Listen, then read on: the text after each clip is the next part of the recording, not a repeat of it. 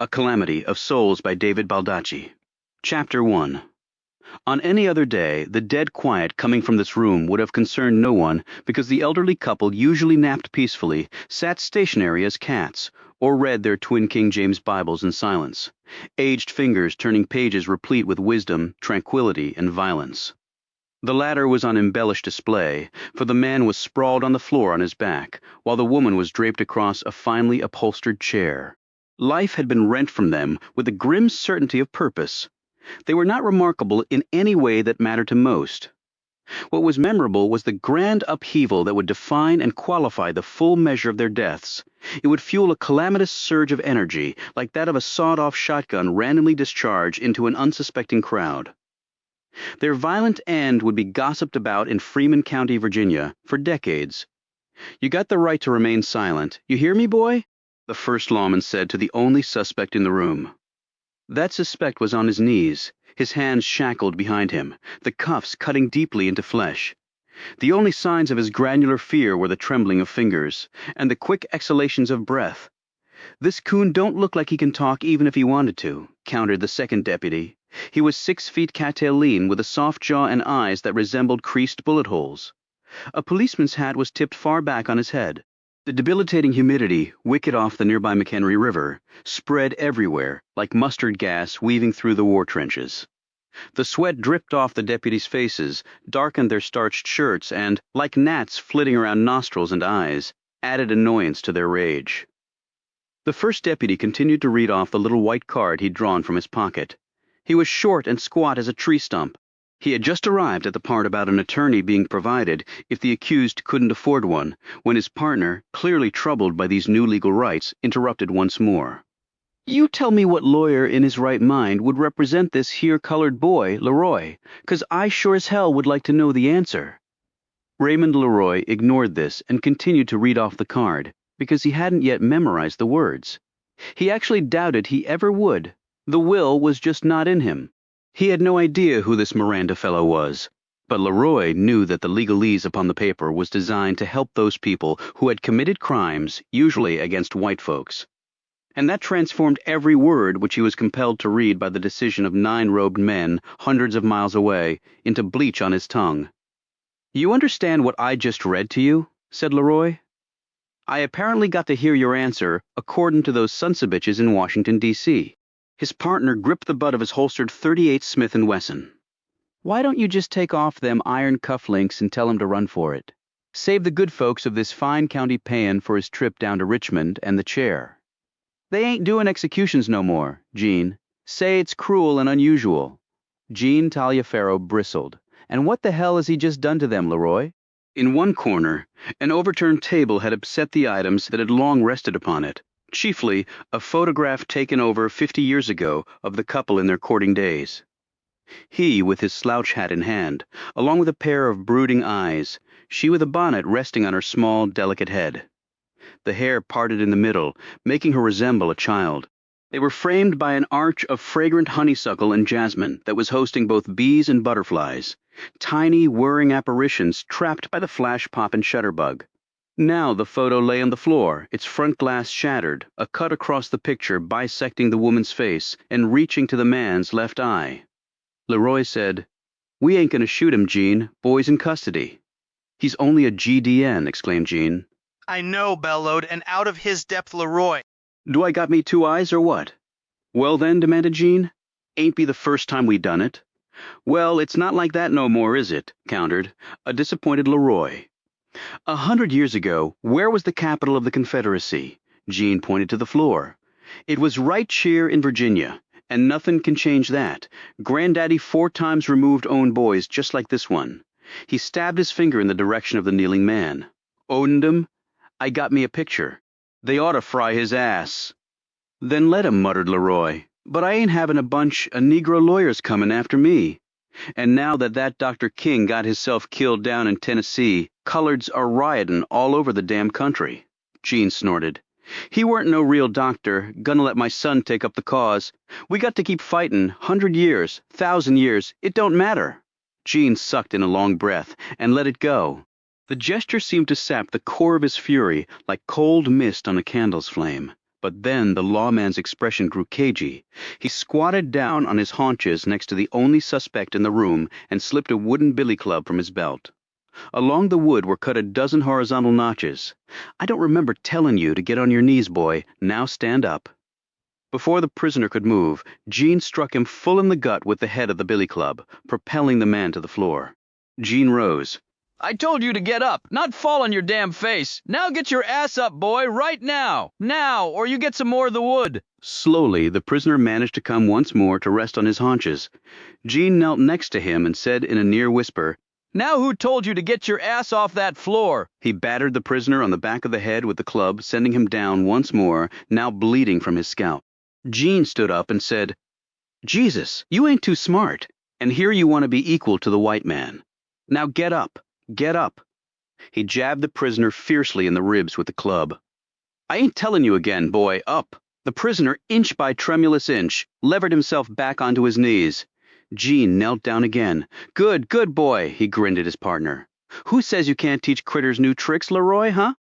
He turned back to the bleeding, woozy prisoner and eyed the band on the man's finger. "Hey, now, you got yourself a woman?" Gene walloped the suspect with the club on the side of his head. "I asked you a question. You ain't got no choice except to answer me." "Yes." "Yes, what?" "Yes, sir." He leaned in closer. "Good, good. Bet she's pretty. She pretty, boy?" The prisoner nodded, which got him another clubbing to the head. "You speak, boy. You don't never nod at no white man. It's disrespectful." His eyes closed. The man said, "She real pretty, sir?" "Good, good. Now you got you kids?" "Yeah, yes, sir." "Fine, that's fine. How many babies you got? 3, sir? 3? Gene looked at his partner. "Boys say he got him 3 colored babies." He turned back to the prisoner. "Okay, now, after they fry your ass over in Richmond, I'm going to go see your pretty wife and your babies with some friends of mine. "Now let me tell you what we gonna do to all them after we finish having some fun with her." He leaned close and whispered in the prisoner's ear. The man roared in rage, knocking Gene down with his maddened, gyrating bulk. The deputy slid across the floor, grinning. He took off his hat, swiped back his hair, and gripped his billy club extra firm. He rose and headed back to the only suspect in the room, who was now sprawled helplessly on the floor. Gene said triumphantly, "Resistin' arrest plain as day. You seen it, Leroy." And he raised the club, Chapter 2. John Robert Lee, who went by Jack, to all but his mother, finished pumping Esso gas into his ancient 4-door Fiat Perilous saloon car.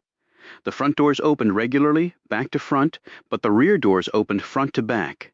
It had a long hood terminating in a fancy grille with silver-cased headlights that sprouted from the front slim fenders like incandescent daisies. Its 4-cylinder engine could hit 53 miles an hour with a decent tailwind. He paid over a crisp single and 2 dull quarters to the attendant, who was studying the funny-looking car with interest. "What the hell is that thing?" he asked. "It's a Fiat," answered Jack. "A Fiat? It's Italian-made." "Italian, ain't that where the Pope's from?" Jack nodded. "That's right. You Catholic?" "No, I'm agnostic," said Jack. "The man screwed up his face. What's that?" "Like Presbyterian or Methodist?" "It's actually a skeptical man's faith," replied Jack. He climbed into the Fiat that his father had gotten from a car cemetery and resurrected back to the road. It was a gift from his parents when he'd graduated from law school. It was not a prestigious law school like the mighty University of Virginia, or Richmond's, or William and Mary's illustrious legal institutions. However, he had passed the Virginia State Bar exam on his first attempt, while he knew some from the glorified universities who had failed to do so. They still got the jobs in the big firms because that was where their daddies labored too, selling their professional lives in hour increments for handsome compensation, prestigious homes, and golf memberships at the country club.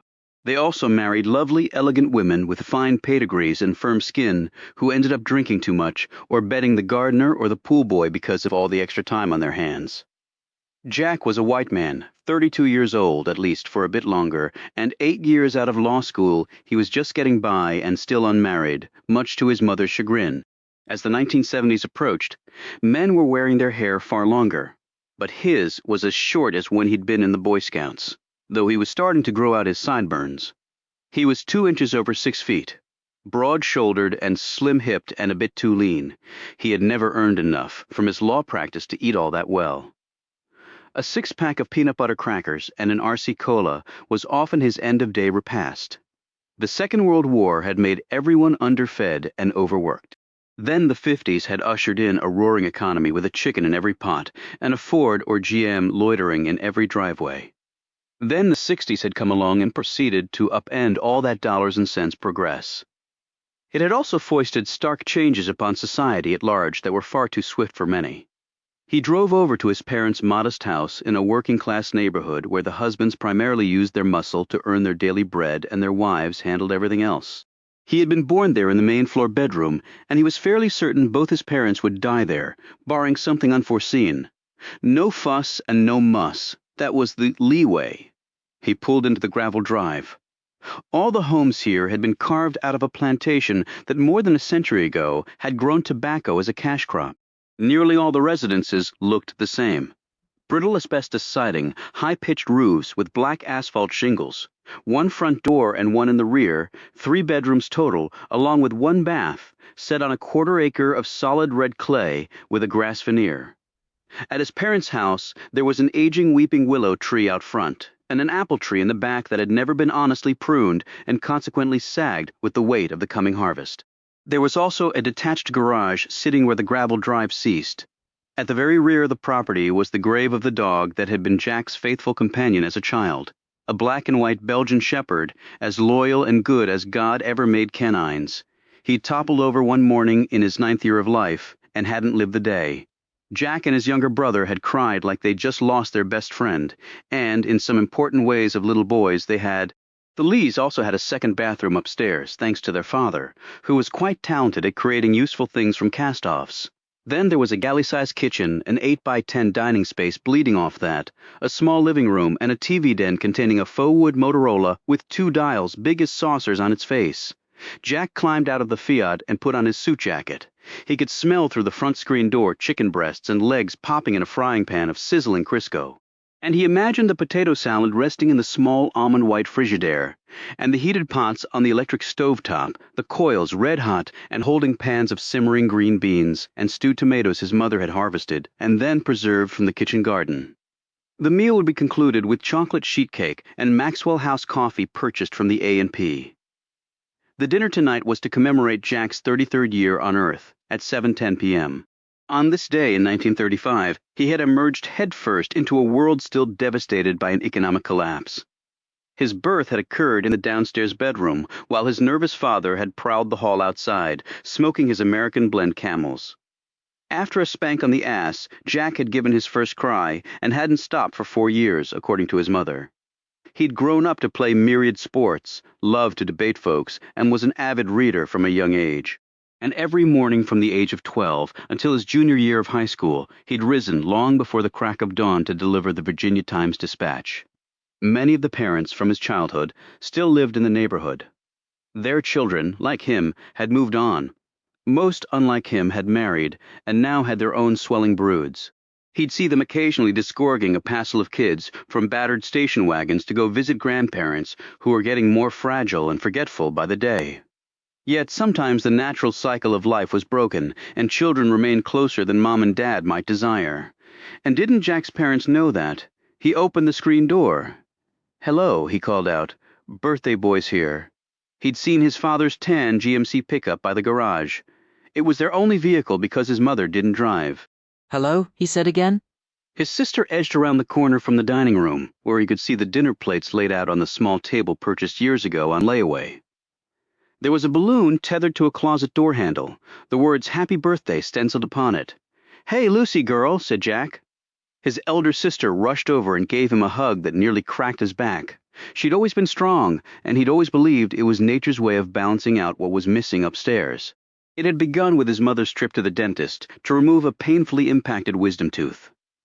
She'd been given laughing gas as a sedative, a term Jack had later learned was for the compound nitrous oxide, only she hadn't known she was with child at the time. 8 months later, his sister had been born.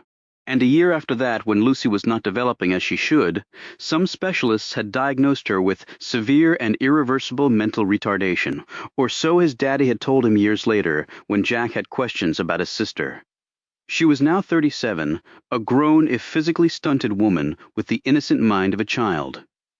Her blonde bangs hung right above eyes so extraordinarily blue, it was the first thing folks noted about her. Jack had the same eyes that she did, only with something of a different sort behind them. He kissed the top of Lucy's head and said her dress was very pretty. It was light brown with vivid blue dots that nearly matched her eye color and had puffy sleeves that hung down to the crooks of her delicate elbows. His birthday was probably the only thing that she had talked about all day. "Mama? Daddy? It be Jack," Lucy bellowed over her shoulder. She pulled him over to the balloon, poked it, and laughed as it oscillated on the end of its tether. Jack laughed too, but there was a definite hollowness to it. The same gas that was holding the balloon aloft had made her what she was today. He'd often wondered what his sister would have grown up to be if the dental visit had never occurred. Perhaps Lucy Lee would have been the lawyer in the family. His mother had never forgiven herself for her daughter's fate, though there was no fault in her ignorance. She had had 2 more children, Jack and his 1-year younger brother, Jefferson, who went by Jeff to all but his mother, who always referred to him by his full name.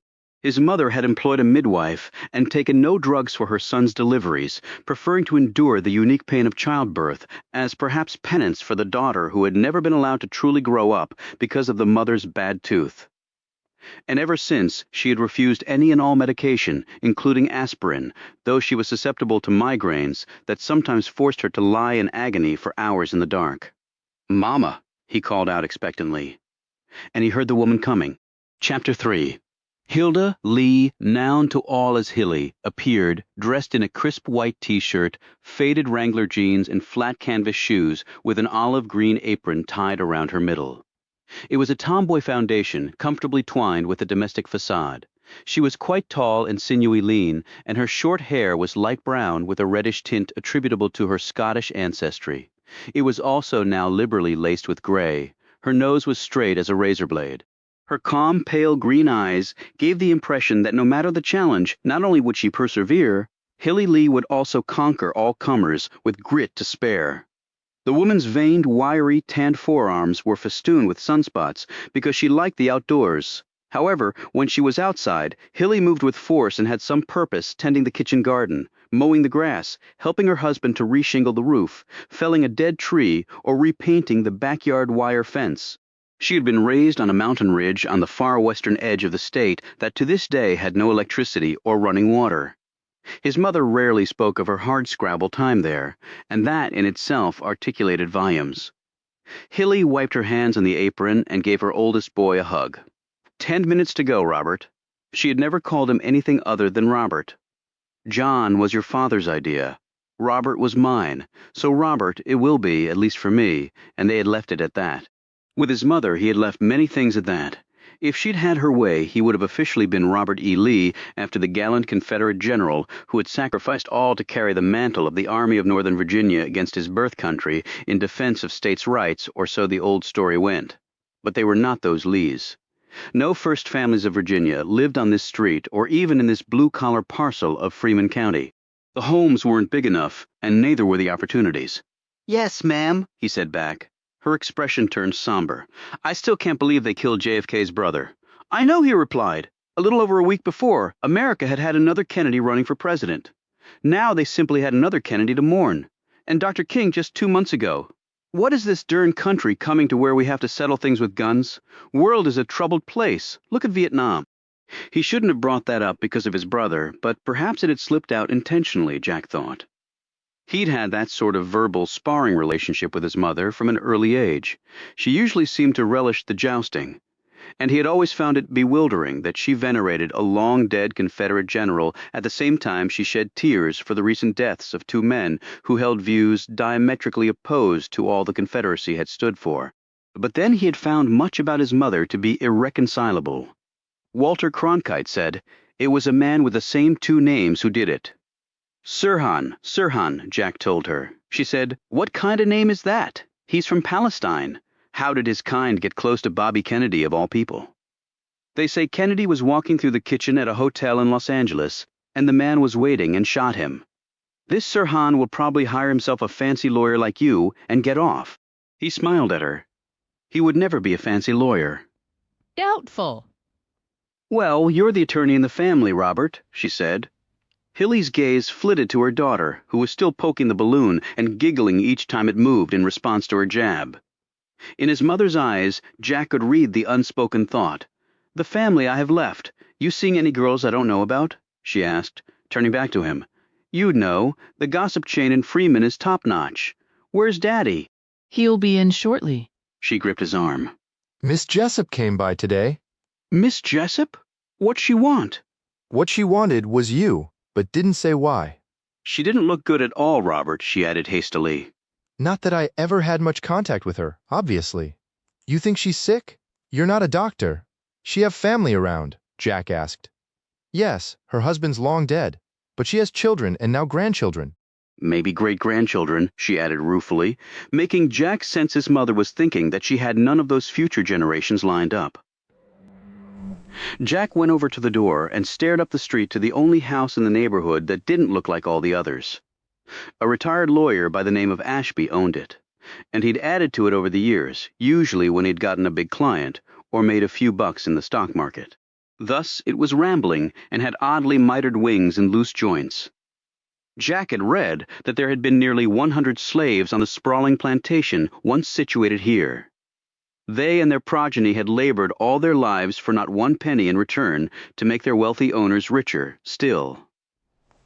Almost nothing had been recorded about them other than their actual numbers, and that reportage was apparently solely done for the benefit of their master's ego.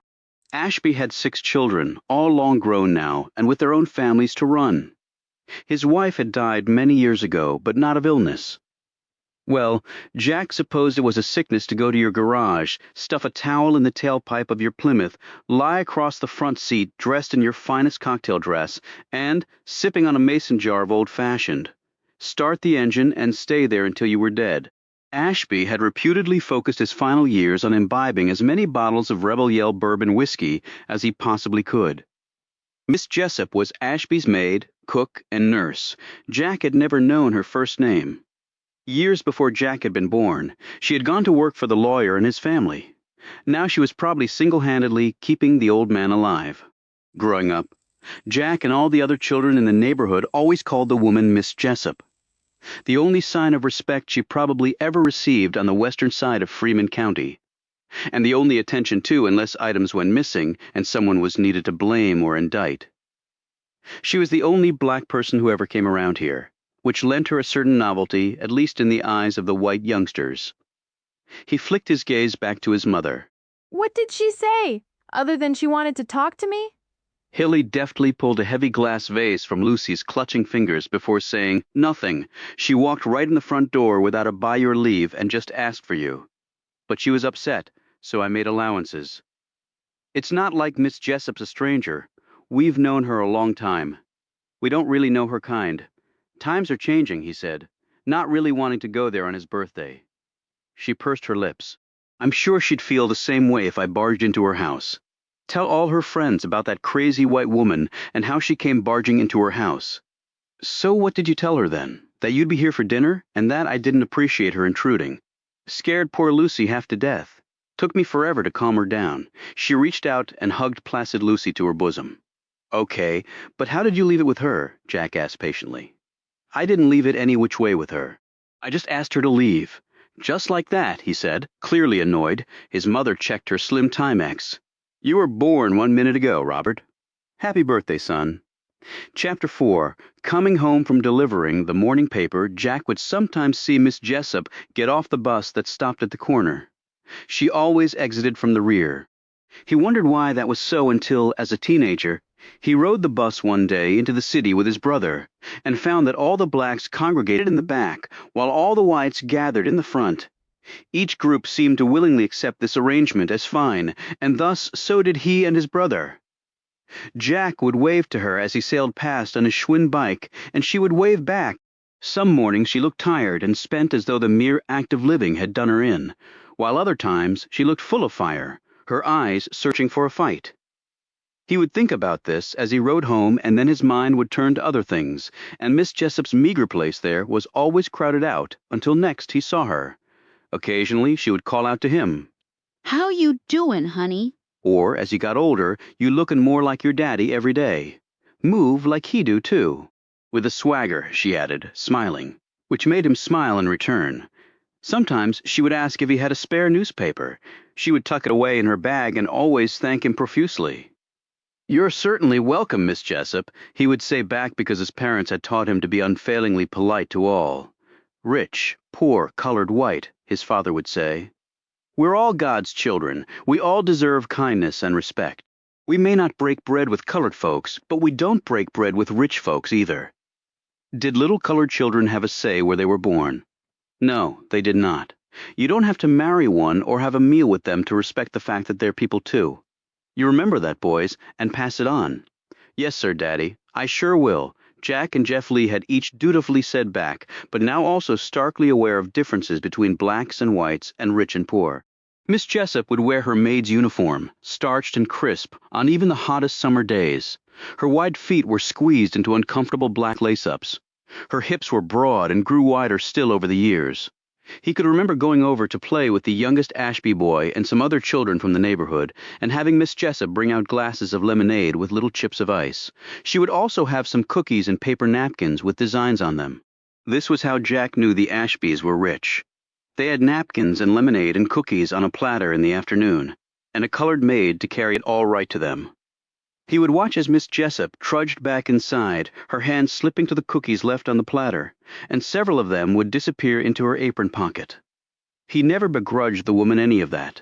They weren't his cookies after all, and the Ashbys had plenty more. The rich always had plenty more. He hadn't really thought of the woman that much since he'd become an adult. That is, until he had seen her about 3 months ago when he'd come to his parents' house early one morning to pick up some papers he needed for court and had mistakenly left there the previous night. She was just getting off the bus. Her hair still wavy and abundant, but also all gray now. The driver had closed the door so fast it clipped her in the rear end, and he sped off with such velocity that she got a lungful of exhaust fumes to start her workday. Jack could imagine the driver thinking what a good deed he had done, putting a black woman in her place. Although ever since Rosa Parks and others had come along, Miss Jessup could ride anywhere on the bus she wanted. Yet Jack knew legal rulings were one thing, making folks live in accordance with them was quite another.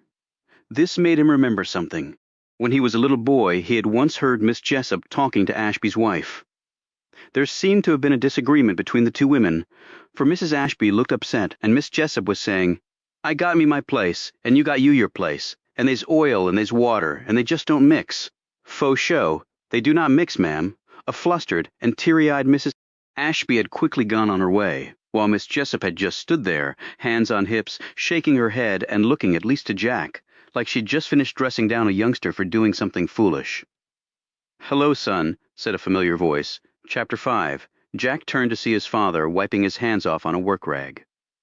His daddy was a union mechanic at Old Dixie Transport.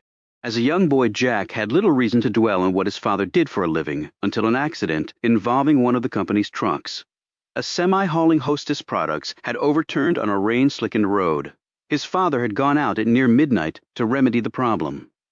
In return, he had been given first dibs on the ruined cargo. The Lees had, for years afterward, been knee-deep in cupcakes and Twinkies off that one doomed shipment. And during each of those years, Jack had desperately wanted to grow up to be a union mechanic. "Hey, Daddy," said Jack.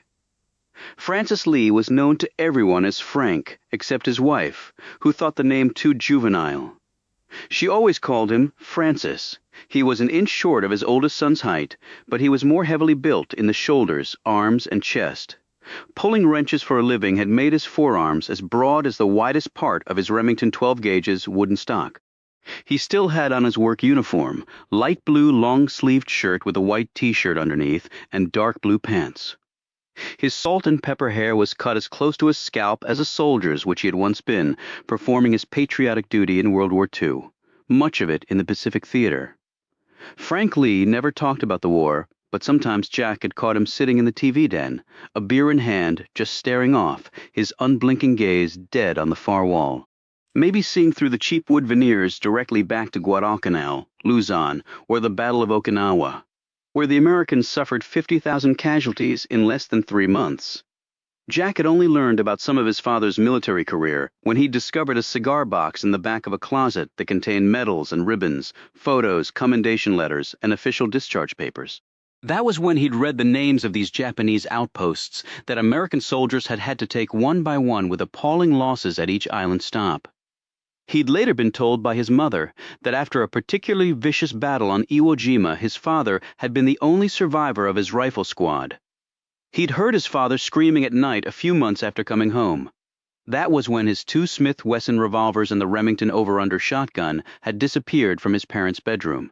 "Happy birthday," Frank Lee said, after crushing his boy's hand in his and flicking his brown-eyed gaze over his son. You're way older than I was when we had you. Now you just go ahead and think about that. His father added a hard slap on the shoulder to the bruising handshake. Preambles over, they sat down to their meal after saying grace, which was given by Lucy, who stumbled over some of the words, but otherwise did fine. She slipped in an ad hoc prayer for her youngest brother and hoped he was okay, wherever he was, while her mother and father gazed stoically at their food. A half an hour later, the cake and coffee consumed, Jack looked at his father. "Mama said," Miss Jessup came by looking troubled. His mother said sharply, and I told her she never should have stepped foot in this house. I was very clear on that point with her. "Nobody talking to you, Hilly, would ever come away not knowing where they stood," observed her husband. "Being wishy-washy never leads to a positive end, Francis. Miss Jessup's a good woman. She could be the Queen of England, and it'd be the same principle." "Uh-huh," said her husband. "Only maybe the Queen of England wouldn't want you to step foot in her house." Well, I can see this will get us nowhere fast, retorted Hilly. It was a line she was using with increasing frequency, Jack had noted, especially with his father. She started clearing the dishes. The Lees did not do presents anymore for celebrations like this. Money was tight, and the meal was deemed sufficient. His father put down his cup, pried at something between his teeth with his axle-greased fingernail, and then rubbed the freed bit of fried chicken skin onto the perimeter of his plate. A hunched Lucy rose and stood in front of the GE window air conditioner, twirling her hair and letting the cool air waft over her. Frank eyed her and said, "Let's head on out to the garage, son. Lucy girl, you keep the air conditioner and your mama company, honey." They walked out to the garage, where Jack leaned against a workbench he and his brother had built for their father nearly 20 years ago. Half the driven nails were bent, and where board met board the edges were so badly mitered they appeared not to even be joined together. It was so unlevel that if you put a marble on the workbench's top, it would roll right off, but their daddy had thanked them for the honest, heartfelt effort, and he had begun virtually every task undertaken in his garage right there. Frank took a socket wrench from his rolling toolbox and started loosening the bolts on a Ford straight 6 engine block. He was rebuilding for a neighbor for cash. "Your sister thinks the air conditioner can talk to her? Did you know that?"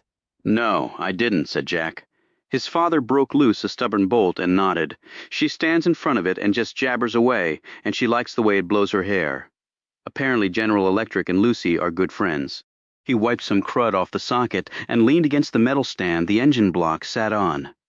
"When your mama and me are gone, she's going to be your responsibility, Jack. You ready for that? We're not getting any younger, and my lungs are getting worse every dang year." As he said this, Frank lighted up a Camel, sucked on it, and flicked ash into an old paint can, which hung on a nail half driven into a wall stud. He held up the pack of smokes, showing off the Surgeon General's dire warning on the spine. He grinned. "Now they tell me these damn things are no good for you. Day late and $1 short, I say." Jack drew a dirty penny from a coffee can full of nuts, bolts, and loose coins. "You can always quit. Don't smoke in the house, just out here or in the truck. Can't smoke at work. Too many flammable products around." "You got some of those in here too?" said Jack, eyeing a shelf full of gas cans and a quart of 40-weight motor oil. "Yeah, but it's my garage, so my rules." The words were uttered in a joking manner. Jack had long noted that his father's mood improved considerably when he removed himself from the tactical confines of the house. There was also an old recliner with its stuffing coming out set in the corner, and a boxy 12-inch black-and-white TV with crooked rabbit ears perched on a stack of cinder blocks, its power plug spliced into an overhead light. That setup was new, he noted. "You're not sleeping out here, are you, Daddy?" His father flicked away more ash as he worked the socket wrench on another bolt with his free hand. He squinted at Jack through the camel smoke. Not yet, but tomorrow's a new day. Jack stared down at the penny and gave it a flip. He caught the coin and turned it over. A grim-faced Abe Lincoln came up to greet him. Jackie, you ready for that, son? Your sister, I'm talking? How am I supposed to be ready for something like that? You just do what you gotta. I love that girl, but it ain't been easy. I know that. I grew up with her. His father shook his head. She just flat wears you out. It's why we waited a few years before we had you, and then your brother. We wanted kids that, well, you know. He gave the wrench another hard tug, and the bolt came free. She was trying to stick the end of a hanger in the wall socket the other day. Sometimes I think I'll come home from work and find 'em both stretched out on the floor dead. Lucy from electrocution, and your mama from the guilt of letting her do it. I know, Daddy. I know. No, I'm not sure you do legally. She's not your responsibility. Hell, you're a lawyer. You know that. Now, we can put her in a state-run nursing home. But that's surely not your mama's first choice. He drew all the remaining juice out of his cigarette and then crushed the remains on the concrete floor with the heel of his steel-toed work shoe. Jack said, Look, if I can take care of her, I will. But some days it seems I can't even take care of myself. You're 33 today, Jack. Long past time you figured things out, son. Yes, sir, Said Jack, because he could think of nothing else to say. His father went back to his bolts and his features relaxed. Jack understood this change. Engines his old man knew intimately, but dealing with people on such sensitive subjects was probably like being back on Okinawa, all foreign and incomprehensible. Did you see Miss Jessup? Asked Jack, saw the back of her. She didn't look so good. Maybe she has some legal trouble since she wanted to see me. Don't know what that might be. She's a God-fearing, church-going woman. Those people sing up a storm, and Danson seen 'em come out onto the street, doing it when I was heading to work on the Sabbath. More fun than I ever had in church, which is why I stopped going that. And our preacher knocking up the choir director's wife. I'd like to know what she wanted. So why don't you go ask her? You think she's still at Ashby's? Asked Jack. No, and anyway, Ashby won't let her talk to you on his dime. That man's got more money than anybody else around here. But he don't let one damn dollar get away without a fight. But you can go see Miss Jessup at her place. I don't know where she lives. His father broke another bolt loose, winked at him, and grinned. I do. How? Because I've given her rides home when the bus wouldn't stop for her. But the bus brings her here. Different driver. One's fair, the other's a maggot. Now, I'm no fan of this integration crap, chiefly because I don't like people telling me who I got to associate with. But you don't get in the way of anybody trying to earn an honest living. Somebody wouldn't pick my ass up because my ancestors come from Africa. I'd pull him out that bus and beat the living shit out of him. So where does she live? His father went over to a mud sink and began washing off his hands. Do you one better? I'll show you. Happy damn birthday, son. Chapter 6. They drove over in Jack's Fiat. He had watched as his father had taken his .38 revolver from a locked drawer in his tool cabinet and placed it inside the car's glove box. Now Jack knew what had happened to at least one of his father's weapons. Where the hell is this place that you need a gun? Where white people don't ever go less? They're lost or lost their mind, or they got stuff to get rid of, his father answered cryptically and refused to say more. Jack knew that Freeman County was roughly divided into halves, with 2 quadrants in each half. Northwest and southwest were the white side, and northeast and southeast the black side. The rich whites primarily lived in the northwest sector, and the rest of the whites lived in the southwest. Carter City was located like an egg in a nest in the southeastern part of the pie. It had been white-dominated until the Civil Rights era, then they had left it to the blacks. The McHenry River ran roughly north to south, serving as a stark geographic barrier between the races before it hooked east and eventually emptied into the Chesapeake Bay. The Stonewall-Jackson Bridge bisected the racial worlds, though neither side used it to casually visit the other blacks. Almost all women would only cross it in a bus to get to their jobs on the white side and then back home. Otherwise, the bridge was simply a means to get over the water and on to somewhere else. Though the recently opened interstate highway the Lees were now on provided an alternative to the bridge route. In the distance they saw the low-rise, blunt-faced skyline of downtown Carter City, where a bank building's neon sign would change color depending on the weather. They passed small acreages of peanut and soybean fields after exiting the interstate, rural remnants among the modern concrete and rebar. The sun was creeping away, with the horizon just about to swallow it whole when his father gave him final directions. They had to double back because the highway had been built right through the community they were now in, cutting off easy access to both the interstate and the surface streets. Jack noted this and said, "How do these folks get anywhere?" "Probably their own 2 feet, if they manage to get out. Some never do." "Tuxedo Boulevard," commented Jack a few minutes later, looking at the mangled street sign where his father had just told him to hang a left. "Yep." "What's that smell?" asked Jack. The foul odor had flooded the Fiat. "County dump. It's at the end of the street. The county dump is at the end of Tuxedo Boulevard?"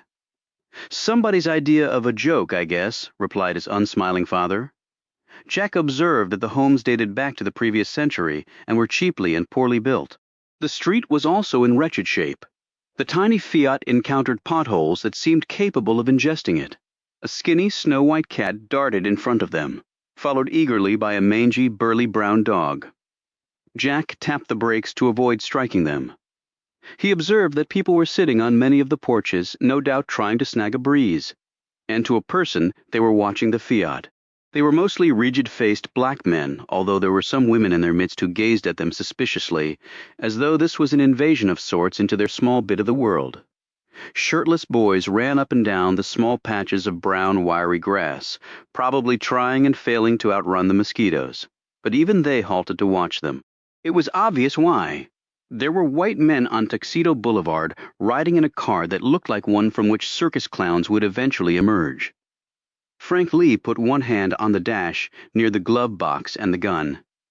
"It's that one up there, on the left with the brown shutters," he said tersely. Jack glanced that way and saw a small, square, wood-clad house that had mismatched rocking chairs on the sagging porch. There were lights on inside. "Pull on up there," said his father crisply. Father and son unwound their long legs from the diminutive car and headed to the house. There were 4 beer-drinking men staring at them from the porch of the house next door. 2 of them wore army jackets. One of them had his sleeve pinned to his shoulder, marking the location of his missing limb. The largest of them took a cigarette out of his mouth and called out, "Y'all need something?" "Here to see Miss Jessup," replied Frank, his voice tight, his demeanor the same. Jack had noticed that his father had slipped the .38 into the back of his waistband. "Why?" the man stood, showing that he was far bigger than either of the Lees. "We're friends of hers," said Jack when the men confronted the Lees as they neared the house. The big fellow looked Jack up and down, taking in the suit, tie, and the froth of whiteness. "You look like the man. You the man." "I don't know what you mean by that," said Jack. "Miss Jessup came looking for me, but I wasn't there. So now I've come by to see her." "What's she want with you?" Frank said. "We don't want no trouble. If Miss Jessup don't want to see us, we'll just get back in our car and leave you to it," the big man said. "Ain't no trouble on Tuxedo Boulevard, man. We a fancy-ass place. Ain't you see that?" It might have been meant partially as a joke, Jack thought, but no one was laughing, least of all him. Frank said, "I've been here before. To dump shit?" The big man pointed to his left, at the end of the street where the road ended and the chain-link gate sat fronting the county dump. Beyond the gates were enormous humps of dirt, thin membranes over the catacombs of decaying husks below, the noxious smells of garbage wrapped in red clay hugging all their lungs. "No, to give Miss Jessup a ride home when the bus wouldn't stop for her. Why you want that old woman in your car?" said another man, smaller, thinner, but with hard muscles showing through his t-shirt. His bearded face made no attempt to hide his contempt for Frank. He had a dead eye, creamy white wash with veins of red and a black, useless pinpoint in the middle. "You want to mess with that old N? Your mama. Hear you talk like that, Louis. Sherman, you getting a frying pan upside your thick head.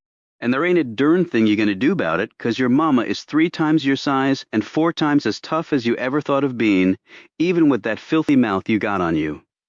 They turned to see Miss Jessup standing by her screen door. Jack had never seen the woman out of domestic uniform.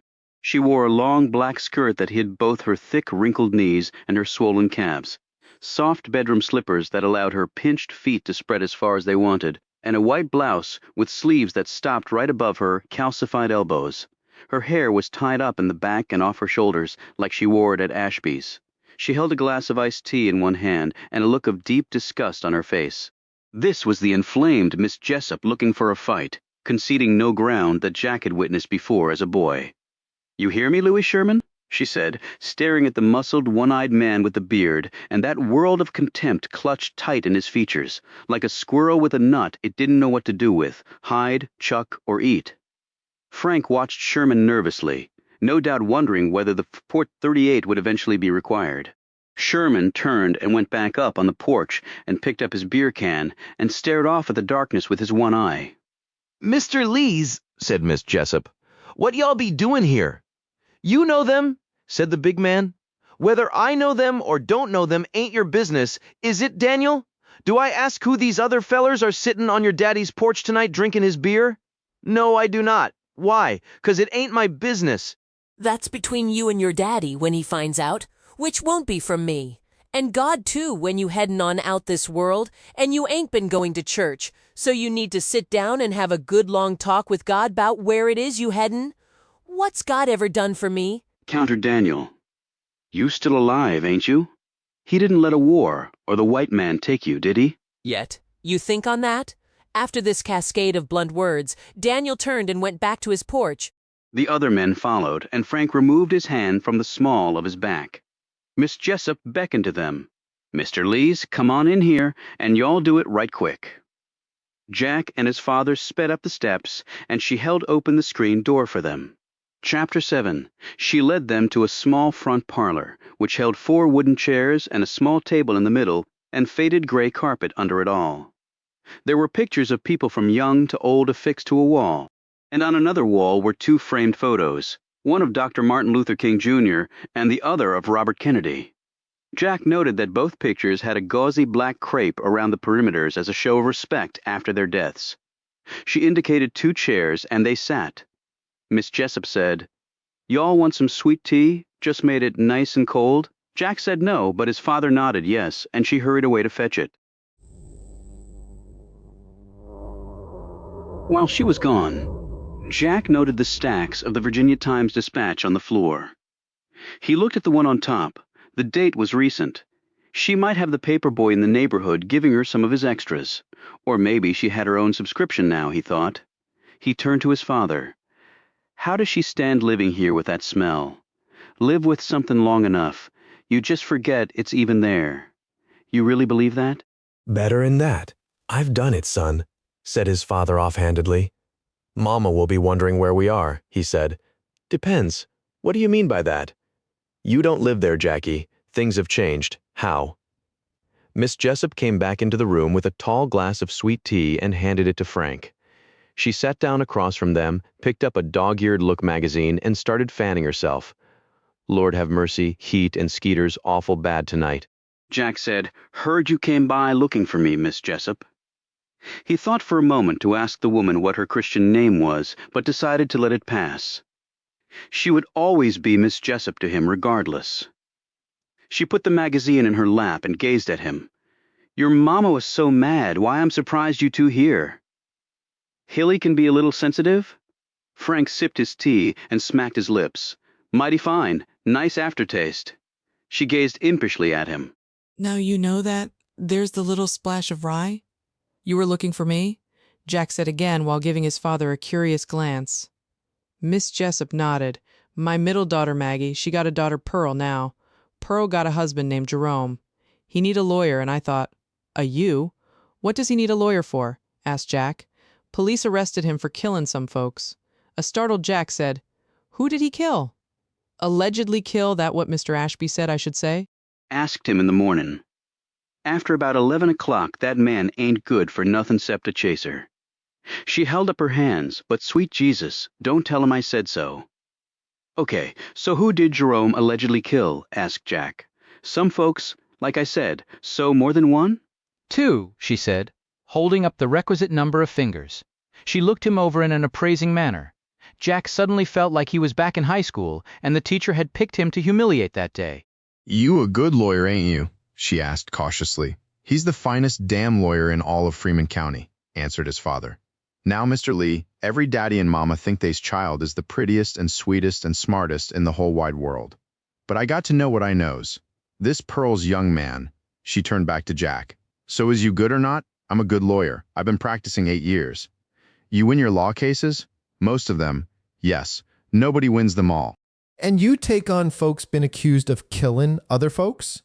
Pretty much my entire practice is criminal law, replied Jack, without actually answering the question. Mr. Ashby said he'd done tax law before he retired. I've never been much good with numbers. You lawyered for colored folks? She asked, her scrutinizing look deepening. Jack swallowed nervously. No, but that doesn't matter to me. She snorted. Well, it gonna sure matter to Jerome. Are you saying he doesn't want a white lawyer? Course he do. Sides, I ain't know any colored lawyers. But my point being, any lawyer can get a white man off for anything, especially if he got him some money and he done something to a colored man. But you got to be as good as the Lord God above to get a colored man off, especially for killing white folks. For that, you need a white lawyer. She looked at him doubtfully. Thought everybody knew that. So he's accused of killing white people? Jack asked. Didn't I say that before? She said, her eyes wide and probing. No, you somehow left that out. Well, it ain't important because he didn't do it. But you got to make the law see that. And for folk with my skin, that ain't easy to do. No, sir. The law's supposed to be colorblind, Jack pointed out. Law is blind if you colored, honey. It don't see us, no how, no way. That's why Jerome needs your help. Lord, he need it more than anybody you know, Mr. Lee. Jack looked at his father, who was still sipping on the tea and splash of rye and following all of this closely. Okay, what can you tell me about Jerome? Jack asked. He's never had a lick of trouble before this. So no prior arrests? No, he a fine man. Been real good to Pearl and the children? Your great-grandchildren, Frank pointed out. Her heavy face crinkled. Sweet, sweet babies. Where is Jerome now? Jack asked. The crinkles transformed to a scowl. In the county jail with about a dozen white deputies wanting to kill him before he gets himself in front of a dern jury. When did the murders happen? Last Friday? Where? Madison Heights. Jack and his father exchanged a worried glance. Madison Heights was in the northwest part of Freeman County and was home to the area's richest citizens. And why did they arrest Jerome? Asked Jack. 'Cause he was there when the police come and found the dead white folks. Jack flinched at the far-reaching possibilities of her statement. Why was he there?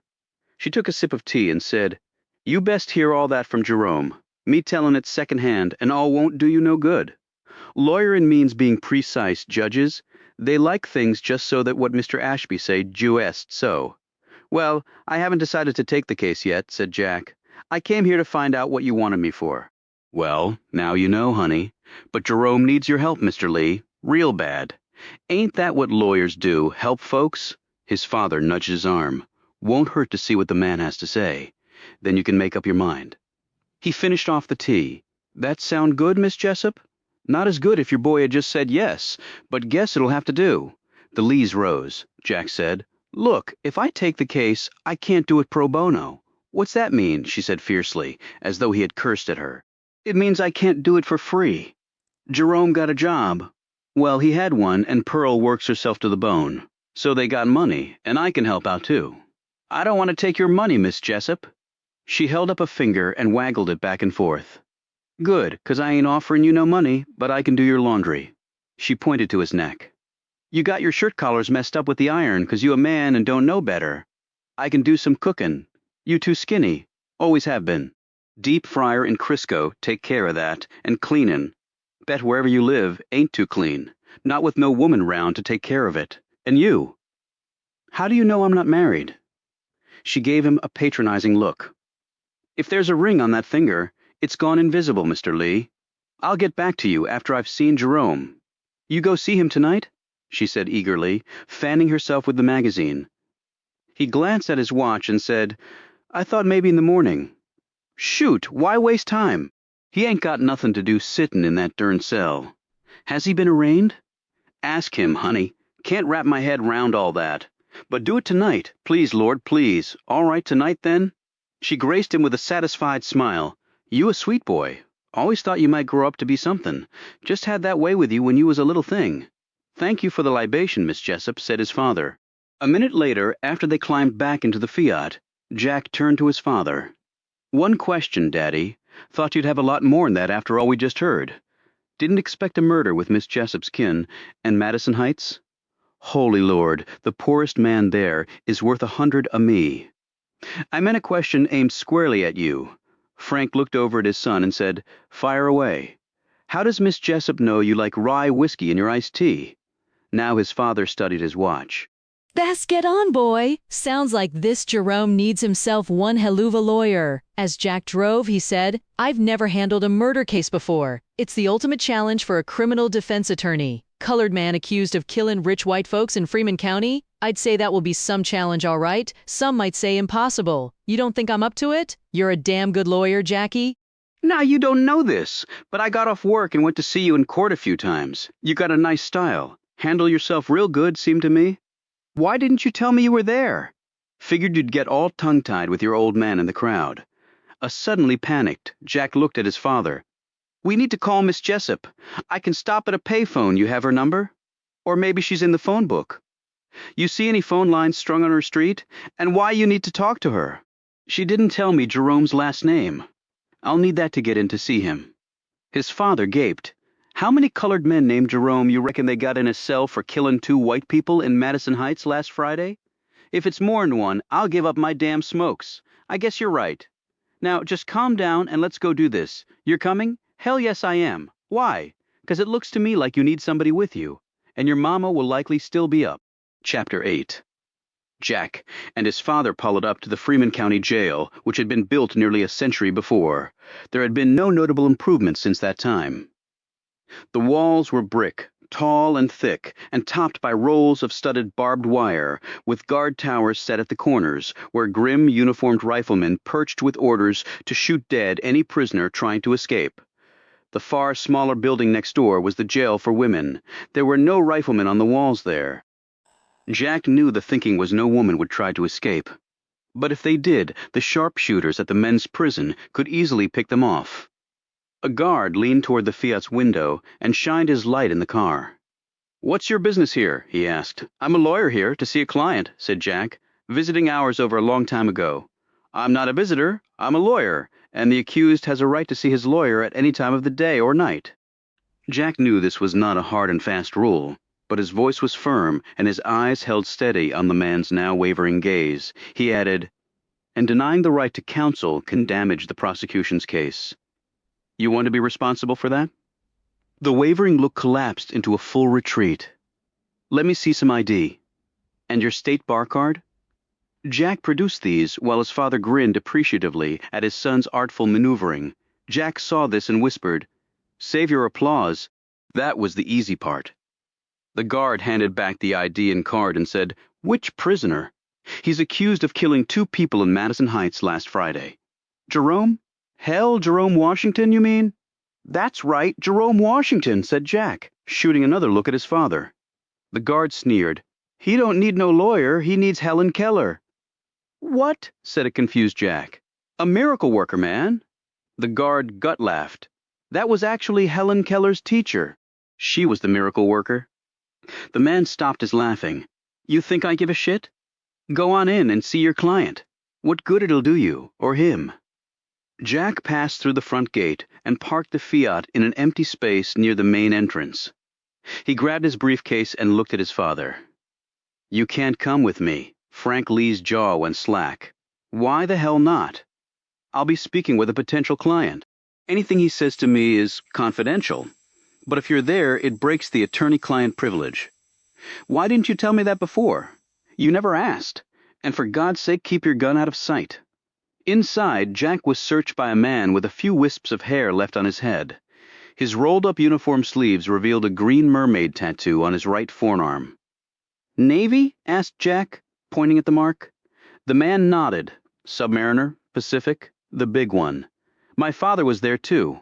When Jack told the jailer which prisoner he wanted to see, the guard said, "Every colored comes in this place got Washington or Jefferson as their last name. Know why?" "No, I don't," said Jack dully. "'Cause they don't know who their daddy is, and they just pick themselves a president." He grinned crookedly, showing off 2 teeth stuffed with gold. "Just take me to him," Jack said brusquely as they walked along. He asked, "Has he been in front of a judge yet?" "Arraigned, formally charged, case turned over for trial, and no bail was set. Your boy's here for the duration." "Did the grand jury return an indictment?" "Don't know nothing about that. They stopped at a cell door." There he is, said the jailer after opening the door with a dramatic flourish. President Washington. Chapter 9. In the cell there was one barred window, a rickety wooden chair, a short, narrow bunk, a stained commode, a cracked porcelain sink, and him. What happened to you? Asked Jack, as the door clanged, shut behind him. Jerome Washington was sitting on the bunk, staring at the wall. The fact that his head was wrapped in a blood-soaked bandage and his face was bruised had prompted Jack's question. Instead of a jail-issued garment, he apparently had on the same clothes he had been arrested in. Denim, sweat-stained long-sleeved work shirt, worn dungarees, and old boots with the edges curled, like the man was melting from the bottom up. He was large and robustly built, and in his mid-20s, he was several inches taller than Jack and carried 80 more pounds. His hair was short, and a trim beard covered his jutting jaw and curved over his top lip. Jack sat in the one chair and put his briefcase on his lap. "I'm Jack Lee," he said. "Miss Jessup asked me to see you. I'm an attorney." Jerome moved slightly when Jack mentioned the woman, but he remained mute. Jack unbuckled his briefcase straps and took out a legal pad and a pen. With his other clients, Jack had not taken notes during their first encounter. It could be intimidating, and he wanted the folks to tell their story in their own time and in their own way.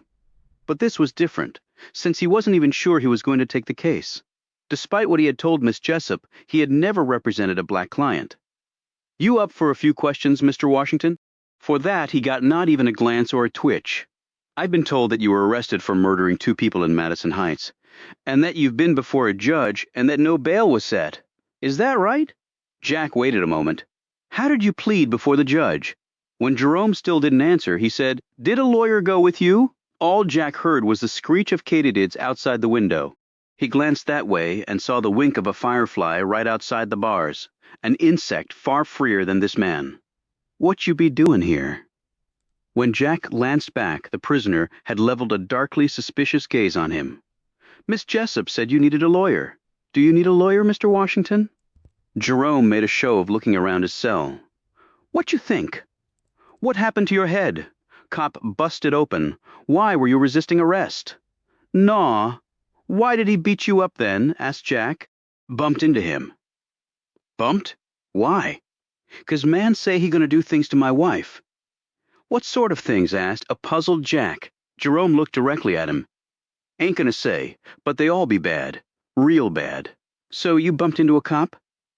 "Before that, he kept hitting me with that damn club when I ain't do nothing. And they already done cuffed me, and I was on my knees. So why they keep hitting me?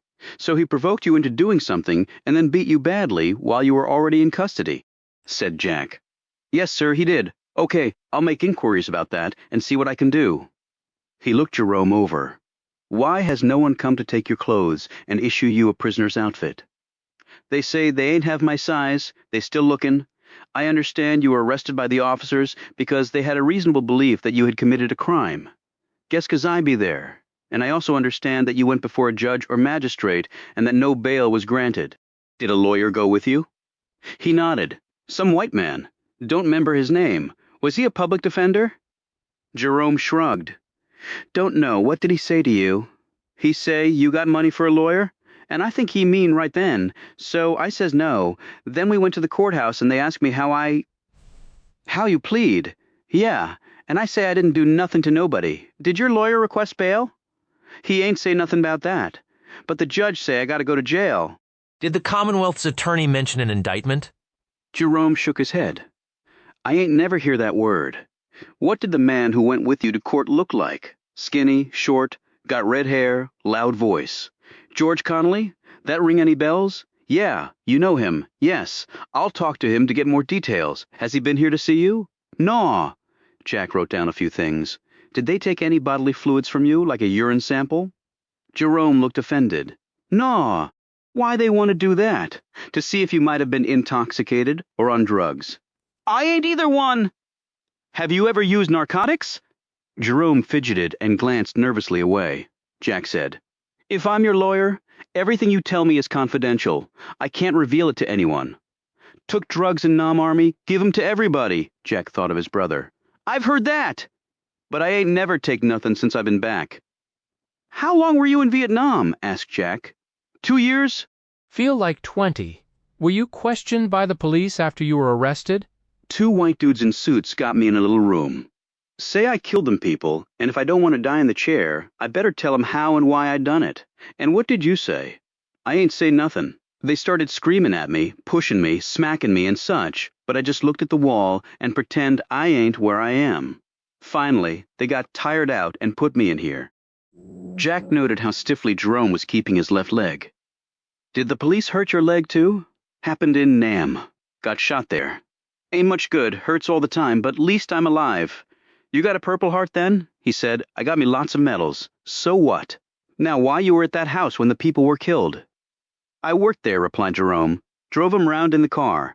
Worked in the yard, the garage, the house, fixed stuff needed fixin'. So like a handyman. How long had you worked there? 'Bout a year now. Big property.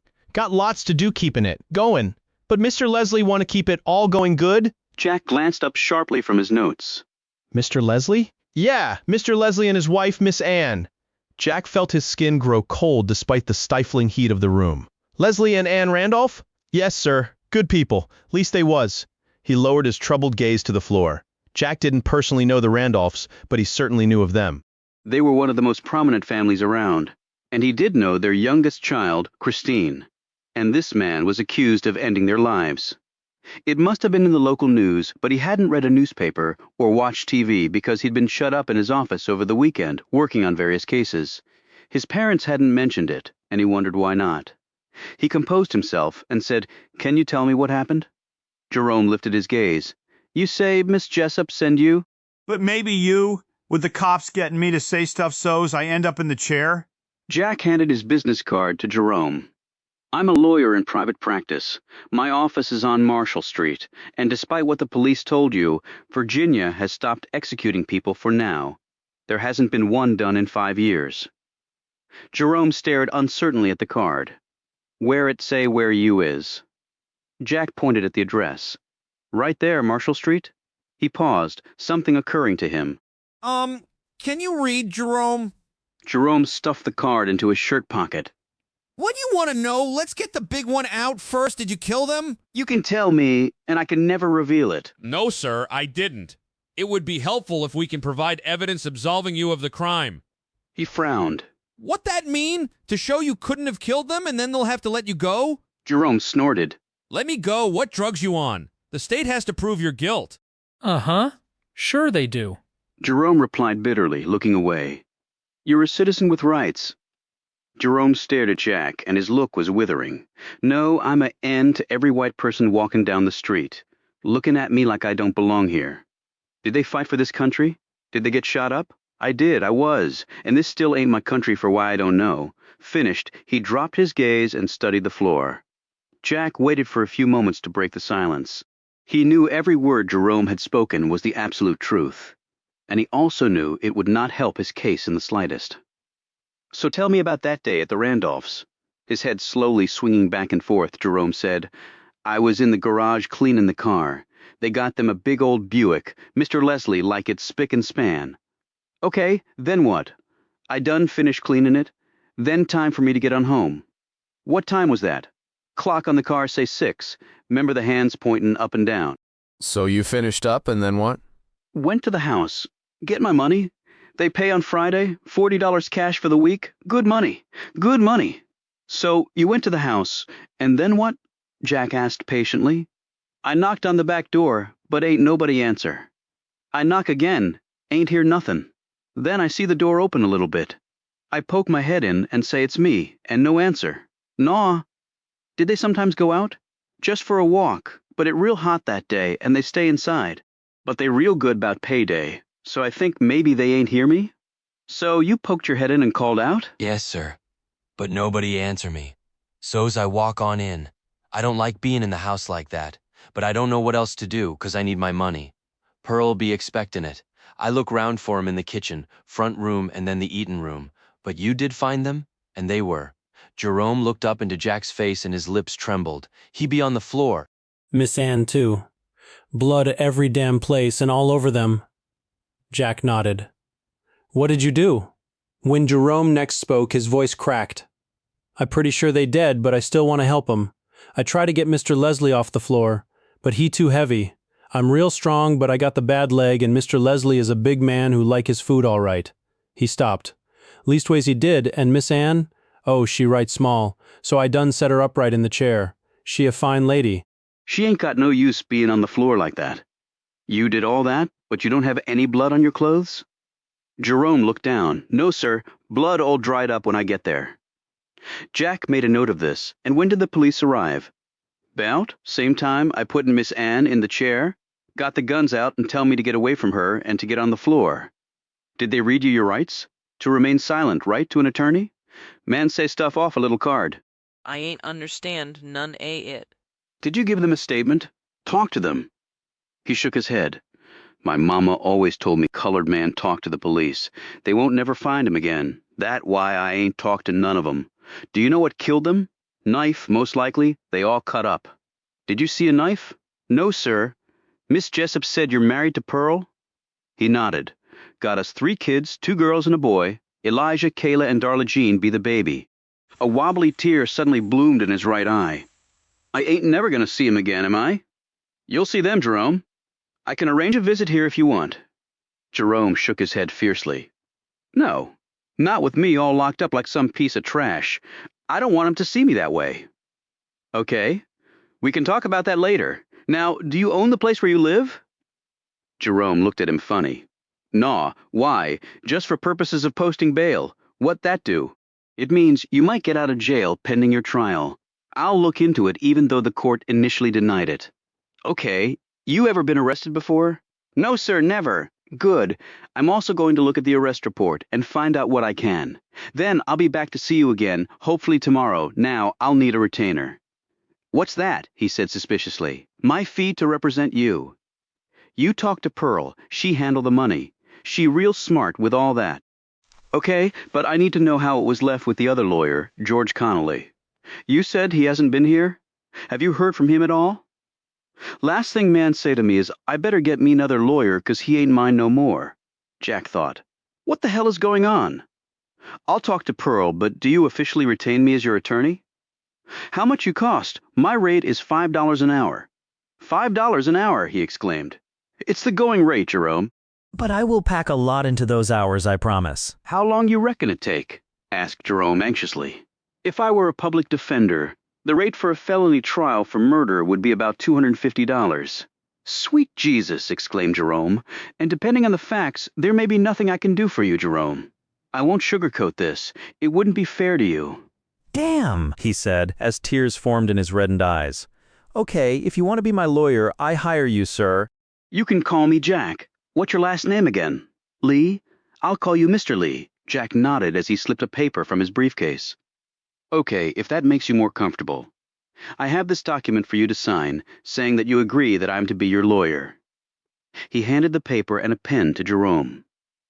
Where I gots to sign, Jack indicated the line, and Jerome carefully made an X on the signature line. Without looking at Jack, he handed the pen and paper back. That's fine, Jerome. Thank you. Now you are to say nothing to anyone except me, not the police or the jailers or another prisoner. Do you understand? Nothing. Jerome nodded. My phone number is on that card I gave you. The police have to let you call me. Don't let them tell you that you can't. All right? Okay, Mr. Lee. Jack rose and Jerome stared at the wall again, the tears trickling down his face and his big hands balling and unballing, his huge chest swelling and then emptying of air. The jailer came at Jack's call and led him back down the hall. You know the Randolphs? Asked the jailer. I certainly know of them. Old Virginia stock, back to Jefferson himself, said the jailer proudly, as though the Randolphs were part of his family. And that colored man killed him. He's accused of killing them. Nothing has been proven yet. The jailer looked at him like Jack was speaking in tongues. Outside, Frank Lee was standing next to the Fiat, smoking. How'd it go, Jackie? Just get in the car, Daddy. Frank Lee stamped out his camel and climbed in. Jack put the Fiat in gear, and they drove off. Well, said Frank, why didn't you tell me that Leslie and Ann Randolph were murdered on Friday? What? Exclaimed Frank. They're the ones Jerome is accused of killing. You say you didn't know?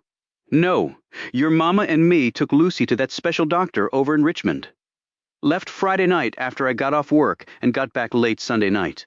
Didn't see the TV or read a paper. Murdered? The Randolphs. Yes, the Randolphs. So what do you think after meeting with him? I think I have a better chance of becoming President of the United States than Jerome Washington has of ever walking out a free man from this. Chapter 10. It was after midnight, and Jack was still not in bed.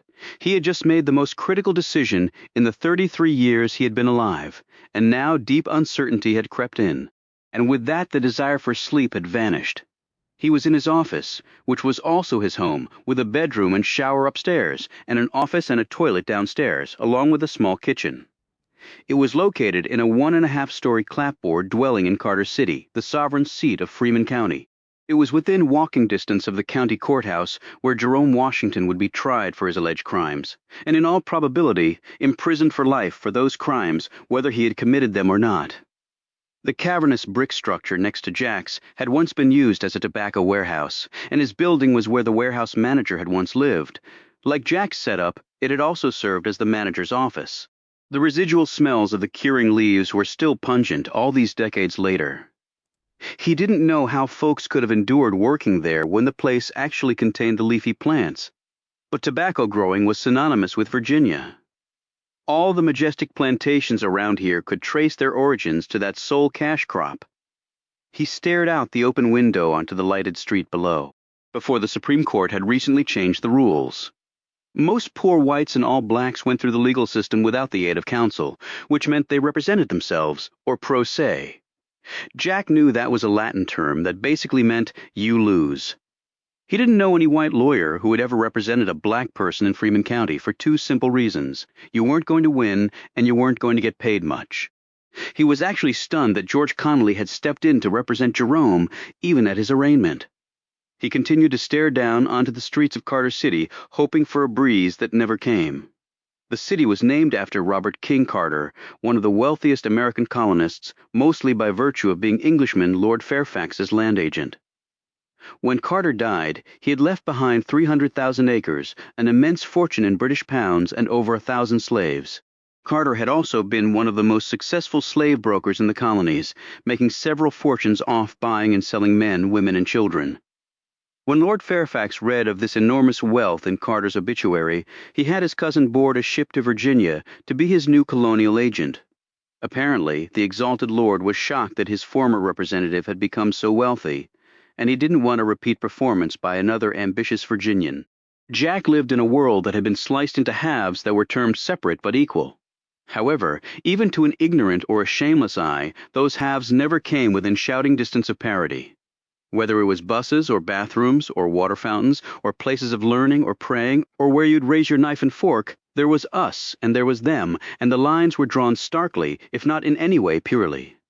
The U.S. Supreme Court had started to break those walls down in the 1950s. But justice ran slow when it had to churn through people. Many of the major changes were still percolating, like water bubbling up to a desert floor.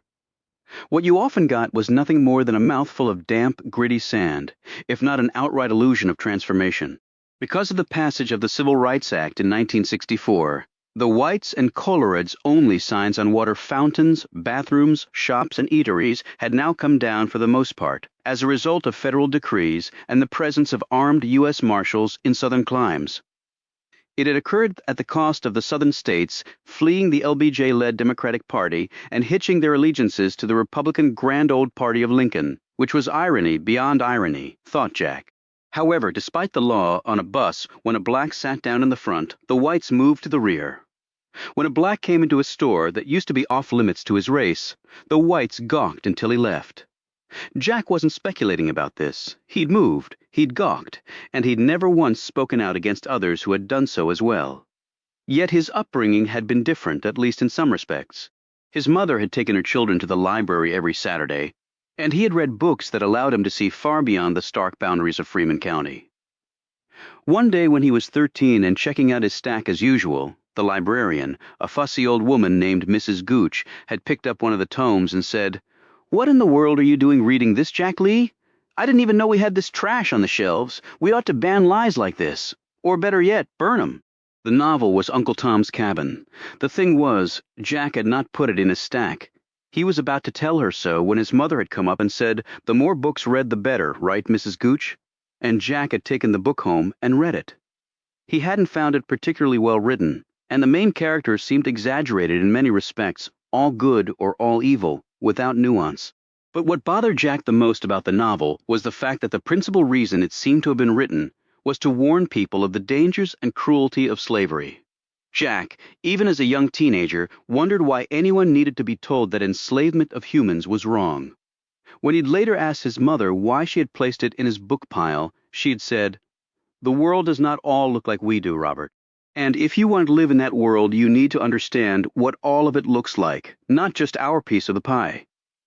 Again, he had been mystified by the seeming incoherence in his mother's wanting him to read books like that, despite her firm belief that the races should be kept separate. But as a boy, he did not have the maturity or intellectual development to muddle through to any particular conclusion. And he dared not push his mother on it. Even as an adult, it continued to puzzle him. And it wasn't just about books. As a little boy, he had gone with his mother and father to bring needed food and medicine to the families of the black men that Frank Lee worked with at Old Dixie Transport.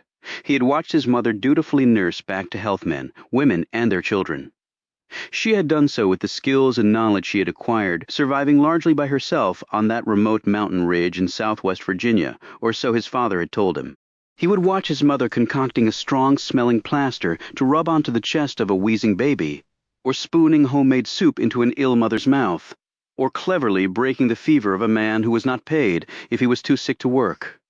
When he had asked his mother about this, she had said it was just folks helping other folks that needed it.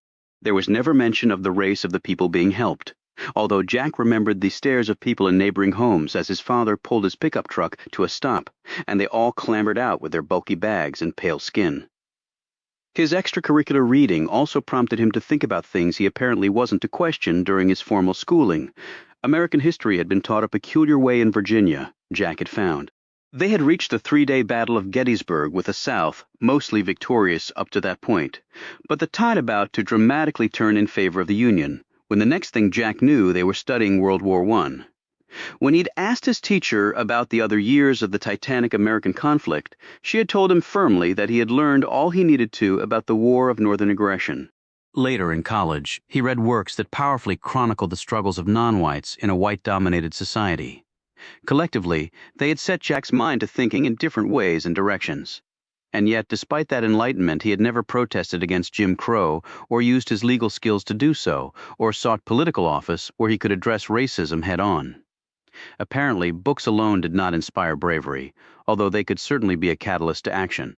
Yet he believed that one day the equal treatment of all would be both the law of the land and the strong preference of its population. And now, could this be the moment when all that reading and reflection coupled with simply observing the unfair plight of others was transformed into his actually doing something to further the cause of racial equality? But you're not a risk-taker, Jack Lee, not really. But what if you were just this once? He picked up his pen and made a list on a piece of paper. 1. Formalize his representation of Jerome with the court. 2. Obtain the police record. 3. Visit the crime scene. 4. Interview the arresting officers who had beaten his client. 5. Meet with the Commonwealth's attorney prosecuting the case. 6. Go to church and pray. Despite his agnosticism, that last to-do item might be the most vital. He stopped there, marshaling his thoughts. If Jerome was telling the truth and hadn't killed the Randolphs, then who had? They lived in affluent Madison Heights. It could have been a robbery. Were things missing? Had the police even checked? But why would they have? They had their man. In Freeman County, it didn't get much easier than convicting a black man in a court of law, particularly one who had been so obliging as to be at the scene of the crime. Jack went upstairs to his bathroom, put his head in the sink, and opened the tap. He let the cold water wash over him, and then toweled his hair dry. He gripped the edges of the sink and stared in the mirror. 33 years old. Way older than his father when Jack had been born, and now there was Lucy. And as they got older, Jack might have to care for his parents too. So maybe this is not the right time to be taking on a case like this. And while Jerome said he wasn't guilty, he could easily be lying. The Randolphs paid on Fridays. That meant they had cash in the house. Maybe Jerome wanted more than they were willing to pay him. His wife, Pearl, was expecting money. Maybe Jerome hadn't even worked that day or possibly the entire week, but he still needed his money. Motive was right there, but if he had stolen the money, why was he there when the police showed up? And who had called the police in the first place? He mentally kicked himself. He hadn't asked Jerome about that. Had he called the police? If so, that would cut against Jerome being the killer. Then his thoughts drifted to a splash of rye in the sweet tea. How had Miss Jessup known his father liked it that way? He glanced out the bedroom window, where in the far distance the McHenry River flowed under the Penny Bridge, so named because that had once been the toll to pass over it. The Penny had closed over 3 decades before, its ancient and brittle supports crumbling too fast for saving. The regal Stonewall Jackson Bridge, about a quarter-mile away from the Penny, had taken its place with great fanfare and a visit by the governor, who cut the ribbon and was driven across the span of concrete and steel before anyone else. As young teens, Jack and his brother would venture on their bikes at night to the closed Penny Bridge. They would lie on their backs on one of the little walking paths on either side of the bridge and gaze at the stars. They always hoped to spy a shooter, but were also content with counting the ones that stayed motionless. Back then, Jack had wanted to be an Army Air Corps pilot, with the dream that one day, when folks went into outer space, he would be one of the first to climb to the stars. His younger brother was content to keep his feet on the ground and travel the country by boxcar looking for adventure. Neither one had realized their childhood ambition. One night they had seen some boys about their age at the black end of the bridge. These boys had lit a stick fire on the span and grilled hot dogs over the flames. The smells of the cooking meat wafted over the Penny to the Lee boys, their bellies rumbling. Jack and his brother had looked over at the fire long enough that one of the black boys brought over 2 dogs housed in fluffy white buns with mustard smeared on top. The Lees had thanked the boy, who said he was called Homer, named after a great poet from long ago. Jack had not learned who Homer was until college, but that hot dog was the best he'd ever had. The 2 groups then came together and sat around swapping tales of adventure and other matters important to boys of all backgrounds until a police car had approached. The black boys and all remnants of the fire were gone by the time the police car arrived and stopped at the white end of the span. The Lee boys had glibly lied to the cop, who asked if they'd seen a gang of young ents. "They stole some hot dogs and buns from our side," he said. The officer had admonished the Lees to stick to their side of the bridge and added, "You go over there. You gonna catch some disease from Africa. They all got, you hear me?" Both boys said they did. Jack's heart was beating so fast, he thought he might throw up the remains of his hot dog into the McHenry, which would be proof positive of his perjury. Jack had not slept a wink that night, convinced that God would strike him deaf, dumb, and perhaps dead for committing the sin of lying to a lawman to protect colored boys with hot dogs stolen from white people. The river held another, far more pleasant memory for him. When he and Jeff were in high school, their daddy would bring home truck tire inner tubes as big as a table when inflated. Father and sons would spend lazy summer weekends floating in them down the McHenry when the water level wasn't too low. They would push off the huge boulders that sat in the water like submerged hippos, the gentle current and soft eddies which nibbled at the underbellies of the boulders like bluegills on toes, combined to propel one downriver at a pace that was good for daydreaming or dozing. And his father would always bring along a 6-pack of Pabst, and Jack and his brother would have a bottle apiece and keep the secret from their mother, who remained on the shore downriver with Lucy, preparing the simple feast that would follow later. They would lie in the sun and dry off and eat sandwiches filled with Smithfield ham and fat tomato slices and chew bread and butter pickles and devour homemade potato salad with thick slices of onion. The cold lemonade would soothe the parching of their throats caused by the summer sun. They would lift up Lucy and take her to the McHenry and dip her feet in the water until she became more scared than amused. The ride home would have the exhausted children dead asleep in the back, and the mother in the front seat the same, while Frank Lee thoughtfully puffed on his camels and watched the summer sun smolder into the vast cradle of the western horizon. Those were fine times, Jack knew, that had now drifted away like a tide that had no intention of ever returning. He made up his mind someone else would have to represent Jerome, although he doubted there was a white lawyer within 100 miles that would touch it. He heard the phone ringing from his downstairs office. He checked his watch. At this late hour, it was most likely his parents, and that was not good. He took the steps 2 at a time and snatched up the receiver. Hello? The screech he heard on the other end of the line momentarily deafened him. "Who the hell is this?" he yelled into the phone, his ear still smarting. He heard the 2 words, drawn out and ugly.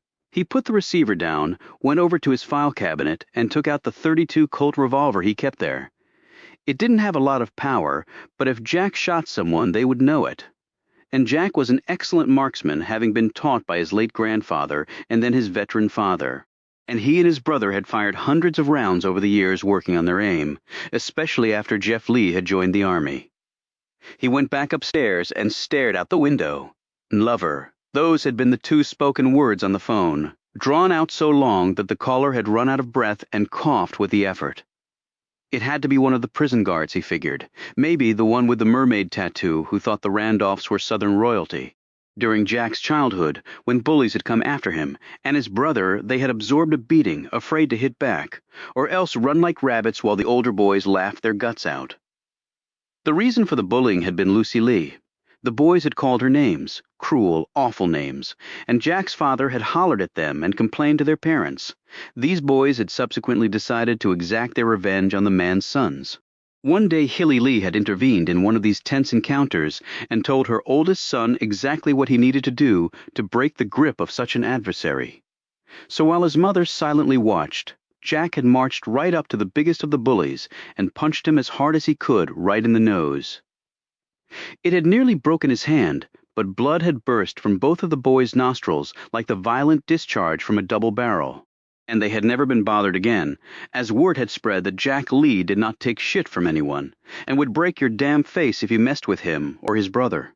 Jack breathed in the moist, humid air that had collected all around him, and that was when he decided that bullies over the phone were worse than the variety that stood in front of you. They tried to scare and intimidate from a perch of anonymity with no guts and no accountability. He was ready to break another nose and watch the blood gush. Jerome Washington needed a legal advocate more than anyone he knew. I guess it might as well be me, and after 33 years plus around 5 hours, it's probably about damn time. Chapter 11.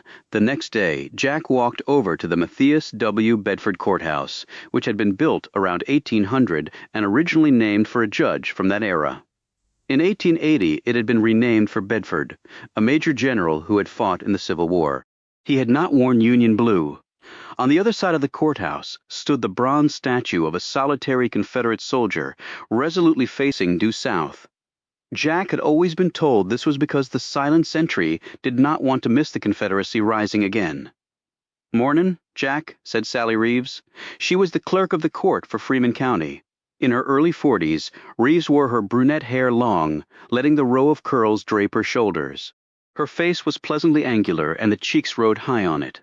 Her black glasses were settled right at the center of her slender nose. She was always polite and professional, and as an assistant clerk, had been helpful to Jack when he was just starting out and learning the ropes. Back then, she knew far more about the legal process than he had. Maybe she still did, he thought. "Morning, Sally." She shuffled some papers on her desk and slid her gaze down her official ledger. "Don't see you on the court docket today. Just filing an appearance, and here to pick up some documents." He handed her the legal form in triplicate that he had typed up earlier. She read down it. Jerome Washington. "Yes. I also need a copy of his arraignment. It seems no bail request was made, and I need to think about asking for a preliminary hearing as well, of course. Don't want to waive that by not timely raising it. He's already been indicted, Jack." That preempts the accused's right to a prelim. "He's already been indicted?" "When?" "Monday morning," she replied. "But wasn't he arrested before the indictment was handed down?" They didn't have much choice since he was found with 2 dead people. "But if he was arrested before an indictment was returned, I still get to ask for a preliminary hearing. George Connolly waived it at the arraignment, and he didn't request bail. He isn't representing Mr. Washington any longer. I am, which apparently makes him smarter than you." "Well, I'm going to find Connolly and chew his ass out. You can't," he went on vacation. "Mexico, so as I heard. It was malpractice for him to waive the prelim. That would have just pissed Justin Reed off. You'll need to stay in his good graces, if he'll even listen to a plea deal, so you're really fillin' to be his lawyer?" Her deliberate speech made the question seem twice as long as it actually was. "Otherwise, I'd be wasting your time, wouldn't I?" She closed the ledger and looked at him. "Have you talked to anybody about this?" Her tone was now cool and distantly judgmental. "Who exactly would I talk to?" "Anybody who would tell you not to do this, which would be pretty much everybody you and I know. Folks are entitled to representation, Sally. Law says that now. Their law, not ours." Well, actually, it's just one big law that stretches from sea to shining sea. You won that burglary case just last week. I watched some of it. You were real good in front of the jury, a natural. I've currently got 4 clients to do work for, and the most challenging one involves a bar fight, resulting in a simple assault charge. And you think representing that animal will help your career? Can you just stamp the form and enter me as his counsel? I'd appreciate it, and I'll need a copy of the indictment. And do you have a record of his arraignment? She looked through the files and made copies of the documents, and she handed them, along with a stamped copy of his appearance filing, to Jack. It's your funeral, she said. He shot her a glance. Figuratively speaking, you mean? She didn't answer him. He walked out of the courthouse with the documents in his briefcase. It felt as though it now equaled the weight of the world. Jack knew he had crossed the Rubicon with this exchange of official paper. In college, he had learned that Julius Caesar had done this very thing by leading a single legion of soldiers into Rome. This broke the law of Imperium and subjected Caesar and all his legionnaires to a capital punishment. Well, Jerome Washington had pierced the rule of Imperium, perhaps by virtue of being a black man in a white world. Whatever the truth, alea jacta est, the die was indeed cast. For both of them, Jack sat on the Fiat's thin seat, which was already starting to bake with the rising temperature, and looked at the other documents Reeves had given him. An indictment for the first-degree murder of 2 people had been handed down by the sitting grand jury of Freeman County. Connolly had not asked for bail, and the Commonwealth's attorney on the case, Justin Reed, had argued against any being set. Jerome had pled not guilty, and that had been duly entered into the record. Jack looked at the last piece of paper. Connolly had submitted his withdrawal from the case right after the arraignment, citing a conflict in schedule and doubt as to whether Jerome was truly indigent and thus entitled to a public defender. Right, thought Jack. The man just didn't want to get shot. He looked at his watch and pondered next steps. The law did not move slowly in Freeman County, especially when a black man accused of a violent crime against the white race was attached to one end of it. Which means I don't have much time either. Chapter 12. The Freeman County Sheriff's office was housed in a dully painted cinder-block building that rose 3 stories toward a heat-filled sky starting to cloud over, with the prospect of rain. Jack parked next to a deputy sheriff's patrol car. A racked shotgun pointed vertically rested in the rear, caged seat like a single finger lifted in warning. He entered the building, where he was immediately greeted by the commingling of sweat, cigarette smoke, and gun oil. A sign on the wall indicated the colored waiting room was in the rear. He pulled down the now illegal placard and threw it in the trash. Before last night, he would have never thought to do such a thing. He checked in with the front desk sergeant. I need to pick up an arrest report. You already got the one for the assault at the bar, Jack. Got a new client. The man hooked his calloused thumb to the left. Then, have at it. In room 103, Jack found a uniformed man with black specs whom he didn't know. He produced his bar card and the copy of his stamped appearance filing. Washington Jerome, the man said. That's right. The man consulted a metal cabinet from which he pulled out a slender file. Inside were 4 pages of indifferent-looking official paper in the requisite triplicate. Defense counsel gets the pink copy, said the man. It's also the least legible. Doesn't seem fair when a man's liberty's at stake, noted Jack. I don't make the rules, son. I just do the feelin' and the fetchin'. He had Jack sign for them and then handed the pink pages over. And the arresting officers? Jean Taliaferro and Raymond Leroy. I'll need to speak with them. Leave me your business card and I'll tell them you need to talk. Jack did so and drove back to the courthouse, where the Commonwealth Attorney's office was located on the 2nd floor. He made his inquiry, and the woman at the front desk had him wait while she made a call. It'll just be a moment, Mr. Lee, she said, after cradling the phone. A half hour later, a door opened, and Justin Reed, the Commonwealth's attorney for Freeman County, dressed in a seersucker suit with a yellow bow tie, appeared. A smoky cigarette was clenched between 2 beefy knuckles. The man's stern expression and stiffened posture gave Jack pause, for while the men were legal adversaries, they had known each other for years. This way, Jack, said Reed. Jack was led into a cluttered office reeking of smoke and sat down opposite the man he would likely be facing in court. What's your business with Jerome Washington? Said Reed, flicking ash into a bowl engraved with the state's motto, Sic semper tyrannis, thus always to tyrants. I'm his lawyer. Connolly withdrew. I understand, and then fled the country, apparently. Maybe you should too. I'm not going to do that. And don't ask me why, said Jack. So you're handling the case for the Commonwealth? Reed jabbed out his cigarette with 2 hard strikes into the bowl. There's actually some debate going on about who the prosecutor will be on this. You fellows fighting over what looks to be an easy win? Reed lit up another smoke. Fact is, we might be talking Richmond. Jack felt his gut seize. Heavyweights coming in? Gotta make a stand somewhere. Hell, they're right now trying to integrate our schools, which the Supreme Court ordered take place 14 years ago, Reed chuckled. That's right, isn't it? Wheels of justice move slow, but they are moving now. Look what the hell are you trying to do here, Jack? Kiss a colored's ass? I'm just a lawyer with a client charged with 2 murders. Now walk me through the arraignment. Why no bail? And why did Connolly waive the preliminary hearing? I'm not letting a cold-blooded killer loose on the streets, the magistrate agreed. And so did George. Funny that George even signed on for this. Magistrate appointed him when we thought Washington was indigent. George just happened to be around. Did anyone ask Mr. Washington if he was indigent? There is a procedure for that, Reed said disdainfully. Come on, how many coloreds have any money? So you're telling me that George didn't really want to represent him and pissed away valuable rights of Mr. Washington that he could have asserted? Mr. Washington, sneered Reed. Listen to yourself for Krasakis. What would you call him? You probably don't want to hear, so George didn't raise legal issues he should have. But I can tell you that I will, and I'm going to fight for every last one of them so long as I'm on this case. Might be your last case, who can say? The 2 lawyers eyeballed each other across the span of the desk. Is that a threat, Justin? Parts of this country started out different and stayed that way. Got an election coming up. That could be the deciding factor. Might end up with 2 countries. Well, for some, that would be the easy way out. But what does that have to do with my case? Reed looked at him quizzically. Do you really have no clue as to the hurricane you're walking right into? Jack sat back. Maybe not.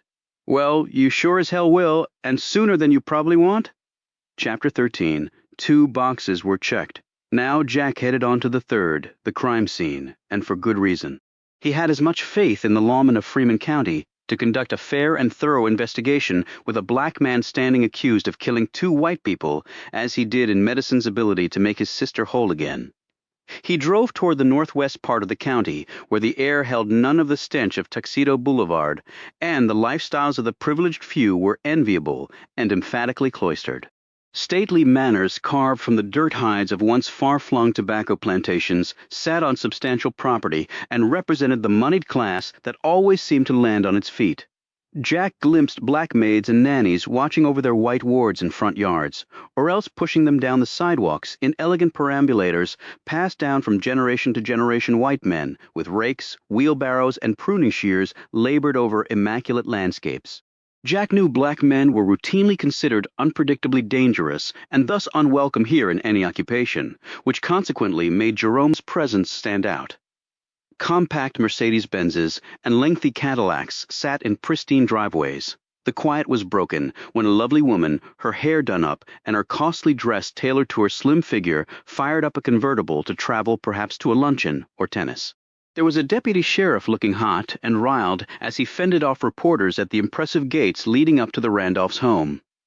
Jack saw a news truck and a TV anchor he recognized confronting the deputy while 2 other men, probably from the local papers, peppered the lawmen like pecking crows with their own queries about the crime. A sulky-looking photographer stood by idly popping pictures of the scene.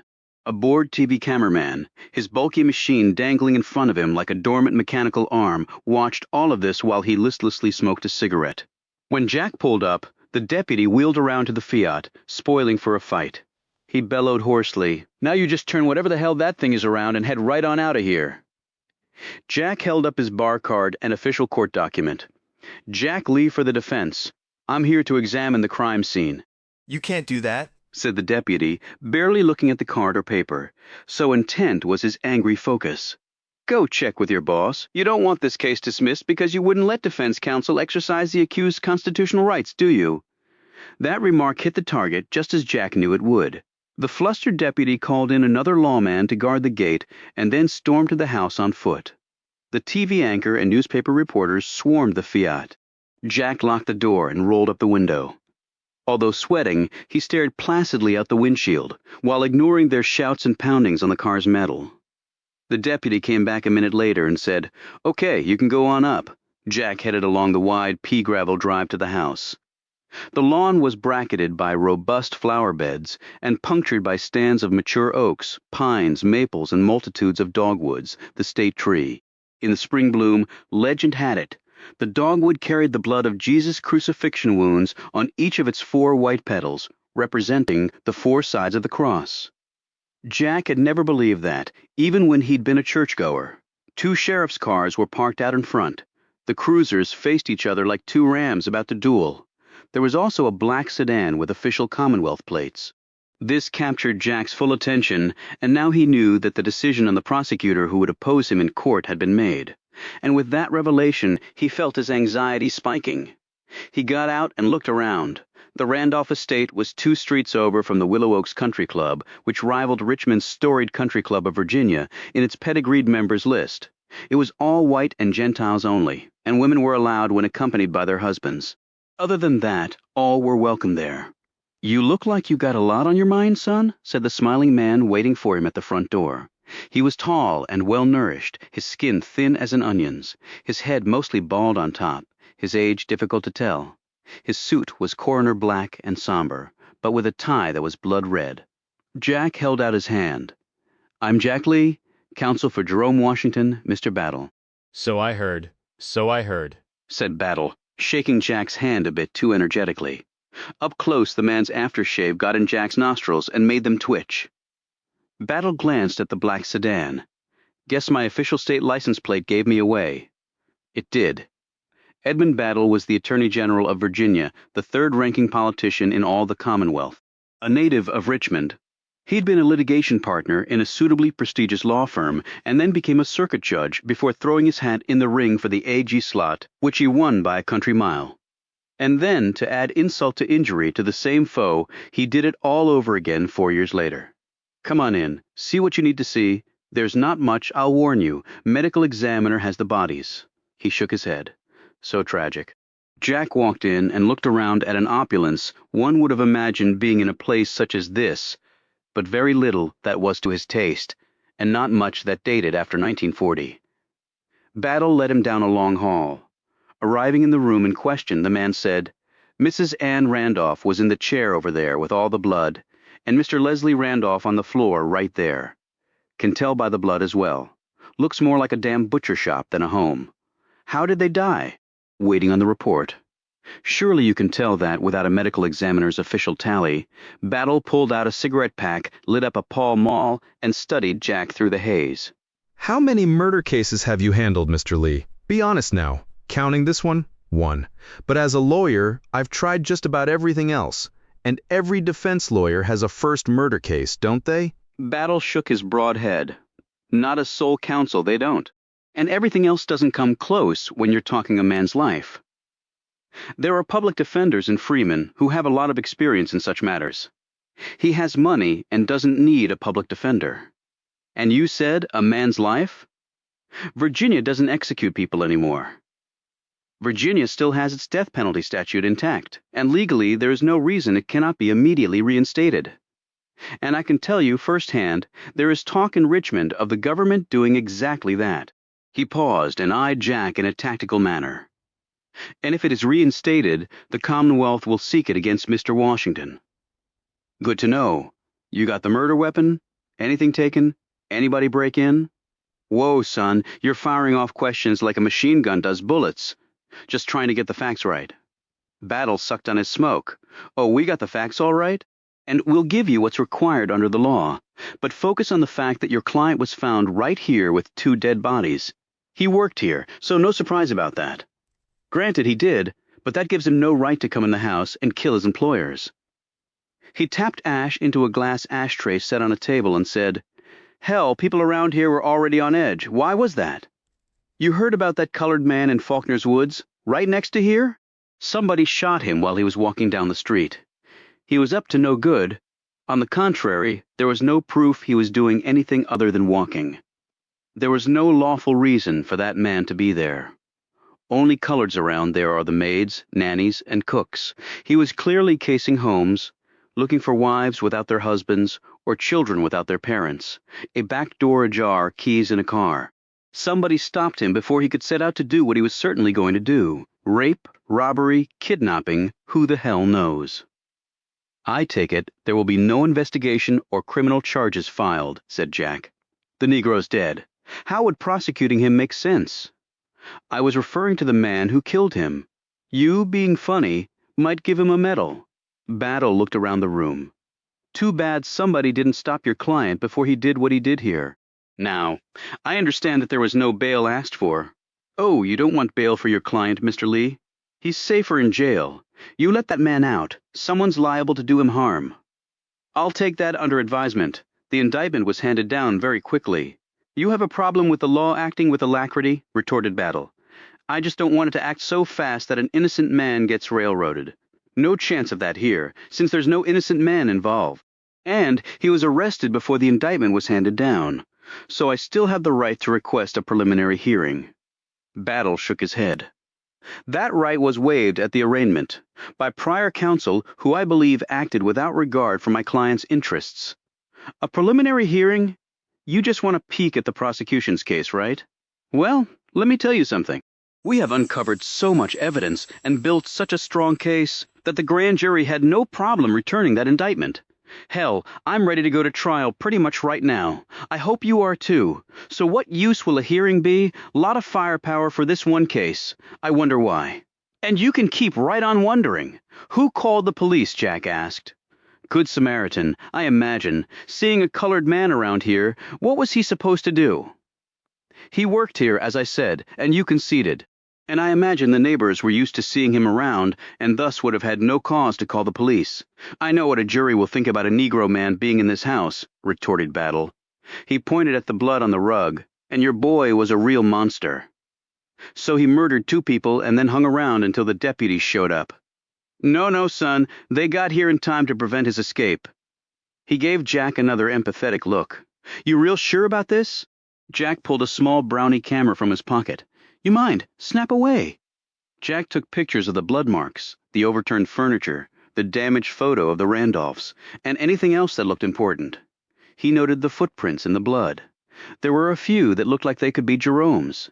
He saw something curious by the chair where Anne Randolph had been found, and took multiple pictures of the carpet, while Battle looked on without a lick of interest. After Jack finished, Battle tapped him on the arm. Can I make an observation? Help yourself, said Jack, as he placed the camera back in his pocket. You are scared to death. Oh, you believe so? Replied Jack. You're wondering why the hell you pulled the trigger on this, and you're hoping there's a way out. Well, there is. You just say the magic words. I withdraw as counsel. For never having met me, you seem to think you know me better than my mama and daddy do. I've seen an army of fresh-faced lawyers just itching to take their shot. And do you know what usually happens to them? I'm sure you'll tell me. They lose everything they care about. And you got a lot to lose. Like your whole damn race, son. He paused for dramatic effect. You think on that? Can I look around while I think on that? Sure, I'll have a deputy go with you while you're thinking on it. But don't take too long, Mr. Lee. I'm thinking this whole case is going to go real quick. And it's going to end with a barbeak in the electric chair at the state pen in Richmond. If the governor and the General Assembly do their damn jobs. Chapter 14. Later, as Jack was leaving the house, a couple walked up to the front entrance. The woman was around Jack's age and the man with her a few years older. She was blonde, lovely, seemed fragile as ice chips in August, and was dressed all in mourning black. The man was around 5'10" trim and wore a tailored light beige summer suit. His expression was a commingling of confidence and concern. The woman was pressing a tissue against her reddened eyes, while the man had his arm draped protectively around her. Are you with the police? The man asked, in a voice well used to obedience. Jack said, No, I'm not, but Mr. Battle is inside with some deputies. I'm Gordon Hanover. This is my wife, Christine Hanover. Damn, thought Jack. The Randolph's youngest child, Christine. He knew there had been 4 children. The oldest was Sam Randolph. The 2 middle children had died decades ago, he recalled. He hadn't seen Christine in nearly 15 years. She focused on him with a pair of light gray eyes that matched a bundle of somber clouds directly overhead. A sense of revelation spread over her features. Jack Lee, is that really you? Yes, it is. He looked at her husband. My brother Jeff used to date Christine in high school, he quickly added. Christine had attended a private school, but that had not stopped her from asking out Jeff Lee after a football game where the Lee brothers had led Jeb Stuart High School to a thorough trouncing of the team from her elite institution. They had dated until Jeff had joined the Army, and Christine headed off to a women's college. It's been ages since I've seen you. What are you doing here, she asked. I was just meeting with Mr. Battle and seeing things. I'm a lawyer now. Oh, that's right, I knew that. I'm so very sorry for your loss. Christine, he said. Thank you. He stood aside so they could pass by. Gordon looked at him and said in a low voice, Is it as bad as no need to let her into the room where it happened? He gave Jack an appreciative pat on the shoulder, and they headed into the house.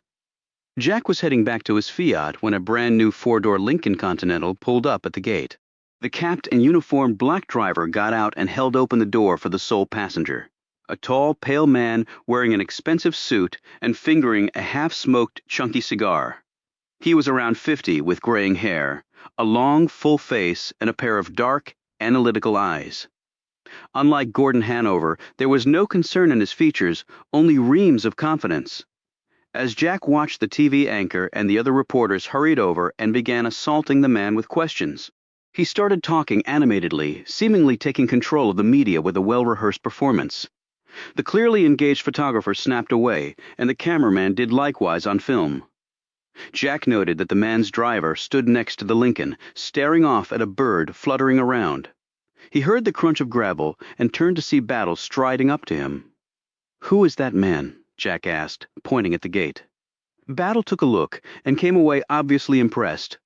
"That is Howard Pickett. Heard he might show up today." "And who is Howard Pickett?" "You don't follow politics?" "Not if I can help it," replied Jack. "Howard Pickett is a millionaire many times over. He built up a highly successful coal mining business over in West Virginia." "Okay, but what is he doing here?" "He is one of George Wallace's principal backers. Been raising support and dollars for him all over the country. Flies him around on his private plane. Badly wants to see him in the White House." "Lord help us if George Wallace ever sees the inside of that place," said Jack. "I disagree. He's a man of the people, of the working class. They get a raw deal from all those high and mighty elites with all their fancy education. If I remember correctly, you went to Dartmouth for college and Harvard Law, Mr. Battle, so you're one of those high and mighty elites you just denounced." "Well, I sure don't see myself that way, son. I came up middle class." Uh-huh. And again, why is that man here, do you think? "I believe Mr. Pickett senses an opportunity with this case." "What sort of opportunity?" "Oh, I guess we'll have to wait and see. Now, I gotta get back inside and comfort Mrs. Hanover. Terrible thing your client did, robbing the lady of her parents." Battle hurried back into the house while Jack drove toward the gate. As he approached, the TV anchor saw him and the man said something to Pickett. The coal millionaire turned and stood in the way, forcing Jack to stop the Fiat. Pickett came around to the driver's side and motioned Jack to roll down his window. He smiled and said, "I'm Howard Pickett, Mr. Lee. Nice to meet you." "Hello," said Jack as he looked at the cameraman filming this encounter. "You're a nice-looking white man, law degree and everything, I've been told. So what the hell are you doing representing a Negro who killed some fine elderly white people in their own home?" "And you're a millionaire many times over. And you get chauffeured around in a big, fancy car. You have your own plane that you fly George Wallace around in, and have somehow convinced the common man you're just like him." The smile grew wider. "I grew up with nothing, son. So did I, and that's pretty much what I still have. Maybe it's because you associate with the wrong color of folks, or maybe it's because I don't have any coal mines," retorted Jack. "I like your attitude, son." "I think we'll be seeing a lot of each other." "Really? Are you a lawyer, too?" "No, but I hire 'em by the dozen," said Pickett. "Would that include Mr. Battle by chance?" "Oh, you best not go there, son. That could be considered slander." "I'll be heading on. Got a lot of work to do," noted Jack. "You got a lot of thinking to do. Make sure you come to the right conclusion." "Which is," asked Jack, "be loyal to your race, and don't be no long hair either." "Long hair," said Jack. "Hippies, potheads, and don't be no pointy head," added Pickett. "You'll have to define that one for me, too." "Academic types. You know, Ivy Leaguers who don't know their ass from a hole in the ground and look down on ordinary folks." "So you didn't go to college then?" For the first time, the smile disappeared, and Pickett glanced at the reporters gathered around, pens poised over paper. What the hell does that matter? I thought that was sort of the point of your argument. But I'm a sworn officer of the court. Everyone, regardless of race, deserves a proper defense. Well, that thinking is only going to get you so far. How far do you reckon? Asked Jack. 6 feet, but not in a direction you want to go, replied Pickett. Let's forget about slander and go directly to the law against death threats. I never make threats. Threats mean nothing, as opposed to what, exactly? Pickett waved at the cameraman, did a thumbs up to the lens, and said, "Come November, vote for George Wallace, the only man capable of taking this country back to where it belongs." He walked off, got into his big Lincoln, and was driven away by a black man who had never once looked at his employer. Jack watched them go, while all the reporters stared at him like Jack had only a few breaths of life left. Chapter 15. Jack drove back to his office, and was just closing the car door when 2 women approached. One Jack knew, and one he didn't, though she seemed familiar to him. Miss Jessup said, "We seen Jerome, and he showed us this here address on your card. This is Pearl, my granddaughter." "Jerome's wife?" "Yes. You two favor each other." Pearl was petite and appeared to Jack to be tightly wound. Her sharply edged features held pain, no doubt due to her husband's dire situation. He led them to his office and got them seated at his small work table. Pearl looked around the unimpressive space before her shrewd gaze settled on him. "You ain't got you no secretary or nothin', and no law books on the shelf? How you get your work done, Mr. Lee?" He tried to smile reassuringly. "I'm a good typist, and I have an answering service. When I need help, I can get it, and the court's law library has all the books I need. Saves me space and money." He noted that Miss Jessup held her purse on her lap with both hands and gazed at him with a sharpness that he could feel against his chest. Pearl sat straight and compact and formidable. He noted the etched lines around her eyes and mouth, each probably with a history all its own to recount. The woman's brown eyes did not seem to miss a single thing going on around her. He guessed her age to be around 25, but in her hardened features there was a tale of a challenging life that likely doubled that number of natural years. "Jerome, say you, his lawyer now?" she said. "Yes, I've filed my appearance as his counsel, and I've also been to the Randolphs' home." He chose not to tell them that the state's top prosecutor would be personally handling this case. "And," said Miss Jessup, "how does it look?" "The Commonwealth believes they have their man." He was watching Pearl closely as he said this. Her face did not crumple. The large eyes did not fill with tears. But the woman looked like she might be sick. She began. One hand went to her mouth. "Oh my," she shuddered. "Do you need the bathroom?" Jack said quickly. "It's right over there." "No, Mr. Lee, but maybe some water." He hurried over to a credenza that held a pitcher of water and some glasses. He poured her out one and rushed back with it. She drank it down thirstily and then handed back the glass, looking embarrassed. "Thank you. So hot today. But I'm better now." "So what you going to do about the situation?" Miss Jessup asked Jack firmly. "I've taken some pictures of the scene and made notes. I'll interview the arresting officers. I have to find out who called the police because they might have seen something helpful for us, and I need to know who benefited from the Randolphs' deaths." "You think it might be one of their own that done it?" suggested Miss Jessup. His mind's eye held the image of the grieving Christine Hanover. "Children have killed their parents for money as long as there have been families," replied Jack. "But we would have to find some evidence." He turned to Pearl. "Jerome said he'd worked for the Randolphs for about a year, but he was in Vietnam before that. He got drafted, then with his leg all shot up. They said he couldn't fight no more. I real glad. Jerome stay in the army. He gonna die for sure." "He got drafted even though he has young children?" said Jack. "Yeah. They say you ain't in no college. You gotta go kids or no kids. And they say if we want to fight it, we need a lawyer, and it'll cost a bunch of money." So's Jerome went. Jack shook his head, knowing that none of that was true. And how did he end up working for the Randolphs? "My uncle used to work for them. He told the Randolphs Jerome could do just as good as he had done." Did Jerome ever go inside the house? "Not unless they needed something fixed. Jerome can fix just about anything. He just got that way about him." "Like your daddy, Mr. Lee," interjected Miss Jessup. The image of the sweet tea and rye whiskey briefly entered his thoughts. "Do you know if the Randolphs kept money in the house?" he asked. Pearl nodded. "They must 'cause they paid Jerome cash. Why? They say Jerome took some money don't belong to him. No, but if money does turn up missing, they might claim he took it. I can tell you right now, he ain't have no money. I feed him his breakfast and make him his lunch. And he like the Randolphs. They treat him real good. And now they dead Jerome ain't got no job, added Miss Jessup. How's that make any sense, I ask you? I might have you help me write out my closing argument, said a smiling Jack. This ain't no joke, jabbed Pearl. They gonna try and kill my husband.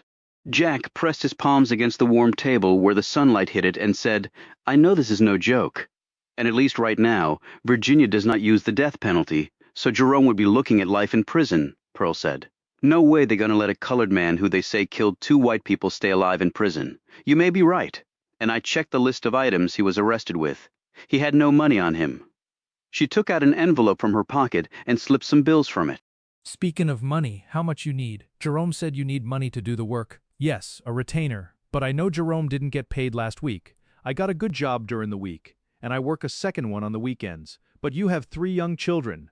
My mama helps out a lot, and some of my aunts, and my granny here when she ain't at Ashby's. Now, how much? $200 for now. I have no idea how long this will go on, you understand? But I promise I'll make the money go as far as possible. She carefully counted out 9 20s and 2 10s and slid them across. You just tell me when you need more. I will, thank you. He wrote her out a receipt and handed it to her. The paper went into her purse with the rest of her money. I will need to come out to your house to talk to you about the case. Pearl looked at her grandmother with a surprised expression. I just come and meet you here, she said hastily. When you need me to. Do you have a car? No, but at only a couple of bus rides. But it would be far easier for me to visit you. Wait, do you have a phone? She shook her head. Okay. He handed her a piece of paper and a pencil. Just write your address down for me. I'll be glad to come and meet with you there. She slowly wrapped her strong, calloused fingers around the pencil in a way unfamiliar and almost fearful, at least to Jack's mind, as though he had asked her to handle a viper and not an instrument of writing. Glancing nervously at Miss Jessup from time to time, Pearl slowly formed the letters and numbers like a clumsy novice skater stumbling fretfully over the ice. Finished, she set the pencil down and slowly moved the paper across to Jack. He glanced at the writing, and his brow wrinkled in confusion. Miss Jessup said crisply, her address is 16 Old Anna Street. No signpost, but you turn right at the big oak that's split in half, after you get off the bypass where the old fairgrounds was. House at the end of the road, got blue shutters and a lean-to on the side.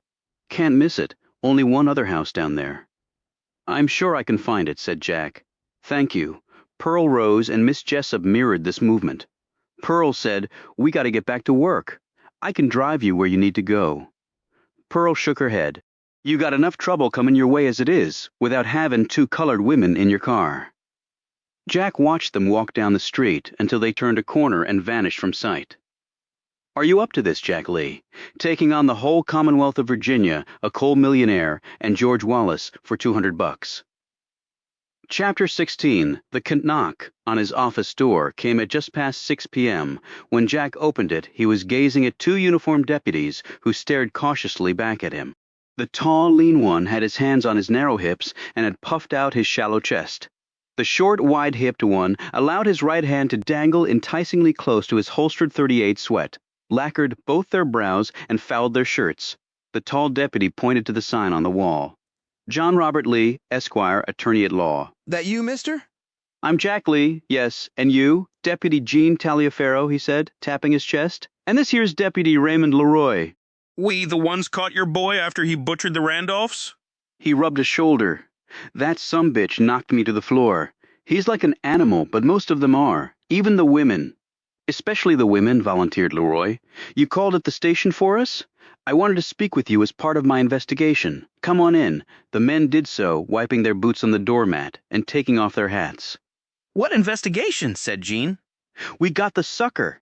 Folks rightly expect the chair for something like this, though I guess they don't use that no more. Hope they start back up and let that boy be the first one on the hot seat. Hell, I wish they still hung him. Have you ever done that? Asked Jack. Hung someone for being black? Gene smiled. Hell, lawyer, that'd be illegal, and I'm a man of the law. Jack motioned them to the same chairs. Pearl and Miss Jessup had occupied, and wondered what either man would think about sitting in chairs the women had used. Jean said, "Hey now, ain't they got colored lawyers for colored killers?" Jack drew a legal pad close and picked up a ballpoint pen. "So if you could tell me what happened the evening you made the arrest?" Jean glanced sharply at Leroy before saying, "We found him in the room with 2 butchered bodies." And then we arrested the N. That done it. Jack glanced up. There's no cause to use that word. What word? Asked Jean, with genuine confusion. Call him black, like we're white. We ain't nothing like their kind, sputtered Jean. You know, the judge could look at your obvious bias and use it as an excuse to throw out your testimony or even declare a mistrial. Do you want your boss to look upon you as the reason for that waste of time and unnecessary expense? Jean looked at Leroy, who only had hateful eyes for Jack. Then he sat back and ran his fingers along the row of bullets on his gun belt. He eyed Jack shrewdly. "Okay, we arrested the Negro and brung him in. You said he was resisting arrest?" Before Jean could reply, Leroy spoke up. "We had our guns drawn and told him to kneel on the floor, which he done." Jean cuffed him. "And the resisting part?" asked Jack as he wrote this down. Jean had a little chat with the colored boy, and he got all riled for some reason, knocked Jean down. So naturally he had to get the situation back under control. Jean grinned. "Boy was strong as a gorilla way. I see it. The problem is we coddle the Negroes. They don't know how to behave round white folks."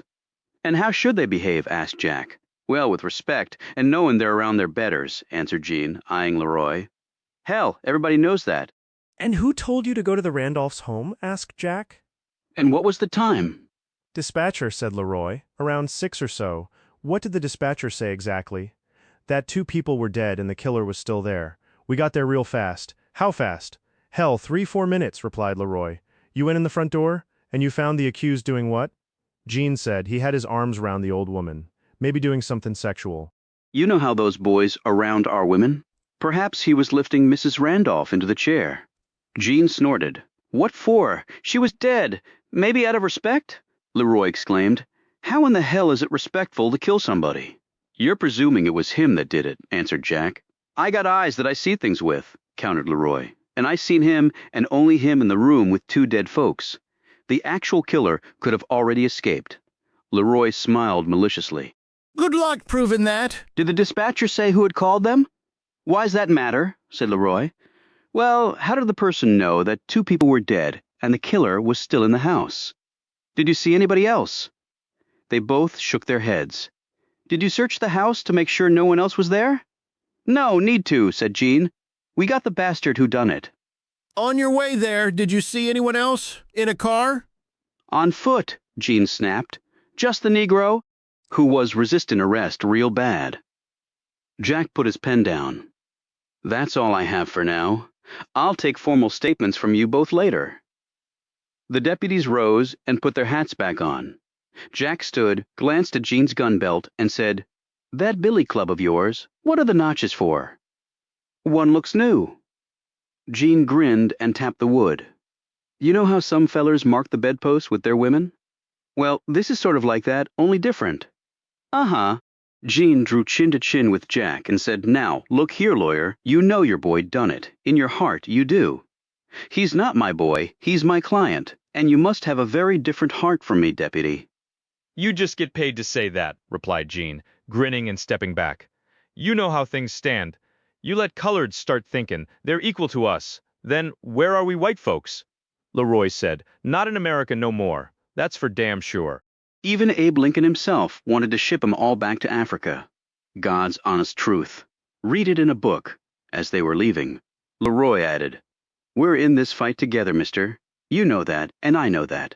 We need folks like you who know the law real good, and how it should be done proper and all, if we're going to win this, and Lord help us if we don't," added his partner. Chapter 17, How Any Son of Mine Began His Mother. Jack stared dully at her from the other side of the dining room table, with the space between them resembling a potential no-man's land of risky engagement. When I saw that on Channel 6, I almost had a heart attack, and the Randolphs of all people. And then they had you talking to that man from George Wallace's campaign. The things you said to him. He's a millionaire, the TV said. He's a horse's ass. And I know for a fact you can't stand George Wallace. If it had been you there instead of me, you would have put that man in his place so fast, it would have made my efforts look downright feeble. Hilly glanced at her husband, who sat worrying at a grease spot on his thumb. Why do I think this has something to do with Miss Jessup coming around, Francis? And you and Robert drove off somewhere last night. Well, now I know where you went. You put him up to this, didn't you? I made the decision to represent the man. Mama, I think he's innocent. Innocent or guilty, this is going to ruin our reputation, Frank said. I wasn't aware we had any particular reputation, Hilly, and you always taught me to stand up for what I believed in, added Jack. So what are you going to get out of this? No white woman will ever want to walk down the aisle with you, she added. Mama, that era is over, and the sooner you accept that the better, she retorted. I've seen and experienced things you never will, John Robert Lee. So don't preach to me about the end of eras. And why are you all of a sudden so interested in all this racial business? You taught me to be kind and respectful to people. All people. You and Daddy take care of black folks at his work and their families when they get sick or injured or need food. Oh, that was just helping someone in need. I told you that, but different races are not meant to associate outside of situations like that. Then why encourage me to read all those books that said the exact opposite? He watched her strong, nimble fingers, which had nursed his childhood injuries and dried his little boy tears, play erratically over the tabletop. Jack continued calmly. And when I became a member of the bar, I took an oath to fight for what was right, not for what was easy. So does an oath to a colored man mean more than your own family, Robert? Black lawyers represent whites, and whites represent blacks every day, she said. Not in Virginia. Certainly not in Freeman County. I neither have nor want any colored friends, and I'm certain they're of the same mind. Well, last year, a Virginia case went all the way to the Supreme Court. And in a unanimous opinion, the court said miscegenation laws violated the Equal Protection Clause of the Constitution, and a black can marry a white and vice versa. Now Mr. and Mrs. Loving are happily married and living right here in the Old Dominion. I don't know how happy they are, his mother retorted fiercely. I bet both their families disown them.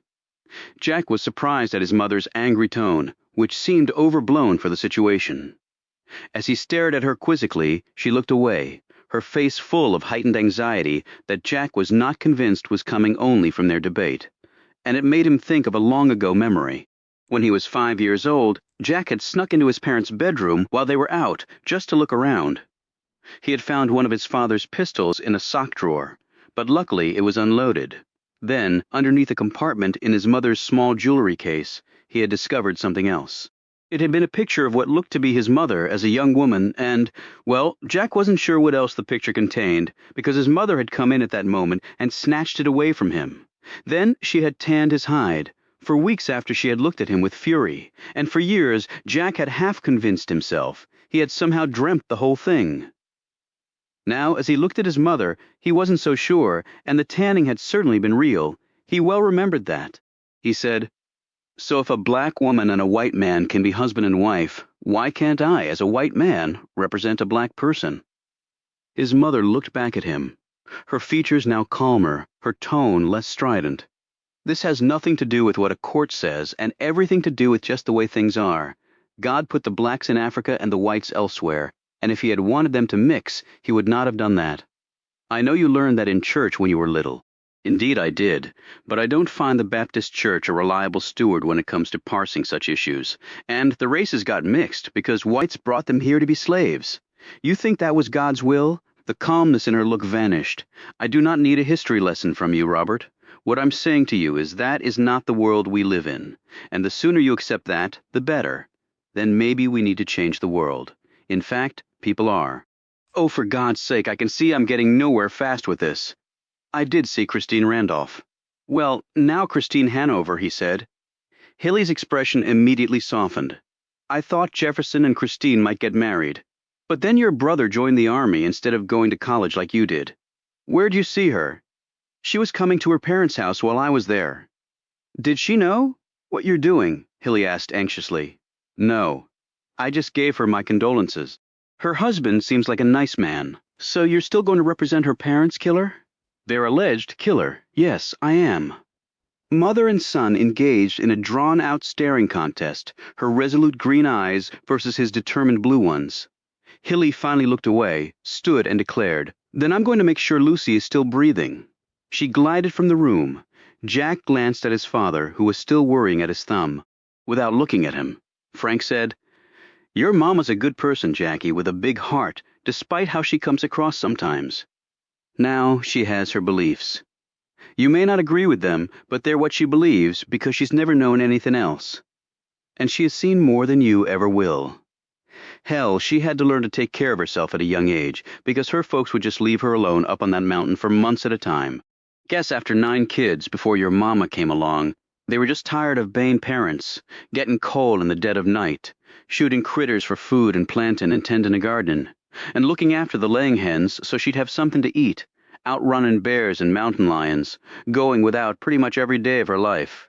That was what your mama endured up on that mountain. And she was the best natural athlete I ever saw, man or woman. She'd bet the boys she could outrun them, speed or distance, and then she would weigh she earned money to clothe herself. When she was in school, she could put the ball in the hoop and knock it over the fence. I seen all the ribbons and trophies she won. She was proud of them. Then, after Lucy was born the way she was, your May threw them all away, Jack said. I never knew it was that bad. She never talks about any of it. What that woman carries, she carries about as deep inside her as a person can. She should have gone to college, become a doctor or a teacher. She has the mind for it, but she never had the chance, and that eats at a person. She was real proud when you went on to law school. I think she saw a bit of herself in you, at least what she could have been. And what do you think about me representing a black man? I work with them folks all day long. Good, solid people, honest and likable. Do their job and go about their business and never bother nobody. Do I think any of them will be my best friend? No, I don't think so because I've never done that, and neither have they. They stick to their own kind, and so do we. I don't know if it's right or wrong, but it's just the way things have always been, but truth be known, it will change. At least I believe so, but I'll be long gone by then. Hell, maybe you will too. But you wanted me to represent Jerome. His father leaned forward. What I wanted, Jackie, was for you to do something. I don't know. Important. With your life, I know how smart you are, and so does your ma. All you needed was a chance. And despite what your mama said when she was watching you on the TV give back to that ass Pickett, as good as you got, she was smiling a mile wide, proud as a peacock. So this is all about me and my path to shine. What about Jerome? I got nothing against him, 'cept if he did kill those folks, he needs to pay for his crime. But is that so wrong? A father wanted the best for his son. Like you did, Jeff. His father leaned back, and his engaged look faded to nothing. I'm a veteran, got the scars on my skin and the memories burned into my head to show for it. So does he, but his situation was different. I don't see it that way. You wear the uniform, you don't get to choose who you take up the sword against. And Miss Jessup, she makes a nice iced tea with a splash of rye, just like you like it. But you don't socialize with their kind, so it must be a coincidence she knew that. Like I said, I drove her home a few times, and she made me tea as a thank you. And I mentioned that I like it with a splash of rye. Jack rose. So why don't you go see Miss Jessup then? She and Pearl Washington came to see me, but I'm not sure they told me all they could. Find out what you can. What you mean right this minute? Well, I don't think Mama will be especially good company, do you? Chapter 18. The jail's dense humidity compressed Jack's chest and made his throat swell. Somewhere nearby, a dull drumming was emanating from a fan.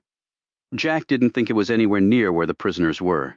He'd represented clients who'd had the life nearly beaten out of them while awaiting trial. When he'd asked what had happened, it was always the same story from the guards. Fool slipped and fell in the shower, and Jack had nearly always answered back. What? 6 damn times. The guard leading him now said, Your boy's been belly-aching about headaches. Doc went to see him, give him some aspirin, still belly-aching, but that's what their kind does, I guess. He laughed. He might have a concussion or a skull fracture. The guard glanced at him, supremely unconcerned. So, once inside the cell, Jack noted that they had finally taken Jerome's clothes and issued him a pair of faded jeans and a light blue shirt that was too restricted in every place that mattered for comfort. Jack pulled up a chair and sat down. How's your head? I hear you're in pain. Jerome shrugged. I be fine, I guess. Jack looked at the bloody bandage. Hold on, that looks the same as last night. Didn't the doctor clean your wound and change your dressing when he saw you? Jerome shook his head. They come took my clothes and give me these to wear. Then a man give me 2 pills and no water to take 'em. He say use my spit. Jack could now see that Jerome was sweating and shaking, and he didn't think it was just the heat. He felt the man's forehead. You have the chills and a fever. Jack went over to the door and pounded on it. The guard slid the peak window back. Already finished with the monkey? Tell the doctor to get back down here and bring his medical bag. Why, he just seen him. Tell him to come now, or I go to court and file charges against him, and you and everybody else in this damn place for grossly negligent treatment of a prisoner entrusted to your care.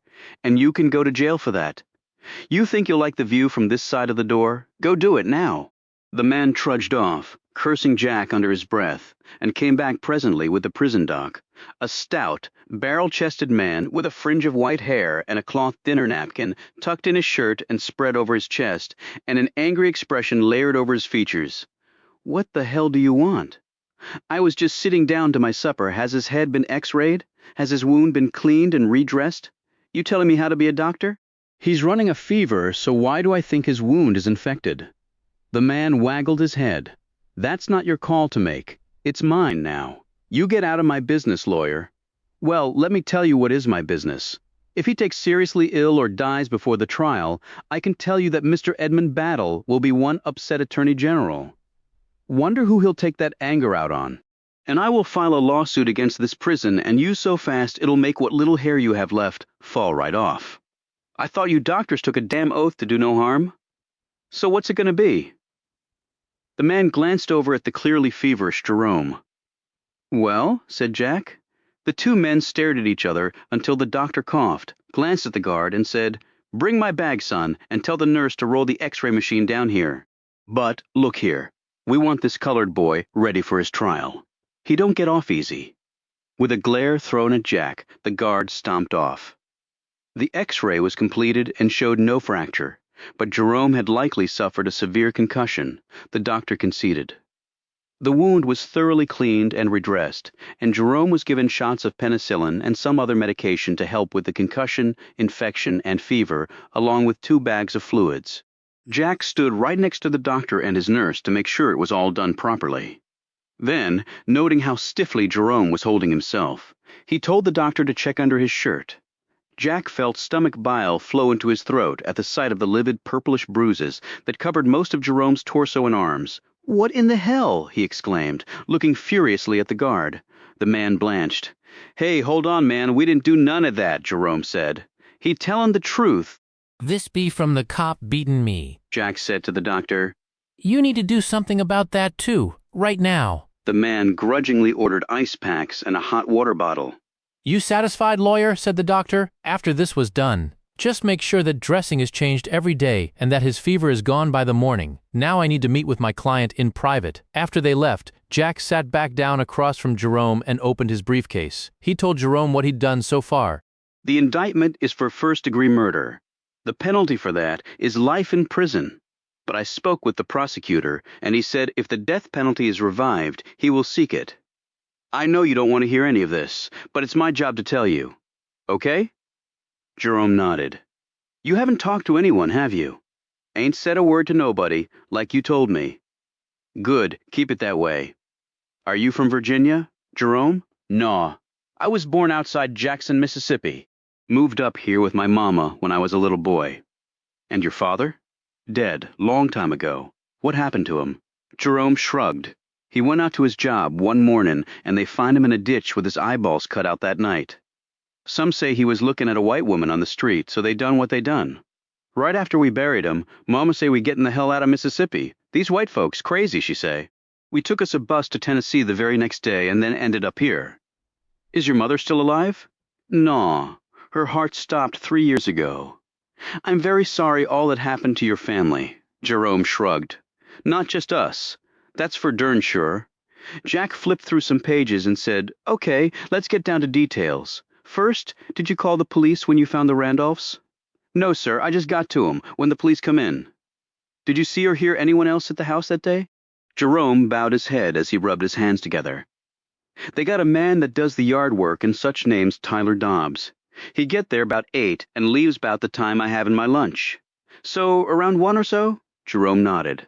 Yeah, about that. Does he come every day, every other day? Was he there that day? Jack asked. Yeah. Did you see him leave? Jerome nodded. I had my lunch early and was working on the light where you come up the drive.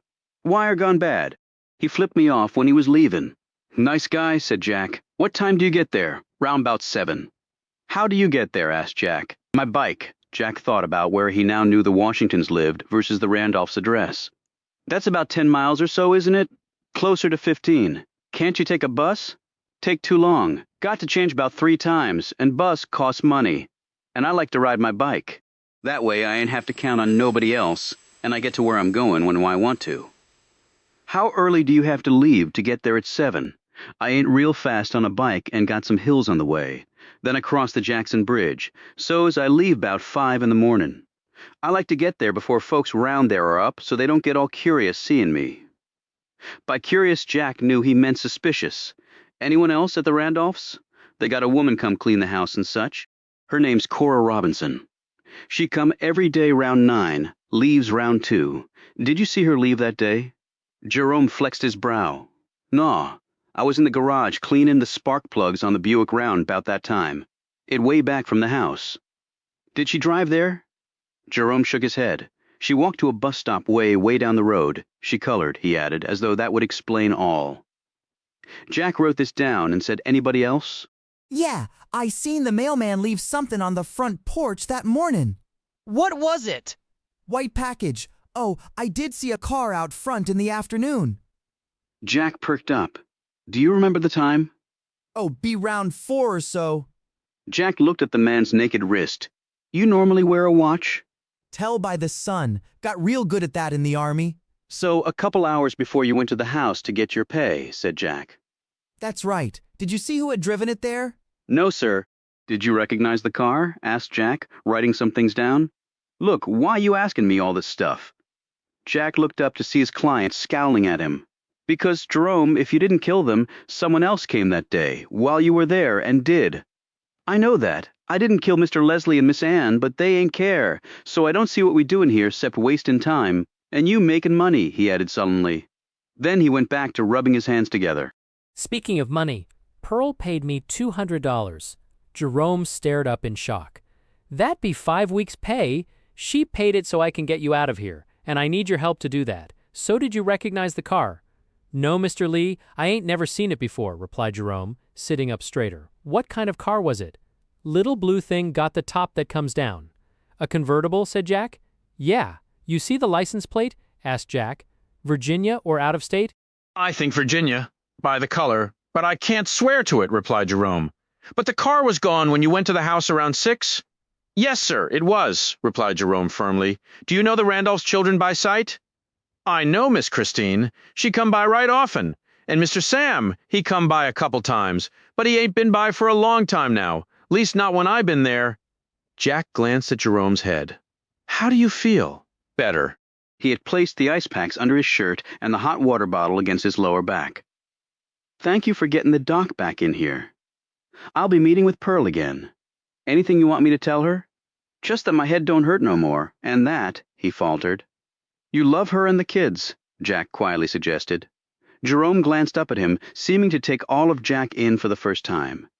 Yes, sir, Mr. Lee, I do, but don't tell her this. What? That I be scared, like being in Nam. But I ain't got nothing to fight with. Well, Jerome, for what it's worth, you have me. But I'm not sure I'm enough, thought Jack. Chapter 19. Frank Lee slowed his truck as he turned onto Tuxedo Boulevard. The same large man was sitting alone on the porch next to Miss Jessup's place. What was the name again? Frank thought. Right, Daniel. There were lights on in Miss Jessup's house. The humidity was dense enough to make Frank take extra breaths with his camel-infused lungs. Daniel lifted his can of beer in Frank's direction as he got out of his truck. Come to see your lady again, said Daniel.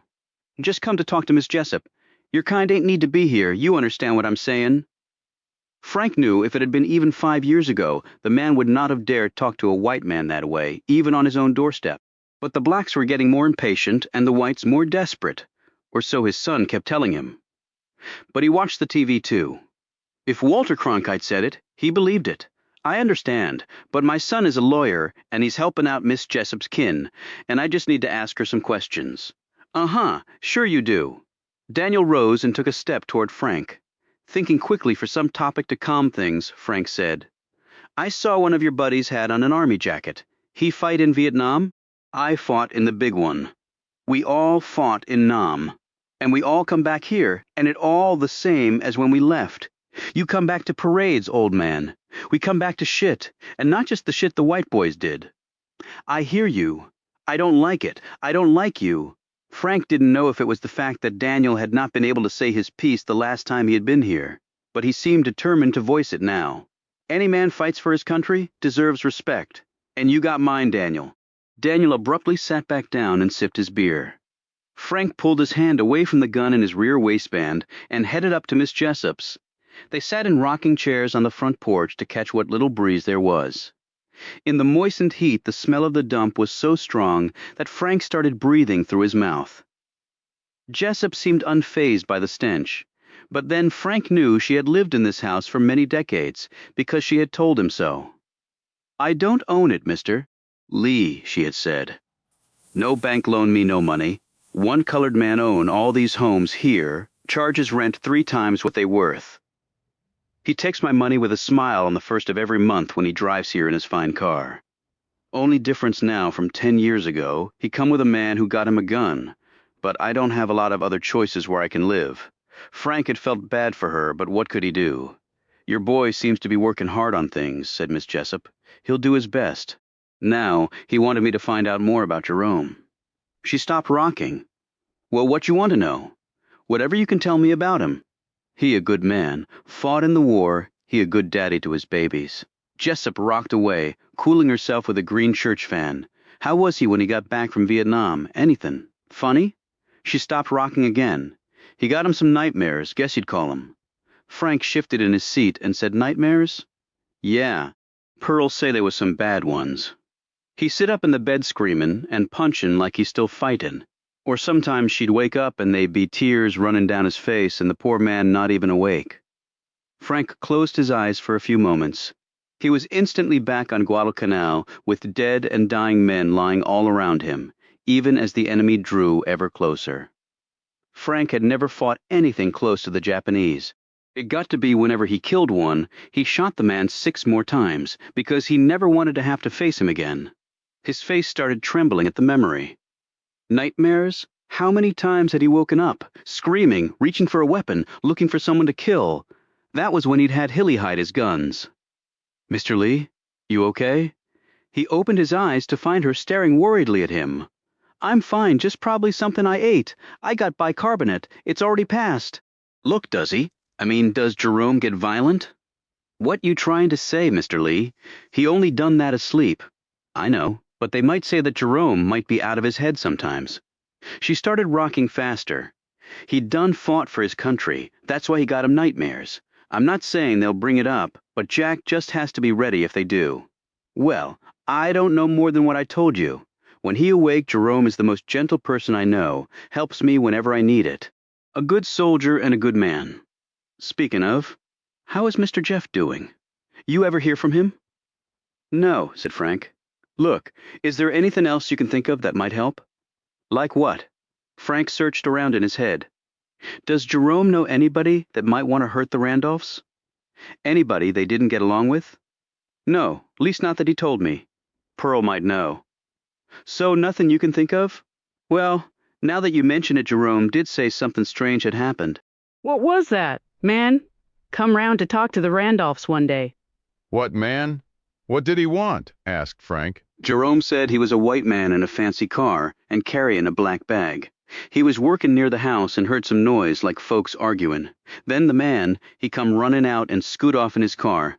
Then Mr. Randolph come out the house and shake his fist at the car.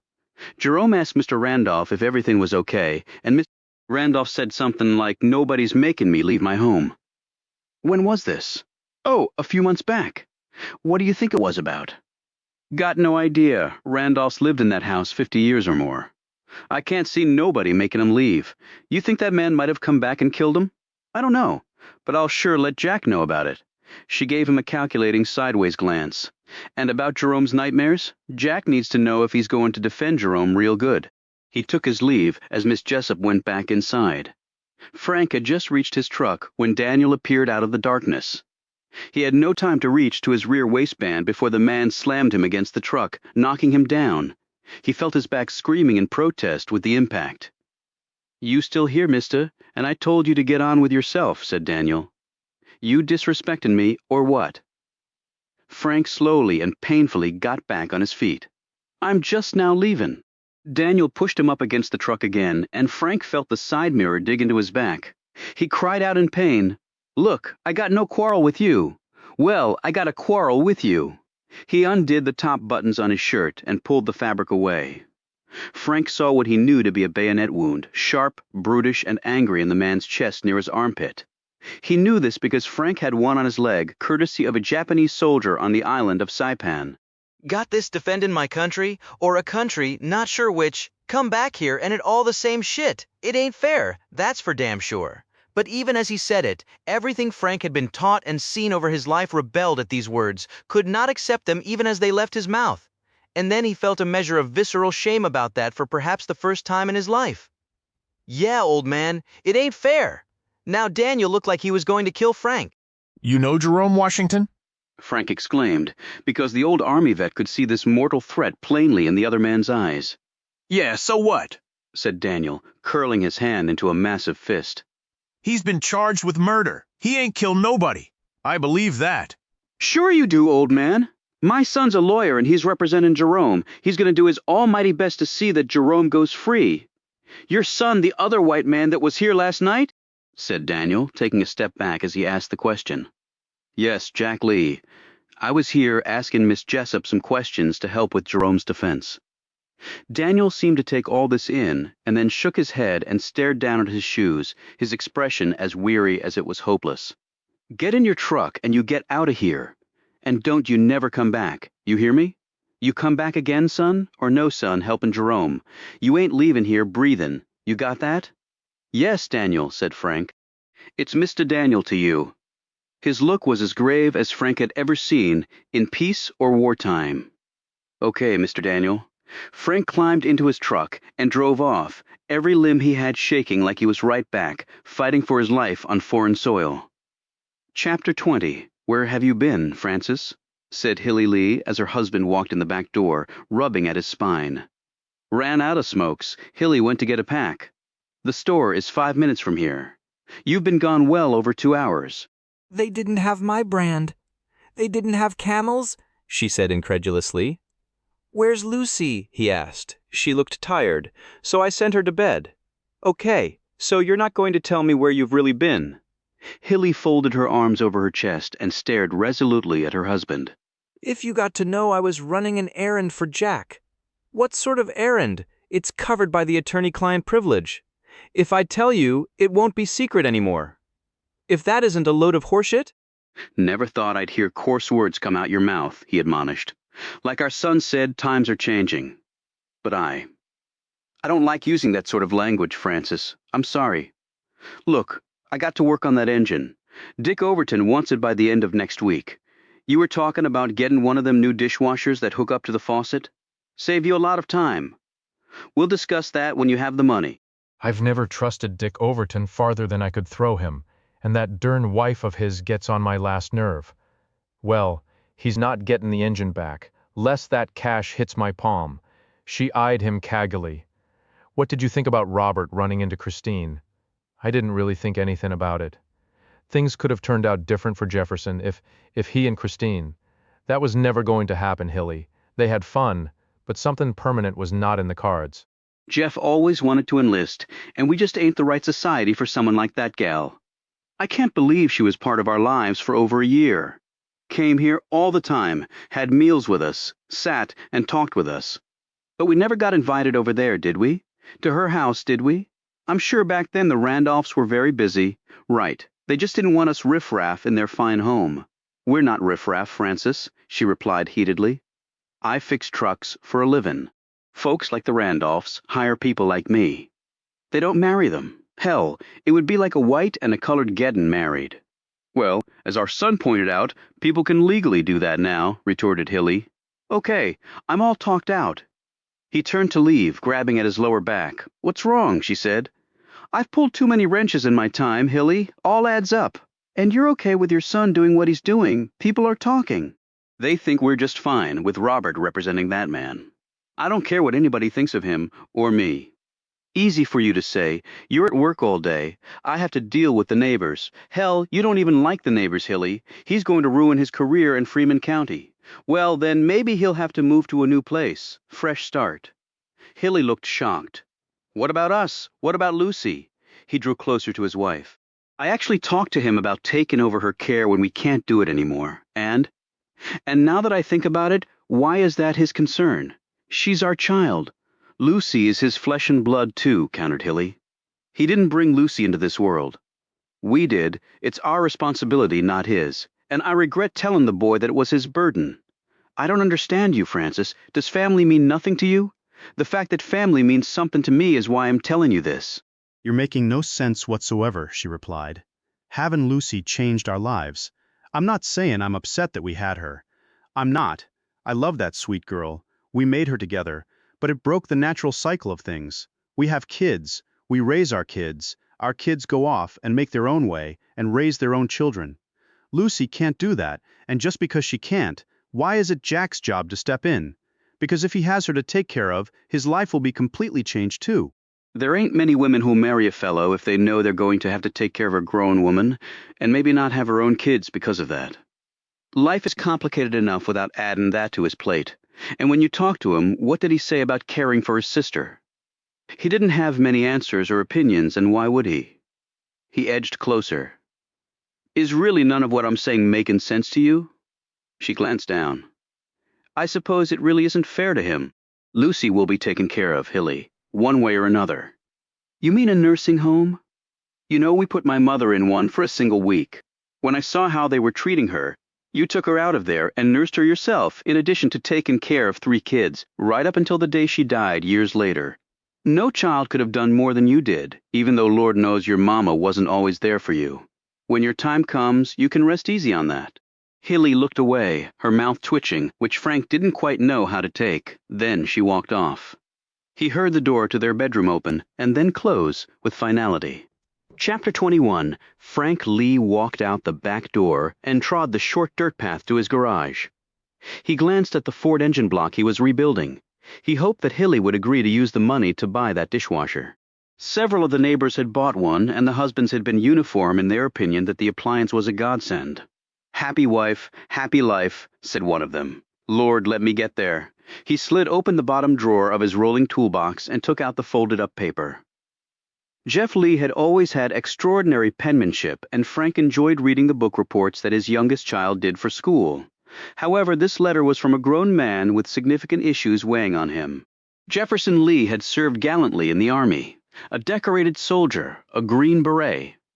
He had talked about wearing the uniform ever since, as a teenager, he'd seen a picture of his father in his military attire and held some of Frank Lee's old medals. He had been part of the first wave of seasoned warriors to go to Vietnam after the Gulf of Tonkin. Jeff Lee had fought hard and been wounded twice and kept right on fighting. But when he'd come back stateside for a little R&R, he had instead gone to Canada and never returned his son, a deserter. It had hit the veteran Frank Lee like a tank round to the heart. Folks didn't mention his younger son anymore, but it was the glances they gave him, the pitying expressions that said, I'm so sorry you raised a coward, Frank. But his son had not been a coward. He'd been brave, earned medals, been shot up. Far more than the sons of the men who looked at him funny had ever done. This letter had come shortly after Jeff had left for Canada. In it, he explained his reasons for doing what he did. He wrote that he didn't expect his father to agree or approve, but he needed him to know. Frank hadn't cared about those reasons the first time he read the letter, or the second or the 10th. He sat down in his recliner, lit a Camel, and took up reading the fine handwriting again. And as he did so, a part of him began to glimpse reason behind the words, and even eloquence, justifying the drastic action his youngest boy had undertaken in the face of a war in Southeast Asia, with dubious origins and intents emerging on a daily basis. He finished and laid the letter on his slack belly. He thought about the bayoneted Daniel coming back to the States after fighting for a country that clearly didn't care about the likes of him, which laid insult on top of injury, on top of unjust damnation. He could understand Daniel not wanting him to come around. Tuxedo Boulevard was all he had. Folks like Frank had everything else. Why should they get that too? Because if a man didn't have one damn thing to really call his own, then what the hell was the point of being a man at all? He lay fully back in his recliner and let the oppressive heat wash over him. And even with that, Frank Lee felt oddly cold, as though he had no blood left in his body. Hilly Lee sat in front of her small vanity and stared at her reflection in the mirror that held a large crack at the right top corner. That had happened the day she had come home from a hospital she had gone to for a lengthy stay after finding out what was wrong with her daughter and why. She had stared at herself in the glass just like she was doing now. Then she had slammed her fist into the mirror, breaking it and deeply cutting her flesh. Frank had found her sitting here, trance-like, with blood pouring out of her. He had called the ambulance and doctored her wound until help arrived. She eased her finger along the crevices, scored deeply around her eyes, chin, and mouth. She was old, she thought, and looked it. It wasn't just the years gone by, it was what each of those years contained that had left its marks, a life with challenges that were often far beyond her abilities. But I'm still here. I made it this far. As she thought of Lucy, her eyes closed and her lips trembled. She self-consciously rubbed at where the tooth had been that had caused all that pain, all that sorrow, the robbing of the life her daughter should have had. Hilly had been a churchgoer, even up in the mountains, when she'd often shown up alone for the Sunday service because she had no one to go with her. She'd take a seat in the back and listen to the preacher say that God was always with you. For the longest time it seemed God was the only friend she had. And then she had moved here, had Lucy, and then had endured a difficult talk with another official representative of the Lord. And Hilly had stopped regularly going to church after that, making excuses to folks for her absence that simply deepened her guilt. Her son Jefferson was now lost to her, she believed. He had made his decision. And after what Hilly had read about the war, she agreed with him. And then there was Robert. She unlocked a little box she kept in the vanity drawer and took out the photo. Seeing this had cost her oldest boy the fiercest spanking she had ever meted out. And yet he had done nothing really to warrant that level of punishment. The reason the culpability lay solely with her. She gazed at the two people in the photo, and memories from more than 40 years ago trickled back to her, like slow water over a faded dam. It was her in the photo, though she looked nothing like that now. And the other person, her eldest son, had represented Hilly's hope for something different. And yet now, when he was seeking to do just that, I've turned my back on him. I've said things to him that I never used to believe. I've taken the road all the rest did. And I don't think there's any going back now for me. She locked the photo back up as she felt the migraine coming on. She soaked a washcloth and turned out the light. Placing the cloth over her eyes, Hilly lay down on the bed and prepared herself to suffer. Chapter 22. The next morning, Jack marched with strident purpose up the steps of the Freeman County Courthouse. As he was passing by the clerk's office, Sally Reeves stepped out to confront him with a triumphant smile and blue-backed legal filing in hand. "You need to read this." She handed it over, and Jack quickly ran his gaze down it. "Hearings on Friday," she added. He finished and looked up.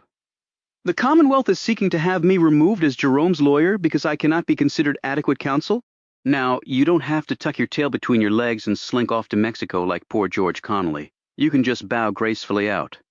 Come on, the judges here know I'm more than capable of trying this case.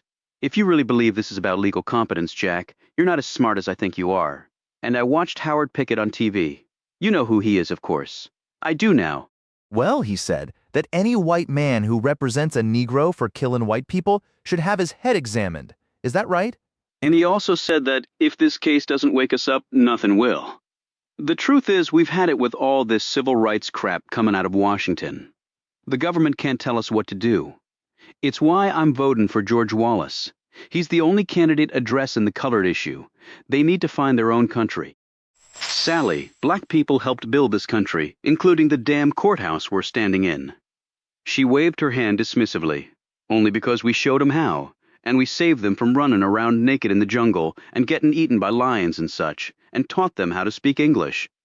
They were slaves, Sally. Are you really saying slavery is okay? But that was just a little blip in our history, and I hate that people are trying to make it some big deal. I never owned slaves, and neither did my daddy or my granddaddy.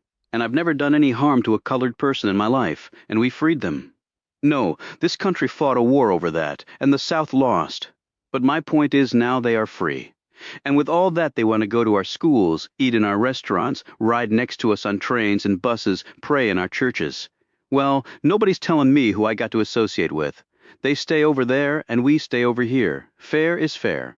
So they only get to live in part of this big country they helped to build. How the hell is that fair? Reeves leaned in and said in a hushed voice, "You have to pick a side, Jack, because there is no middle ground. Just make sure you pick the right one." She walked off. After his father returned from the war, Jack vividly recalled as a child driving with his parents in their old Ford station wagon when their route took them through one of the black areas around the county. Their mother instructed her children to lock their doors and not make eye contact with those people. He and his brother had followed their mother's command, while a smiling, happy teenage Lucy simply gazed out the window at everybody and everything. Then a curious Jack had decided to have a look of his own. The shirtless black boy on the sidewalk was lean with every rib and muscle showing. Jack had been blowing bubbles with his gum, and he had used his tongue to get some of the residue off his chin. The black boy, obviously thinking that Jack had stuck his tongue out at him, angrily raised a fist at him and yelled out something. The hand and the angry words were only in the air for a second, though, before a man appeared, probably the boy's father, and grabbed the child's hand and yanked it down. As Jack craned his neck around to see, the man scolded the boy for his dangerous reaction to the perceived slight from a white person. Jack had turned back around to see his mother also watching this stark familial confrontation. Jack thought he saw a tear trembling at the woman's right eye. When she saw her son staring, Hilly Lee said in a hoarse voice, "You see, son, even they know." She didn't speak for the rest of the trip, and that episode added yet another bewildering element to the puzzling picture that was Hilly Lee. Chapter 23. The knock on the door came right when darkness had overtaken the light. Jack stared up at the tall, heavily built man with a broken nose that had been badly reset and hung crookedly to the left. "Can I help you?" Jack said. "I sure hope so, friend." The man pushed his way in and was followed by 3 other men, nearly as large as he was. They were all dressed in black slacks and white short-sleeved shirts showing off defined muscles. One held a blackjack in his hand, the others just made fists. Jack backed up to the wall as the men made a fluid and purposeful semicircle around him. "Y'all need to leave here right now before I call the cops," barked Jack. The first man said, "They know we're here and they ain't coming. We're here to convince one of our own to be loyal to his kind. And I got your message loud and clear." "So y'all can leave now." "No, I think you need some persuadin'." Jack put up his hands as 2 of the men charged him. He ducked a wild swing and caught his attacker with a punishing right flush to the jaw that knocked him off his feet. But the other man pinned Jack's arms to his sides, while a third attacker wailed away at his midsection, driving the air out of Jack's gut with his rapid punches. When the man let go of his arms, Jack fell to the floor. When he tried to get back up, the man with the blackjack leveled him with a blow to the jaw. The first man said, "Okay, now repeat after me. I'm no Ennis lawyer. Say it now, or you're going to get some more ass kicking." Jack wiped the blood off his mouth and stood unsteadily. "Say it!" When Jack remained silent, one of the men kicked him in the side while another punched him in the face. Jack staggered over to his desk and toppled against it. "Okay, now you ready to repeat after me?" "I'm no!" The man froze when Jack pulled the revolver out of the drawer, took careful aim, and shot off the top part of the man's right ear. He screamed and grabbed at the gaping wound, blood streaming down the side of his head. Jack pointed the gun at the other men and declared, "Who's next?" They tumbled over each other to get out the door. After they were gone, Jack limped over and locked it. He used a tissue to scoop the remains of the man's upper ear off the floor and threw it out the window. He next grabbed some ice from the small fridge, wrapped it in a handkerchief, and held it alternately against his ribs and his face. He phoned the Carter City Police Department and reported the incident. They sent over an officer whom Jack had gone to high school with. "Didn't recognize any of 'em?" asked the officer. "I will if I see them again, Ben." "Well, we'd have to find 'em. Shouldn't be too hard. One's a big man missing half an ear. He's probably over at the hospital right now, getting it seen to." Ben put away his notepad and gazed at Jack. "You need to say something?" Jack asked. "We were good friends in school, played ball together, and I know your mama and daddy, and they're fine people, and I do not want to see you get hurt. He glanced at Jack's battered face. Hurt anymore? You need to let this drop, man. Your mama and daddy are like my mama and daddy? Fine people, but not in every way. So are we going to be that way too? Go right up to the line of doing the right thing, but never, ever cross it. It's all I was ever taught. You want me to just flip that on its head? What I want you to do, Ben, is ask yourself if the shoe was on the other foot. What then? How would you feel? What would you do about it? But the shoe ain't on the other foot, is it, Jack? And I can't just close my eyes and imagine something that ain't real, can I? You're asking the impossible. You remember when we played those boys from York County? Everybody said they were too damn big and too damn strong. Everybody said just lay down in front of them and don't get hurt. And what did we do? We played our butts off and beat 'em bad.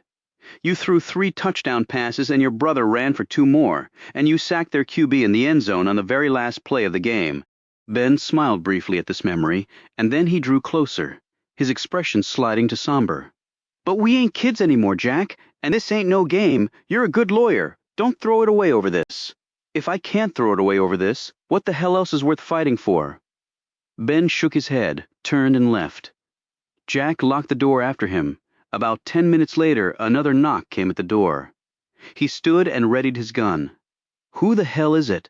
He said sharply, half expecting it to be the police coming to arrest him for shooting the ear off a man who was trying to kill him in his own home. Desiree Dubose, said a voice. Jack slowly opened the door, revealing a tall, slender black woman in her late 30s standing there, professionally attired and clutching a leather satchel along with a pocketbook over her shoulder. Are you Jack Lee? She said politely. He eyed her curiously and nodded. Yes, ma'am, I am.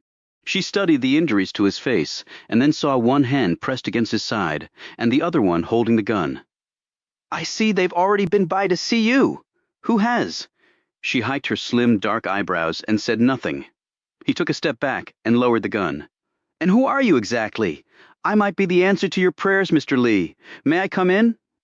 Chapter 24. Dubose insisted on seeing to his wounds using a small medical kit that she took from her satchel. When he asked her about it, Dubose said, I never go anywhere without essentials, especially south of the Mason-Dixon. He eyed the deep hook-shaped scar perilously close to her right eye. She noted him staring and said, One of several, Mr. Lee, though that is the only one that shows. And I have to say I'm proud of every single one. Dubose had him take off his shirt and undershirt, and she delicately probed his ribs with her fingers, causing him to flinch and gasp. Badly bruised, but not cracked or broken, she concluded. You a doctor? No, but I have a lot of experience with beatings. She cleaned his cuts, applied topical medicine to the abrasions, bandaged them, and then wound some tape around his bruised middle and secured it. Keep using the ice, takes down the swelling. She put her kit away, and they sat on either side of his desk after he put his clothes back on. You said you were the answer to my prayers? She took a copy of Time magazine out of her satchel and handed it across. On the cover was her. He glanced up in surprise. Start on page 14. I'm not being vain. It'll just save a lot of explaining. He dutifully read the 4-page story on one Desiree Evelyn Dubose. She had gone to Howard University and then Yale Law School, where she had been an editor of the Law School Review. Remarkably, she had entered Howard at age 16 and finished college and law school in 6 years. Jack looked up. Impressive academic pedigree, Miss Dubose. I wanted to go to Yale undergrad as well, but they didn't deign to admit women of any color until this year. I didn't know that. I graduated from law school the year the Supreme Court handed down Brown v. Board of Education. Did you clerk at the court? She looked surprised. There has never been a black female law clerk on the Supreme Court, Mr. Lee. Bill Coleman was the first black man to clerk there under Justice Frankfurter in 1948. But I had a friend from Yale who clerked on the court for Justice Douglas when Brown was decided. Eisenhower later said picking Earl Warren as his Chief Justice was the biggest mistake he ever made. But if Chief Justice Vinson hadn't suddenly died of a heart attack, Warren would never have been on the court. And Plessy's separate but equal doctrine would still be the law of the land. I'm not really speculating because my friend told me that Justice Douglas had taken an informal count that had it 5-4 to uphold Plessy. That would have changed a lot, noted Jack. That would have changed everything. Jack read some more and said, You were born and live in Chicago and you work for the Legal Defense Fund? It originated with the NACP's legal department, but Thurgood Marshall founded the LDF as a separate entity in 1940. He kept reading and learned that Dubose had won a case before the Supreme Court the previous year. And then she had done legal business in his neck of the woods.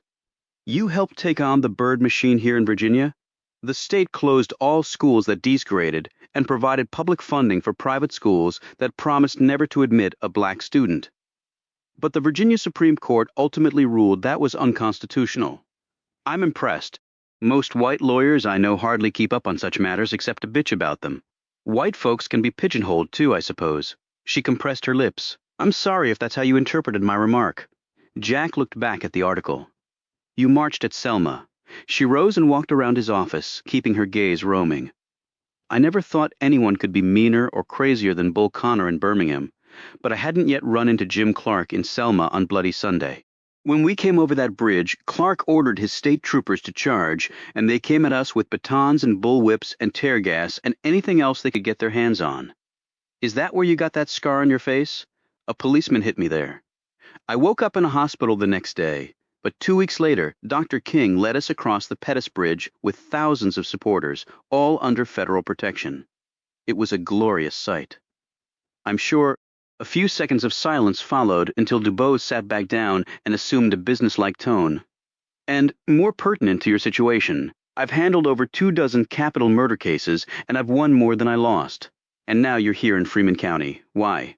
I go where I'm needed, and Virginia seems to be calling me once again. Would that be because Howard Pickett and George Wallace are focused on my case? I do know of their involvement, and that is one reason I'm here. And the other reasons? Jim Crow is finally on his last damn legs, Mr. Lee. Make it Jack, and I wouldn't be too sure about that. Laws are laws, but people are people, Miss Dubose. Please call me Desiree, and laws shape people and their behavior. Otherwise, too many folks would be thieves and murderers. So my job is to keep driving the stake into that son of a bitch's heart until it beats no more. She crossed her legs, smoothing down her skirt and resettling her canny gaze on him. And this case was made known to me, and then I was told that Edmund Battle is to lead the prosecution. You know him? We last butted heads in the Loving case when he was representing the Commonwealth before the United States Supreme Court. It was the battle of constitutional amendments. Virginia relied on the 10th, while we went with the due process and equal protection clauses under the 14th Amendment, and our argument prevailed. Excitement danced in her expression. And now, if I can win this case, we might have Virginia solidly in our column. If you win it, I've devoted my life to this, Jack. I can find a Virginia attorney engaged in the cause to be my local counsel. Then you can step away. Jerome has already retained me as his attorney, and his wife has paid me money. You can return the money, less what you've billed, and they can retain me. And what if I don't want that? Have you ever represented a black person before? She asked. There's a first time for everything, she said. You've already been beaten up. The next time might be far worse. If you get to know me, you'll find that just makes me try harder. And I grew up here. I know things about Freeman you never will. Are you absolutely sure you understand the risks? He touched his battered face. Pretty damn sure. Yeah. How about if I'm lead counsel and you're second chair? If Mr. Washington is okay with that, and if we win, I can move on to other campaigns that need my attention. You make it sound like a battle plan. That's exactly what it is. Because we're at war. We have the enemy on the run. One enormous change is that they no longer have the law on their side. So they come to rely on people like Howard Pickett and George Wallace, and their money and their connections and their lies, and their vitriol used to rile up the public. She ran her gaze over him. Why don't we have a drink and discuss this further? I passed a place. They didn't wash all the paint off, so I can still see the no colorids allowed. But I assume it's okay now? With her help, he struggled into his jacket and put his gun in his pocket. She said, "Think you're going to need that." The Night's Still Young, Chapter 25, The Golden Leap? Said Dubose, staring up at the sign on the building. Tobacco, the cash crop that built Freeman County, answered Jack, of course. The no collards allowed was, as she had said, still visible, like a knife wound semi-healed to a blistered scar that might never fully vanish. There were about 20 people in the bar, one bald, tattooed man tending to the drink orders, 2 waitresses housed in slinky outfits serving those drinks, and a mustached, cowboy-hatted man and his guitar, strumming well but singing poorly. Jack and Dubose took their seats at a table, and the stares commenced. "You get these looks in Chicago?" asked Jack, noting the gawkers. "I don't really have experience being out with a white man." But there are a lot of mixed-race couples in the Windy City, so most people don't take much notice anymore. A waitress with frizzy blonde hair and thick eyeliner came hurrying over. "My God, Jack! Jack Lee?" she exclaimed. He looked up at her, recognition dawning. "Hey, Amy, is that you?" She smiled. "Good Lord, I haven't seen you in forever, and you haven't changed a bit. Still the same tall, good-looking Jack Lee? Give me a hug, you handsome thing." He stood and did so. She squeezed him so tight that Jack's bruised ribs ached like someone had hit him again. She must have had eyes only for Jack, because when Amy finally noticed Dubose sitting there, the smile vanished like someone had shot it off her face. She snatched a glance at Jack as he sat back down. "You with her?" "She's a professional colleague," Dubose said. "Nice to meet you, Amy." Amy looked around at all the people staring. Even the singing guitar player had ceased his vocals to ogle. When Amy looked back at Jack, she said, "What happened to your face?" "Just a disagreement among some folks." Amy eyed Dubose. Jack was quarterback on the football team and also president of the debate club. All the girls were crazy about him and his brother, Jeff. The Lee brothers were pretty famous around here, and then Jeff became a Green Beret, and now Jack's a lawyer and all. She looked at his empty ring finger, and never found himself a wife, if you can believe that. Amy gave Jack a bewildered look, as if to say, "And now you're here with her." Dubose said politely, "Well, some people just aren't the marrying kind." Jack interjected, "How have you been, Amy?" She gave him a sour look. "I'm divorced with 12-year-old twins. I live with my parents right now, sort of in between things." "I'm sorry to hear about your divorce," he commented. "I'm not. He was an asshole." This remark drew a smile from Dubose, which Amy picked up on. She smiled too, but then she seemed to catch herself, and the frown returned. "What are y'all having?" she said irritably. "Do you have white wine?" asked Dubose. "I think so," Amy said curtly. "Rum and Coke for me," said Jack. "And can you bring me a glass of ice? With water?" He pointed to his bruised face. "Nope, just the ice. Thanks." She went off to get their orders, and Dubose turned to Jack. "How does it feel to be famous around here?" "Right now, I'm infamous, and I don't see that changing." "So you met with Mr. Washington?" "Twice." "I've heard some of the facts. Give me your version." Jack did so, although he paused about halfway through when Amy came back with their drinks and the glass of ice. Dubose looked down at her glass of white wine. Floating on the surface was what looked to be a mouthful of spit. Jack saw the blob. For God's sake. He stared angrily up at Amy. Amy's cheeks flushed. I didn't do that." Dubose said, "I'm sure you didn't, Amy. Please give the bartender my thanks for so personally attending to my wine." Amy turned and hurried off. Jack said, "I'm sorry, Desiree, you want mine?" "He probably put poison in yours." Jack pushed his drink away, saying thank you to the man who did that. "Is that Dr. King's pacifism coming through?" "Nonviolence is not the same as pacifism. It's done to flush out the other side, make them show their true colors." "How so?" "In Montgomery, when Rosa Parks wouldn't give up her bus seat, the boycott started. That involved deciding not to partake of services. In Nashville, with the sit-ins, we were demanding service just like whites, not withholding patronage. That was peaceful but directly confrontational. In Selma, we marched, and were beaten while the whole world watched. You see, protest makes change occur, but attitudes are slow to come along for the ride. But real change transforms attitudes. And with that, you have sustained change. I never really thought about it along those lines." "That's because you never had to," she replied. "Now let's get back to the case." He picked up the glass of ice and held it against his jaw. Jerome didn't have a drop of blood on him, even though he had tried to lift Mr. Randolph off the floor and did put Mrs. Randolph into a chair. If he had cut those two people up, there is no way he doesn't have blood all over him. He said it was all dried up when he found them. "And you said the maid usually left at 2, but he didn't see her leave that day. And Jerome saw the blue convertible there at 4, but it could have been there earlier?" "That's right. Do you have a time of death yet?" "No. Battle said he would get it to me, only he didn't say when." Battle actually said he would provide it to you?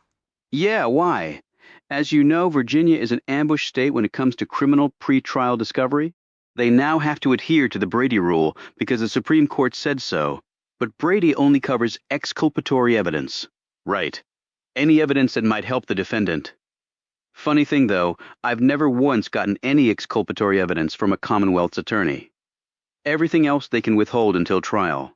But that sword cuts both ways because we can surprise them too. So no money found on him, no murder weapon. Thus, no motive, no means, but he had the opportunity. That may be all the Commonwealth needs. Jerome said a package was delivered that day by the mailman. Did anyone find it inside? Not that I know of. I looked around some, but I didn't do a thorough search. Okay, if you want in on this case, you can be my co-counsel. So you see Jerome as what? Your springboard to a partnership in a big firm.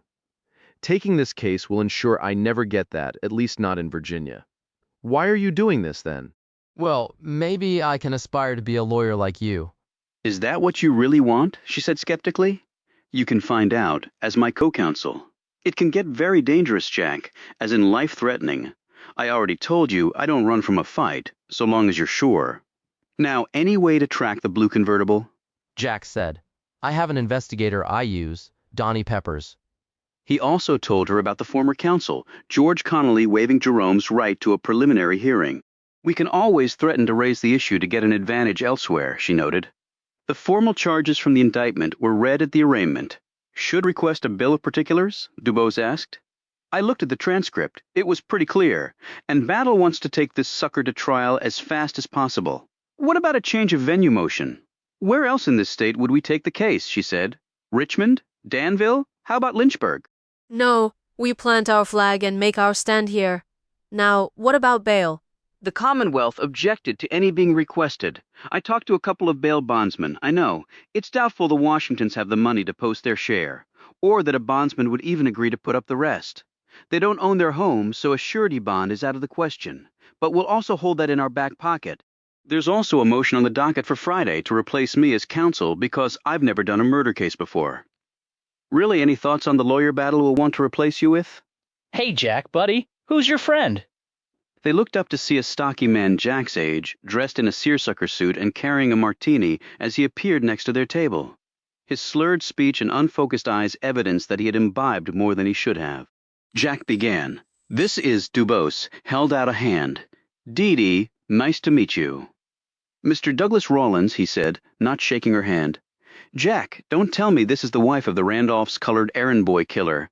I hear you're representing, can't be. She's dressed too nice. Jack stood, towering over Rawlins, and said, Doug, call a taxi, go home, and take a cold shower before you get yourself in trouble. Oh, what a big man you think you're showing off for this colored chick. Go home, Doug.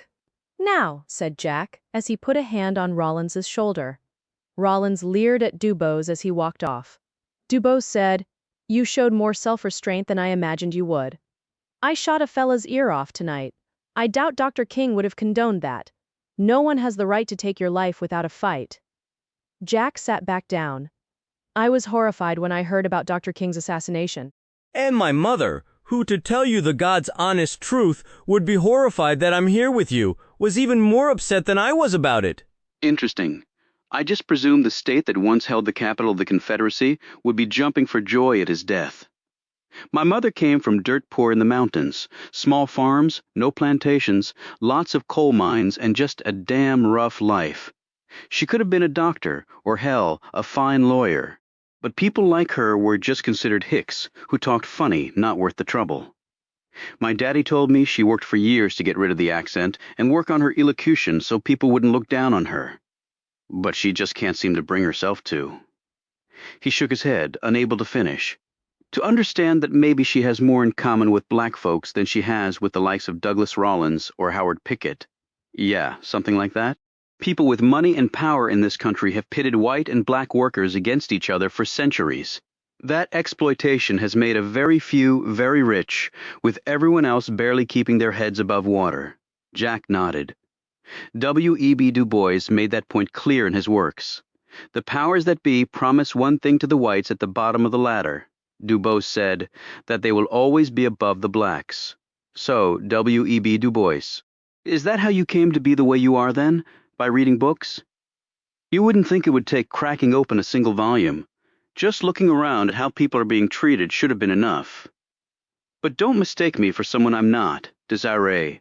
I'd be staring just like the people here are.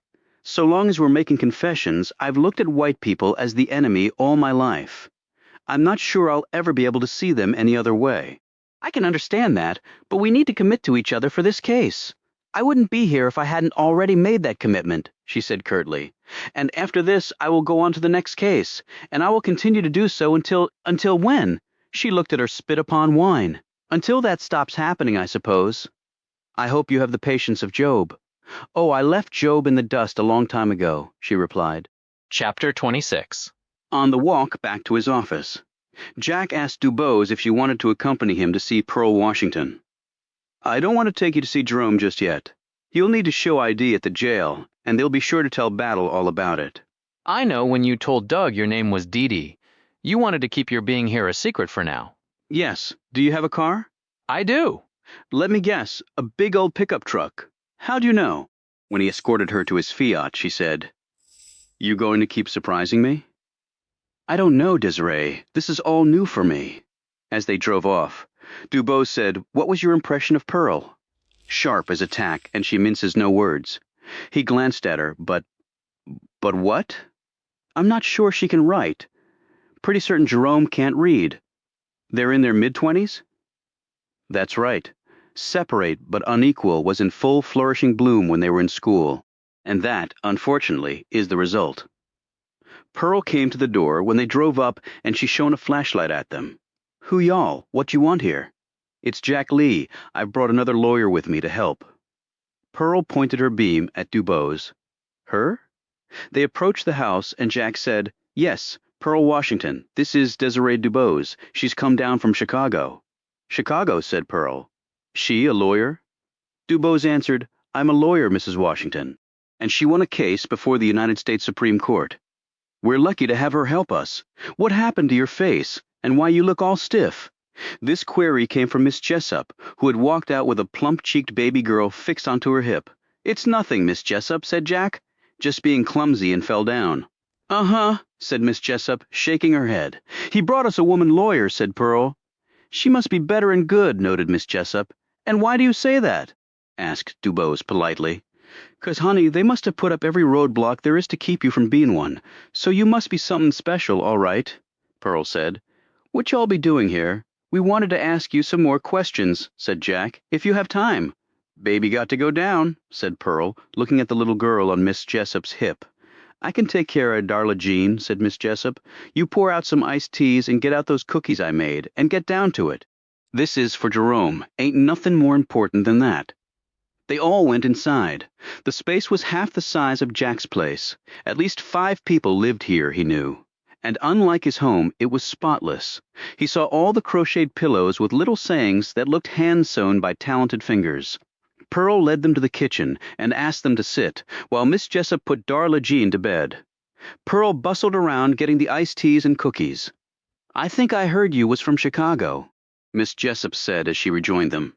Yes, my parents were from Shreveport, Louisiana, originally, but they left 2 years before I was born to find work in Illinois. Lot of black folk headed north or west, said Miss Jessup.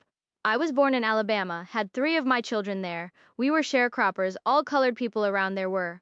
I could pick my weight in cotton by the time I was 10. Penny a pound, and the white man took the rest. Lord, you know how much cotton you got to pick to make a pound. Fingers all cut up, back bent, knees hollowed out. She shook her head. Field of cotton looks right pretty from a distance. Close up. It's ugly. It is ugly, but we made do. We got by. Jack stared blankly at her. He knew none of this. Granted, she had never offered, but then again, he had never asked. Pearl set a plate of cookies down on the table along with 2 iced teas. Thank you. These look wonderful. Dubose picked one up and bit into it. And they taste even better than they look, Pearl said hesitantly. Thank you, ma'am. It's just Desiree. May I call you Pearl, or would you prefer Mrs. Washington? Pearl's gaze now lifted to Dubose's, and her features brightened. Oh, you can call me Pearl, Desiree? Miss Jessup turned her gaze to Jack. Your daddy come by to see me last night? I know, I asked him to. I told him about a man that come to see Mr. Leslie a while back. Mr. Leslie got real mad, run that man off, and told Jerome nobody gonna make him leave his house. Who was the man? Asked Jack. Don't know, Pearl added. Jerome say he ain't never seen Mr. Leslie that mad. Did he mention anything else that Mr. Leslie might have said? Asked Dubose, like why he thought someone was trying to make him leave his house. Miss Jessup shook her head. No, Jerome might remember something more. Have you ever met the Randolphs' children, Pearl? Jack asked. I met Miss Christine. The Randolphs asked us to come over one day. We got all dressed up, and Miss Anne, she made us this delicious lunch we had out by the pool. She paused and hunched forward. She told Jerome to bring some swimsuits, so's we did, and they let the children swim.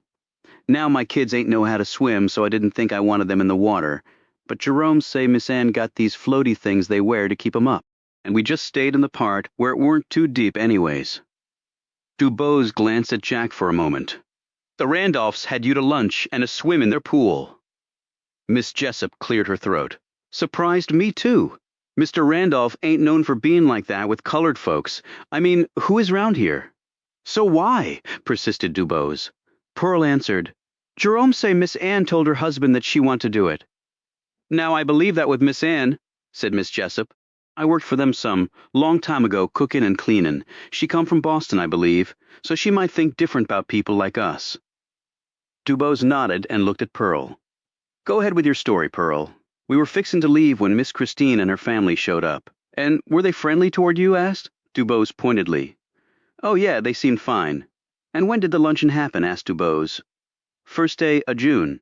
I know, 'cause it was Darla Jean's birthday the next day. Okay, anything else that we might need to know about that day? Asked Dubose. Pearl shook her head. No, I don't think so.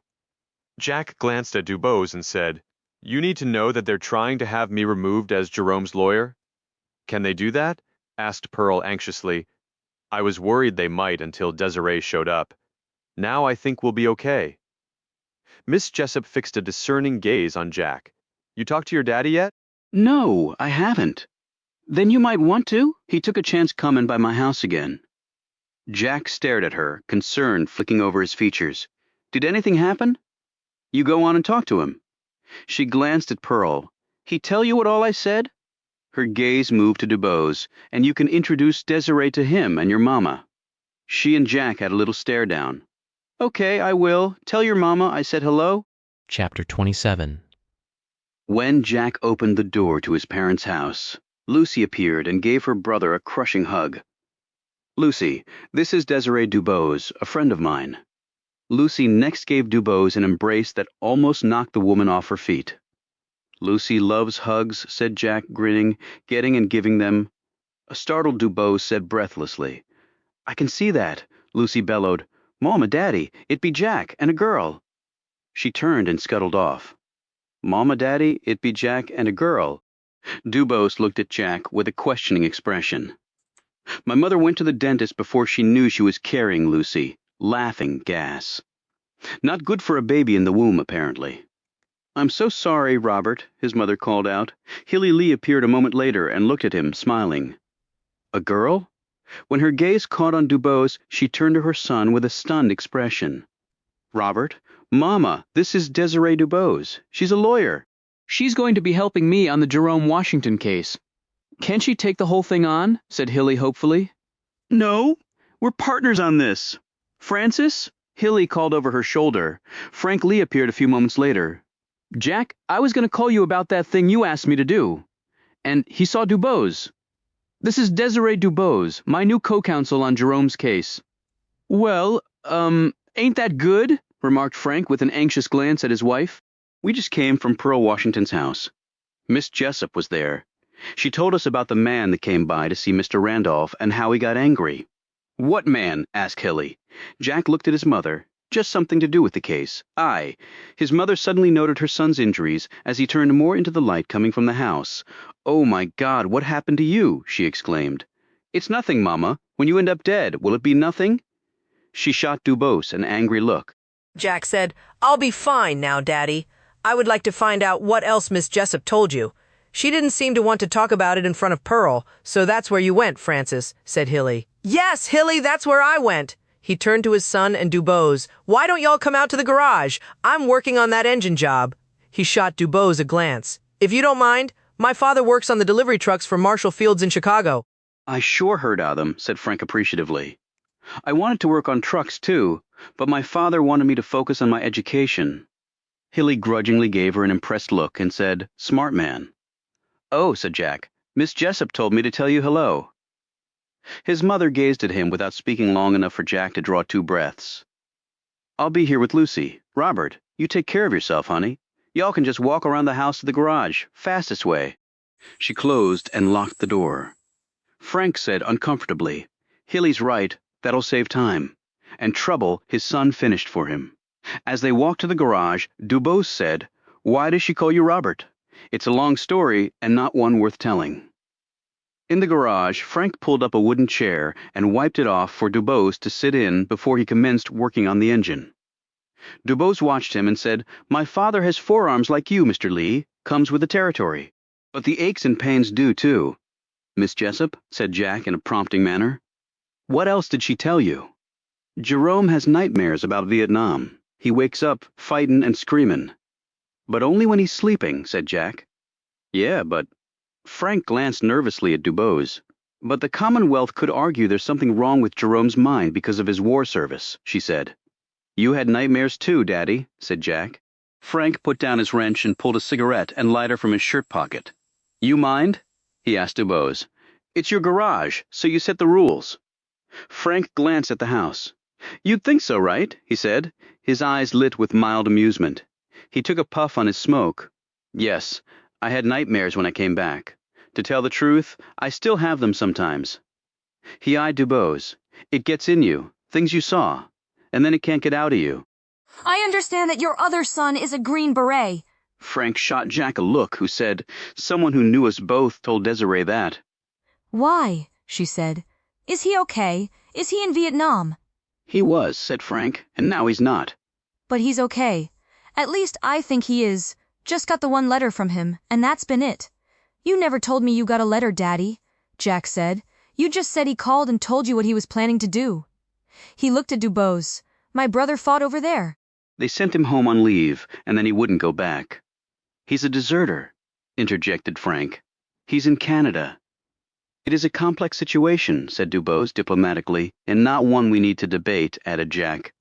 Did you tell her about your brother and the Randolph's daughter, Christine? Frank asked. Jack said to her, they used to date, way back in high school, so we all knew her. I ran into her at her parents' home when I was over there investigating things.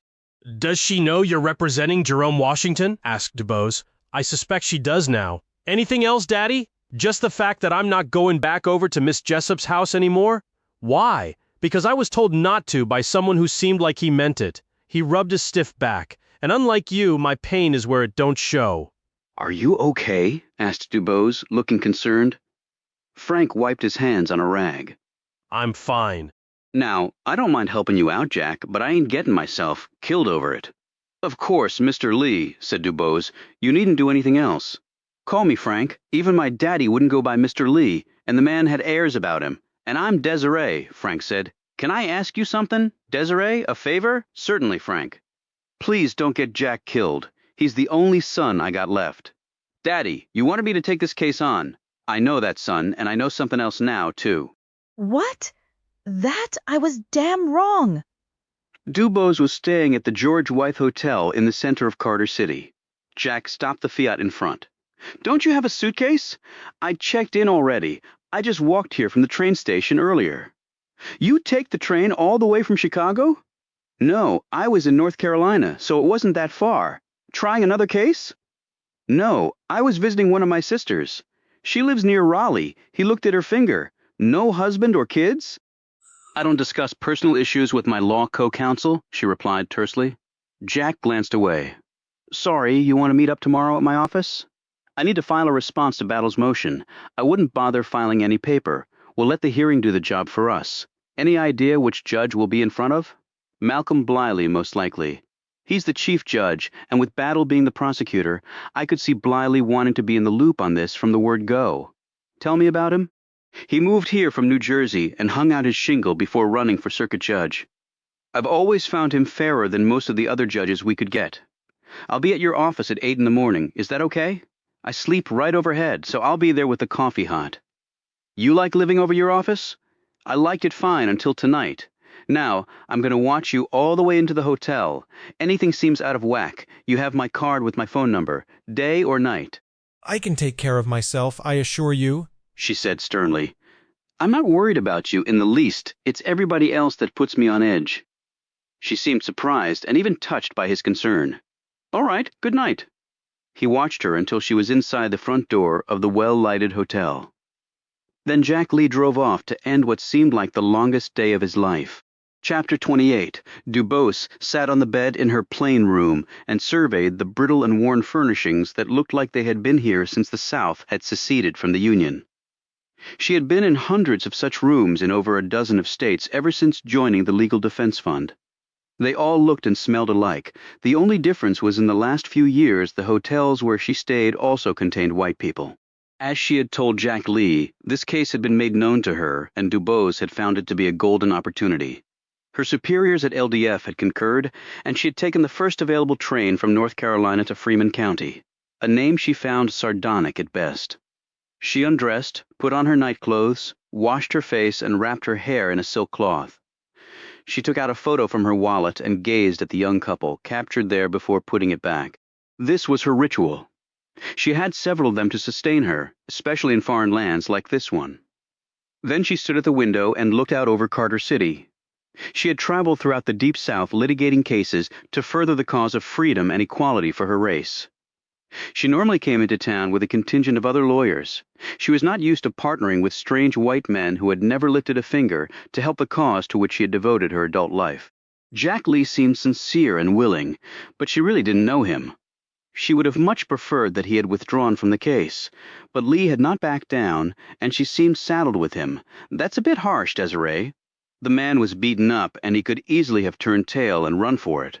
Give him some credit for that, but Edmund Battle was a highly experienced trial lawyer and a tough opponent, and he had the full weight of the Commonwealth of Virginia behind him, if Lee faltered, if he couldn't handle the pressure of what was coming, which was not simply a legal trial, she well knew. The publicity around this case would be immediate and unrelenting. She moved away from the window, sat down at the small desk, took out a legal pad and pen, and began making notes. She had her standard strategic plans and checklists, but each one had to be revised to meet individual conditions on the ground. I'm a battlefield officer without a uniform. No, that's wrong. My uniform is my black skin. In short order, she covered several pages with notes and thoughts. Then she laid down her pen and her mind turned to something that the entire country was starting to focus on. In November, America would elect a new president. The men running for the country's highest office were conventional candidates. With one exception, George Wallace represented the American Independent Party, a far-right collection of people and policy platforms that were designed to carry America directly back to the past, where only whites enjoyed any rights and freedoms. Dubose could not believe that he would win, but his campaign was gaining momentum and his rallies were raucous affairs. Thousands of Americans filled the venues and expressed their undying loyalty for the man who they earnestly believed would lead them to their version of the Promised Land. This was not only the case in the South, but with working-class folks in the North and Midwest. Dubose had heard Wallace speak. He was a fiery orator who could rile up a crowd far more effectively than the likes of Richard Nixon, Hubert Humphrey, or Eugene McCarthy, the other men in the running. Robert Kennedy also had had that effect over his supporters.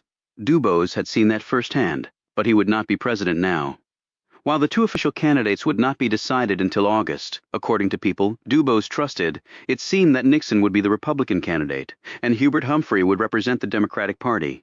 She was not terribly excited about either man, although Humphrey had vowed that, if elected, he would continue Lyndon B. Johnson's support of the civil rights movement, but she would prefer either of them over Wallace and his message of white supremacy and division. Dubose and all the folks she respected were terrified that even if Wallace didn't prevail in the election, he would do well enough that the eventual winner would need to pacify Wallace and his followers by agreeing to some of their demands. And with the momentum for civil rights possibly stalled, the American people might slide back to old ways that would once more entrench blacks in a second-class status. However, Howard Pickett's being dispatched here by the Wallace campaign was the real reason Dubose had come to town. She and the man had had quite a few battles over the years, long before Wallace threw his hat into the presidential ring. Pickett was arrogant, racist, and transactional, lacking empathy for anyone or anything that could not help him in some way, and the fact that he was here told Dubose that they sensed an opportunity in Virginia. Still smarting after the Loving case allowed blacks and whites to finally marry, they would assuredly rejoice to see a black man go to the electric chair for killing an elderly white couple, no doubt hoping it might compel enough Americans to turn against the effort to make blacks fully equal with whites. And it's my job to make sure that does not happen. So here we go again. She turned out the lights and got into bed. Then she stared at the ceiling as she thought over tonight's events. She had very much liked Pearl and Miss Jessup. Straightforward, good souls caught up in a legal nightmare. She assumed that the evidence against Jerome had been trumped up, as it often was with defendants of color.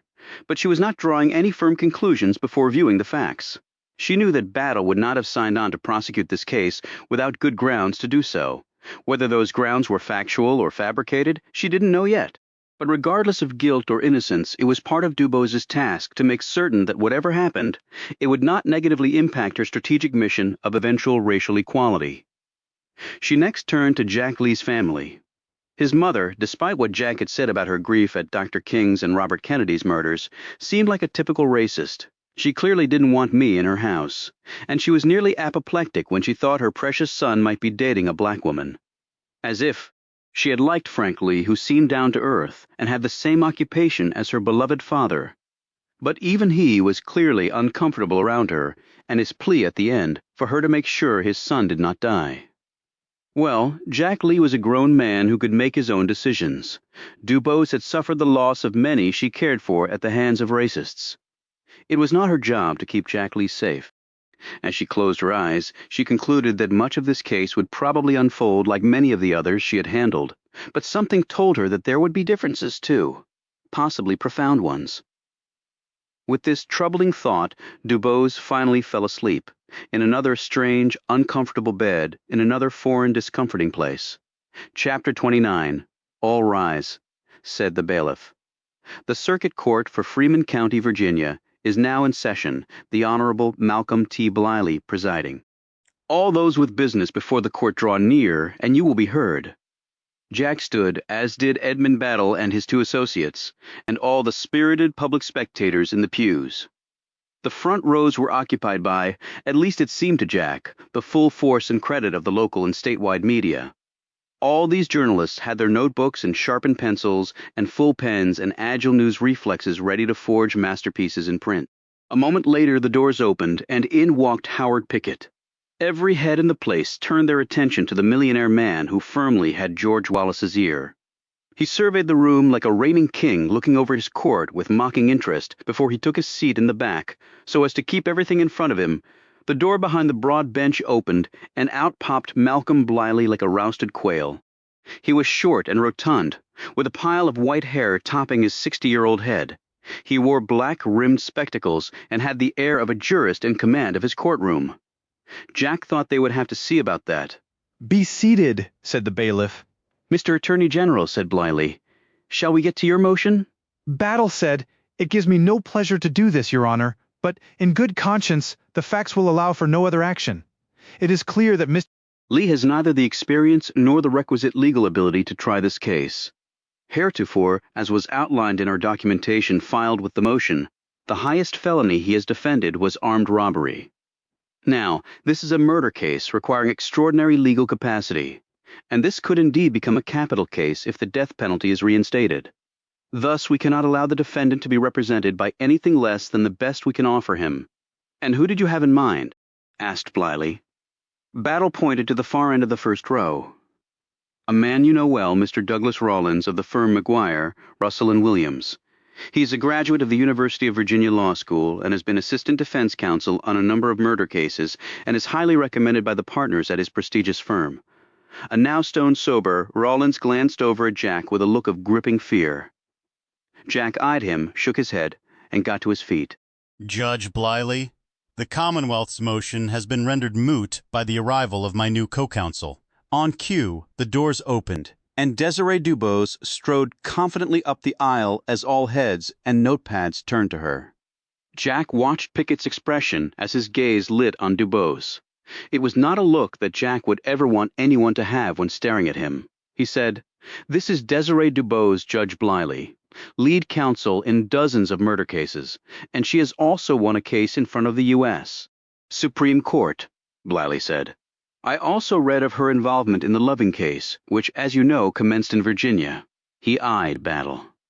"And if memory serves, Mr. Battle, on that matter you were, at times, on the receiving end of this lady's legal skills." Battle, who did not look remotely surprised at Dubose's appearance, said, "She is also not a member of the Virginia State Bar." "The Virginia Supreme Court did not have an issue with that," said Dubose, coming to stand next to Jack. "I was waved in on a pro-hack vice basis, as is normal." "That was an appellate court appearance," countered Battle. "This is the trial component of what is shaping up to be a capital murder case. The lawyer defending the accused should be a full-fledged member of the bar where the killings occurred, not some foreign lawyer flitting in from out of state and who doesn't know our ways," Dubose said. "So then you propose to put in Mr. Lee's place, Douglas Rawlins, who we happened to meet the other night, and who described the man he would be representing as a colored errand boy killer." Bliley swung his gaze over to Rawlins. "Did you make such a statement, sir?" "I was there too, Judge, and he most assuredly did," said Jack. Battle glanced at the mortified Rawlins, and the fury in the Attorney General's expression was palpable. Rawlins stood on trembling legs and said, "I don't really remember saying words exactly to that effect, Your Honor, but in my defense I had been drinking maybe more than I should have that night." "Well, that's surely a good attribute for counsel in a murder case, that he drinks too much," noted Jack. Battle said in a booming, confident baritone, "This is easily resolved, Your Honor. There are numerous lawyers ready, willing, and able to step in." He gave Rawlins a dismissive glance. "And I imagine quite a few of them are teetotalers." He held up a letter. "And I have a document here, signed by Mr. Washington, whereby he acknowledges that Mr. Lee is inadequate to represent him and has requested that different counsel be appointed." Jack exclaimed, "Do you mean to say that you visited my client without me being there? That is a most egregious breach of professional ethics." "May we see the letter?" asked Dubose. Battle made a show of handing the document to Jack and not her. They read down the typed letter and then looked at the signature. "And you're claiming that Mr. Washington signed this?" said Jack. "I was told that he did." "A remarkable performance, since he uses an X as his signature."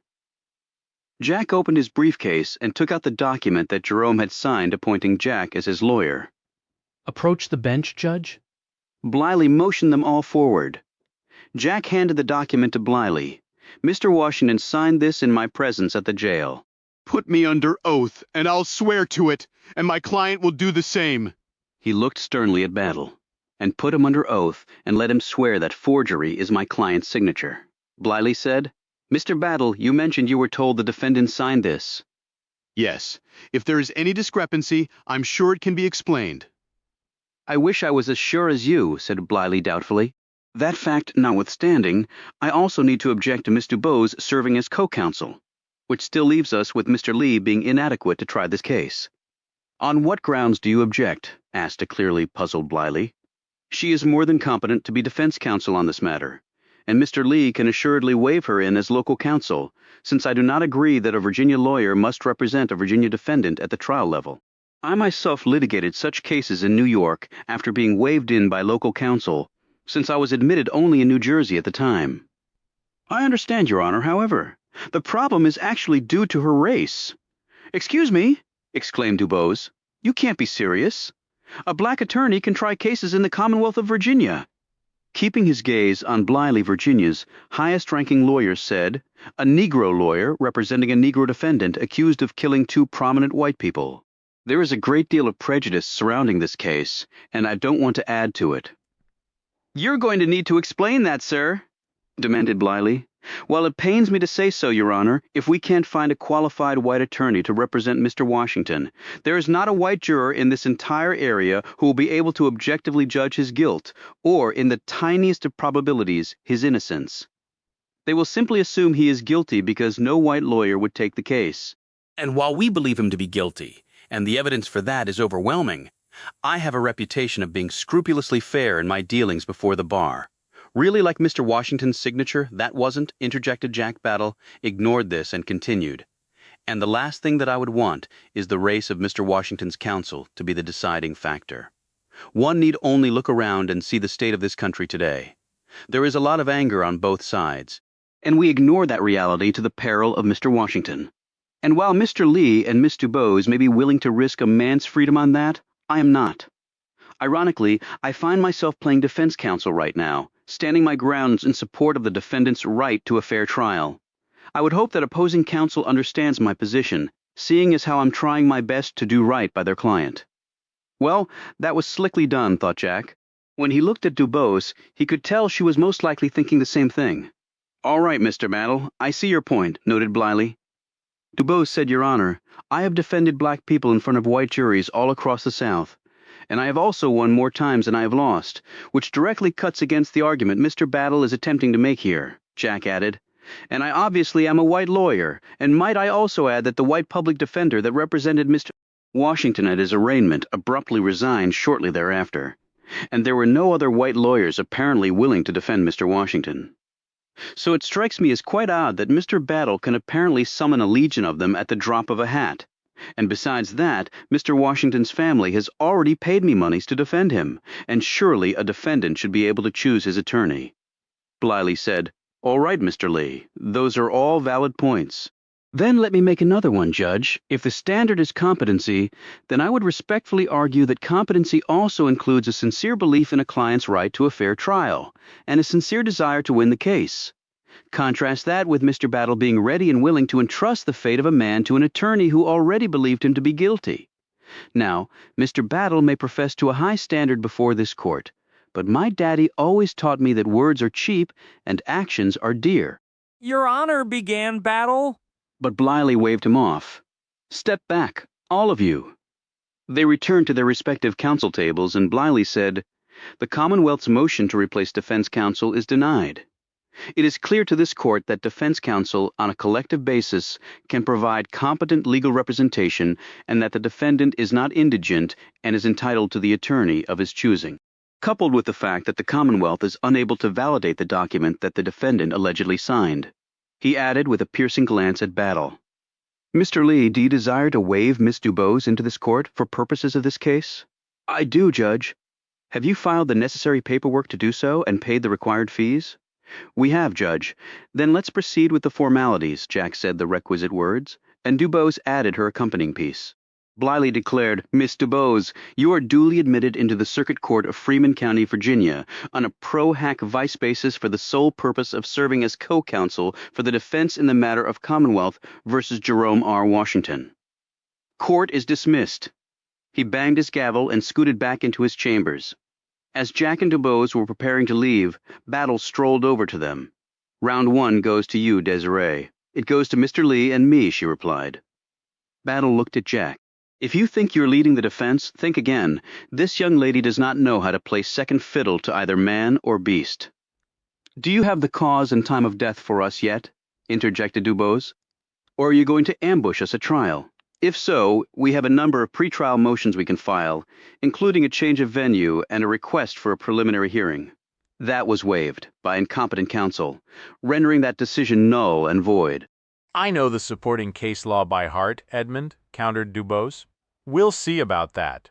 I saw your son last month. Brett is doing God's work with the Civil Rights Division at the Justice Department in Washington. Battle glared at her. You have a funny definition of God's work. I thought it was pretty straightforward, right versus wrong, noted Dubose. Battle glanced away from her and looked over Jack's facial injuries. No room for that in our legal system, Mr. Lee.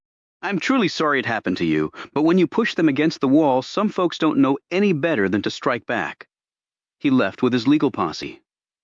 The reporters flocked after him, pestering the man with questions. A few moments later, Howard Pickett came forward.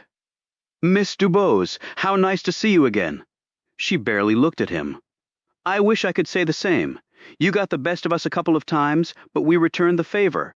Yes, by sending 4 innocent men to prison for life and spending 3 years and hundreds of thousands of dollars of your money trying to keep little black kids from getting the same education as white children.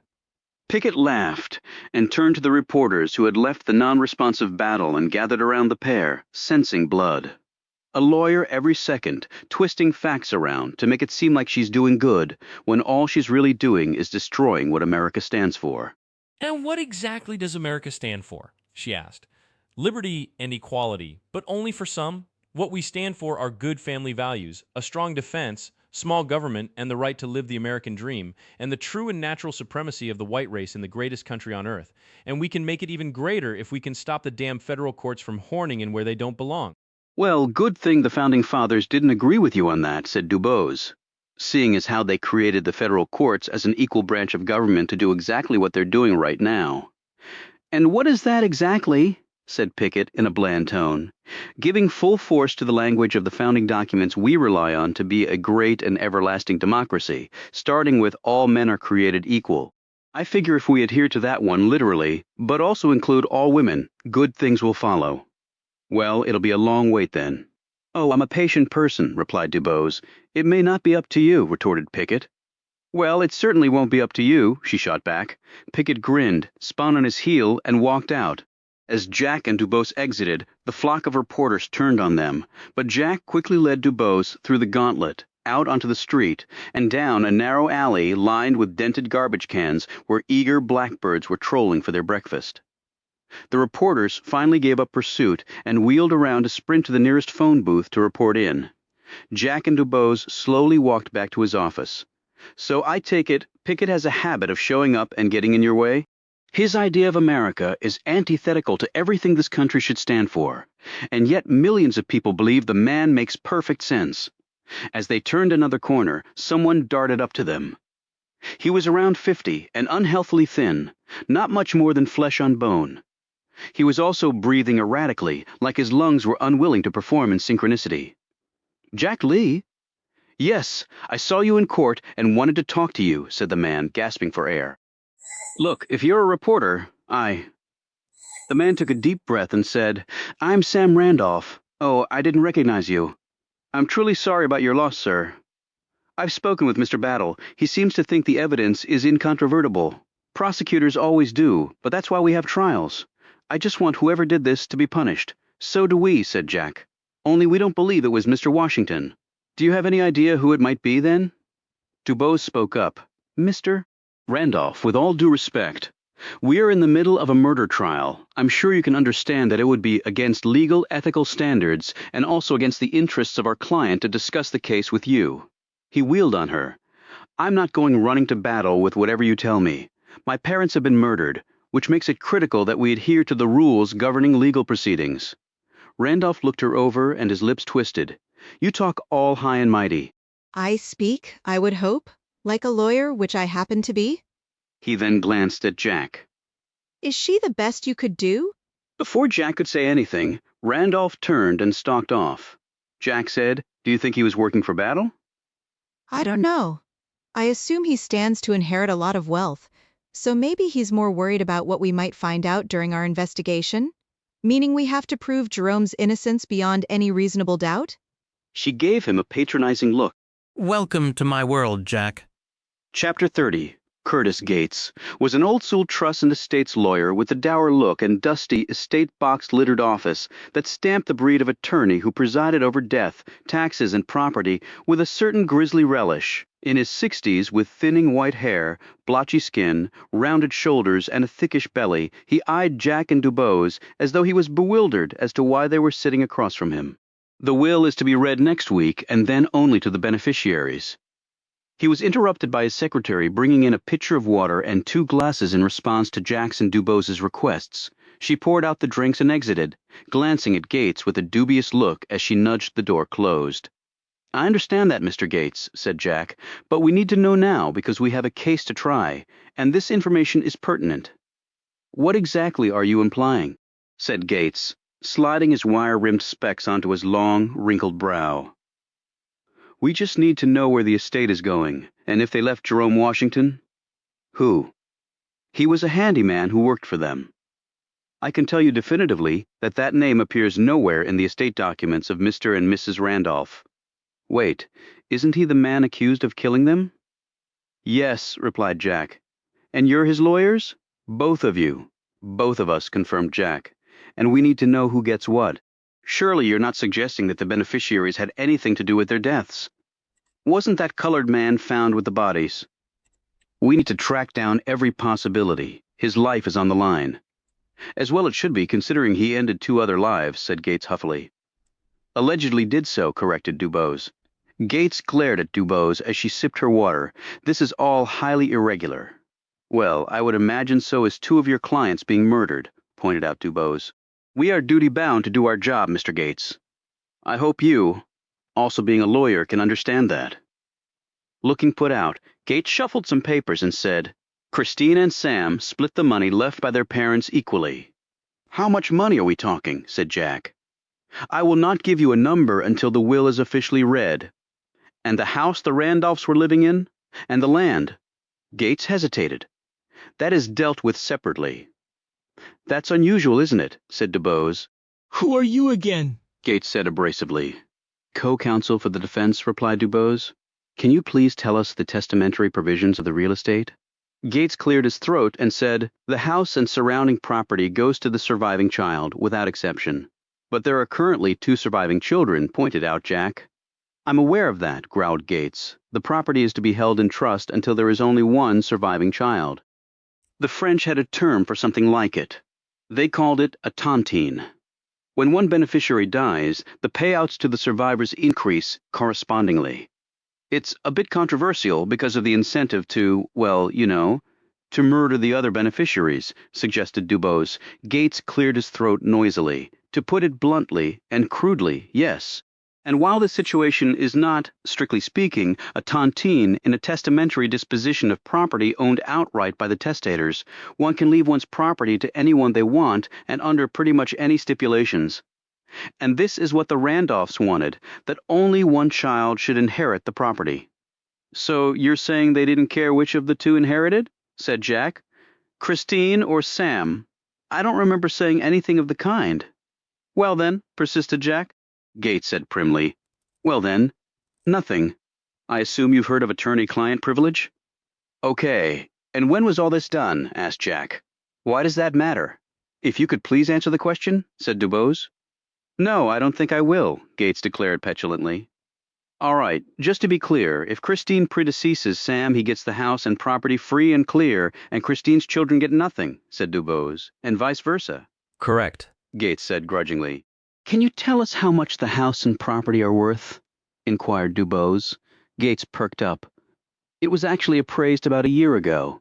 The valuation came back at nearly $2 million, and I know of at least 3 developers who would pay more than that, and just for the land. It's near the country club, and is also adjacent to Faulkner's Woods, and that amount doesn't come close to its potential. What do you mean? Asked Jack. You knock down all those trees on the forested part of their property. You could put up over 50 luxury estate homes and sell them for over $250,000 or more each. My son, Walter, is a developer, so I know more about that business than most. Why would the Randolphs have done that? Asked Jack. Making sure that only 1 child benefited and having to wait until the other died. Once again, that is privileged information, and I have no intention of sharing it with you. Or her, Gates said, glancing disgustedly at Dubose. Now, if there's nothing else. He spoke into his phone, and his secretary came in to take away the tray. She scrutinized the glasses after glancing at Gates, who inclined his head to the right. Neither of them noticed Dubose picking up on this unspoken exchange. As they were leaving, Dubose poked her head into the small kitchen off the main reception area, in time to see Gates's secretary dump one of the water glasses into the wastebasket. She was about to tell the woman that she had drunk from the other glass, just to let her know that Dubose knew what was going on. But her anger faded, and she returned to Jack, who looked at her curiously. Anything wrong? He asked. Nothing I haven't seen before, Dubose said wearily. Chapter 31, when they returned to Jack's office. They found an envelope tacked to his door. Battle strikes again, he said after reading the document inside. He's asking for the trial to commence in 1 week, and there's a hearing scheduled for that on Monday. He also says that based on the evidence they will make no formal plea offer. However, if Jerome confesses his guilt, they will take the possibility of execution off the table. If the death penalty becomes active again, but he will be sentenced to life without the chance of parole. and he will have to provide an allocution in court. He looked up at Dubose. We have to present this offer to Jerome, which is why Battle made it. It took Dubose showing her ID along with her Illinois bar card to 3 different guards and Jack swearing on a stack of Bibles that she was his co-counsel before they would allow Dubose in to see her own client. Jerome gazed up curiously at Dubose while Jack introduced her. She said, "I work for the Legal Defense Fund. Have you heard of them?" "No, ma'am. It used to be part of the NOACP. You've probably heard of it." Jerome nodded. But why they care about the likes of me? Dubose sat in the chair opposite him. Because it's our job to make sure you get the same rights as anyone else. She paused. First thing, Mr. Washington, did you sign a letter asking that Mr. Lee be removed as your counsel? He shook his head. Letter? Nobody brought me no letter in here. Dubose glanced at Jack. Okay, now, the Commonwealth has made an offer to you, Mr. Washington. Just call me Jerome. All right, Jerome. The offer says that if you plead guilty and stand up in court and say how and why you committed the murders, the state will waive any right it may have to ask for your execution, and you will spend the rest of your life in prison without the chance of ever being paroled. How I stand up and say stuff I ain't done, I understand, but we were duty-bound to present the offer to you. Do I take it that you do not want to accept that offer? Jack said. Jerome, we mean to defend you with all we have, but they may very well bring back the death penalty. But even if we do lose at the trial level, I'm confident that we will win on appeal, said Dubose, drawing a surprised look from Jack. You may want to talk to your wife before you decide, Jack suggested. I ain't saying I killed them people, 'cause I didn't do it. Fine, said Dubose decisively. We will communicate your decision. Jack took a deep breath. All right, Jerome. Now, do you remember anything about the man who came by to see the Randolphs a while back? And where Mr. Randolph got so mad? Pearl and Miss Jessup told us about it. And do you recall the make and model of the car he drove? Jerome looked down at his shoes. It'd be light gray with white trim. I remember that. It'd be a 4-door, a Chrysler hardtop. He thought some more, scrunching up his features, and then he looked up. Yeah, it'd be one of them New Yorkers. Nice car. Jack wrote all of this down. And the man, can you describe him? He, a little shorter than you, and thicker. He got on a dark suit and tie, and he was carrying a black bag. A bag? What did it look like? Asked Jack. Like a doctor carries round. Dubose and Jack exchanged a puzzled look. How old was he? She asked. I reckon he may be about 40 or so. And he was white? Asked Dubose. Oh, yeah. He gone in the house and all, and he come out the front door. Okay, Dubose said with a glance at Jack. And Mr. Randolph said nothing other than nobody was going to make him leave his house. That right? Ain't nobody making him get out his own house? He say that, and you never saw the man again after that? Asked Jack. No, sir, not one time. Pearl said that the Randolphs invited you and your family over for lunch and a swim in the pool, said Dubose. Jerome grinned. Yeah, they take us round to the back and we ate out there, of course. But then Miss Ann say, Hey kids, you want to go swimming? Now Miss Ann tell me she gonna ask that. So Pearl had got him some swimsuits, and she got one for herself, too. They changed in the garage. They ain't never been in no water 'cept the bathtub, but they had a real good time. And Christine Randolph showed up at some point, said Jack. Yeah, Miss Christine and her husband and their kids walked in the backyard when we was fixin' to leave. They real nice. Asked how we liked the food and the pool and all. Just a real nice day, so I don't see how nobody think I could kill these folks who've been so good to me and my family. Now I ain't got a job, and I'm in here. He shook his head in frustration. Jack said quietly, We understand that you have bad dreams from time to time. Jerome glanced sharply up at him for a moment before looking away. I don't really have 'em no more. Did they make you angry, or? I seen things, Mr. Lee, over in Vietnam, that I ain't never seen before. And I hope to God I don't never see again, so long as I live. I'm sure, said Jack, who was now thinking of his brother. Dubose said, We're only asking you this, Jerome, because the Commonwealth may bring it up. Their argument might be that you had one of these episodes while you were at the Randolphs, and it caused you to attack them. I ain't never had none, that 'cept when I be sleepin'. I went in that house to get my money 'cause they didn't answer the door. And they didn't answer the door 'cause they be dead. That's all I got to say. He bowed his head and looked at the floor. Dubose eyed Jack.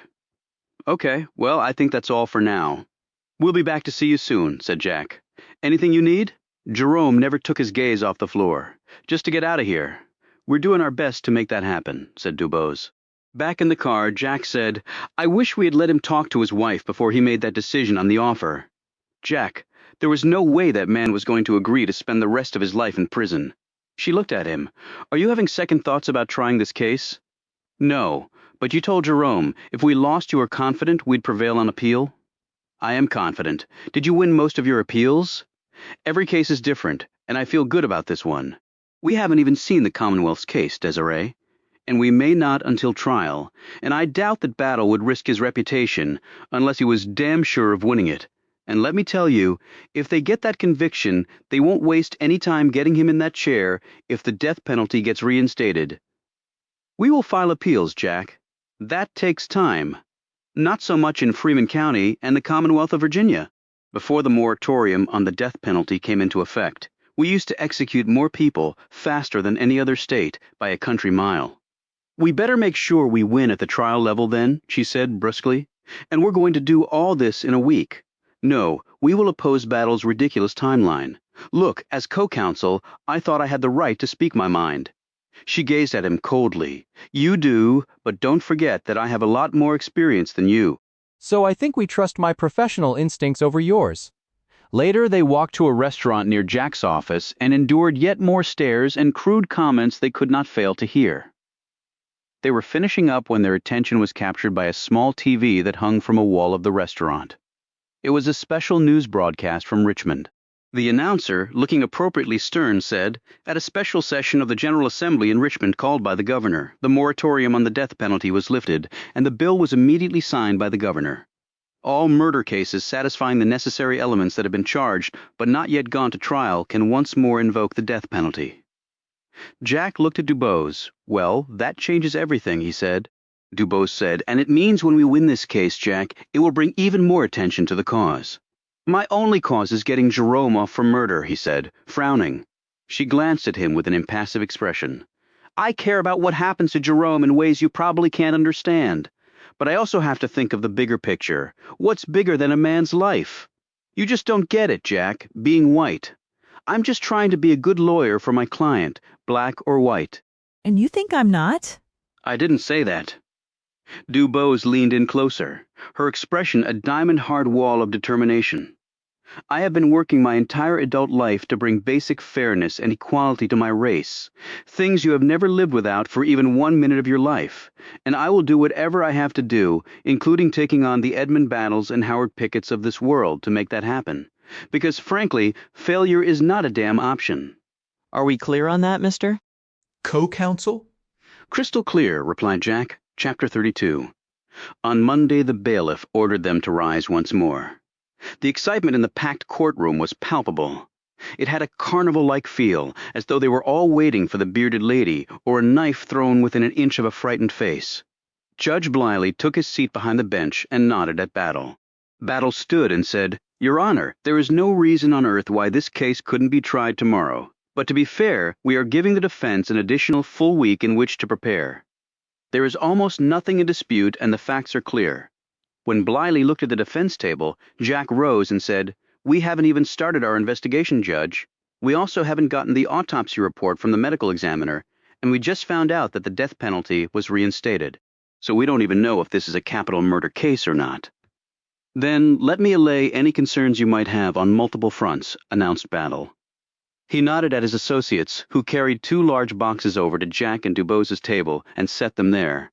Battle said, In those boxes are all the exculpatory evidence required under Brady. Your Honor, little though there is.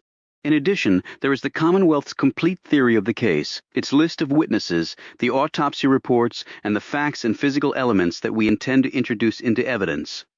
We are not required to give the defense any of that, except for the Brady material, but are doing so voluntarily in the interests of justice and fair play.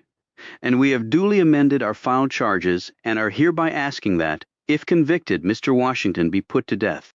In addition, we have conducted a search of Mr. Washington's home, and the results of that search are in with what we have just provided defense counsel. Dubose said, You searched our client's home without notifying us. Just like you, Miss Dubose, We have the right and duty to conduct a thorough investigation of this matter, and we have done so. And Mr. Lee is being more than a little disingenuous about having had no opportunity to undertake an investigation. Since I personally allowed him to go through the entire crime scene, and he took pictures and asked questions, and we were thoroughly accommodating to him. Blyly looked over at Jack. Is that true? I use an investigator to really dig into the case, since I'm no trained fact finder. We're meeting with him shortly, and I don't know why the Commonwealth feels like we need to rush this case. Battle was clearly ready for this.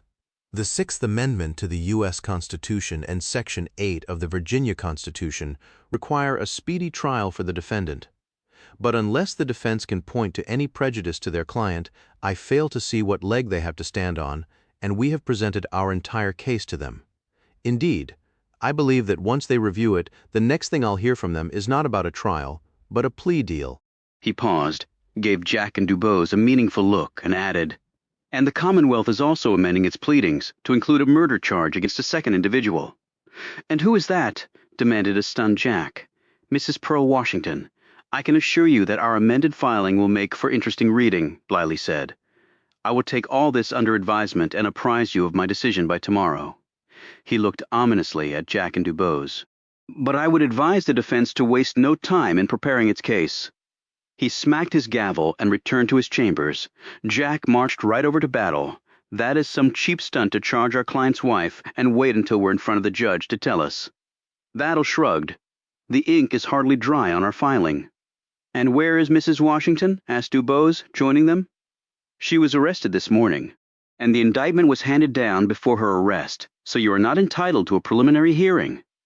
She will be arraigned tomorrow, which will give you a chance to formally enter your appearance as her counsel, although with what we have found out, she may want a separate lawyer. We will oppose any talk of bail. She's currently in the women's jail, which I'm sure you know is right next to the men's. Maybe she and her murderous husband can holler out the windows at each other. Are you claiming that she helped kill the Randolphs? Yes, and we are seeking the death penalty against her as well, since she helped plan the killings and assisted in their execution. How can you imagine that Pearl Washington is involved? Exclaimed Dubose. I think your client and his missus might have some explaining to do, and piece of advice next time before taking on a case, do a little due diligence first. With that stinging shot, Battle and his team left. Dubose opened one of the boxes and stared down at the contents. Jack looked over her shoulder and whispered, I don't like the sound of that. Let's get these back and start going through them. And then we need to get ready for Pearl's arraignment. Well, first, we need to go by the Washingtons' house. We need to make sure everybody's okay. Dubose glanced at him, a bit shamefacedly. Yes, of course. I'm going to call my investigator and have him meet us later today. I hope he's good. Donnie Peppers is better than good. Jack turned to look behind him when someone called his name. Christine Hanover motioned to him from the front row. Her hair was tied back in a single braid, which emphasized the delicate lines of crow's feet around her eyes. She had always been slender, but now she looked like she had lost weight just since he had seen her last. He walked over and said, Christine, I should have told you before that I was representing Jerome Washington. It was just mighty awkward at the time. In fact, I didn't even know that your parents were involved when I was first approached about taking on the case. She nodded. I understand that, I guess. It was still a shock to find out. How are your kids? I'm sure they took this hard, he said. Fortunately, they're all away at a summer camp. We called and told them about what happened, leaving out the details. Of course. She glanced over at Dubose. You have a new law partner? Desiree Dubose from Chicago. Oh, I saw your brother. He doesn't look too good. He has some health problems, but I don't know what they are. To tell you the truth, we don't really see one another anymore. Sorry to hear that. I'm sure your husband has been supportive of you.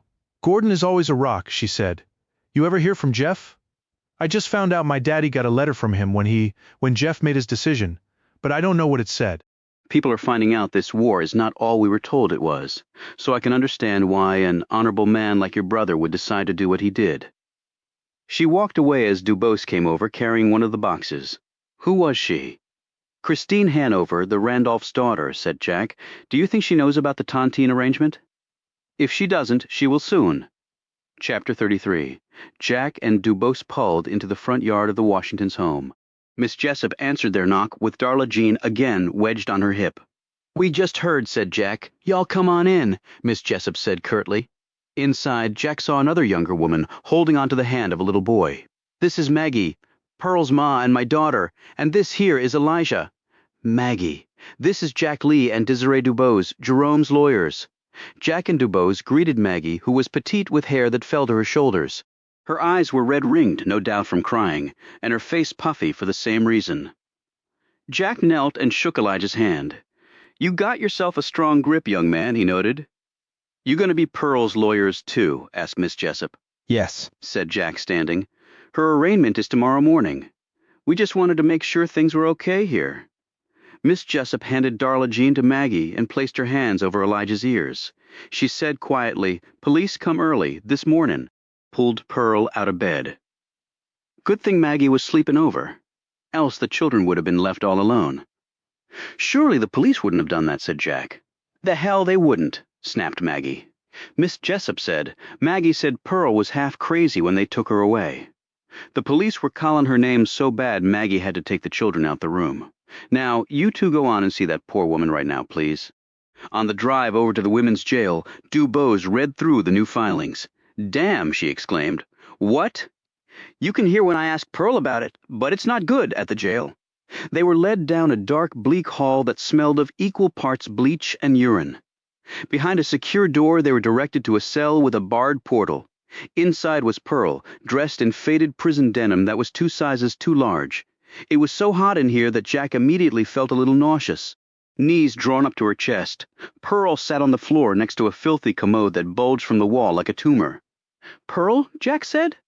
She looked up and then stood on trembling legs. The jailer opened the door and locked it behind them. "Are you all right?" said Jack, looking her over. Tears slid down her cheeks. "I don't know what jerby happening, Mr. Lee. They come and say I helped Jerome kill those people. The kids were bawling. My mama," she started hyperventilating. Dubose clutched her hand and said calmly, "Take some deep breaths, nice and slow. Now sit on the bed. Take as long as you need, and then just tell us what happened. We're here to help you. Deep, deep breaths. Take your time." They stood in front of her bunk as Pearl composed herself. After a minute or so, her breathing normalized. She said they come early in the morning. Bout knocked my door down, pulled me out my bed, and I was in my undies. My kids were bawling, and they put the handcuffs on me and put me in the car, and all the time they jabbering away about me helping to kill them people. Dubose glanced at Jack. "They're saying that you went to the Randolphs that day with clean clothes and shoes for Jerome, that you took the murder weapon from him and his bloody clothes and shoes. They searched your property and found some money in the lean-to they assert you stole from the Randolphs." "Ain't none. Ain't that true?" "And I don't know nothing about no money in the lean-to." Dubose said, "The reason they brought you into this is because Jerome had no blood on his clothes or shoes, and no murder weapon or money was found on his person. Those are big gaps in the prosecution's case. To get around that, they concocted this whole story about you and Jerome planning the murders together. That closes all the holes in their theory. And now that they've found the money, or more likely planted it, that bolsters their argument." Dubose perched next to Pearl. "But they're also saying that you weren't at your job the day that the Randolphs were killed. They must have checked on that before they laid out a plan to charge you, otherwise their scheme wouldn't have worked. Which means you weren't at work on that Friday." Pearl dabbed at her nose with her wrist and wouldn't look at either of them. "Where do you work during the week?" asked Jack. "Winston's. It only a mile from my house. It's where folks like me get our food." "What do you do there?" asked Dubose.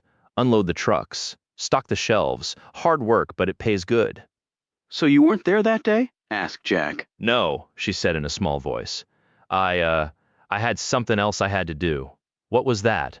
Her mouth twisted and she said defiantly, "My business. The Commonwealth is making it their business, Pearl," pointed out Dubose. "If you tell us where you were, we can assert that as a defense." "I ain't telling nobody where I was," Pearl said fiercely. Jack and Dubose exchanged a worried glance. Dubose said, "Okay, as I mentioned, the Commonwealth also found $50 in an envelope in your lean-to. You really have no idea where that came from?" "No. All our money's in a coffee can on the top shelf of the pantry." Dubose rose. "All right. Do you need anything?" Yeah, I need to get back to my kids, Pearl said tearfully. Jack said, we went to your house. Your mother and Miss Jessup are there. My grandma's there. What about Ashby? I don't know. She gonna lose her job. That old man don't care about nothing 'cept hisself. Dubose said, do you want us to be your lawyers? I guess so, yeah, she said distractedly. Then we need you to be truthful with us. Everything you tell us is confidential. Pearl wavered for a moment, but then shook her head. Jack said, your arraignment is tomorrow. We'll be back to prep you for it. As they walked over to the men's jail, Dubose said, if she doesn't tell us where she was, we have no real way to defend her. She looked at the entrance to the men's jail. Now, let's go see what Jerome has been withholding. Jerome was sitting on his bed when they walked in. They told him about Pearl being arrested, and why. A furious Jerome slammed his fist into the skinny mattress. That be crazy. I didn't kill nobody, and she didn't do none of them things at all, a pack of lies. Only she wasn't at work the day the Randolphs were killed. Jerome, said Jack, his anger instantly transformed to puzzlement. Then where was she? She wouldn't tell us. You don't know? Asked Jack. No, Mr. Lee, she never miss work. She miss work, she ain't get paid, Dubose urged. We have to know Jerome. Can I talk to her? Jack said, we can arrange a phone call. You do that then. Now, Jerome, the police searched your house and property, said Jack. Why they done that? Dubose said they found $50 in an envelope in a hole in the wall of your lean-to. Do you know how that might have gotten there? Jack's gut clenched when he saw the expression on Jerome's face. It was not surprise or confusion, but nervousness, perhaps guilt. Miss Anne, give me that money? When and why? Asked Jack sharply. When we was at the house for lunch, Miss Anne, she pulled me aside one day in the pool and she say, I doin' a good job, and I had a nice family, and what? Asked Dubose. Pearl's birthday comin' up, and I wanted to get her something nice. Did Mrs. Randolph know that? Yeah, I told her. I think that one reason why she give me the money, but I ain't asked for it, and $50 is more'n I make in a week, but she wanted me to take it, so's I did. Did you tell anyone else about this? Asked Jack. No, sir, I wanted to surprise Pearl. Did anyone other than Mrs. Randolph know about the gift? She maybe told Mr. Leslie. And now they're both dead, said Dubose, giving Jack an ominous look. She sat down next to Jerome. See, the thing is, Jerome, the Commonwealth will argue that you stole that money when you killed the Randolphs.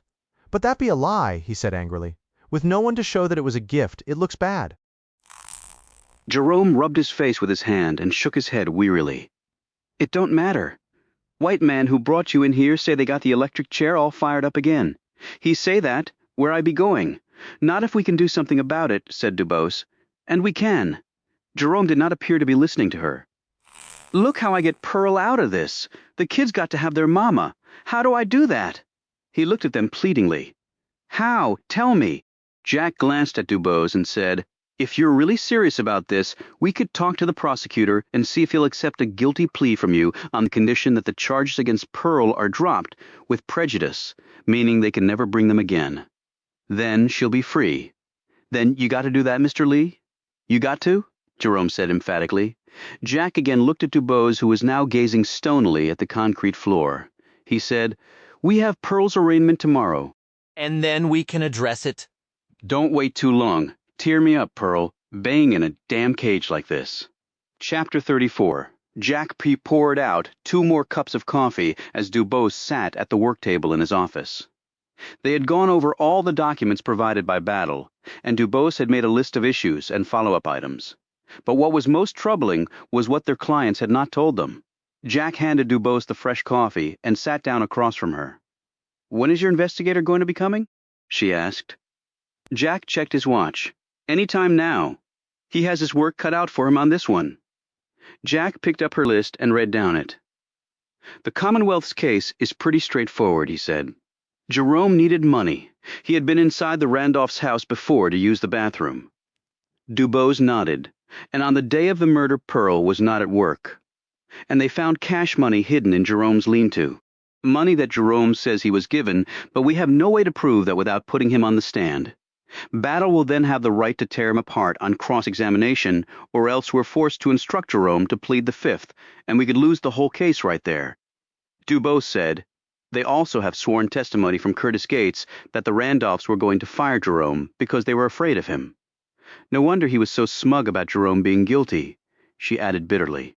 Jack picked up another piece of paper and read from it. And the gardener, Tyler Dobbs, will say that Jerome had acted belligerently toward the Randolphs, which supports Gates's testimony, and that Jerome told him he needed money. And they also talked to Gordon Hanover. He'll testify that Leslie Randolph thought Jerome had stolen from him and was going to fire him. And lastly, Sam Randolph will testify that his father told him he was going to leave something to Jerome in his will, which would be another motive. He dropped the paper and shook his head. Does not look good, Desiree. This all seems woven too neatly, replied Dubose, but yet it's also contradictory. Randolph was going to fire Jerome, but he was also going to leave him something in the will. Jerome was stealing, but Anne Randolph gave him a bonus. I guess you've seen a lot of manufactured evidence, he said. Not that they needed to go that far. Most white juries have already convicted black defendants before the trial even starts, and they have footprints from Jerome's shoes in that room. Not from the blood, but from dirt he had on his shoes, and that left an imprint. He doesn't deny he was there, pointed out Dubose, but the medical examiner's report says his footprints are the only ones other than the two deputies, pointed out Jack. And he also said the murder weapon had a blade at least 18 inches long. That was no kitchen steak knife. So whoever killed them came prepared to do just that. And where was Jerome going to hide that while riding his bike to work? Jack said, shaking his head in frustration. Except for Jerome being in the room, it's all speculation and circumstantial. They're also suggesting, as part of their grand plan, that Pearl called the police from a payphone so they'd be sure to find Jerome there. If true, that was risky as hell, said Jack. But how would Jerome and Pearl know someone wouldn't happen along after the maid and gardener left? In fact, someone did. The person in the blue convertible. If Jerome is to be believed about that, said Jack, she shot him a harsh look. You think he's lying? You never had a client lie to you. I could hardly blame them with the deck stacked against them. Whoever did it certainly knew the routine of the place. By 1, the gardener was gone. By 2, so was the maid. Jerome said he saw the convertible around 4. Jack pulled out a document. Okay, let's go through alibis. Cora Robinson and Tyler Dobbs both have solid ones for the time in question. Christine and Gordon Hanover were in Washington, D.C. all day. They didn't get back here until very late that night. But Sam Randolph has no alibi, said Dubose. So we'll need to talk to him. Jack dropped the file and said, But do we really have to do that? Jerome wants to sacrifice himself to save Pearl. What if Battle won't agree to waive the death penalty? We won't know until we ask him. Jerome is not thinking clearly, she commented. You apparently thought he was thinking clearly when he didn't want to take the plea deal that Battle offered. So why not now? When she didn't respond, he added, Hell, Desiree. If I were on a jury, I might convict both of them on the evidence the Commonwealth has compiled. So you believe they did it? Doesn't matter what I believe. And I'm sorry if that doesn't dovetail with your big picture strategy. But if we can get Battle to do a deal, Pearl will get to go home to their kids, which is what Jerome wants. And he rots in prison for the rest of his life. At the end of the day, it's his decision. She was about to respond when someone knocked at the door. Jack rose and pulled his pistol from his desk. Who is it? He called out. Donnie, the low voice answered. Chapter 35. Jack opened the door, and there stood Donnie Peppers, a bald, muscled man in his 50s, with a silvery mustache curved over his top lip. He had on black slacks and a white short-sleeved shirt that revealed thick, tattooed forearms. He lifted his sunglasses, revealing a pair of penetrating blue-gray eyes. Hey, Donnie, come on in, said Jack.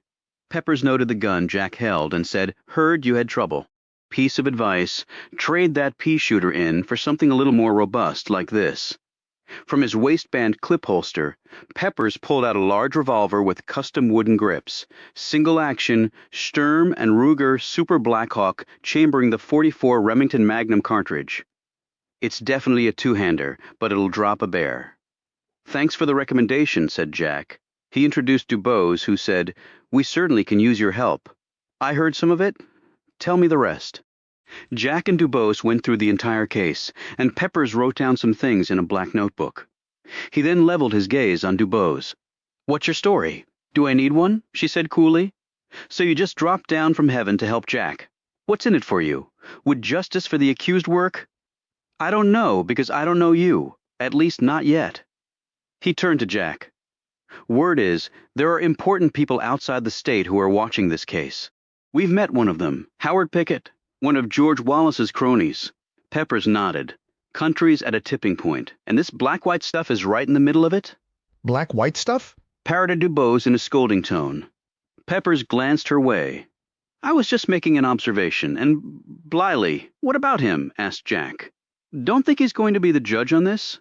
Jack gaped. What are you talking about? They brought Battle in, so why can't they bring in another judge? Jack started to say something and then looked at Dubose. No reason at all. Some people want to make a political statement by snuffing your clients. He looked at Dubose, which explains why you're here, even if you don't want to admit it. I have no trouble admitting my principles and beliefs, Mr. Peppers. Just make it Donnie. So which side of the black-white stuff do you come down on, Donnie? Before he could answer, a tall, lanky black woman in her early 30s and dressed in tight jeans and a red sleeveless blouse strode in. She wore big, chunky platform shoes that raised her impressive height another few inches. How much longer, Donnie? I'm roasting out there, babe. Peppers frowned. I told you to leave the engine running and the AC on, Cheryl. I'm working here. Every time I do that, the damn car overheats and we're going out to dinner. I'll be a big ball of sweat again. Okay. Peppers turned to Dubose. Cheryl, I'd like you to meet Jack's co-counsel, Desiree Dubose. This is my wife, Shirley. Dubose looked startled for a moment, but then put out a hand. I'm very pleased to meet you, Mrs. Peppers. Shirley shook her hand. Just make it Cheryl. She paused and gave Dubose an appraising look. I kind of dig your hairstyle, Desiree, but you could do a lot more with it. I have my own salon, Cheryl's Curls. She slipped out a business card and handed it to Dubose. If you're going to be here a while, come and see me. I'll give you a new look. Guaranteed you'll love it. Dubose looked down at the card. Thank you. I might take you up on that. Now, as to what side I come down on, began Peppers. Dubose held up the card. Don't give it another thought, Donnie. Peppers punched Jack lightly on the arm. I'll start mowing through this. Thanks. Okay, let's go, Cheryl. I'm starving. And hustling business for my clients while I'm standing right here? It's embarrassing. He grinned, chortled, and then belly-laughed before quickly walking out, leaving Cheryl to stare after him, one hand on a thrust-out hip. She eyed Dubose with a sideways, long-suffering glance. Girl, if I didn't love that man so much one day, you know. Dubose smiled weakly. I know. Cheryl left, and Jack closed and locked the door. He turned to Dubose. You could have told me, she said. I wanted you to find out on your own that Freeman County is not exactly how you think it is. I already knew that, having met you. Donnie fought in World War II and Korea. He also tried to volunteer for Vietnam, but they said he was too old. He's the toughest man I've ever met in my life, and Cheryl intimidates the hell out of him. He just tries to act cool with her to hide that. When did they get married? A month after the loving decision. But they've lived together for years. And how do people in Freeman County look upon their marriage? They hate it, but everyone's too scared to tell them.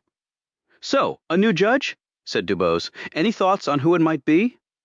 He eyed her resignedly. Desiree, it doesn't really matter. Whoever it is will not be good for us. And that's another reason to cut a deal. Chapter 36. All rise, said the bailiff. The Circuit Court of Freeman County, Virginia, is now in session, the Honorable Josiah T. Ambrose presiding. As the bailiff intoned on, they all stood through the chamber doorway, strode a tall, slim man with a pencil-straight nose topped by gold-rimmed specs. His black robe was in conspicuous contrast to his white hair and trim beard. The bailiff boomed. Be seated? Dubose whispered. Do you know Ambrose? Jack shook his head. Never heard of him. He turned around to look at Howard Pickett. The man didn't appear to care one way or another about this development, which instantly made Jack suspicious. He and Dubose had earlier made their formal appearance as Pearl's attorneys and had represented the woman at her arraignment, where bail had been denied. Ambrose peered down at everyone with an oddly benevolent expression. Miss Dubose, may I welcome you back to the Commonwealth? My friends on the Virginia Supreme Court sang your praises during the Loving appeal, though they ultimately ruled against you. But you and your esteemed colleagues, of course, prevailed in federal court. Thank you, Your Honor, she said, looking surprised. Ambrose focused on Battle, who was sitting placidly with his hands on the table in front of him. Mr. Battle, 1 week preparation for a death penalty case? Really, sir? Both Jack and Dubose sat up straighter and looked on with heightened interest. Battle stood. Judge Ambrose, though we had no obligation to do so, we have provided our entire case to the defense. I also made a plea offer which would have precluded the need for a trial entirely, but they rejected it. You rejected a plea offer? Said Ambrose, eyeing Dubose and Jack. It seemed with disappointment. Dubose rose. We did, Your Honor, because our client maintains his innocence. She did not mention the fact that Jerome now wanted to exchange his life in order to let his wife go free. Nonetheless, 1 week is more than sufficient time, said Battle. Ambrose looked at Dubose. Response? She said. There is no reason to rush this case, Your Honor. Indeed, we just learned that the Commonwealth has added another defendant. We need time to properly evaluate the evidence, do our investigation, and prepare an adequate defense. How much time? Queried Ambrose. 1 month. Ambrose fingered his gavel and looked suitably troubled by the decision he was about to render. I would agree with you, but for the fact that Mr. Battle has provided you with far more discovery than is required. I was a defense lawyer many moons ago, and I can't recall receiving anything near to what you did from Mr. Battle. But this is now a death penalty case, countered Dubose. That does not alter the fact that the Commonwealth has been far more than accommodating with its pre-trial discovery. Now, I would have preferred that a plea arrangement had been struck, but it was not. However, I agree with you that 1 week is not enough time. He considered for a few moments. Trial will commence in 2 weeks. Jury selection will not exceed 1 day. Ambrose smacked down his gavel. Court is dismissed. He disappeared back into his chambers. Jack looked at Dubose.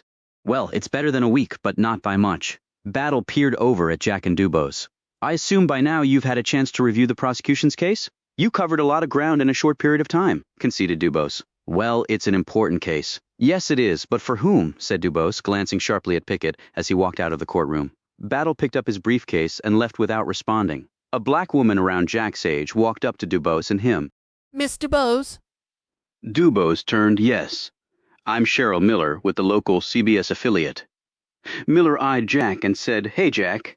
He closed up his briefcase and came over to join them. Hey, Cheryl, you two know each other? Asked Dubose. Cheryl's dad works with my father at Old Dixie Transport. Miller said, I have a cameraman outside. It won't take long. Would you mind doing an interview? Jack began. I'm sorry, Cheryl. I don't like to litigate cases in the... I would be delighted, interrupted Dubose. In an alleyway between the courthouse and another building they set up the shot. Jack whispered to Dubose. I don't think this is a good idea. I'm not ceding the airwaves to the likes of that man, she said, indicating Howard Pickett, who was talking to a group of eager reporters at the next corner, while a cameraman filmed it. And if used properly and judiciously, the press can be a valuable part of a sound defense. And it can also piss off the judge. I'm willing to risk it, and Ambrose seems fairer than I thought he would be. We're ready, said Miller. On camera, Miller introduced both Jack and Dubose, then asked Dubose some preliminary questions about her career and past cases. Then she turned to Jack. And what is your opinion so far on how the case is proceeding, Mr. Lee? It's moving along. We'll see how it goes, he said curtly. Dubose stepped back into the shot.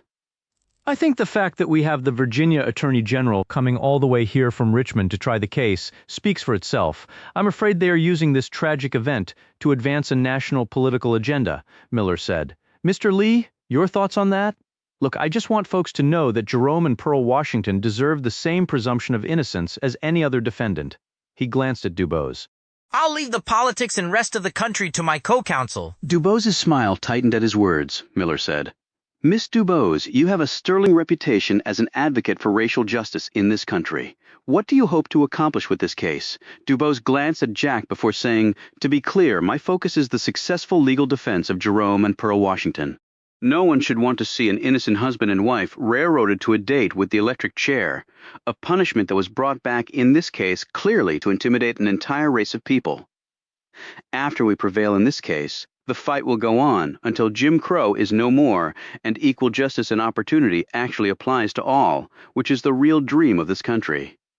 They wrapped up the shot and Miller thanked them both. How do you really feel about the case, off the record? She asked. Jack said, Well, there might not be a trial. What? Why? Because a man loves his wife so much he's willing to go to prison for the rest of his life, so she can go free to raise their children, said Jack somberly. Dubose eyed Jack with a harsh look and hastily added, That is strictly off the record, and it is by no means certain. Miller said, Absolutely, and I'm sorry if that's how it turns out. Can anybody join this party, or is it some kind of private thing? They turned to see Howard Pickett striding purposefully up to them. He held out his hand to Miller. Howard Pickett, ma'am, and you are Cheryl Miller, CBS. You folks have a grudge or something against the American people? I'm afraid I don't understand, said Miller. Pickett looked at the cameraman. Can I get some equal time here? Miller hesitated, but then nodded at her cameraman, who readied his equipment. Okay, Mr. Pickett, you were saying, said Miller. The American people are fighting a war against the commies in Vietnam, but to hear you folks and others tell it, we're the bad guys. But America is always the good guy, so we need to let our fine citizens know that our cause is just. The commies are godless. We are not, and we are fighting another war right here for the soul of this nation. Thank you, Mr. Pickett, said Miller politely. Hold on there, I'm not finished, honey. The soul of this nation. George Wallace knows that. He hears the real people of this country, the moms and dads trying to keep a roof over their heads and bread on the table. Understands their concerns. Not the elites, not the wealthy. Wealthy like you, Mr. Pickett? Interjected Dubose, stepping into the shot. I use my money for the common man, said Pickett smoothly. George Wallace understands that we had great prosperity in the 50s and folks knew their place. Now, let me say up front and unequivocally, I got nothing against the Negroes, not a racist bone in my whole body. Colored man drives me around, in fact, and I pay him fair and square. But the fact is, we are a country founded by white Anglo-Saxons now. So long as everyone knows where they stand, or can sit, or eat, or sleep, things will be fine. I can't think of anything fairer than that, Miller said, Mister. Pickett, did you know that George Wallace used to advocate for equal treatment for blacks?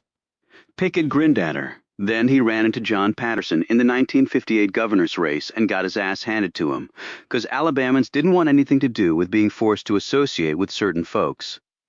That's not democracy. That's not freedom. That's what dictators do. So we all go back to Jim Crow then, said Dubose. That's your solution? Worked fine for both whites and coloreds.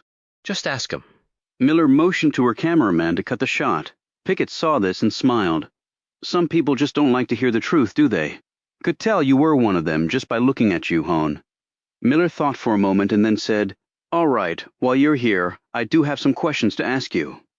She motioned to her cameraman, who started to record once more. Fire away, little lady, said Pickett. Your coal mines have the worst safety record in the country with numerous fatalities, and your company has been fined more than 50 times for serious violations. In addition, pollution from one of your mines near Wheeling, West Virginia, tainted the area's entire water supply. And strikebreakers employed by you attacked and badly injured 3 miners, for which you have been sued and are also being investigated by the FBI. How would you respond to all that? Pickett slowly took out a toothpick from his pocket and rolled it around his mouth. Your viewers will see right through what you're trying to do, changing the subject to frivolous lawsuits against me and trying to hide the truth of my words from the American people. Well, good luck with that. My money is on average Americans knowing exactly what I'm trying to do, and how George is going to protect them from godlessness, and angry, dangerous folks that are as different from them as it's possible to be. After he walked off, Miller said, Just so you know, we will not run any of his lies, but I will show the peace on the coal mining. She smiled. Miller and her cameraman departed, and Jack said to Dubose, Let's go talk to Battle and see what deal he'll take, if any. Chapter 37. Battle had set up his legal war room at the Carter City Government Building. They were ushered into his office, where he sat behind a large cluttered desk. His jacket was off and his tie loosened. He was methodically packing a pipe with loose, pungent tobacco from a tin of it, and he looked up as they were escorted in. My, that didn't take long, he said with mirth in his eyes, as he struck a match and lit the pipe. Have a seat. They sat down across from him. He puffed on the pipe stem. Well, our client would like to make a deal, began Jack. What sort of deal? Jerome Washington will plead guilty in exchange for all charges against his wife being dropped with prejudice, and he will accept a life sentence. How kind of the man, replied Battle sarcastically. So, said Dubose. What do you say, Edmund? He eyed her with an amused expression. You are royally upset, Desiree, because you so badly want to try this case. I believe my client to be innocent, and yet he's willing to say he did it, to save his wife and allow his children to have a mother to raise them. Clenching his pipe in one corner of his mouth, Battle said, "Now, here's what I'm going to do.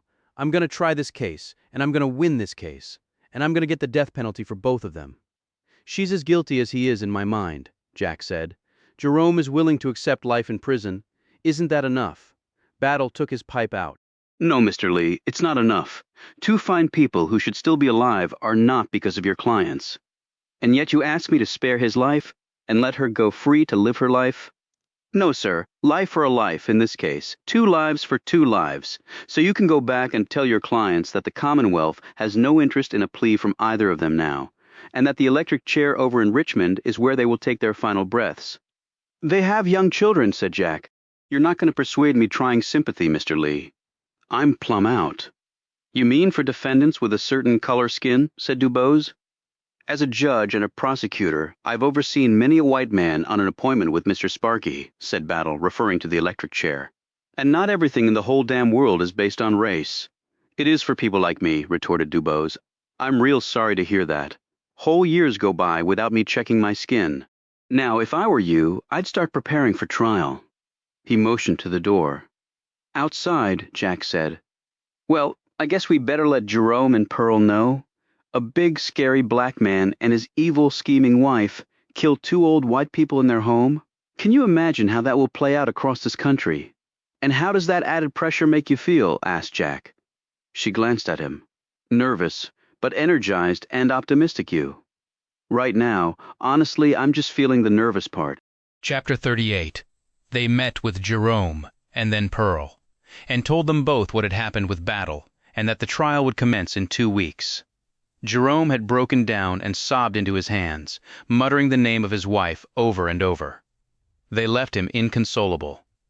For her part, Pearl was only upset that Jerome had even offered to enter a plea without talking to her first. He didn't do it, so he shouldn't be punished. No. All right, but you really need to tell us where you were that day, said Dubose. However, Pearl curled into a little ball of stiffened resistance and refused to answer. Jack and Dubose headed out in his Fiat. Their next stop was the medical examiner's office to see the bodies. Herman Till was tall and loose-jointed, with ruddy cheeks and curly gray hair, and wore a stained lab coat. He escorted them over to a wall with metal drawers. How's your mama? Till asked Jack. Doing okay. Till said to Dubose, We go to the same church. She sings in the choir, has a fine voice. He eyed Jack curiously. I know your daddy doesn't come anymore, but Hilly did with Lucy. Only they haven't been attending lately. Mama's going through some things right now, replied Jack. Till nodded. Well, let's get to it. He opened one door and slid out the tray. He picked up a clipboard lying on the chest of the sheeted deceased. Mr. Leslie Randolph. Very nice fella. He sponsored me into Willow Oaks. He lifted off the sheet to reveal the dead man. Multiple slashes to the neck and chest. One hit the carotid artery right there, he added, pointing to a dark, jagged spot on the man's neck with his pen. The slash is at a 45-degree angle and was struck with an upward motion, almost completely severed it. Would have bled out real fast, and the killer was almost certainly right-handed. Dubose glanced at Jack, who recalled Jerome signing his X with that hand. He nodded. Time of death? Asked Dubose. Your report said between 3 and 5? Yes, I'm confident with that range. And you noted the footprints? Said Jack. That's right. Sheriff's deputies took the shoes the defendant was wearing and compared them to the marks found in the room. Perfect match. Dirt marks, but not blood marks with the shoes, said Jack. Correct. How about Mrs. Randolph? Asked Jack. Her carotid was fully severed. It was strange, though. What was? Asked Jack quickly. She had a slew of old injuries. Bone fracture to her right scapula, broken left wrist, badly healed index finger on the same hand, and there were others. So, not from her killer? Said Dubose. No, these were from years ago. Poor thing probably fell a lot. Can we see her body? Asked Dubose. Sure thing. He opened another drawer, slid out the table, and lifted the sheet. The petite Anne Randolph looked supremely wilted in death, as though only barely half of her remained. Jack took out his brownie camera. You mind? Fire away. He took pictures of the mortal wounds on both bodies. You can see the cut right there on her neck. Same angle, only it came on a downward stroke, said Till. Looks like a deep bruise on her left cheek, said Dubose. It is probably during the struggle. Room was a real mess. I saw no injuries on Jerome other than what the deputy did to him, Jack said. He's a big, strong young man, and the Randolphs were old. They had no chance. So did Leslie Randolph have bruises or other injuries that would show he'd been in a struggle? Asked Dubose. No, nothing like that. Till slid the drawers closed. And Jerome Washington's footprints were the only ones there? Said Jack. Other than the deputy's. Let me show you. Till opened a file drawer and pulled out some photos. That's your client. His shoes, his footprints. Jack looked at a couple of the pictures and said, and these are from where he was kneeling beside Mrs. Randolph as he lifted her into the chair? I don't know about him lifting her, but they match his shoe soles. Lot of places where the blood spatter is all mashed together, said Dubose. Well, they were struggling, like I said, noted Till. In fact, it smeared the Randolph's footprints completely. Couldn't find a one of them in the blood. But how long could they really struggle? Asked Dubose pointedly. Like you said, they were old, and Jerome is a big, strong man. Till shrugged. Don't know. I wasn't there. All I can do is look at the evidence. Do you have Jerome's clothes here? Asked Dubose. Yes, ma'am. Over in that closet. They took a look at them. Jack said. There are no bloodstains on his pants or shirt. How is that possible if blood was flying all over the place? He cut their carotids for sure. But if the blow caused them to face away from him, the blood spatter might have missed him. He said he tried to lift Mr. Randolph into his chair and did lift his wife. I'm assuming their clothes were covered in blood? Oh, yes, they sure were, replied Till. Then how did he not get blood on him? Well, he said he put her in the chair. But she was found in the chair, said Dubose. Till scratched his ear. Well, after she was struck, she could have just fallen into the chair, or she was attacked there in the first place. That might also account for the angle the weapon hit her from. Does the evidence show that was actually possible? Dubose asked. Well, I don't think it shows it was impossible. But that doesn't explain her handprint being found on the floor, does it? Said Dubose. That was also in your report. Till looked uncertain. No, ma'am, it sure doesn't. In your report, you said a long-bladed instrument was the murder weapon, noted Dubose. Yes, nearly cut poor Mrs. Randolph's head off. The mortician will have a job with that, unless they're going to have a closed casket. How do you think it might have been wielded? Asked Jack. Till squared his feet, lifted his right arm in the air, and took a downward swing with it, his hips rotating and the heel of his right foot lifting off the floor, sort of like a tennis player serving a ball. Now that was Anne Randolph. With Leslie Randolph, the blow came from below his neck and hit him at an upward angle. He lowered his hand and lifted it. Like that, and the blood patterns substantiate that, said Dubose. Well, close enough. Anything else? Can we see the shoes? Asked Dubose.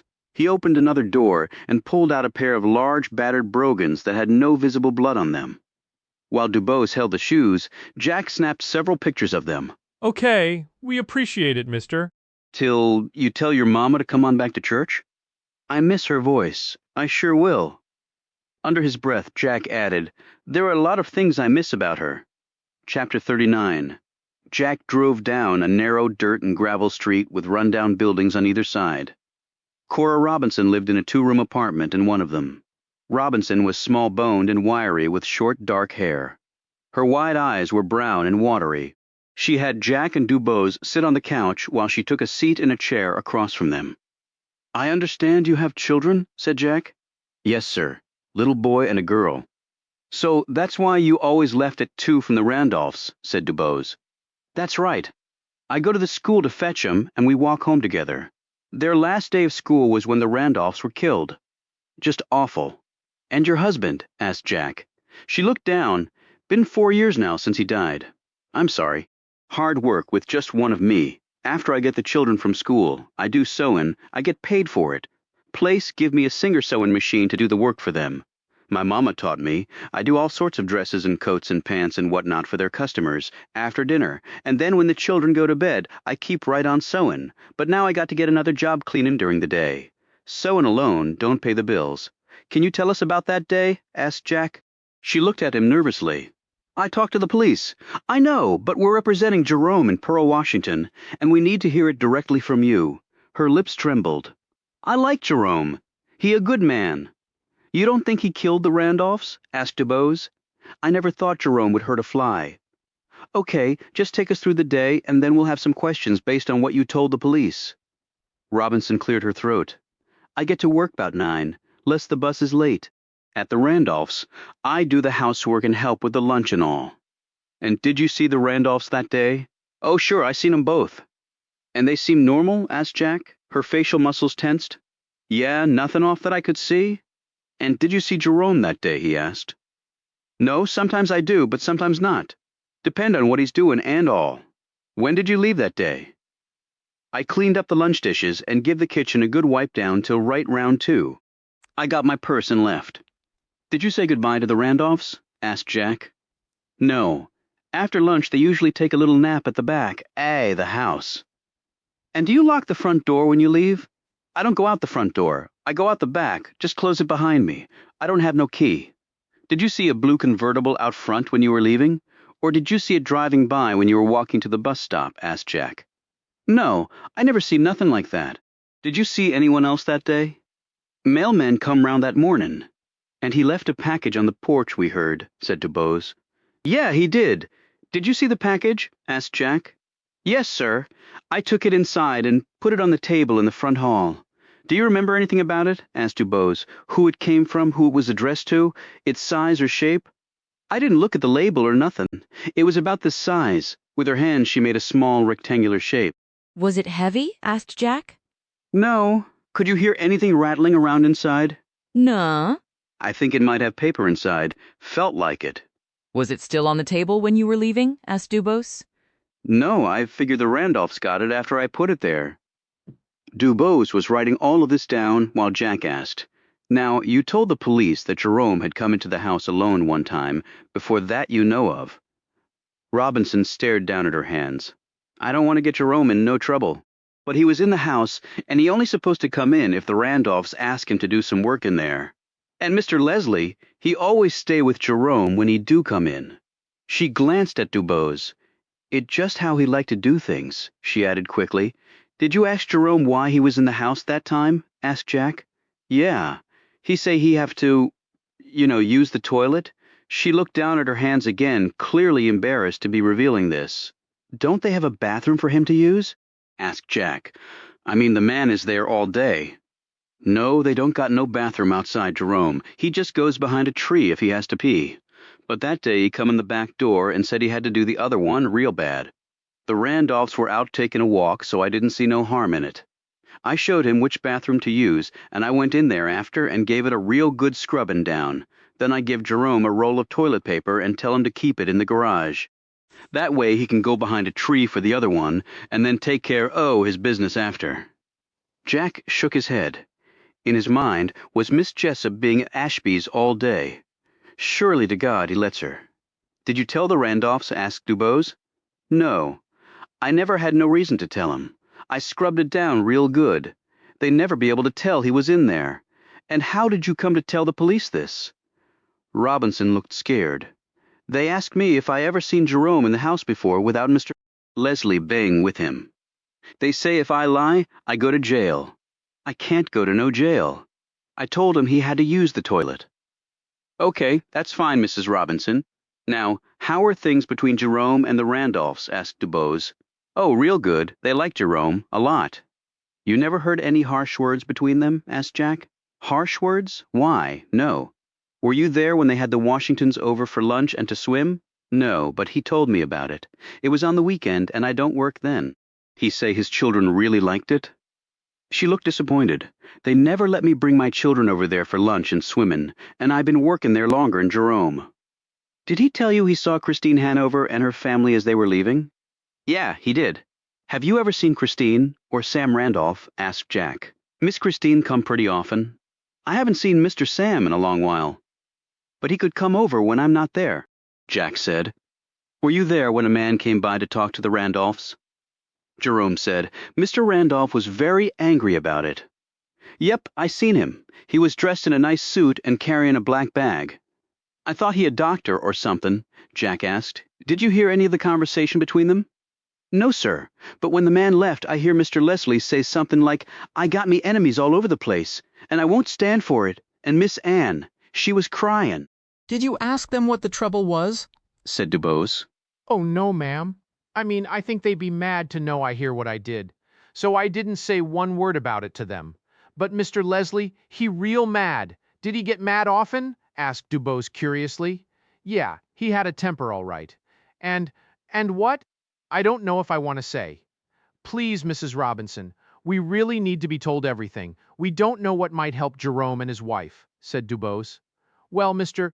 Leslie, when he gets riled sometimes at Miss Anne, he might hit her round some. She looked down and seemed frightened at having disclosed this. Dubose and Jack exchanged glances. You saw this? She asked. They don't know I did, but I did, yeah. And what did Mrs. Randolph do? Asked Dubose. She calmed him down. She real good at that. Then Miss Anne go on upstairs and fix herself up, and Mr. Leslie go get himself a drink. Did he drink a lot? Asked Dubose. More'n he should, she said candidly. Well, I think that's all for now, said Jack, standing. However, Dubose remained seated. Mrs. Robinson, when Jack asked you if the Randolphs seemed normal that day, you seemed to hesitate for a moment. Is there something you were thinking about? Robinson fidgeted with her hands for a few moments. It was during lunch that day. Mr. Leslie, he just seemed mad about something fuming, so to speak. Do you know what about?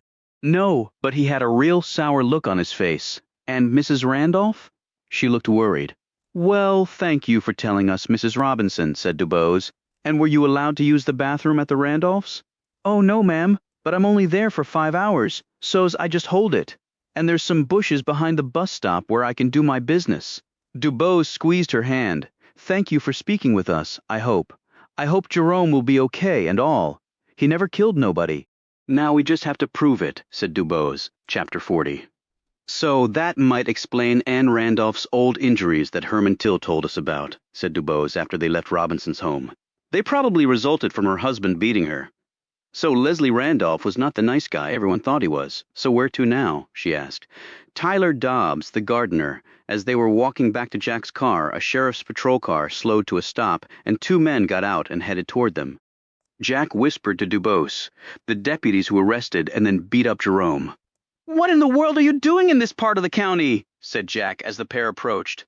You aren't following us now, are you? Jean Taliaferro eyed Dubose and then glanced at Jack. I heard about this gal, but I didn't believe it till I seen it with my own 2 eyes. Believe what? Deputy, said Dubose pleasantly. I ain't talking to you, woman, am I? Barked Jean. Miss Dubose is in town to help me, said Jack. You mean to tell me you're working with this here, Anne? I don't appreciate your offensive language, Deputy, said Dubose stiffly. And I don't appreciate you being in my county, Jean shot back. Jack stepped in between them. Okay, we'll be moving on. Leroy said, they're going to fry both of them. Now we got the electric chair all fired up again. Jean got in Jack's face. Hey, I wonder if we can get you fried at the same time.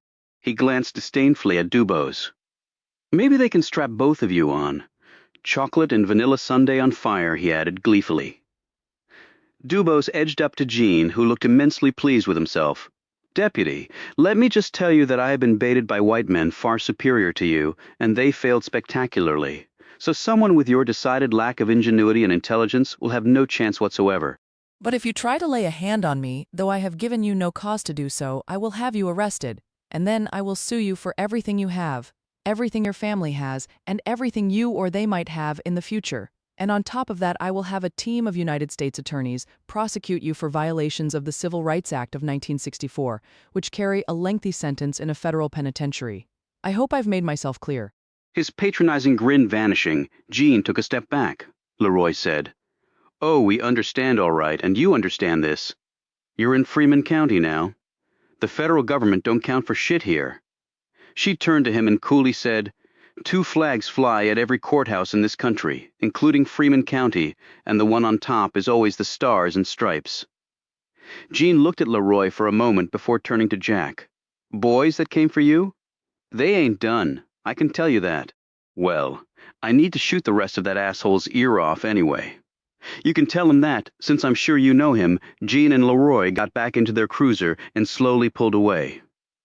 Dubose said, We need to really watch our backs now. I've been watching both our backs ever since you got to town. He opened his briefcase to show her his gun inside. Tyler Dobbs lived in a ramshackle cottage a few miles from Jack's parents. In the backyard was a small greenhouse and stacks of gardening supplies and tools. An old rusted Dodge pickup was slant parked next to the house. Its bed was piled high with tools and bags of seed and what smelled like manure. There was a trailer hitched to it that held a lawnmower and other equipment. They got out, and Jack ventured over to the greenhouse and peeked inside. "Hey, what the hell y'all doing here?" barked a voice. Jack looked over to see a cornstalk of a man with a cold gaze and stubbly beard standing in the doorway of the cottage. He was holding a shotgun. "Tyler Dobbs?" asked Dubose. "Who wants to know?" he said. Jack and Dubose walked over to Dobbs. Jack Lee and Desiree Dubose, attorneys for Jerome and Pearl Washington. What's that got to do with me? You're on the prosecution's witness list. You have provided testimony to them against our clients. Because of that, you have to talk to us. Who says? The law. I don't see no law around here. He brandished the over and under shotgun. Just this gun. Well, let me put it to you this way. If you don't talk to us, we can have your testimony stricken from the record, and you may end up getting our clients found innocent. I wonder what the police will think of that, Dobbs said sourly. What you want to know, lawyer? Dubose took out her notebook. You said that the Randolphs were going to get rid of Mr. Washington because he was belligerent? You talking to me? Dobbs snapped. Yes, I am. Belligerent. Can you give me an example? Dobbs came off the steps and said, "Who the hell are you? As a rule, I don't allow coloreds on my property. They're always stealing stuff." Jack said, "I already told you who she is. She's an attorney for the Washingtons." Dobbs looked like he might laugh. A colored woman lawyer? Dubose said brightly, "They've actually been turning us out for a long time now." The hell you say? Now, an example of belligerent? She prompted. Well, that was the word the lawyer used, not me. What would be your word then? Asked Dubose. He was being, uppity, shooting off his mouth.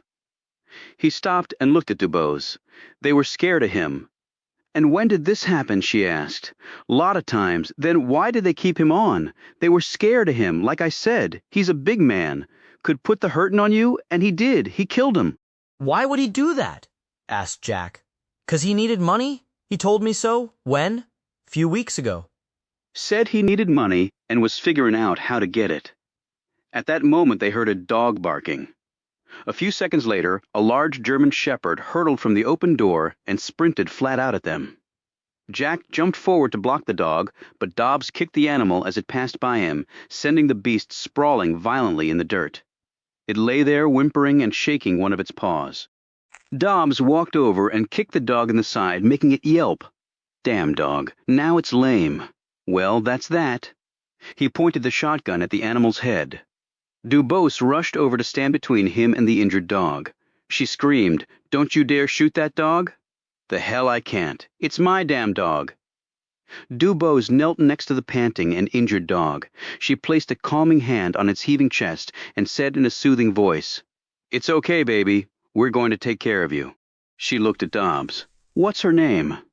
"She ain't got no name, just a mutt I found wandering round. Damn useless. Shoulda got rid of her a long time ago." Dubose noted the ribs showing and the filthy fur and skin of the animal. "She's obviously undernourished and has mange. So?" Dubose looked at Jack. "Do you know a vet?" I do, yes. "Can you carry her to the car, Jack?" Dobbs barked. "You ain't taking my dog? I'm gonna kill it. How much do you want for it? What?" "How much money do you want for the dog?" said Dubose. Dobbs lowered the gun and scratched his chin. $10. Dubose pulled out a $10 bill from her purse and handed it to him. "Now she's my dog." Jack gingerly lifted the animal and put her in the back seat of the Fiat. Dubose looked at Dobbs and asked, "You have any more animals?" "Nope. Good, keep it that way."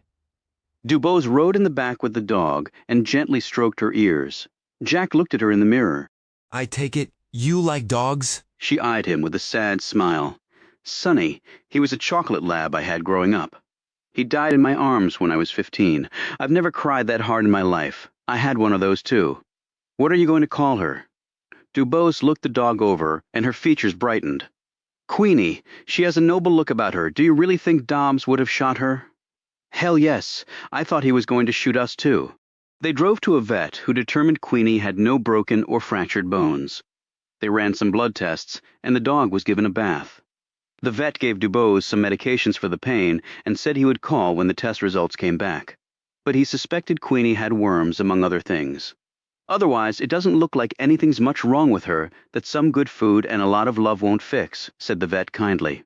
They stopped at a store and Dubose bought dog dishes, food, a leash, and a comfy blanket for Queenie to sleep on. She said, "I'll make arrangements for her." "No need, Desiree. If you hadn't bought her off that bastard, I was going to." Jack carried Queenie inside his office. Dubose fed the dog and gave Queenie water and the first dose of her meds. Queenie licked Dubose's hand appreciatively, a simple gesture that caused the woman's eyes to glisten. She sat on the floor next to Queenie, stroking her head, and the dog promptly fell asleep with her muzzle on Dubose's lap. 20 minutes later, Dubose slowly disengaged her, and Queenie rolled over and continued her slumber.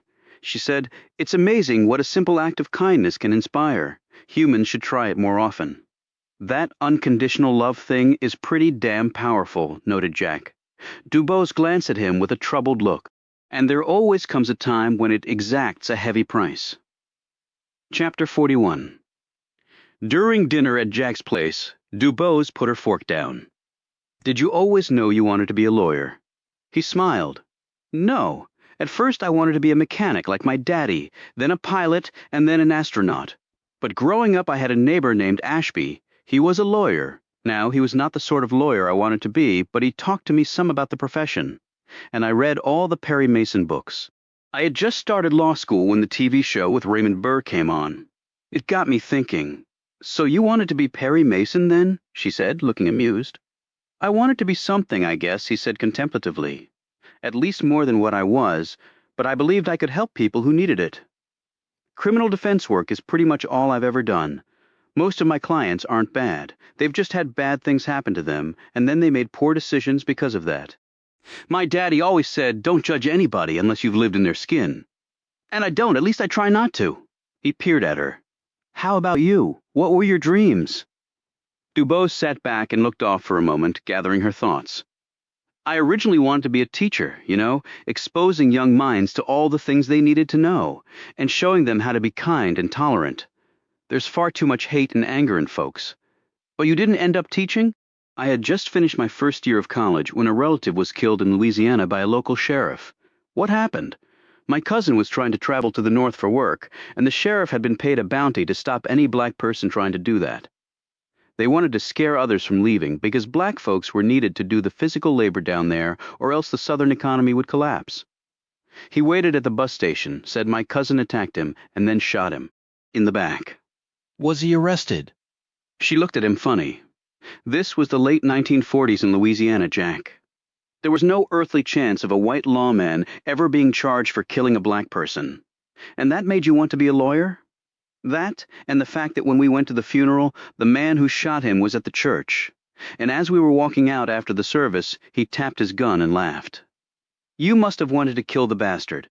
"What I wanted to do was make sure his kind could never wear a badge or carry a gun, and I believed I could change this country one lawsuit at a time. And all these years later, I feel both enormously hopeful and terribly depressed, often at the same time. If this isn't a fight worth having, I don't know what is, Desiree. How do you manage to live here if that's how you feel?" she said bluntly. He picked at his food and then put down his fork. "This is my home, for better or worse. But if you want the truth, I've been wrestling with all these issues since I was little. Only I never did anything about it but think on things, get frustrated at how the country was divided up. I never looked for the chance to do something different either. I guess I was just, I don't know, since it didn't really affect you, Jack, you probably just went along leading your life.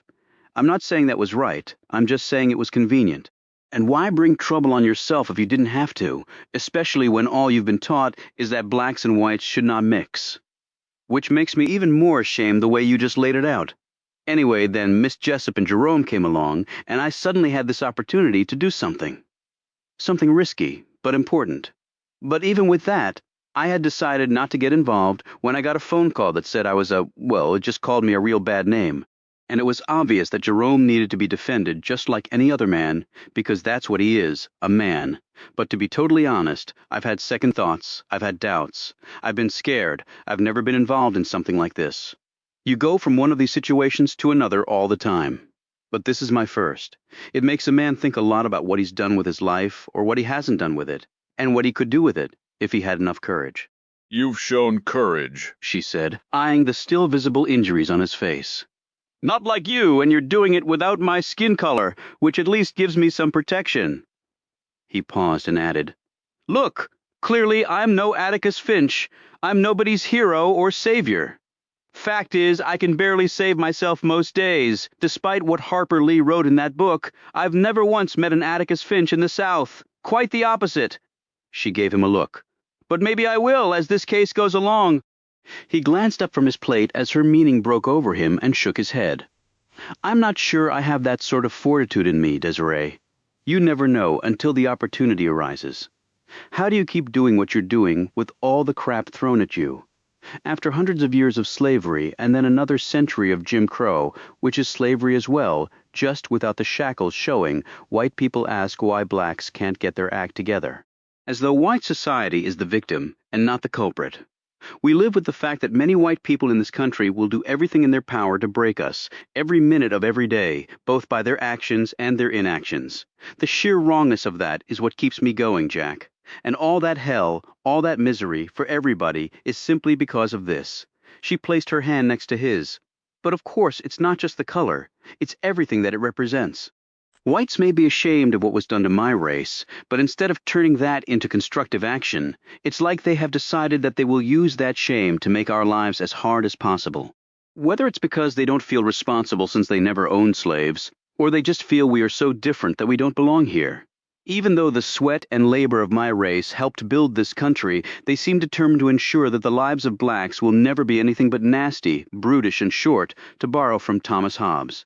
She looked at Jack and added, Maybe in a millennium, if the human race is still around, they might look back at this time and wonder how people could be so cruel and wrong. She shook her head. But I doubt it. I hope you're mistaken about that, Desiree, he said somberly. I pray every night that I am. Chapter 42. Jack dropped Dubose at the George Wythe Hotel and watched her walk all the way in before driving off. Dubose headed across the lobby to the elevators, nodding and saying hello to the man at the front desk, who stared rigidly back at her without speaking. She ran into another fellow mopping the floors by the elevator. He was around 60 and black, with a twisted spine that made him wince every time he thrust the mop out. He also had a large lump on one side of his face.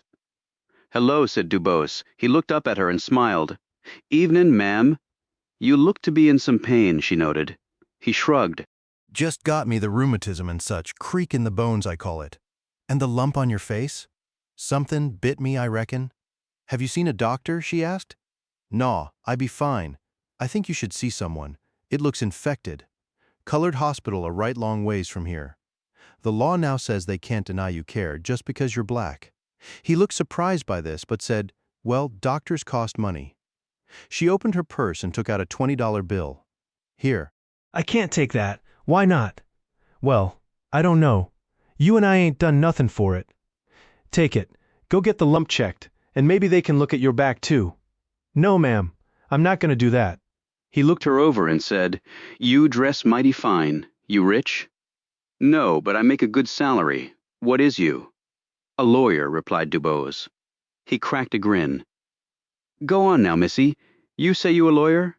I am. What you doing here? He asked. Jerome and Pearl Washington? They're accused of killing the Randolphs. I'm defending them. The grin slowly faded. Then you best keep your money. You gon' need it. What do you mean? Said a startled Dubose. You gon' need a doctor after all is said and done. He put the mop in his pail and rolled it off down the hall. Dubose slowly put the money back in her purse. As Dubose waited for the elevator, a man walked around the corner and stopped. Judge Ambrose said, I didn't know you were staying here, Miss Dubose. It's convenient. Yes, it is. Not to speak out of turn, but I was surprised that they removed Judge Bliley from the case and brought you in. Not as surprised as I was. I was retired when I got the call. So how did it happen? A moment later, Howard Pickett joined them. You two know each other? He asked, looking surprised. No, said Ambrose. He glanced at Pickett with what Dubose took to be a mildly disgusted look. But I understand you and Miss Dubose have a history. That's one way to refer to it, said Dubose curtly. They all climbed into the car, and Pickett said, "Which floor, Miss Dubose?" She hesitated, not really wanting to answer. 5. He pushed the button for the 5th floor, and then the 3rd, while Ambrose selected the 4th. Pickett said, "Not too long ago, this hotel would not have catered to Negroes. Sad they had to be forced to do so. I mean, it's against some folks' faith." Dubose said, "What faith would that be? Ignorance or evil?" Or both. Pickett said, "Come on, blacks and whites are better off separated," before she could respond. Ambrose spoke up. "I would strongly advise you to keep your mouth shut before you find yourself in trouble, sir." Pickett slumped against the wall and kept quiet. He got off on his floor. When they arrived at the 4th floor, Ambrose nodded at Dubose as he stepped off. Dubose shook her head, unable to make sense of what had just happened. Chapter 43. Dubose undressed, washed her face, wrapped her hair in the silk scarf, put on her nightgown, and sat on the bed. She opened the drawer of the nightstand and took out the Gideon Bible housed there. Instead of following the more traditional Southern Baptist religion, her mother had been a Catholic, and she had raised her children in that faith. However, unwilling to rely on the priests to interpret the Bible for her, Dubose had studied the scriptures. During her youth, they had represented some of the most important lessons in her life, a touchstone that helped guide her through what the world had in store for folks like her. It was no coincidence she believed that Dr. King's undergraduate degree had been in divinity and his doctorate in theology, and he had been an ordained minister as well, preaching with his father at Ebenezer Baptist Church in Atlanta. Only deep faith could keep one going through times like these, she believed. She had never known the Deep South as a child, other than driving there with her parents or taking the train to attend marriages and funerals of relatives there. She would always remember that when the train got near the Mason-Dixon line, it would stop, and all the black passengers would have to give up the seats they had paid for and move back to the decrepit Jim Crow car, as it was known. This was done so that whites could take the black passengers' seats and travel the rest of the way without having to endure the sight of someone who looked like her. Dubose's family also had to pack picnic baskets because the availability of food largely ceased for blacks on the southern side of the country. On the way north, the process was reversed, and she and her family would retake their seats that they had paid for. Her parents didn't really explain any of this to her, but Dubose was smart enough to quickly figure it out on her own. And when they had traveled for the first time back to Louisiana to visit a relative in the late 1930s, her parents had made clear to her and her siblings the rules of the road, as they called them. She was never to look at, talk to, or touch a white person. She was to move to the other side of the street when a white person was coming along. If the police stopped you, you made no sudden moves, and you never talked back. You never went in a white entrance. Dubose was also taught never to drink from a fountain marked for whites only. She had to use the toilet marked Colored Woman, never the restroom with the sign that read White Ladies, and she would always sit in the back of the bus with her gaze in her lap. She also knew that if a white person made fun of her or called her a bad name, she had to keep on walking and bite her tongue. If they tried to pick a fight, she could not take the bait. Dubose stopped making this mental list in her head and thought about the lives sacrificed to overturn almost every one of those rules. Restless. She once more slipped the picture of two people from her wallet to complete her nightly ritual. It was a photo of her and the man she had loved and hoped to marry. A man who was now dead. No one had been arrested. No one had been held accountable. She had not told this story to anyone because she could barely admit it to herself. She traced the man's smile with her finger and then put the photo away. She rose and went to the window and opened it. The hotel did not have air conditioning, and the light breeze coming in through the opening was welcome to her. Her parents had liked Chicago well enough, but they had missed Louisiana's raw heat and humidity and the absence of any real winter. And they missed the spicy Creole food, and the daily hugs and smiles from their families and friends. But those were really the only things they had missed about being black while in the South. But all the major northern cities had their black concentrated areas. Harlem in New York, the South Side, where Dubose lived, in Chicago. There were slums and ghettos in Baltimore, Detroit, Philadelphia, St. Louis.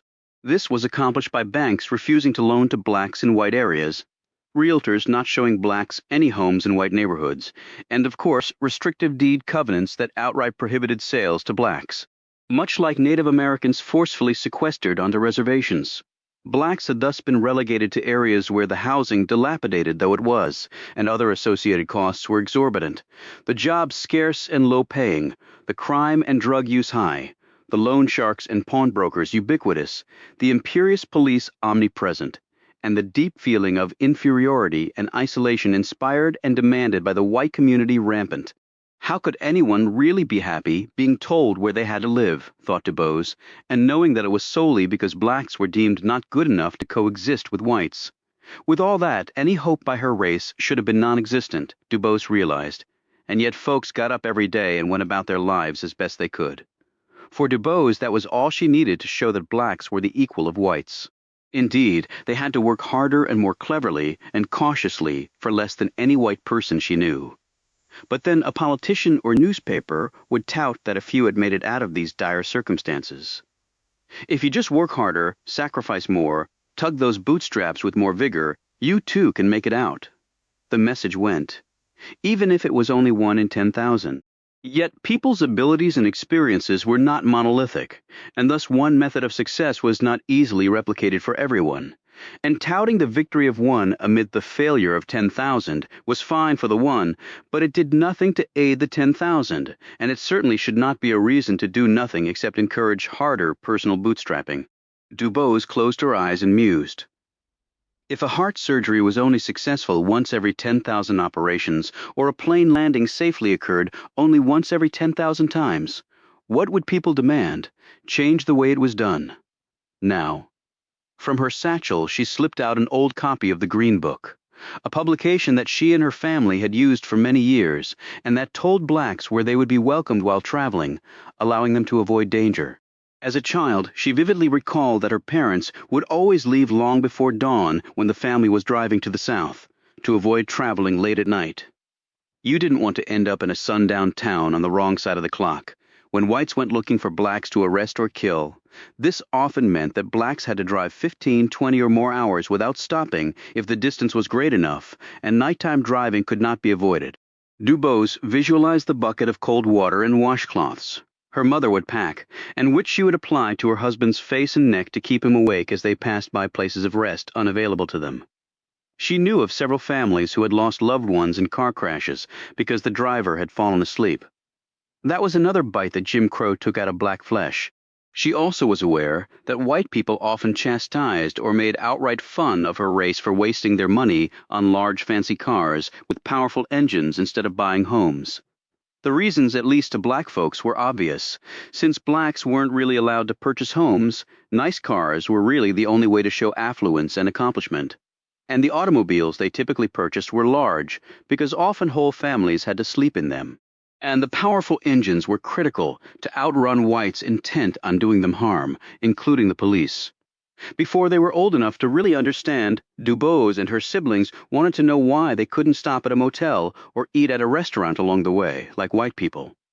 Arguments ensued between them and their parents. DuBose more than once observed the look of deep shame on her father's face, though she now knew the shame had nothing to do with him or them. The Green Book had ceased publication in 1967, after the passage of the Civil Rights Act. Still, DuBose carried the last edition with her because she never wanted to forget how far her race had come. Because if you did, you might end up back where you started. And while one Supreme Court had finally done the right thing in overturning the doctrine of separate but equal, a future Supreme Court could easily take it all away. Nothing was certain or forever. DuBose stiffened when she heard footsteps outside her door. She walked quietly over to it and put her eye to the peephole. DuBose screamed and leapt back an instant before the fired bullet tore through the cylinder of glass and lodged in the far wall. She collapsed onto the floor because her legs had suddenly failed her.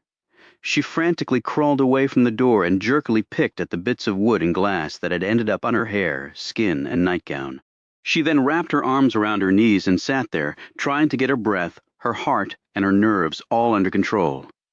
When it was apparent no one was coming, she managed to rise and walk unsteadily over to the nightstand. She picked up the phone and called Jack. "Hey, everything okay?" he said quickly. No, it's actually not," she told him. He was there in 5 minutes. He had called the police before he left. They met him there. 2 patrolmen hurried up to the room with him and interviewed DuBose and dug the bullet out of the wall. No one at the hotel had seen or heard anything, so they said, "This has to stop," Jack told them. "It's only by the grace of God she's not dead," one of the officers said. Colored communities all up in arms, what with their preacher getting himself killed, riotin' and burnin' and such, got white folks on edge. Make 'em do things they might not otherwise do, Doctor. King didn't get himself killed, snapped Dubose. Someone murdered him. The same officer looked at her. "Well, I guess you're entitled to your opinion," after they left. Jack said, "Pack up. You're coming to stay with me." "Jack, I can't. You know what people will." "I don't give a damn about that, Desiree," he interjected. "You almost died." "All right, I'll stay with you tonight. Tomorrow, we'll see how things are. You know as well as I do that they're not going to be any better tomorrow." Chapter 44. The next morning, Jack, who had slept on the small couch in his office, rose to find Dubose already dressed and cooking breakfast in the kitchen. Queenie was eating from her bowl. The dog glanced up and wagged her tail at Jack. He gave the dog a pat and sat at the kitchen bar in his robe and pajamas. Dubose poured him out a cup of coffee and then turned back to the stove. "Eggs scrambled and bacon and toast with butter and jam sound good?" "Works for me, thanks. How'd you sleep?" She gave him a playful smirk. "Much better with you and Queenie to protect me." Jack sipped his coffee and watched her deftly preparing the meal. "You seem to know your way around a kitchen." "My mother was a fine cook, and she taught me." "You said your father works at Marshall Fields?" "How about your mother?" "Cancer took her 2 years ago." "I'm sorry to hear that. I also have 2 brothers and 3 sisters. They all doing well. Some are doing better than others. Just like every family, I suppose." "Any of them follow you into the law?" "No. My oldest brother is a doctor in San Diego. My youngest sister owns an art gallery in Harlem." "That's impressive. He's a surgeon and a fine one. My sister exhibits established artists as well as up-and-comers.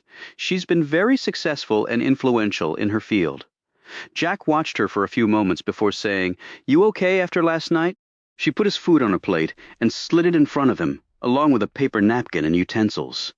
"It wasn't the first time someone tried to kill me, and it won't be the last. But I suppose a person doesn't really get used to that. At least I hope you don't."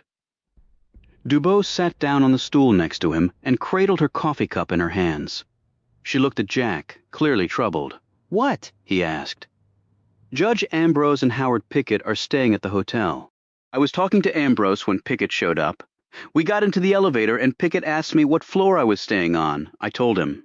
"And you think?" began Jack. "Anyone could have found out what floor I was on, but he didn't know what number my room was, although he could have gotten that information. I was surprised because Ambrose was polite to me and even stood up to Pickett when he started his racist stump speech." Jack nearly dropped his fork. "Seriously?" "Yes. He told me he was retired and then was called in to take this case. I asked him who had called him, but that's when Pickett showed up and I never got an answer. Well, Ambrose treated us pretty fairly on the trial date." She put her cup down and studied him. "What?" he said. "Up till now, it's just been the calm before the storm, Jack, even with the attempt on my life. The real battle hasn't even started." She looked at him questioningly. "So, are you good?" "I'm good, Desiree," he replied immediately, meeting her eye. "I hope so," she said. "I'm counting on you." After Jack showered and dressed, they headed over to Sam Randolph's home. "I'd like to know how Battle was able to get that search warrant issued that found the money at Jerome's. He had to have a witness to tell him that it might be there." "We should be able to confront that witness," said Jack. "We'll move to get the search warrant and the affidavit, and any other information they might have. Maybe we can have all of it excluded. Jerome doesn't deny he put the money in the lean-to. But I don't want the jury drawing negative inferences from that discovery. One frame does not make a whole picture, and the whole matters a lot more than the individual parts, because that conveys an entire story to the jury." They turned down Cottage Street, which contained columns of small, aging homes, some better kept up than others. They pulled into Randolph's driveway, eased from the Fiat, and looked around. The lawn was dead, the flower beds sloppy and untended, the bushes overgrown, with clumps of dead leaves scattered among the green. The house itself was in disrepair. Everything seemed to sag with time and lack of care. A one-car garage with peeling paint stood at the back of the property. Jack walked over and tried the banged-up overhead door, but it was locked. They walked up the crumbling concrete sidewalk to the front door, and Jack knocked. They heard footsteps, and Randolph opened the door. He wore camel-colored slacks and a t-shirt. He held a newspaper and had on a pair of black specs with thickened lenses. His body clearly looked withered, and his coloring appeared grayish in the light. "What are you doing here?" he exclaimed. "We need to ask you some questions," said Jack. Not now. He started to close the door, but Jack put a hand against it. You're on a witness list provided by the Commonwealth. That gives us the right to question you and take your statement. I was actually going out somewhere. On business, okay, we can follow you, and then we can meet after you've finished your business. What kind of car do you drive, by the way? Jesus Christ. All right. Randolph stepped back and waved them in. The interior held cheap furnishings, stacks of clutter, smells of fried foods, and an air of general neglect that corresponded with the exterior. Jack noticed the pill bottles lying everywhere, along with some open mail. Randolph hurried them into the next room, which was a small den furnished with a cracked leather couch and a wooden chair. The square of carpet underneath was badly faded, with loose threads sticking out. Let's make this as snappy as possible, he said irritably. They all sat, and Dubose took out her notebook and pen. She made a show of looking around, and then settled an expectant gaze on him. Randolph fidgeted for a bit. Some business prospects didn't pan out, and my divorce, Dubose said. Those things can take their toll. What exactly do you want to know? Jack said. We will take a sworn statement from you before the trial starts, but we need to get some information so we can prepare that. And it will be very, very soon because the trial will start shortly. Okay. So, what did you tell Mr. Battle? Asked Dubose.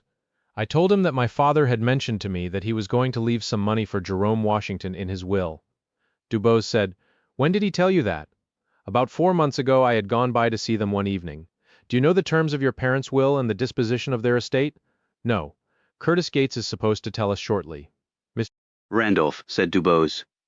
We were told by Mr. Gates that Jerome Washington is not mentioned in your parents' will. Randolph looked surprised. Then, my father must have changed his mind. I thought it was absurd. He wasn't family. Why should my parents leave him anything? Jack said. Did Jerome know your father was planning to leave him something? I imagine so. Why? Because my father liked to lord his wealth over people. And if he thought it would make this Jerome person work harder?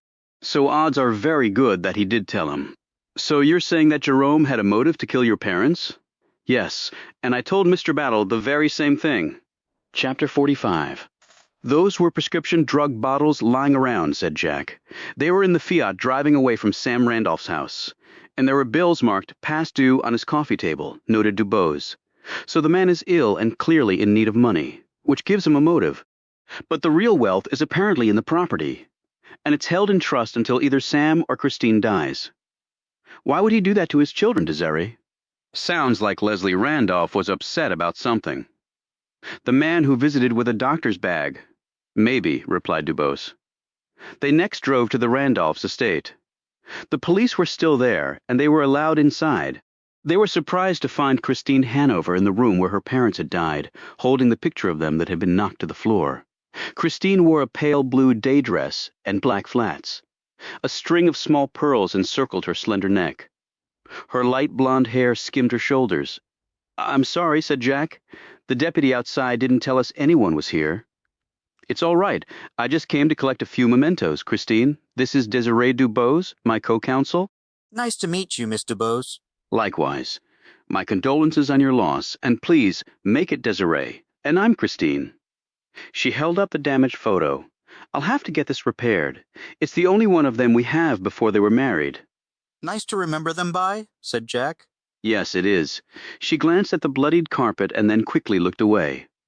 While you're here, can we ask you some questions? Asked Jack. Okay, but I don't have much time. It won't take long. You and your husband were out of town when it happened. She paled and looked distraught. Washington, D.C. Gordon is the president of Virginia Trust Bank and was testifying before Congress on some financial regulations, and was also attending some meetings. I just went along to do some shopping and see some of the sights. With the children at camp, we had planned to stay the weekend. Then the news arrived about my parents. We got home around 2 that morning. My brother had already identified the bodies. I couldn't bring myself to go to the house. I sat home and bawled my eyes out. But I finally pulled myself together and we came here. And that's when I saw you and Gordon, noted Jack. That's right. Do you know the terms of your parents' will? No. I assumed they would leave everything to Sam and me. My deceased siblings died young and had no children. I suppose the lawyer will tell us. Jack nodded. Curtis Gates, you know him? Yes, he handles our estate matters too. We recommended him to my parents. Do you know what a tontine is? Asked Jack. No, I've never even heard the word. Jack explained about the terms of the will and how the house and property had been split off from the rest of the estate.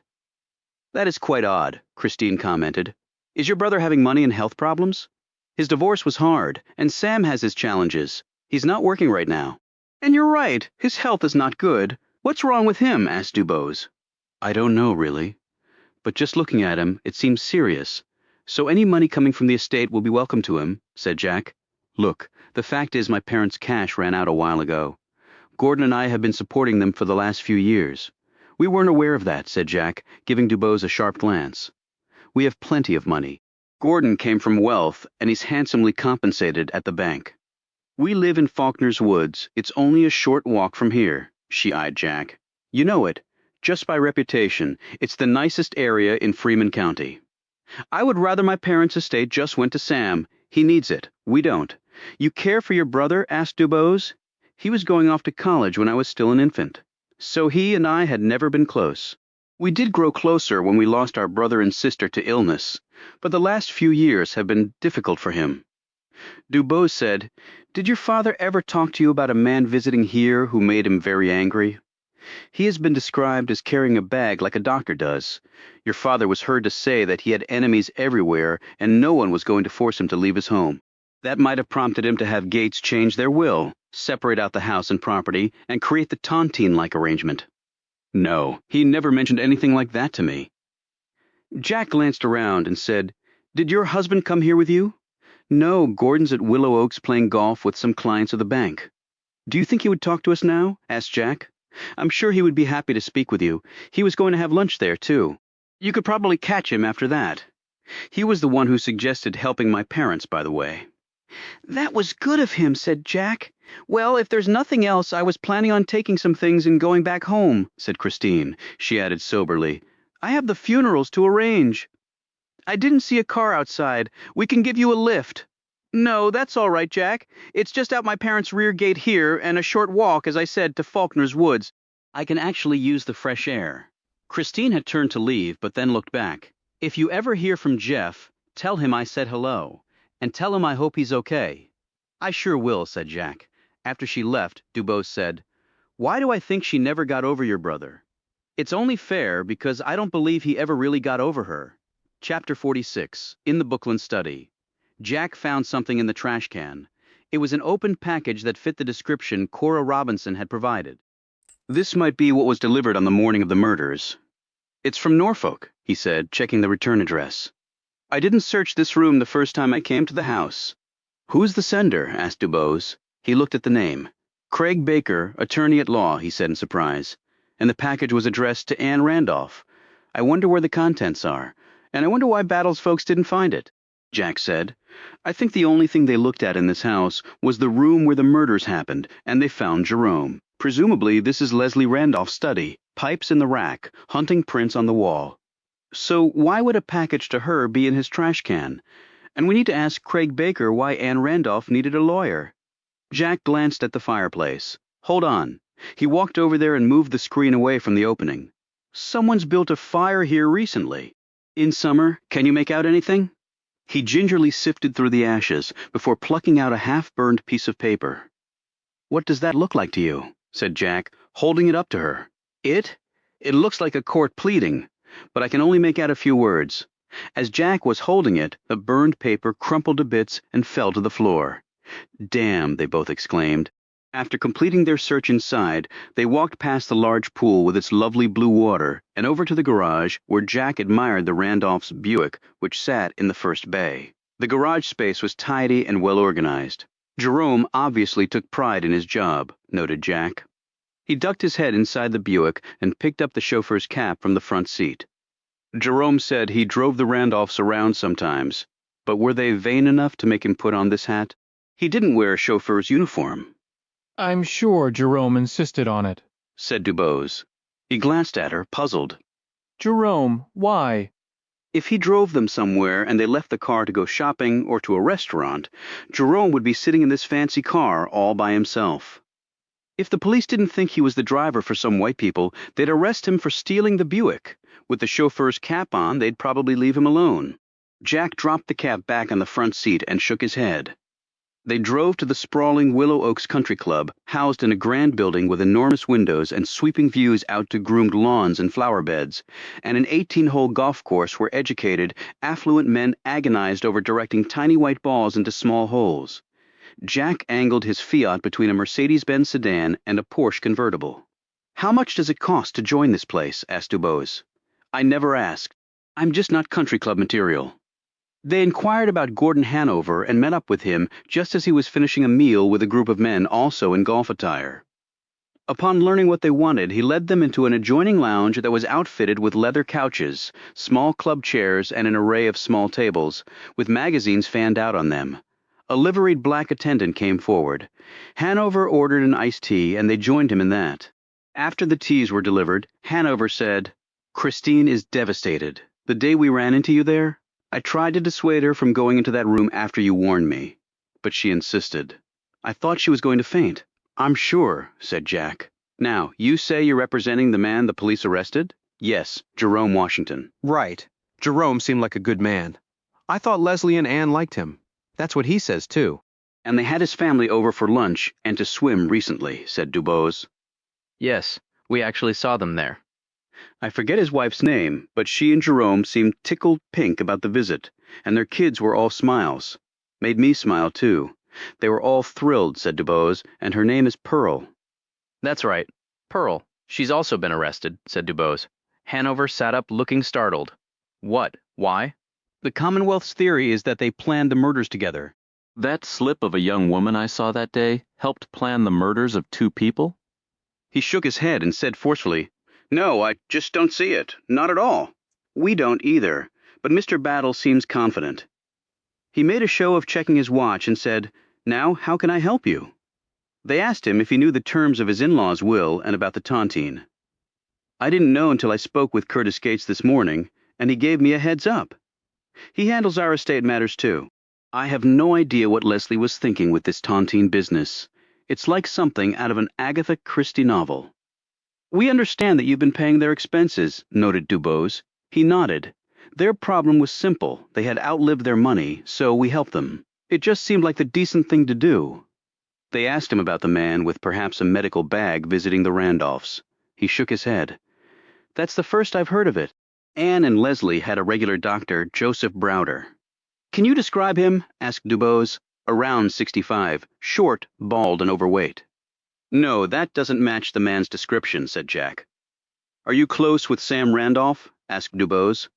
"No, as a matter of fact, I'm not. He was just never very friendly to me." "He seems to be in ill health and in dire financial straits," commented Jack. "Then he could come to me and I'd help him. I've actually tried reaching out to Sam, but he's rebuffed my every attempt. He told us that his father informed him he was going to leave Jerome some money in his will." "Do you know anything about that?" asked Dubose. "No. The files that Mr. Battle shared with us indicate that you have information about something your father-in-law told you," said Dubose. Hanover sighed. "I don't think you're going to like what I have to say." "We know some of it, but would like to hear it from you," said Dubose. "I was over at the house about a week before their deaths." "So after Jerome and his family came to eat and swim," noted Jack. "Yes, Leslie told me that he suspected Jerome might be stealing from them." "Why exactly?" asked Dubose. "Some tools from the garage were missing," Leslie said. "And he kept a box with petty cash in his study. Some of the money was gone as well," she said. "And what was Miss Randolph going to do about that?" "Fire Jerome, I believe. Did he tell Jerome this?" "That, I don't know, but I can say that when Leslie got an idea in his head, he usually let you know it sooner rather than later." Jack said, "This next question is delicate." "Okay," said Hanover, looking apprehensive. "It seems that Anne Randolph had some old injuries, and we were told that her husband might have had a drinking problem and might have struck her sometimes." Hanover said slowly. I was aware of the drinking and the abuse. Did you try to intervene? Several times. Christine was absolutely furious with her father. She called the police twice on him, in fact, although we did manage to hush that up. But then we got Leslie some counseling. We thought things were on a better, more even keel. I wasn't aware of any recent incidences. Okay, thank you for your frankness, said Jack. Hanover said quietly, My father was an alcoholic. Gave my mother fits. I remember their encounters as a child. He drained his glass of iced tea, which is why I never touched the damn stuff. He looked at his watch again.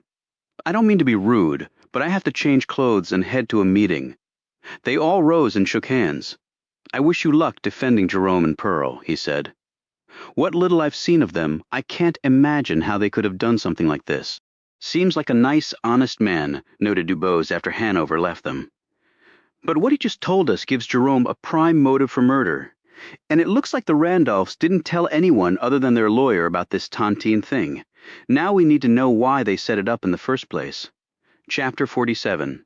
As they were walking back to their car in the parking lot, a sleek red Ford Mustang stopped next to them. It was Doug Rollins, decked out in a garishly colored golf outfit that Jack had to fight hard to keep from laughing at. Jack, you have been busy, he called out. Well, I've got a murder trial to attend to, and I'm glad you don't. Not talking about that. He eyed Dubose and then tossed a rolled-up newspaper to Jack, who nimbly caught it. Leave it to you to mix business with pleasure. Rollins laughed and drove off. What the hell is he talking about, said Jack. Let me see that paper. He handed it over.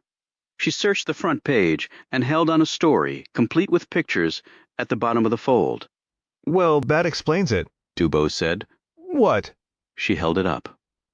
There was a picture of Jack and Dubose leaving the hotel with her luggage, and another photo of them carrying the luggage into Jack's place. Who took those pictures? He asked. I suppose it was part of the plan. If I managed to survive the attempt on my life, which the story never mentions. So the gist is that we're basically shacking up. I wonder if Battle had something to do with this? Dubose shook her head. I think this more likely bears the fingerprints of Howard Pickett. Now, I would hope he had nothing to do with someone trying to kill me, but I've been surprised before on that score. Jack dumped the paper in a trash can. Let's prepare to be surprised then. They returned to the office where Jack looked up Craig Baker's number in Norfolk and placed a call to him. Baker was not in, so Jack left a message for the man to call him back and said it was urgent. Later, after Jack walked Queenie, they both sat in Jack's office working. Around 11, Dubose put down her pen and said, Talk to me about jury pools here. Jack leaned back in his chair. The last jury pool I selected from started with the usual 20 people, almost all of whom were white. I can tell you that that is roughly in line with all my other jury pools. My last 10 jury trials were held before all white juries, 99% of them men. Are there not that many blacks in Freeman County? Oh no, it's about 40% black, and here in Carter City it's closer to 80%. Let me guess. People who look like me are either not picked to serve on juries or are somehow excluded from the pools to begin with. Pretty much. A bolt of lightning flashed outside. The following explosion of thunder was so loud it made them both jump. And then the skies opened and the rain fell so hard they could hear it viciously punishing the metal roof. Jack rushed over and opened the window, and the cool breeze immediately enveloped him. Desiree, get over here and feel this breeze, he called out. It is amazing, Dubose smiled. You sound like a little boy who's been given a new toy. Temperature must have dropped 25 degrees or more, thank you, Lord. She walked over and leaned out the window, right as a sudden burst of windswept rain splashed down on her, thoroughly soaking her blouse. She ducked back inside and turned to him, laughing.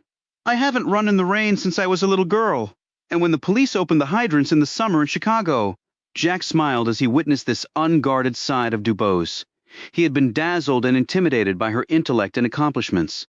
But now as he looked at her he thought, and not for the first time, that in addition to being a superb lawyer, she was also a lovely young woman. She stared back at him and seemed to be reading his mind. Her smile vanished and was replaced with pursed lips. Well, that was stupid, she said, folding her arms over her soaked blouse. What was? Jack said, confused. Ruining my silk blouse, she hurried over to the table and slipped on her jacket. As a drenched Jack stood there watching her, she said, I'm going to bed, you too. Busy day tomorrow. She hurried up the stairs, leaving him alone. Jack leaned back out the window, sucking in one lungful of cool air after the other. His head hung down with the weight of all the thoughts inside it. Dubose dried off with a towel in the bathroom and put on her nightgown. She padded back into the bedroom, sat down on the bed, and glanced over her shoulder at the door to the downstairs. Dubose knew exactly what Jack had been thinking. He had given her that look, a critical tell that a woman could interpret as easily as a bird dog did the smell of quarry. He cannot believe that I would become personally involved with the lawyer I'm working with, and a white one at that. She sat up straighter. Hold on, Desiree, don't think like that. You don't have to date the man, but not because he's white. That's how the other side wants the world to be. That's what you've been fighting against all this time, and you should be flattered that the famous Jack Lee finds you desirable. She glanced in the small mirror hanging on the wall, and Dubose's self-satisfied smile faded. She took the picture from her wallet and looked at the man there.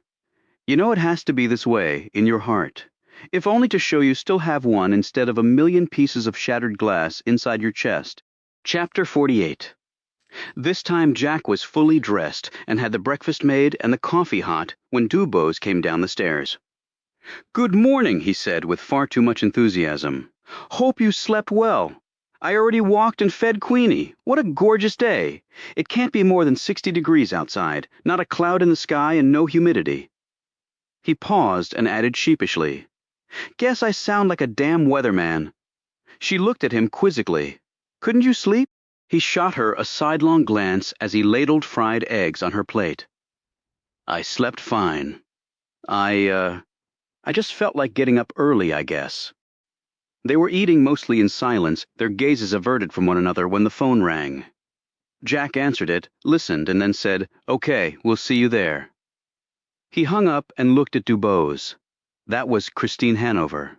She's invited us to her home for the reading of her parents' will. The guard at the gate to Faulkner's Woods had their names on an approved visitors list. He opened the wrought iron portal so the Fiat could pass through. Jack asked, "Is this gate manned around the clock?" The guard, a broad-shouldered, soldierly-looking man in his 30s, nodded. "Yes, sir. Very secure here. Needs to be a lot of money behind these gates." Jack flashed his bar card. "We're investigating what happened to the Randolphs. We understand that Mr. and Mrs. Hanover got back here late that night from Washington." They sure did. You sound positive, said Dubose. I was the one who opened the gate. Worked the graveyard shift that night. So you saw them? Oh, yeah. Big Rolls Royce. Only one like that around. He was dressed in one of them monkey suits. A tuxedo, said Jack? Yeah, and she had on a fancy dress with a pearl necklace. He looked like death, and Mrs. Hanover was sobbing so hard the poor woman couldn't catch her breath. You happen to know the time? I sure do. We don't keep a record of owners coming and going, but it was so late and seeing them at that hour was so surprising that I checked my watch. It was 2 in the morning. I remember thinking there were 2 of them in the car, and it was 2 in the morning. How my mind organizes stuff. Thanks, said Jack, and they drove on.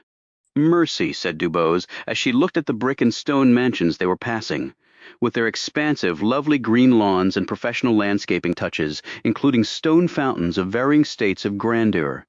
You weren't kidding about this being the nicest area in town. Apparently nice means you need a gate to keep everybody else out. They pulled into the cobblestone driveway of a massive Tudor-style home draped with ivy and bracketed by towering crepe myrtles, fat hydrogenia bushes, and lovely dogwood trees. They parked next to a large Chrysler 4-door. One of the 3 garage bays was open, revealing a red British Triumph convertible. After they got out, Jack peeked inside the garage. Okay, no blue convertible lurking therein, he reported. Just the silver Rolls-Royce and a burgundy Jaguar. The Hanovers were in Washington at the time, she reminded him. Someone else could have taken one of their cars while they were gone. That's true, she conceded. They were admitted into the house by a black uniformed maid who escorted them down a long, plush hall to a rounded maple door with brass fittings. She knocked, received an affirmative response, and ushered them into what turned out to be a book-lined study. Curtis Gates was seated behind an opulent walnut desk with a dark green leather inlay, while Sam Randolph and Christine and Gordon Hanover were arrayed in chairs in front of him. Next to Gates stood a tall, slim man in his late 30s and dressed in a navy blue jacket, light gray slacks, and a white dress shirt. Gates introduced him as his son, Walter. Jack shook his hand and said, "Your father mentioned you were in real estate?" "That's right. I've done a fair amount of residential construction, including some of the homes in Faulkner's Woods and a couple of small commercial projects, but I'm hoping to build up a more substantial portfolio." "Good for you." As they were about to sit down there came another knock at the door. Walter Gates opened it, revealing Edmund Battle. Curtis Gates said, "Well, I think we're all here now. Let's get down to it."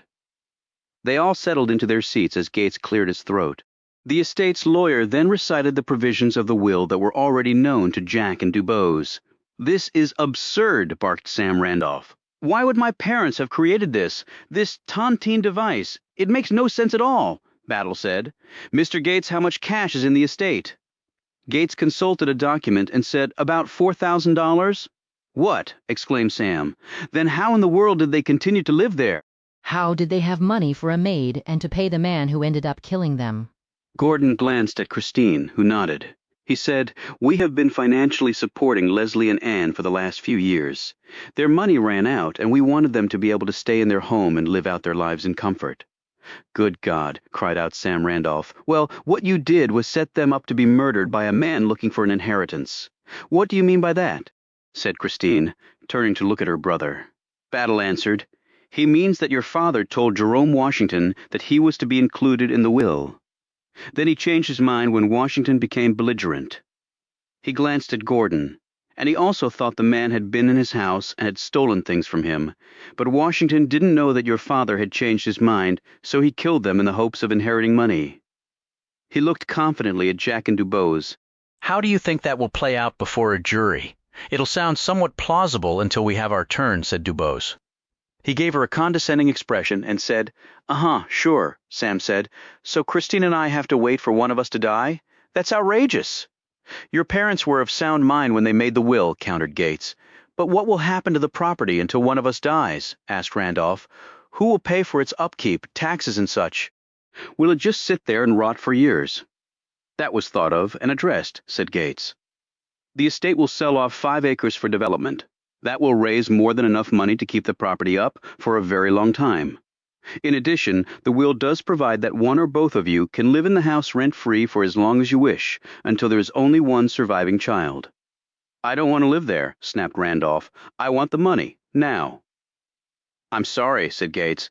That is not how it will work, Jack said. Can you shed any more light on why they made such a will? It's not my job to wonder about such things.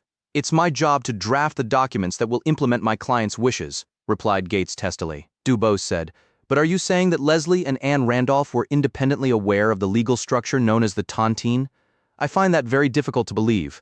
I would venture to say that most lawyers in this country have never heard of it." "I had to look it up myself after you told us about it previously." Battle glanced sharply at her and said, "I have to admit I had to do that too, Mr. Gates. When you told me about it earlier." They all looked at Gates, who for the first time did not look so smug. "Well, in all candor, I suggested a tontine-style structure," he said. "Why?" asked Dubose. "Because Leslie told me that he wanted only one of his children to inherit the property." "I told him that barring an outright testamentary disposition in favor of one child, which undoubtedly would have prompted a lawsuit from the other, a tontine-style arrangement was the most efficient mechanism to execute upon their wishes." "So you're saying they didn't care which of us got the property so long as it was just one of us?" said Christine slowly. "Oh, grow up, Christine!" exclaimed her brother. "It was as good as left to you. I'm much older, not in good health, and I will almost certainly predecease you and soon, as Dad obviously knew. And then you can walk away with millions," she said. "I don't need millions, Sam." "Of course you don't," he replied, in a skeptical tone. "Actually, she's right. We don't," said Gordon testily. "And if they had disinherited you, Sam, would you be surprised? You've done nothing the last several years except act abominably toward them, and toward Christine and me as well." Randolph rose and stormed out, slamming the study door behind him. Jack excused himself and followed the man. At the front door, Jack watched as Randolph walked off at a rapid pace, turning the corner at the next street. Jack hurried after him. He reached the corner to see that Randolph had slowed considerably, and his breathing appeared to be labored. He started to cough violently. Next, he threw up in the grass. He took a few moments to recover, sucking in air in short bursts, before slowly walking off. When Jack reached this spot, he noted the spatters of blood on the lawn at the next block where Randolph had turned left. Jack paused and watched. Randolph exited through the front gates and walked to the corner where there was a bus stop. 5 minutes later, he climbed onto a bus and it pulled away. Chapter 49. Later, after they left the Hanover's house. Jack told Dubose about following Randolph. He took a bus, so I don't think he even has a car. We'll have to confirm that, but something tells me he's not driving a blue convertible. Dubose looked thoughtful, but he clearly needs money. He even said so himself, so he had a motive to kill his parents to get what he thought would be a substantial inheritance. But he didn't know about his parents' lack of liquid assets and the tontine, so if he did kill them, he's probably going to end up with nothing. Unless Christine dies first. Jack glanced at her. Do you think he might? Desperate people do desperate things, Jack. But you said he threw up blood? Yes. He's obviously seriously ill. Maybe he doesn't have much time left. Then why does he care about getting his parents' property? Well, he has kids. He may want to leave it to them. Okay, it's time to meet with our clients. They saw Jerome first. He was sitting on his bunk. The head bandage was gone, and he looked and sounded better than he had the last time they had seen him. The first thing he asked about was Pearl. The last time we saw her, she was doing okay, Dubose told him. Now, Jerome, did Leslie Randolph ever mention to you that he was going to put you in his will? Jerome gaped. What for? His wife already gave me $50. Did you ever have angry words with Mr. Randolph? Asked Dubose. His features scrunched up. Angry words with Mr. Leslie. You crazy? Tyler Dobbs said as much, and the Randolphs' lawyer said the Randolphs were scared of you, that they were going to fire you. And there's another witness who will testify that Mr. Randolph thought you had been stealing from him. Jerome shook his head. I didn't steal nothing, and if I do, why did he invite my family over for lunch? Why Miss Ann give me $50 if they gonna fire me? They might claim that Mr. Randolph thinking you were stealing from him happened after the lunch and pool visit, said Jack. Jerome drew a deep breath and settled himself. Look here, I ain't never stole nothing from them, and I ain't never say nothing angry to Mr. Leslie. Why I do that? He pay me good money that I need to help my family. With my bad leg and all, not too many jobs I can do. So I ain't gonna do nothing to get me fired, Jack said. I arranged the call with Pearl. Did you talk to her? Jerome nodded, his expression turning even more despondent. Only time she don't tell me the truth. She wouldn't say where she was that day, asked Dubose. No, ma'am. Not one word. They left him there and went to visit Pearl. She was standing next to the barred window and staring out. You seen Jerome? She asked, anxiously turning to them. Is he okay? We just came from there, said Jack. He's fine. He said he talked to you? She sat down on her bunk. Yeah, he did. And you didn't tell him where you were that day? Said Dubose. She looked up at them pleadingly. I can't. Were you with another man? Asked Jack quietly. I ain't never cheated on Jerome. Never, never, never, she said emphatically. Then I don't understand why you can't tell us, said Jack. I just can't, said Pearl miserably, not looking at them. Jack glanced at Dubose and shook his head in frustration. As they were heading down the hall to the prison exit, Jack said, she looked as bad as she did when I met her at my office the first time. Dubose stopped walking. What do you mean bad? She looked sick to her stomach and got all pale and shaky. I got her some water. Wait here, said a tense Dubose. She turned and hurried back down the hall, sitting next to Pearl. Dubose said, Were you pregnant? Pearl gasped and her eyes teared up. She put a hand to her mouth. Dubose gripped her other hand. I thought that might be it, when Jack said you weren't feeling well the first time you two met. Pearl drew her hand away from her mouth and said in a trembling voice, I was going to have a baby. She placed a trembling hand on her stomach. Was? Did you miscarry? Pearl looked up at Dubose, her expression full of misery. She shook her head. Wait, Pearl, did you have an abortion? The tears now streamed out of Pearl's eyes. She bent over and pressed her thin chest to her thighs, rocking back and forth and sobbing. Dubose wrapped her arms around the woman and held her tightly. Pearl finally sat up and wiped her eyes with a tissue that Dubose handed her. But I don't understand, Pearl. Did you not want another child? It wasn't Jerome's. Dubose caught a breath. But you said you had never cheated. The man who owns Winston's, where I work. He got me alone in the back room. She started to cry again. Okay, it's okay, I understand. You don't have to say any more. The two sat there for a few moments, with Pearl clinging to Dubose. As they drew apart, Dubose said, "Where did you get? Where was it done?" "A place over behind the White Hospital. A woman, she comes round every so often. So, as I was told, she got a room. She did it there." And since abortion is illegal in Virginia, you didn't want to tell anyone. Pearl nodded. "And I didn't want Jerome to know, 'cause he will kill that man." "What time did you get there, and what time did you leave?" She wiped her eyes.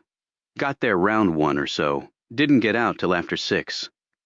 I was bleeding some after. Felt real weak. She had me lie down and give me some medicine and all. Then she drove me home in her car. But I asked her to let me off about half-mile away. I got home in time to help my mama with supper.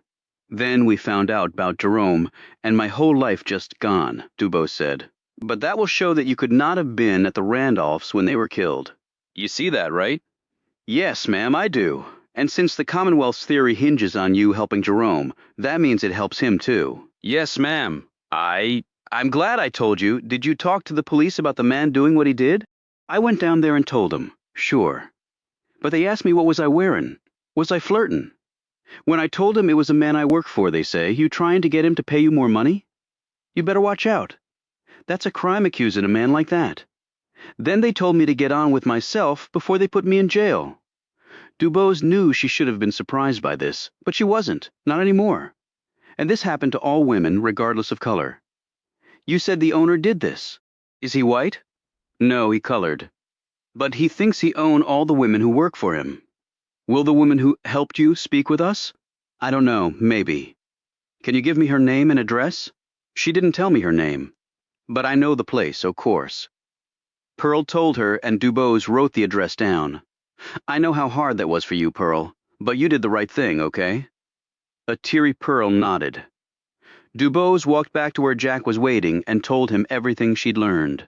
"Holy Lord," he said. "We need to nail the son of a bitch who raped her. First, we need to talk to this woman. If she can verify what Pearl told us, it blows up Battle's entire case. Chapter 50. There it is," said Jack, as they pulled up to a bland row house 2 blocks behind the county hospital. "Doesn't look like much. Those places never do. That's the point." He shot her a look. "You have experience with women getting abortions?"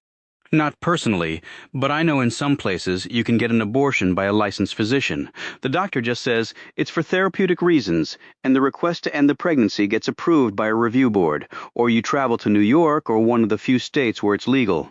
If you're not well off or well connected, you go to places like this, if there even is one nearby, and hope you don't die." They knocked on the door. No one answered. They knocked again. No answer. She's gone.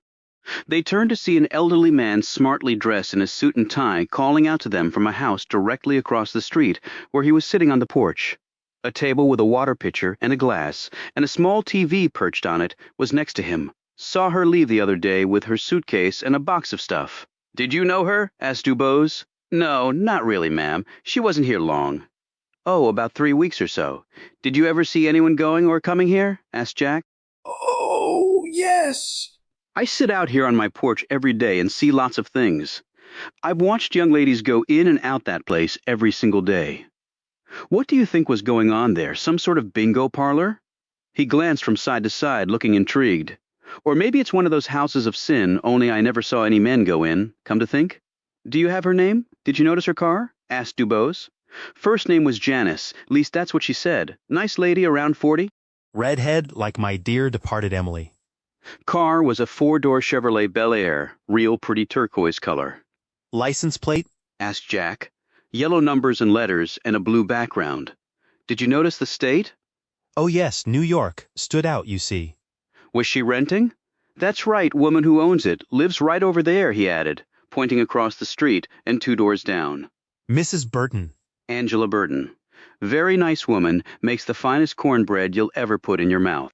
"I'm sure," said Dubose. "Well, thank you."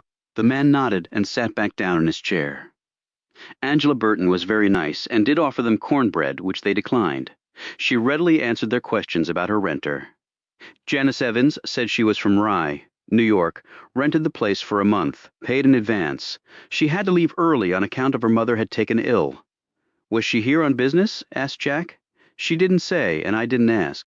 You have a phone number and address for her. Yes, but I'm not sure I can give that out. Jack held out his state bar card. The thing is, she could be a very important witness in a murder case we're handling. Burton's eyes swelled wide in alarm. Murder? Oh my goodness, what sort of thing might she have witnessed in one of my rentals? I'm afraid we can't disclose that. Client confidentiality, said Dubose. She provided them the phone number and address in New York, and they left. What are the chances Evans agrees to come here and testify? Asked Jack. Slim and none, but it's better to know about her than not. When they got back to the office, Jack called Craig Baker again. This time he was put through to the attorney. Jack told him who he was and why he was calling. So, we need to know what you sent Mrs. Randolph that day and why she needed your services. I can't possibly tell you any of that. The line went dead. Jack looked over at Dubose, who was seated at the work table going over some files. Mr. Baker is not going to be cooperative, he said. Well, that's why we have the right to subpoena, said Dubose as she added this to their to-do list. And we can do the same for Janice Evans if we can have her testify that Pearl was with her during the time the Randolphs were murdered. I think maybe even a white jury will be inclined to rule in our favor. I hope you're right. Oh, I did a phone interview last night while you were out walking, Queenie. An interview with who? Huntley and Brinkley. They recorded it for their newscast last night. Chet Huntley and David Brinkley. How did that come about? They heard I was here working on this case and wanted to interview me. I spoke to them last year during the Loving matter, and they told me George Wallace has commented on the Randolph case. Saying something like this is the line in the sand that white people cannot allow to be crossed. What'd you tell them about our case? Before she could answer, the phone rang. Jack looked at it. I wonder if Mr. Baker had a change of heart. I left my number the first time I called his office. It was not Baker. Frank Lee sounded frantic. Jack, get yourself over to the hospital quick as you can, son. Daddy, what's wrong? It's not Mama, is it? It's Lucy. Lucy. Somebody hurt her, real bad. Chapter 51. It's quite serious, said the lean, gray-haired doctor. She has a skull fracture hopefully she'll pull through, but it will require a complicated, risky surgery. There are no guarantees, I'm afraid. Frank, Jack, and Dubose looked through the round window into the room where an unconscious Lucy lay in the hospital bed, her head wound with bandages. Her mother sat stoically beside the bed, holding her only daughter's hand. What the hell happened? Jack asked his agitated father, who was puffing furiously on a camel. Your mama was hanging up the laundry outside. Lucy was with her. She went to get another basket of clothes when she heard Lucy screaming. She ran out, and Lucy was lying in the grass, her head and face all bloody. Your mother saw a man jump the back fence and run off into the patch of woods there. If I ever get a hold of that son of a bitch... But why in the world would anyone hurt Lucy? Asked Jack. Frank eyed his son nervously. Jack paled. You think it was because of what I'm doing? Frank looked over at the local newspaper that was lying on a chair set against the wall. He grabbed it and held up the front page. You Negro couple on trial for murdering. 2 elderly white people in their home.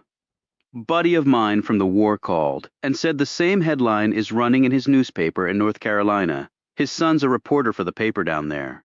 He also said the Associated Press picked the story up. Says it's running in damn near every paper in the country. And you and Desiree are named as the lawyers. The doctor glanced at Dubose. I watched Huntley and Brinkley last night. They had this woman's picture up on the TV, and they had a phone interview with her where she was talking about fighting for equality for blacks. They said it must be an important case to draw the NAACP's attention. Lots of folks around here probably watched that. Might have riled up someone. Jack looked at Dubose. So that's what you talked about with them. Yes, we need that sort of media exposure when we're fighting back against the likes of Howard Pickett. Did you mention my family, Lucy? No, I never talked about any of that. I never would. That's the truth, added the doctor. I listened to the whole thing. They just talked about the case. Jack turned and stalked off down the hall. Dubose hurried after him and caught up to him around the corner. Jack, I was just doing my job. I hope you can understand that. He leaned against the wall and closed his eyes. I don't blame you, Desiree. Lucy is lying in that hospital bed because of me and the choice I made. He turned, slammed his fist against the wall, and screamed, "God damn it." Tears clustered in her eyes. A shaky Dubose took a step back and said as calmly as she could manage, I can get other lawyers on the case. You can withdraw, and then maybe this will. He's not withdrawing from anything, said the voice. They turned to see Hilly Lee standing there. Mama, said Jack. He wrapped his arms around her. At first she looked taken aback, but then Hilly Lee hugged her son fiercely. What do you mean he's not withdrawing? Said Dubose. Hilly let her son go and said, I didn't agree with your decision to represent that man or work with her, she said, glancing at Dubose. But what I know is, whenever you let a bully make you turn and run, that bully will never go away. He will own you. But, began Jack, I taught you and your brother that lesson when you were boys, and now I'm telling you, as a man, that you're not walking away from this. You go on and do your job. You and her, she added, drilling another stare at Dubose. And you punch those people right in the damn face, and you show them they don't control one thing about you, son. Not one goddamn thing. Hilly turned and walked back to be with her daughter. Chapter 52. Jack sat behind his desk, while Dubose stood on the other side watching him. His hand trembling, he lifted the glass of whiskey to his mouth and finished it. Another rain shower had just ended, and a hot, dry summer had suddenly transformed into a wet, chilly one. Dubose said, I never expected your mother to react the way she did, Jack. He set the glass down and glanced at her. When I was 12, Mama had me stand up to a bunch of bullies. As soon as I did, they never bothered us again. Now, I know this situation is not that simple, but my mother's right. I walk away from this. It's like I'm saying they won. Hell, it's like I'm agreeing with them. And if people who want to do what's right run away, and the only ones left are like the man who hurt Lucy, then what sort of world do we have? I think people like Howard Pickett and George Wallace are counting on a vocal extreme minority dictating what this country will look like in the future. He gazed up at her. Have you lost anyone to this madness? Dubose now wouldn't meet his eye. I have. Many people I work with have. They're operating on Lucy tomorrow. You need to be with her. I'll keep working on things. He nodded and said, You know how to shoot a gun, Desiree? She looked surprised by this question. No, I don't. He took out the Colt and a box of ammo. Come on, it's time you learned. They parked by an open field set next to some woods. There were no homes within a few miles in any direction. A column of old, battered tree stumps lined the field. They got out, and Jack picked up a bunch of shot-up tin cans that littered the grass. I think everybody who ever learned to shoot in Freeman County came out here at some point. You don't need a metal detector to find anything, just your hands. He lined up 4 cans on 4 separate stumps, and then marched Dubose back a short distance. He took out his revolver, then showed her how to load it and work the trigger and hammer. Jack aimed at one of the cans and shot it cleanly off its perch. He handed her the gun and showed her how to grip it. He also tutored Dubose on correctly setting her feet and hips and squaring her shoulders. He then instructed her on how to use the gun sight on the end of the muzzle to aim. Her first 2 shots hit nothing but dirt, and the third struck a stump, blowing wood chips off. The 4th shot sent the can spinning off into the fading light. She looked flushed, excited, and terrified all at the same time. It's not so easy to do that to a person, he said, his features grim. For some people it is. Like the person who shot at me through my door. I just hope you never have to use it, Desiree. Now, let's practice some more while there's still light. An hour later, they headed back. Dubose went to the bedroom while Jack stripped down to his skivvies and lay on the couch with a blanket over him. Queenie came over and settled next to him on the floor with a contented sigh. Jack reached down and gently rubbed the dog's head and muzzle. How you doing, girl? You wish people were more like dogs? Most days I sure as hell do. Queenie was asleep in under a minute. Jack listened to the dog's gentle breathing, and then he rolled over on his back and stared at the ceiling. Jack's thoughts rested solely on his sister. She loved everybody, wouldn't hurt anyone or anything, and someone had tried to kill her, apparently because he didn't like what Jack was doing. But there was a lot of depravity out there, people not listening to a damn thing that anyone who disagreed with them said, making them out to be the enemies, simply for having a different opinion. In the room directly above him was a young, determined woman who was spending her entire adult life fighting for the rights of people like her to just live free and equal with everyone else. Jack thought about all of the people he knew here. They would use the courts and politicians who saw it their way to preserve the status quo and make sure it would endure well past their own lifetimes. And on it would go, until what? He closed his eyes and put his arm over his face to make the room seem even darker than his thoughts. Chapter 53. I really don't know what I can tell you, Miss Dubose, said Craig Baker. Dubose had driven over in Jack's Fiat the following morning and was seated opposite Baker in his office in downtown Norfolk. Craig Baker was a mild-looking man in his early 50s, paunchy with graying hair and a trim mustache, and wearing a finely tailored blue suit. Dubose was surprised that he had even agreed to meet with her, yet his manner was decidedly cautious. Your client is dead, Mr. Baker. She was murdered.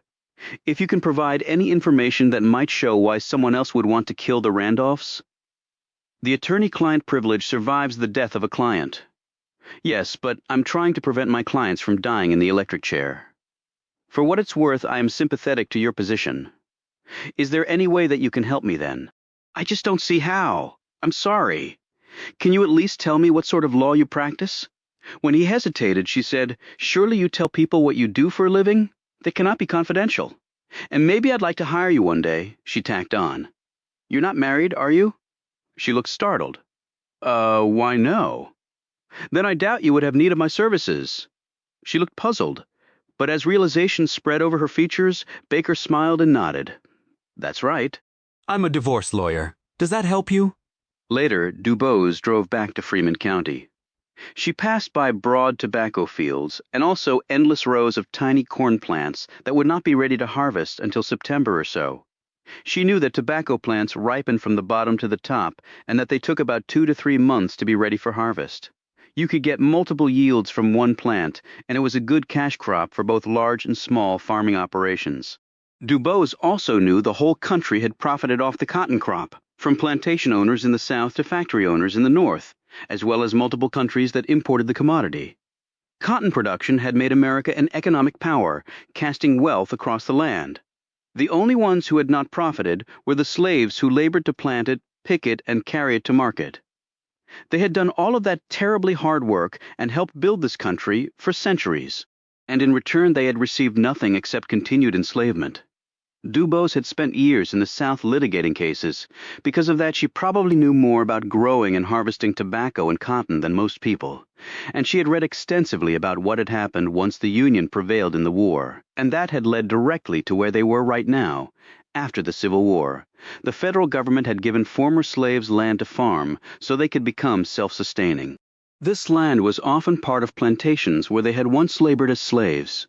Meanwhile, black men were given the right to vote, and they registered in large numbers, electing to office many black politicians. Schools opened to teach them to read and write, and the former slaves were on their way to building new lives in freedom and becoming productive members of society. It had all looked promising as America seemed on the verge of turning the page on the ugliest part of its history and becoming far stronger and more robust in the process, as black people were finally included in the American dream. However, under intense pressure from mostly Southern politicians, the federal government reneged on its promises to the former slaves, pulled troops from the South, and with the rise of the Ku Klux Klan quickly came voter suppression, riots, and murderous rampages, with whole black sections of towns wiped out. Soon there were no longer any black elected officials or blacks who could vote without threat of being killed. This had all happened with alarming swiftness, but then bad things very often did, while positive change took considerably longer. Wealthy whites once more owned the land, and they made the laws. They fashioned arrangements with poor blacks and whites to work the soil as sharecroppers all year without formal pay. Since these folks had no other means of supporting themselves or their families, they really had no choice. They were forced to purchase their seeds, food, and tools at inflated prices from the landowners and pay high rents for the shacks in which they lived, which was, ironically, often old slave housing. At the end of the year, after the crops had been harvested and sold, the owner would meet with the sharecroppers and go over the books of which the owner had sole control. And virtually every time the owner, who had already made his money, would tell the sharecropper that he owed the owner money. and this debt would be added to prior years, effectively making it impossible for the sharecropper to ever be free of this burden. And when black sharecroppers tried to leave and migrate north or west for gainful employment that actually paid them for their labors, the police would be waiting at the train or bus stations where they would arrest them on some bogus charge. They would then be told that they would have to work for a decade or more in order to make good on the wrongs they had committed. It was just another form of slavery that continued to this day. And once more, black and poor white parents watched their children grow up in a country that really had no place for them. And that would do all it could to ensure no version of the American dream would ever be possible for them. As Dubose passed a modest building set back off the road, she slowed and then stopped the car. She stared at the place for a few moments, trying to make up her mind. Finally, she pulled the Fiat into the parking lot. Chapter 54. Dubose stared up at the church. Her mother had been a devout Catholic all her life. By contrast, Dubose's devotion had been haphazard over her adult years, and then had totally faded. She got out of the Fiat and stood in front of the house of worship, again wondering whether to go in. She turned back to the car twice, but then finally reached an internal resolution and entered the Catholic Church. She made the sign of the cross with a few drops of holy water taken from the marble font just inside the front doors. She walked slowly up the aisle, past the rows of pews, breathing in faded aromas of incense and the mustiness of the old building until she reached the altar. She genuflected and stayed on her knees, her hands clasped, a remembered prayer forming on her lips that she wanted to say on behalf of Lucy Lee and her family. "Excuse me?" said an agitated voice. She turned to see an elderly priest in his black cassock and white collar, striding purposefully toward her. Behind his thick specs was a pair of angry eyes. "Excuse me, what are you doing here?" he demanded. Flustered, Dubose quickly rose. I just came in to pray, Father. The door was unlocked." He waggled a finger in her face. "You are not a member here. I don't know you." His expression was one of disgust as he looked her over. It was a countenance she was well used to, and it made her face flame in anger. As calmly as she could, Dubose replied, "No, I'm not a member of your congregation. I was just driving by. You must leave here right this minute, Father Matthew." They turned to see a young priest walking toward them. "A visitor?" he asked. Father Matthew rushed over to him. "Father Kelly, this person is not a member of our flock." He glanced at Dubose with a disdainful look and added in a voice she could clearly hear, "And she's a Negro? You know how I feel about them." "I believe I can handle this, Father. You can go to your meeting. Remember the parish council? They're expecting you." Oh, right, yes.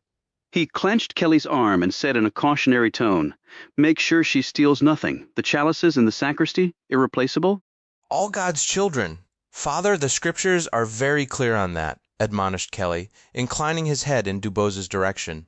Yes, yes, of course, but mind the chalices. Goodbye, Father. Please convey my good wishes to the council.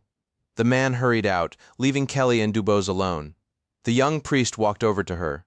Dubose said, "Not to worry, I'll be leaving now." "But have you finished what you came here for? What, stealing the chalices?" Dubose shot back. "My guess would be a replenishment of your spiritual faith, perhaps?" "Excuse me," she said, now looking puzzled instead of angry. "I saw you from a window." "I've noticed that sort of wavering before," he smiled graciously. "I'm Father Kelly. And you, Desiree Dubose?" "Yes, I thought I recognized you. I read about you and Mr. Lee in the paper. I was horrified to hear what happened to his sister. I pray she survives. Yes, it was horrible, Father, but horrible things happen every day, even in churches," she added pointedly, looking in the direction of where Father Matthew had departed. "Please, let's sit." When they did so, Kelly said, "So what brings you here today?" "I'm not sure, hence the wavering. You must have some idea. I just wonder what the point is. I mean, if a man of God can by his actions be in clear contravention with the teachings of the God to whom we both have committed our lives." She glanced sharply over at him. "It sounds like you've given this some thought. Every day. Sometimes every hour." "Certainly when I pray, which I seem to be doing with ever greater frequency, which isn't a bad thing for a priest," he added, smiling. She shook her head. "I'm just tired of white people looking down on my race, destroying us bit by bit, while they simply go on with their lives, unaffected by it all, pretending the problem doesn't even exist." She looked at him. All that time, money and resources spent on keeping this country divided. If we had just honestly confronted our history and spent far less than a tenth of that time, money and resources on bringing us together, do you know what kind of country we would have right now? I think I do, actually, and it makes me want to weep at the wasted opportunity, he replied solemnly. Your race is going to have to rethink its opinions of my people at some point. The true obstacle is, while doing that, whites have to alter their opinions of themselves. And they clearly don't want to do that, because looking in the mirror that hard is no fun. Kelly stroked his chin, looking thoughtful, and then said James Baldwin debated William F. Buckley at Cambridge Union in England several years ago. I was fortunate to see a broadcast of it last year. I have never before or since heard such raw, powerful eloquence from a human being as I did from Baldwin. He spoke about many things that day, but as a priest, one part particularly resonated with me. He said that, basically, whites may be even more emotionally and spiritually damaged by their racist beliefs and terrible actions than the blacks are by those very same beliefs and actions. He noted the scar by her eye. How awful it must be to think you have the right to harm another person for no reason. I can only imagine that attacker's soul is empty, she said firmly. I have a difficult time feeling sorry for any white person who seeks to subjugate my race. Oh, I hold no sympathy for their beliefs and actions, for they are repugnant. As a man of God, my sorrow is only for the damage to their soul. He paused again. The news is full of the war being fought by this country, he added hastily. I'm not speaking of Vietnam. The war I'm talking about is being fought right here, and it could end what has been a spirited, if flawed experiment in self-governance. And as Winston Churchill once said so succinctly but brilliantly, democracy is the worst form of government there is, except for all the others. You sound more like an academic than a priest, noted DuBose. He smiled. I earned a degree in political science from Columbia University before receiving the calling and entering the priesthood. He glanced at her. You know of the Golden Rule. Of course, so simple and yet so devilishly clever. It's no secret that people are often self-serving, but society can still flourish because everyone basically wants the same things, and rising water lifts all boats. Not for people of my color. They didn't lift our boats, they carried us to slavery in theirs. Yes, although some argued against slavery from an economic point of view. It was felt that paid labor was more profitable because it incentivized people to work harder, whereas forced labor did not. A whip and death threats can be great motivators, pointed out DuBose. Yes, they can, conceded Kelly, she said, and I'm not impressed with the morals of anyone who can only make an economic argument against slavery. I think those people felt it was the only tactic that would work with greedy slave owners. Some philosophers favored an omnipotent monarchy, free from all accountability. Slavery flourished in such a world, whereas Jefferson and the other founding fathers chose the will of the people and the freedom to pursue life, liberty, and happiness as their ideal governing model. But they never managed to address the enslavement of my people, and now, centuries later, here we are. One would have thought a civil war would have laid to rest the indefensible, but somehow it didn't. On the contrary, the war was fought and won. The lack of political will to carry on the ideals that men and women gave their blood and lives for, that was the failure. Kelly smiled. Do I sense a fellow political science aficionado in my presence? I thought the study of it was important. That and a good understanding of history, if only to not repeat the blunders of the past. But back to the Golden Rule. Do unto others as you would have them do unto you. It combines the knowledge that we are egocentric beasts, but that we must get along to prosper and live in peace. And really, is it such a burden to be nice and respectful to others? Well, for more than a few, it certainly seems to be quite impossible. But the rule only works if we truly practice it for everyone, pointed out DuBose. Agreed, there can be no half measures, or the failure of society of this country, in fact, will be inevitable. So what do you propose we do about it? She said bluntly. I continue to do what I do, and you continue to do what you do, Miss DuBose. And the Father Matthews of the world? He and those like him will not live forever. Scowling, she said, that doesn't work, and you know it. Racism is a virus passed from the old to the young. So our job is not to merely wait for the source of the hate to die, but to touch the minds of those coming of age so that racism cannot take root. By preaching the Golden Rule? Said DuBose skeptically. by demonstrating that love and tolerance and empathy are far superior to their opposites for all of us. Empathy brings out the very best in people. It makes them in God's image the way He wants us to be. He was a humble servant who never sought material wealth. His fortune was in his faith, and in his love for others, all others. And the lack of empathy, she said, brings out the very worst in us. It just simply makes us angry all the time, and looking for other people to hate for no good reason. He eyed the altar. I believe you came here to pray. Would you mind if I joined you? Father, you should know that I'm a fallen Catholic. There are no fallen Catholics, Miss Dubose. There are only imperfect human beings who work through the difficult challenges associated with living. Sometimes they fall, but then they rise again, as did the Son of God, for our eternal salvation. She said slowly, Meeting you today has given me some hope, Father Kelly. What are the odds? I could have easily driven right past here, and this encounter might never have happened. When one has faith of any kind, the odds of good things happening become short rather than long. And even if we hadn't met today, I believe we would have achieved the same results elsewhere because of God's will. She said again in a skeptical tone, because God endowed us with the best minds on earth. I would imagine He expected us to do something positive with them. He stood, shall we? They ventured to the altar together and knelt chapter 55. When she got back to the office, Dubose walked Queenie and endured multiple stares and hushed comments from people, both black and white. Apparently, her notoriety, or more likely infamy, had made the local rounds. Dubose then placed a long-distance phone call to Janice Evans in New York. The woman didn't pick up, but she had an answering service, and Dubose left a detailed message telling her it was critically important that they speak. She was not the least bit confident that the woman would call her back. If she returned to testify, Evans would likely be charged with assisting in an abortion, which in Virginia carried mandatory prison time. But without her testimony, how could they corroborate Pearl's whereabouts on the day of the murders? She worked on finalizing the statements for all the witnesses to sign, drafting pretrial motions, going through possible investigatory leads, trial theories, initial outlines of their opening statement, and thinking of possible surprises that she felt sure Edmund Battle would employ. She also wanted to delve more into the search warrant Battle had used to find the money in the lean-to.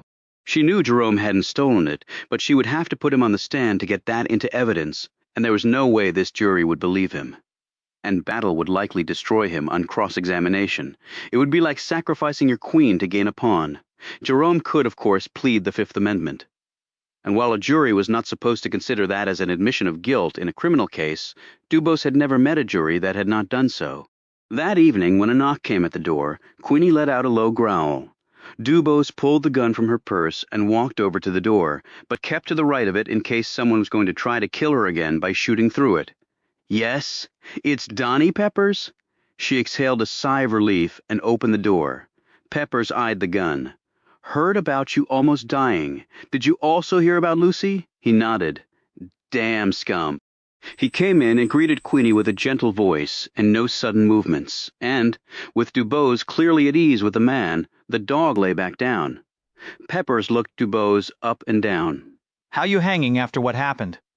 She laid the gun down on the desk and said, I won't lie and say it didn't scare me, but I'm okay, and I have information to tell you, and I have things to tell you. You got any coffee? Yes, I can make some, said Dubose. Nah, I got it. I know where Jack keeps everything.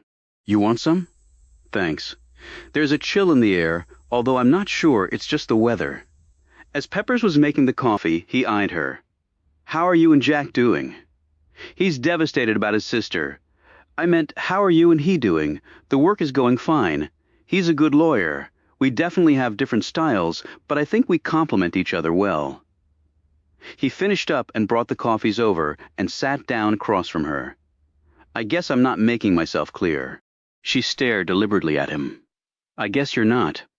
I told Cheryl you had moved in here. Someone tried to kill me at the hotel. Jack insisted that I stay with him. Not disputing that, but Jack is a loner, always has been, at least after Jeff went away. Never married, hell, never had a serious girlfriend that I know about. So for Jack to invite you here, to stay with him? I'm not talking the race thing, I'm talking the man-woman thing. Well, it's an indicator of how he feels. Our relationship is strictly professional. Cheryl just thought there was something there between you and Jack. I mean, Well, she's wrong. We certainly can't waste time on personal issues while we have our clients' lives at stake, and I have no feelings for him in that way. You sure he feels the same way? That doesn't matter, since I just told you how I stand on it. Peppers held his hands up in mock surrender. Okay, sorry. Now, do you want to tell me what you found out? She did so, filling him in on the tontine arrangement, Pearl's abortion on the day of the murders, and the fact that Anne Randolph was preparing to divorce her husband. But why would the lawyer have sent the package to the house? I mean, Leslie Randolph might have gotten his hands on it, she said. I think he did open it and read the contents. He must have been pretty pissed. Their maid said he looked ready to erupt at lunch. And Janice Evans? Any way to force her to come here and testify? We can subpoena her, but she'll fight it. So what do you have? Peppers opened his notebook. Tyler Dobbs is a gambler, dogfights, street craps, blackjack, you name it. He was in debt to multiple folks for over $3,000, which is more than what the guy makes in a year. He handed her some pages with notes on them. Was in debt? It all got paid off after Dobbs talked to the cops. And you think someone paid him to say what he did about Jerome? What? I'm thinking, yeah. She wrote down some notes. What else? Sam Randolph is flat broke. His crummy house is mortgaged to the hilt. He owes back taxes, he has no income, and he's really sick. Dubose looked up at him. Cancer? No, but it's something in his lungs. He looked at his notes. He has an advanced case, and the treatments available here for that aren't exactly doing the job for him. He's looking to travel to Switzerland, where he can get experimental therapies. I would imagine that costs a lot of money. Doc friend of mine said about $20,000, so he really needs his inheritance. What about the man who visited the Randolphs? The guy's a shrink by the name of Anthony Richards. Apparently, Sam wanted him to find his parents incompetent so he could get a power of attorney and sell the property. Richards admitted that? Peppers nodded. After a few drinks, he did. He was going to get paid on the back end if he got the parents committed. It backfired because I think it made his father change his will, almost ensuring Sam will get nothing. Now, what about the blue convertible? Nothing yet. Sam sold his car about 2 years ago. It doesn't belong to Christine or her husband either. I checked the records. I'll keep digging. Thanks, Donnie. You've done great work. Oh, Cheryl wanted me to remind you about the hairdo thing, if you're up for it. Dubose fingered a few strands. I actually might be due for something new, she said thoughtfully, as though she wasn't simply talking about her hair. He handed her a card. You ever feel unsafe, or whatever you call me, okay? She took the card and glanced up at him. Thanks, and Donnie? Yeah, I could not have been more wrong about you. I'm sorry. Book by its cover. We all do it. And I'm real glad you showed up, Desiree. Jack's a good lawyer, but he and I know you're at a whole other level on the legal spectrum. He left. 10 minutes later, the door banged open, and a stricken Jack appeared there. She stood and gazed at him fearfully. Jack? What is it? What's happened? He put a steadying hand on the wall and looked at her. His eyes filled with tears. Lucy died on the table. Chapter 56. Your Honor. His sister was brutally murdered. Almost certainly by a man opposed to Mr. Lee's representation of Jerome and Pearl Washington. In light of that, I believe that a continuance of the trial date for 1 month is appropriate. Dubose paused and stared up expectantly at Judge Ambrose. He said, I surely sympathize with Mr. Lee and his family.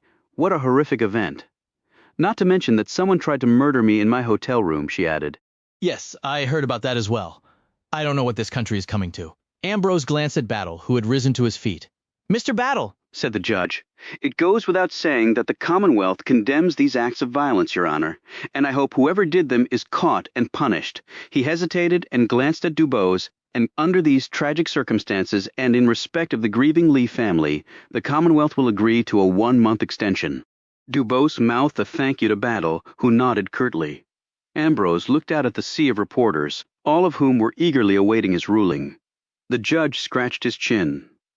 All of what you both said is perfectly reasonable. Thank you, Your Honor, said Dubose, as Battle nodded. But let us consider that if we do postpone the trial date, are we not giving in to the person who performed this hellish deed? Clearly his intent was to disrupt these proceedings, and if we do postpone the trial, he'll believe he was successful. Then what will prevent him from trying to do something similar in the future? He shook his head. That is something that I, in good conscience, cannot allow. The trial will commence as scheduled after Ambrose returned to his chambers and the courtroom had emptied out. Battle drifted over to Dubose. It appears that Judge Ambrose has his own unique way of trying a case, but I suppose I understand his reasoning. And he certainly seems sympathetic to your case. Come on, Edmund. You know as well as I do that, regardless of the defense we put on, the jury will find our clients guilty. Now, hold on, Desiree. I still have to prove my case. You could sit in your chair over there the entire trial and not utter a single word, and that jury will still send the Washingtons to the electric chair. You're getting a little paranoid, aren't you? He said. I am living in reality. I suggest you join me there. Hell, you folks won the Loving litigation, and you know how that matter was decided in the state courts? It was a resounding win for racism. We only prevailed in federal court. You can appeal if you lose. There is no federal jurisdiction for this case, and you know full well how often murder convictions are successfully appealed in the South with black defendants. It's basically zero. He fidgeted with a button on his jacket. I know that I declined your plea offer, and I want you to know that it was not my call. I appreciate your honesty that there is more going on here than a legal trial. How is Mr. Lee doing? Devastated and guilt-ridden, as is his family. I'm sure your sympathy for him is genuine. I doubt you would have grieved if I had been killed, she added. Then you would be wrong, Desiree. Frankly, you're one of the finest lawyers I've ever faced. Professionally, I respect the hell out of you. She took a step closer to him. Professionally? But would you allow yourself to be a guest in my home? If I cooked a pot roast, would you eat it? Would you invite me to your home to meet your wife? Or simply take a walk with me? Or does the mere thought of that disgust you? Without meeting her eye, he said, My son Brett thinks I'm dead wrong about all of this. That's why he went to work with the Justice Department. I hope his disagreeing with you has not affected your relationship. Actually, it has. He looked at her now. If you want the God's honest truth, Desiree, it's not really about what I think or believe or don't believe. If I were to do any of the things you just suggested, if I were to agree with my son, hell, my family would be, a wise woman once told me that if you let the bully win, he never goes away. He owns you. She paused. President Johnson said this wasn't a Negro problem or a Southern problem. He said this country's original sin was an American problem. The North was tired after the Civil War and let white people enslave mine again, just in a different way. Over a century of oppression, terror, and killings, all after we won the damn war. Talk about a Pyrrhic victory. I can understand how angry you must feel, truly. Don't worry about my anger, Edmund. Concern yourself with this possibility. Maybe next time they tell you that the religion you practice isn't the right one, so change it. Or that free speech is only allowed if it comports with their views. Or that the right to vote is only for the rich. Will you never draw a line in the sand? She took a step back and drew an imaginary one with her shoe. Here's my line, Mr. Attorney General. They can come and kill me next time, and there'll be someone just as good or better to take my place. Because, when right is on your side, it's amazing how many people find the courage of their convictions. She paused and added, and you missed something truly special. He looked thoroughly confused. What are you talking about? I make one hell of a pot roast. She walked out of the courtroom. Chapter 57. It was 3 days later, and the church was far fuller than it would have been had Lucy Lee's death not been from an act of murder, and also a tragic part of a legal case that had captured the attention of the country. Frank and Jack Lee were two of the pallbearers. Dubose slipped into the back pew right before the service commenced. She was startled when a man came to stand next to her. Battle said, I'm sure it means a lot to the Lee family that you're here, Desiree. It's very nice of you to come as well, Edmund. I spoke with my son Brett last night. He sent his condolences. I've already communicated them and mine to the Lee family. I'm sure they appreciated it. They turned their attention to the front as the funeral service commenced.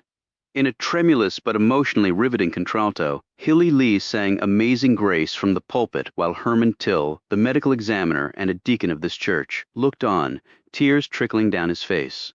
The rain held off just long enough for the gravesite service to be completed, and then it came tumbling down like heaven was crying. Jack was the last to leave. He stood next to the coffin of his elder sister. Placing his hand on the wood, he said, Goodbye, Lucy girl. I will miss you for the rest of my days. You, more than anyone else I know, did not deserve this. He put a hand to his face, but failed to hold back the tears. And I'm sorry. I'm so damn sorry, Lucy. In a daze, Jack drifted back to his car, which was parked along the meandering narrow lanes of Forest Lawn Cemetery, where towering oaks and beautiful canopies of pink and white crepe myrtles and green flowing dogwoods sheltered both the dead and those who grieved for them. Dubose walked up to him. "I'm so sorry, Jack." He wiped his eyes and nodded. "I know, and it means a lot. I was thinking that I would move into the Oak Tree Motel. I saw it when I was driving back from Norfolk." "Oh, you mean the colored motel?" said Jack, wiping his eyes again. "That's a long way away, and you don't have a car. That's my problem, not yours. Right now, they're totally interchangeable." "Come on, we're going back to my parents' house. We're having a little get-together in Lucy's honor. You can ride with me." "Jack, no. You need to be with your family and friends, which is exactly why you're coming, Desiree." He stared at her. "I do consider you a friend. I hope you feel the same." She nodded curtly and said hesitantly, "Yes, of course." About 30 people were packed into the Lees' small house. There were cold cuts and pastries and coffee and lemonade. The rain had picked up even more, and the breeze was chilly. Dubose poured herself a cup of coffee and hung back against the wall. She was well used to being the only black person in a courtroom, but this was different. Every white face here held the anguish of an innocent life taken prematurely, and she felt herself constantly tearing up in the face of it.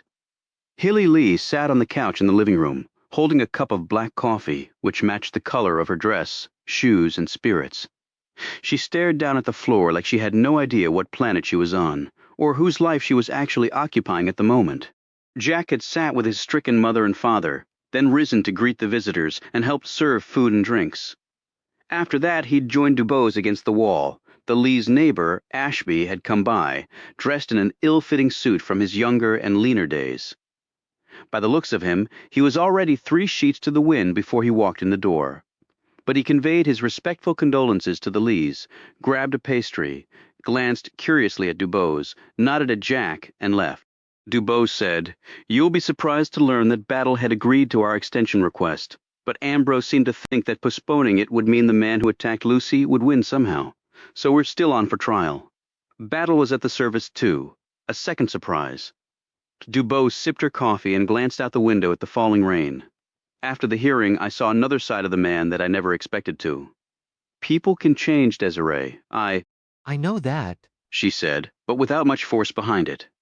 Little by little the people left, until it was only the Lees and Dubose. She was helping to clean up when someone knocked at the door. Jack answered it with Dubose next to him. "Miss Jessup, you're soaked." Miss Jessup was dressed all in black, including a pillbox hat with a little veil. "Been waiting outside till all the white folk left?" "You didn't have to do that," said Jack. She gave him a look that made his face flush with embarrassment. From a little cloth bag, she took out a mason jar and a small music box. "You give this here jar to your daddy? It's iced tea with a bigger splash of rye. I think he gonna need it tonight. Thank you. And the music box? Has Lucy's favorite song on there. Twinkle, Twinkle, Little Star. Found it down at a little shop near my house." "How did you know that was Lucy's favorite song?" asked a puzzled Jack. "Because Miss Jessup helped take care of Lucy when she was a year old." Jack turned to see his mother standing there like a pale monument in failing light. She said, "Lenore, thank you for coming and for the gifts. Please come in out of the rain." A stunned Jack looked between the women. "Lenore, you sure, Mrs. Lee? I can catch the bus right on down there. I am very sure Robert can drive you home later, can't you, son?" "Yes, ma'am," Jack said quickly. He held the door open for Miss Jessup, and she joined Hilly and Frank on the couch. They listened to the music box song several times, shed many tears, and told a number of stories about Lucy as a little girl, long before Jack was even born, all while Jack and Dubose looked on in mesmerized silence. Later, Dubose led Miss Jessup out to the Fiat, while Jack grabbed his jacket. "You never mentioned Miss Jessup taking care of Lucy," he said to his mother. "Folks think she always worked for Ashby." "Fact is, we recommended her to Ashby after I came home."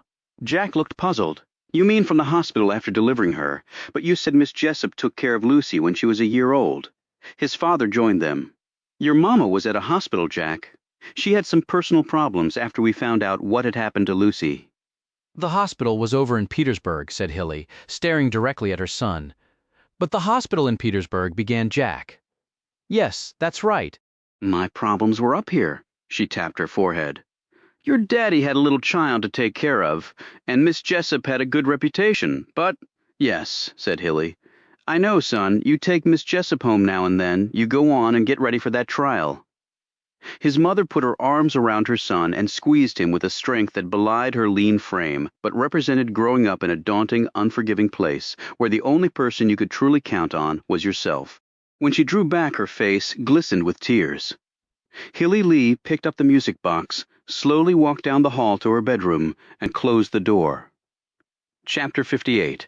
On the drive over to Tuxedo Boulevard, Miss Jessup told Jack and Dubose that she had visited Pearl. She told me what she'd done with the baby and all. You know the man who raped her? Asked Jack. I do now, and he'll be getting his, I can tell you that. Miss Jessup, you have to let the law, began Jack. The law? She parroted back to him. Exactly. What do I got to let the law do? No, let me say it another way. What you think the law gonna do, Jack Lee? Pearl went to the police. She couldn't do that if he a white man, 'cause she'd be the one ending up in jail. But they won't even go after a colored man who raped a colored woman. Now, if it were a white woman, the man would already be in jail or most likely dead. That's why he went after Pearl in the first place. Some men, bad all the way through, don't matter the skin color. Jack eyed the woman in the rearview mirror. Why didn't you ever tell me that you took care of my sister while my mother was away? 'Cause she asked me never to speak of it, so I didn't. When she come back home, she was not in a good way, but she told me to go, and so as I went. But I got on with Ashby, 'cause your daddy told him I did such a good job with Lucy. But my mother acted like she didn't even know you all these years. She didn't know me. People got to want to know somebody before that happens. And the will just wasn't there with your mama. Hell, on my side too. See, I just don't get along with white folks for the most part. I'm too old and seen too much. She paused. But your mama is a tough one to figure. I know about her and your daddy helping out black folks at his work. Sometimes when I look at her, I see a white woman ain't got no time or will for folks like me. Other times... She shook her head. What? Said Jack anxiously. Other times seems like I'm looking at somebody not that much different from me. Now, with what happened to poor Lucy, I think, well, maybe your mama's looking at the world a little different. Losing somebody that way. It changes a person, makes them see what really counts and what doesn't. Dubose said, Have you lost anyone, Miss Jessup? White man got 2 of my boys. And my oldest girl, Wanda, she got real sick down in Alabama when she was young. Ain't no colored hospital where we lived. Tried to get her in the white hospital, but they wouldn't even let me bring her in the back door. She died right outside the building where they had all them doctors and medicine that maybe could have saved her. Jack said softly, I'm so sorry. Just the way it was, still is for the most part, all these years later. But not forever, interjected Dubose. Things are changing. Miss Jessup smiled sadly at her. Girl, you for sure doing God's work. But when I be dead, and even when you be dead, I don't see it being much different, do you? Tears glistening in her eyes, Dubose said. I want to believe that it will be different. I have to believe it will, if just to get myself out of bed every day, Miss Jessup. The older woman nodded. It's why I've gone to church all these years, said. Lots of prayers, most not answered. Now they say Jesus is white, but others say he come from part of the world where they ain't no white folks. So I say, what's that about? But I keep praying. He's my God too, after all. She looked up ahead and clutched her purse. You drop me at the corner there, Jack Lee. Don't you come down the road.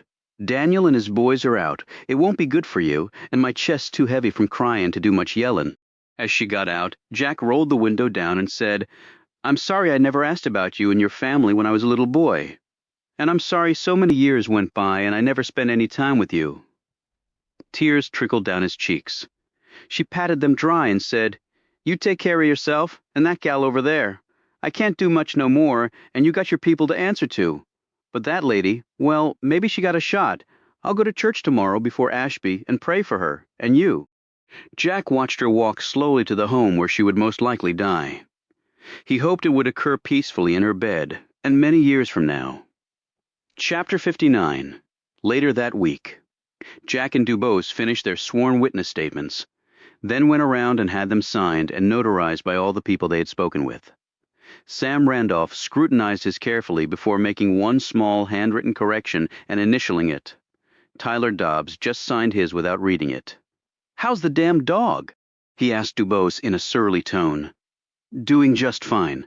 Then I should have kicked it harder." They worked until 1 in the morning. When their eyes would not stay open anymore, they turned off the lights. Queenie lay by the front door, while Jack went to the couch and Dubose headed upstairs.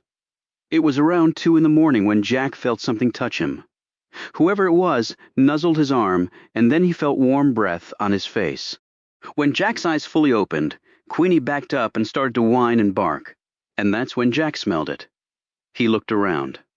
Oh, my lord. Flames were shooting across the front part of his office.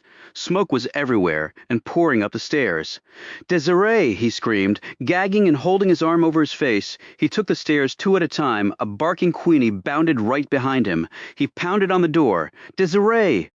He opened the door and saw her on the floor of the smoke-filled room, gasping for air. He raced over and picked her up as her eyes closed and she fell limp. Jack carried her down the stairs. Flames had blocked the front door, so he slid open a rear window and clambered out with her.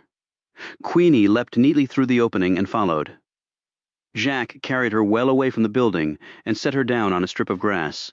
He breathed into her mouth, slapped her face, rolled her on her side, and pushed against her back to free up her lungs. "Come on, Desiree! Please, come on now! Breathe! Please!" He kept driving air into her mouth and compressing her back.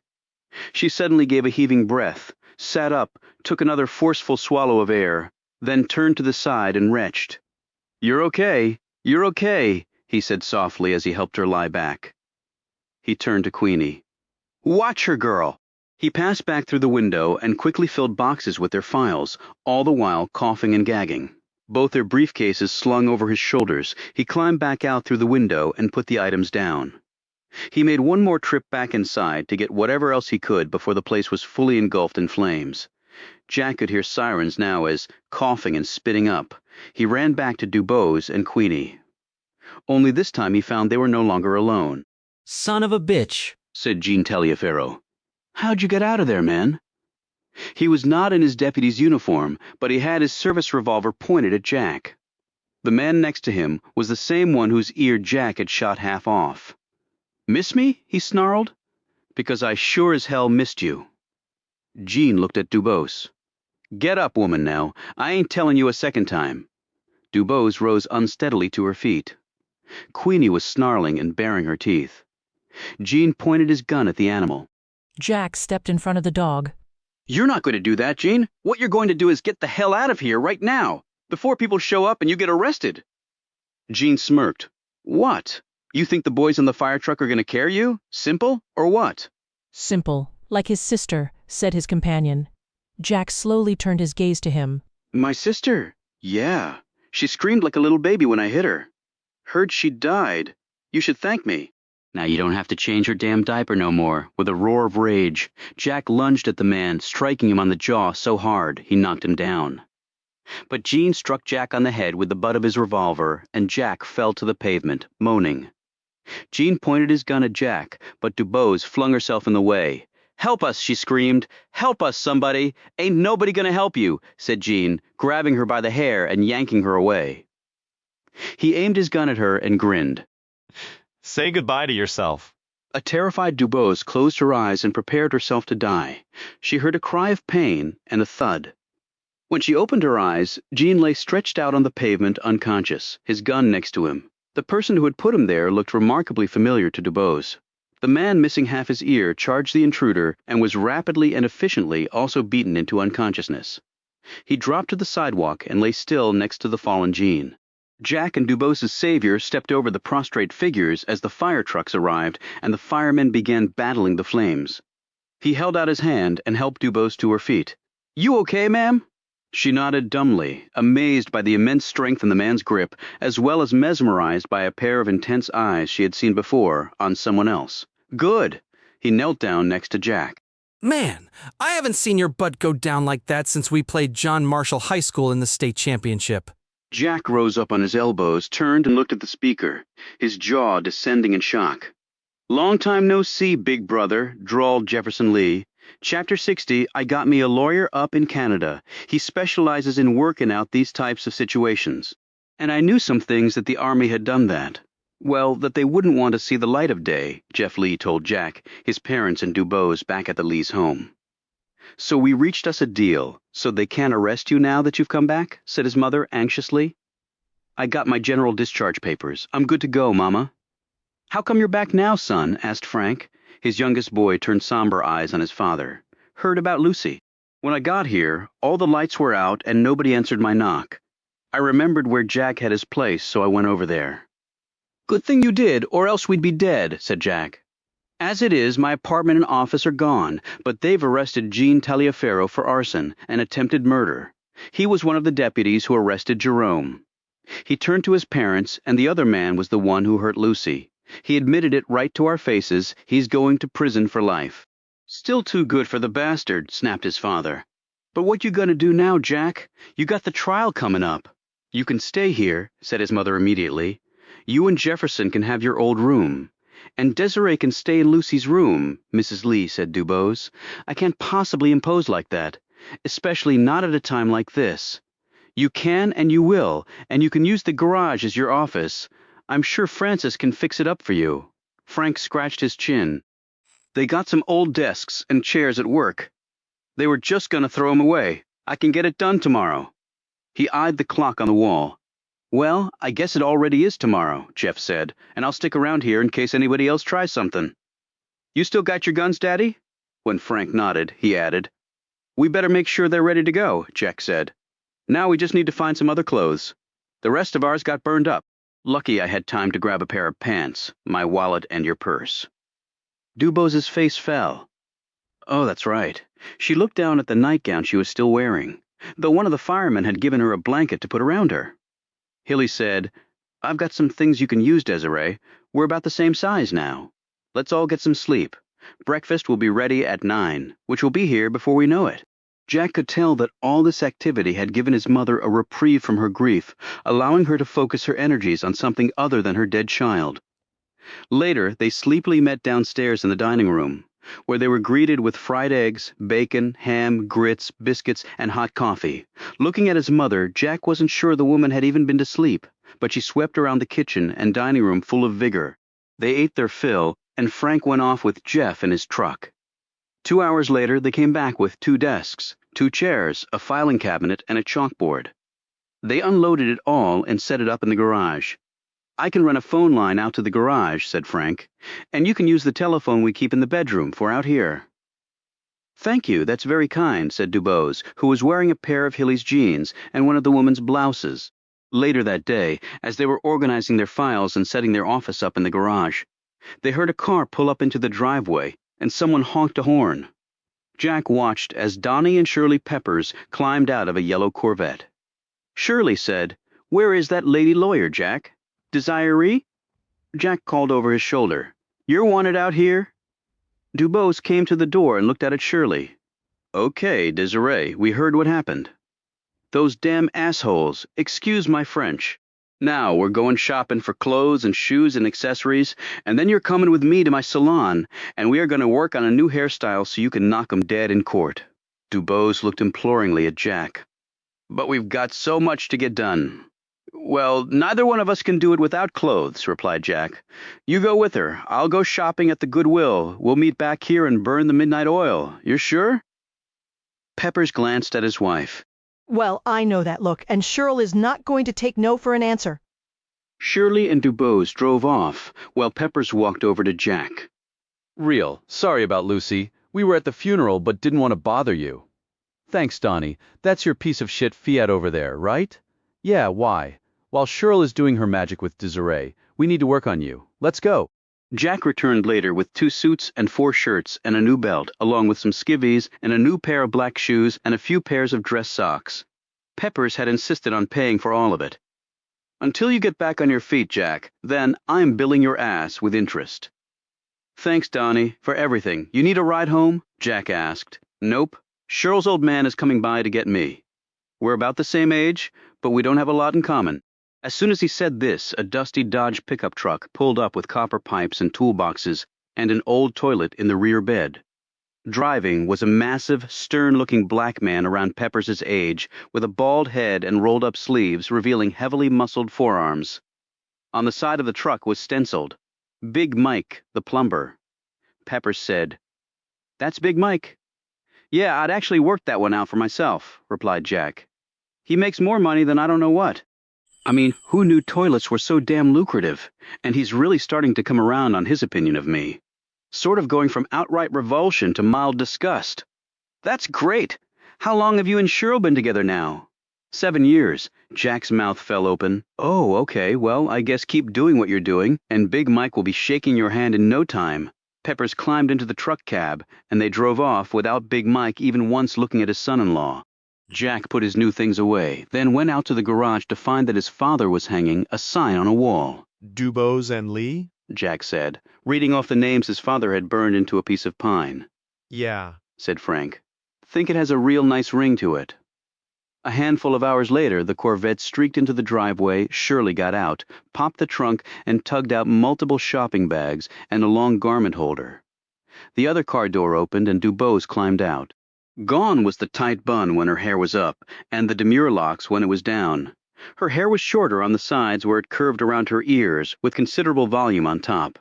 Though he knew little to nothing of women's hairstyles, the waves, dips, and intricate patterns Dubose's hair now possessed struck Jack as meaningfully artistic. Dubose approached them, self-consciously swiping at her hair. She smiled in an embarrassed fashion. "Shopping with Cheryl is an experience," Jack said. "You look great, Desiree." Shirley came up to them. It was all there. It was like she was holding her breath all that time. And then, finally, she just let it blow. She handed the bags to Jack. "My work here is done. I've got to get home to feed my hungry man and my ornery father." She kissed Dubose on the cheek and gave her a hug. "Good luck, girl. I know you're going to kick some ass." In a far less strident voice that only Dubose could hear, she added, "I walk and talk big, Desiree, because that's the only way some people will ever notice me. I married a good man, and I built up a nice business after working my tail off for years. None of that would be possible without people like you, not one damn bit of it. So, thank you." Dubose saw tears sliding down the other woman's cheeks before she quickly climbed into the Corvette and kicked up gravel, making her exit. Jack pointed behind him at their garage office. "Ready to get to work at the law firm of Dubose and Lee?" he said nervously. Chapter 61. Later that night, Jeff walked through the dining room and found his father sitting at the table looking pensive. "You okay, Pop?" asked Jeff. "Take a seat, son, and let's talk for a spell." Frank drew a paper from his pocket. "Your letter. You never wrote me back," said Jeff, "because when I read it, I didn't agree with any of it. So I put it in my toolbox and mostly forgot about it until now. You wore the uniform, Pop. You did what you had to do. That was why I felt I needed to explain my actions. But it was a different time and a different war. We knew what we were fighting for, and we were attacked." "Did you arrive at that conclusion, read in my letter a second time?" asked Jeff. "It helped me clarify things, clarify. I never had no cause to ever use that word before now." He tapped the table with his knuckles. "So what I mean to do is apologize to you, Jeff. It's damn hard to fight in a war. But it's a lot harder to walk away from a fight that ain't the good fight, or the right one." Frank put out his hand. "Won't blame you if you don't want to shake your old man's hand. But I just wanted you to know how I felt." Jeff clenched his father's hand. "You still got a strong grip for an old man." Frank smiled. "I'm real sorry about Lucy, Pop. I know Mama's taken it bad." "Your Mama has dealt with a lot in her life, son. But this truly might be the hardest. Well, that's why she has you. You got her back, right?" "Right, son. I do." And the way he said it, it seemed that Frank Lee actually believed his answer. Jack stood in front of the chalkboard. He had diagrammed out the Commonwealth's case, and he and Dubose were looking over it to see the gaps. Dubose said, "Okay, they have the victims, the opportunity, and the motive, but they don't have a murder weapon. We can hit them on motive by showing that Sam Randolph also had plenty of incentive to kill his parents and then lie about what he told Battle. But Gordon Hanover will testify that Leslie Randolph thought Jerome was stealing and had been in the house without permission, and that he was planning on firing Jerome, and he has no motive to lie," noted Jack. "But there's no proof Randolph told Jerome that he was going to fire him. And Anne Randolph was planning to divorce her husband. She might have told Sam, and he decided to kill them. So we make Sam and his situation our reasonable doubt strategy, said Dubose, only we can't place him at the crime scene. We don't have to prove that he did it, only that he could have, because he doesn't have an alibi. Jack said, I hope Donnie can somehow tie the blue convertible to Sam. But in order to get that evidence in, we have to put Jerome on the stand. He's the one who saw the car. Now, is Sam the only one with a motive? She mused. Well, Christine and her husband were in Washington, D.C., and they were financially supporting her parents. They clearly don't need the money, so there's no motive, means, or opportunity for her or Gordon, and we're sure they are in good financial shape. I had Donnie run a check. The Hanovers are worth at least $3 million with little debt. I guess that answers that. She paused. You and your brother look an awful lot alike. Same eyes. But the war changed him, Jack said earnestly. Before that, he was pretty basic. Beer, football, girls, and guns, but it just changed him. War often does to that people. He looked at her. You're in a war, too. And now so are you, she replied, a bit sadly, Jack thought. He looked back at the chalkboard. The Randolphs liked Jerome and his family. They paid him a cash bonus, according to Jerome. They invited them over for lunch and the pool, or rather Anne Randolph did. Apparently she was more enlightened than her husband on such things. And who would have been upset that the Randolphs were divorcing? Sam? A divorce might mess up his inheritance, or so he thought. What if he hired someone to kill his parents before they divorced? But we can't show he even knew of the divorce, she replied. Right. Dubose said decisively, I'll take Janice Evans and you have a go at the divorce lawyer, and let's hope for at least one miracle between us. Chapter 62. They drove to court on the first day of the trial. When they turned the last corner, Jack exclaimed, Damn! What exactly did you expect? Said an unfazed Dubose. There was a large crowd outside the courthouse. Some held signs with images of a black man in a noose. Another large placard proclaimed the killer colloids must fry. Other signs used even more graphic language and images. Confederate battle flags were waving everywhere. A few streets over, Jack's old home and office were now still smoldering ruins. Dubose glanced to where Howard Pickett stood next to his chauffeur-driven car as he was being interviewed by the local NBC station. News trucks were parked out front. Cameramen were filming journalists reporting on the case, and other media members were interviewing folks in the crowd. Jack did a quick U-turn and parked on a side street. We'll go in through another entrance near the rear, he said. 20 minutes later, the bailiff announced, All rise. The packed courtroom followed this directive, and Judge Ambrose marched in and took his high seat. The angry chants from the mob outside could be heard inside, further fueling an already emotional atmosphere. Jack had watched Jerome come into the courtroom dressed in his church suit and tie, and take his seat with him and Dubose. It occurred to Jack that he had never seen Jerome walk or even stand before. He was a truly large man, but his left leg had a pronounced limp. Pearl had been brought in from another doorway. She looked nervous and fearful in the simple blue dress her mother had brought her to wear, but when she saw her husband, she appeared to relax a bit. Jack maneuvered the chairs so that the couple could sit side by side and converse in low voices. Dubose explained, This is jury selection today. We can challenge potential jurors, and the Commonwealth can too. Our goal is not to end up with people who have formed an opinion about this case, and not in a good way for you and Pearl. You understand? Jerome said, Yeah, but damned if I can see how you gonna do it, Jack said. Now we have unlimited challenges for cause, but we only get 4 preemptory challenges, meaning we can disqualify a juror for any reason. Dubose said, and we may end up using them all battle, and his 2 lieutenants looked ready to go to war. Ambrose peered over the courtroom with an excited if benevolent air. Jack's parents and brother were in one of the middle rows and had smiled encouragingly at Jack. Miss Jessup was seated to the left of Hilly Lee. Their presence made his small stomach butterflies turn into ones the size of condors. He noted Sally Reeves, the clerk of the court, was seated near the front, with what looked to be some of her older children. She looked at Jack and then whispered something to the teenage tow-headed boy next to her. He laughed. Then he turned his gaze to Jack, and a mask of loathing descended over his youthful features. Jack turned to look at Dubose, who seemed both relaxed and expectant. But then she'd litigated high-profile cases all over the country. She'd argued and won a case before the highest court in the land. She was used to this level of scrutiny. You're so far out of your depth, Jack Lee. Is this a dream, or, more accurately, your worst nightmare?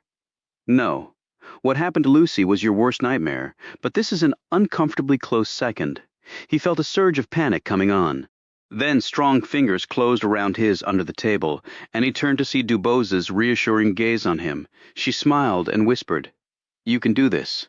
"You deserve to be here, Jack." He smiled back, and his nerves did ease some.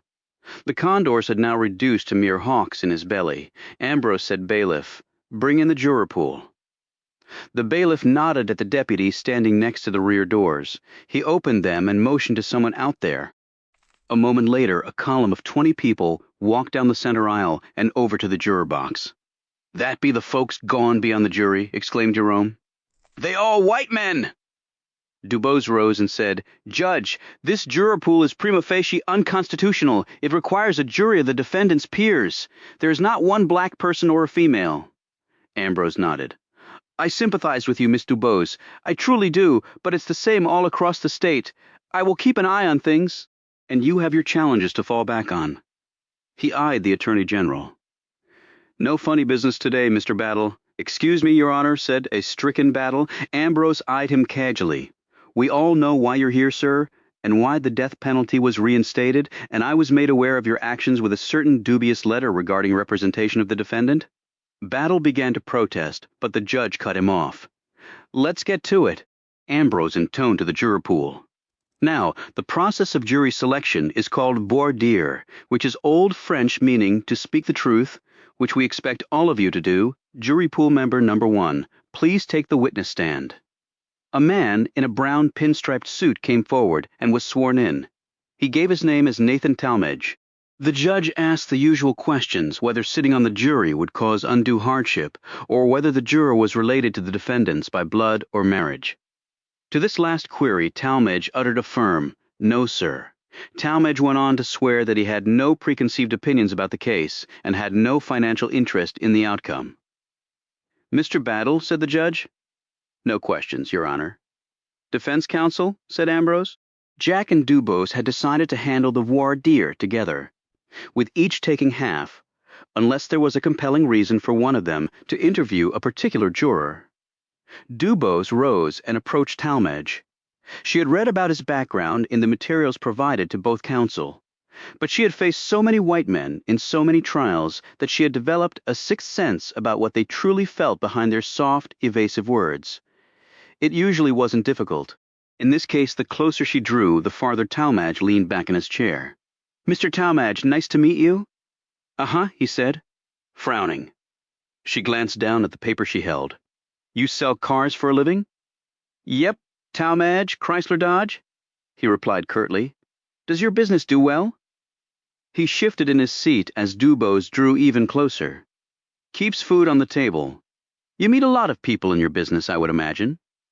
"Sure do. You have any black customers?" He noticeably flinched. "What?" I said, "Do you have black customers? Do you sell to blacks?" "I sell to anybody has the money." He glanced at the crowd in the courtroom and smiled in a cocksure manner.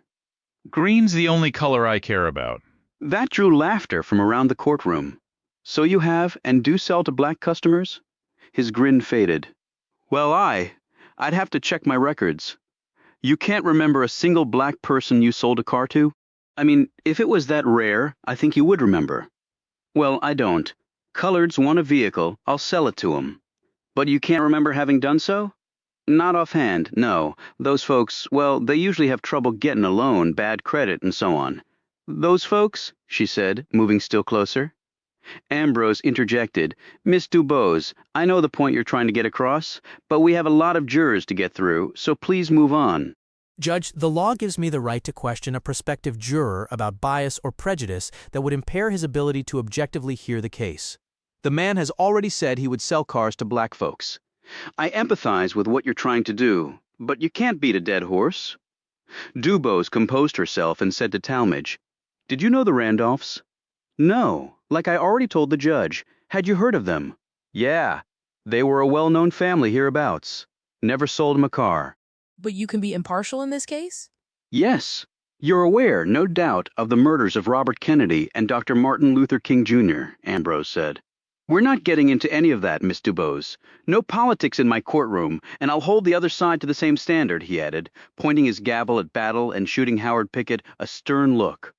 Do you have any black friends or business colleagues, Mr. Talmadge? Colleagues, He barked before catching himself. Got a boy, does the cleaning up, and another man does the detailing on the used cars I sell. She turned to the bench. Judge, I'd like to strike this potential juror for cause. What cause? Said Ambrose, looking surprised. That he caught himself right before he called a black person A.N. He looked at Talmadge with a grim expression. Is that what you were going to say, sir? And I'll remind you that you're under oath. No, Judge, I was going to say, nice man. I got me another nice man. Ambrose gazed at him skeptically for a long moment. All right, Miss Dubose, if you want to strike him, you'll have to use one of your preemptory challenges. Then I'll have to seek to strike him on that basis, Judge, Ambrose said sternly to the man. You are excused from this jury pool, sir. A scowling Talmadge got off the stand and left the courtroom. Dubose walked back to her chair as Ambrose called up the next potential juror.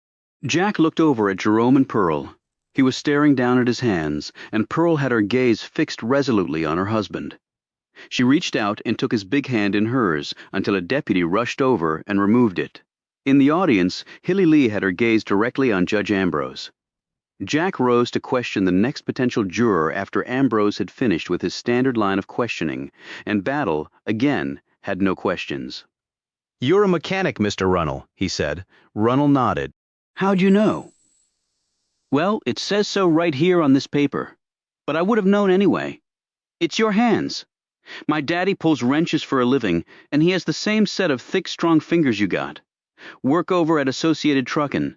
Been there 24 years. Hard work. He grinned. Yeah, but I don't mind it. Keeps me out of trouble, or so my wife tells me. Associated Trucking? Now, I read about them in the papers recently. They were just unionized, correct? Yes, sir, about damn time, too. Ripples of laughter swirled around the room, and Runnell looked embarrassed. And unless I'm mistaken, they also were the first large trucking company in the country to do away with separate bathrooms for blacks and whites. About damn time for that, too, said Runnell. We accept this juror, Your Honor. Jack started to walk back to his chair.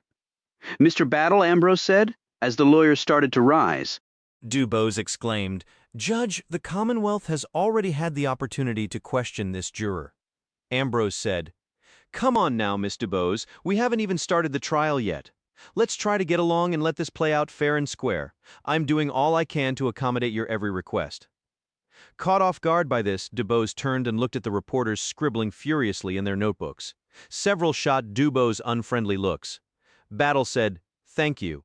Commonwealth moves to strike this juror for cause. On what basis? Asked a clearly surprised Ambrose.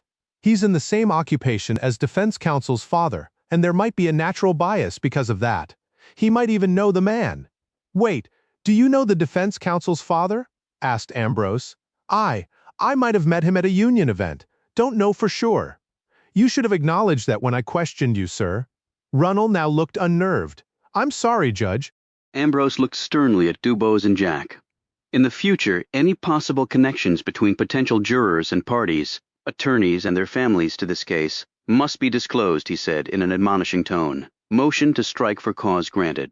Hours later, after many disputes and sidebar conferences with the judge, and the proceedings twice being interrupted by protesters invading the courtroom before being forced back out by a contingent of law enforcement, the jury was finally seated.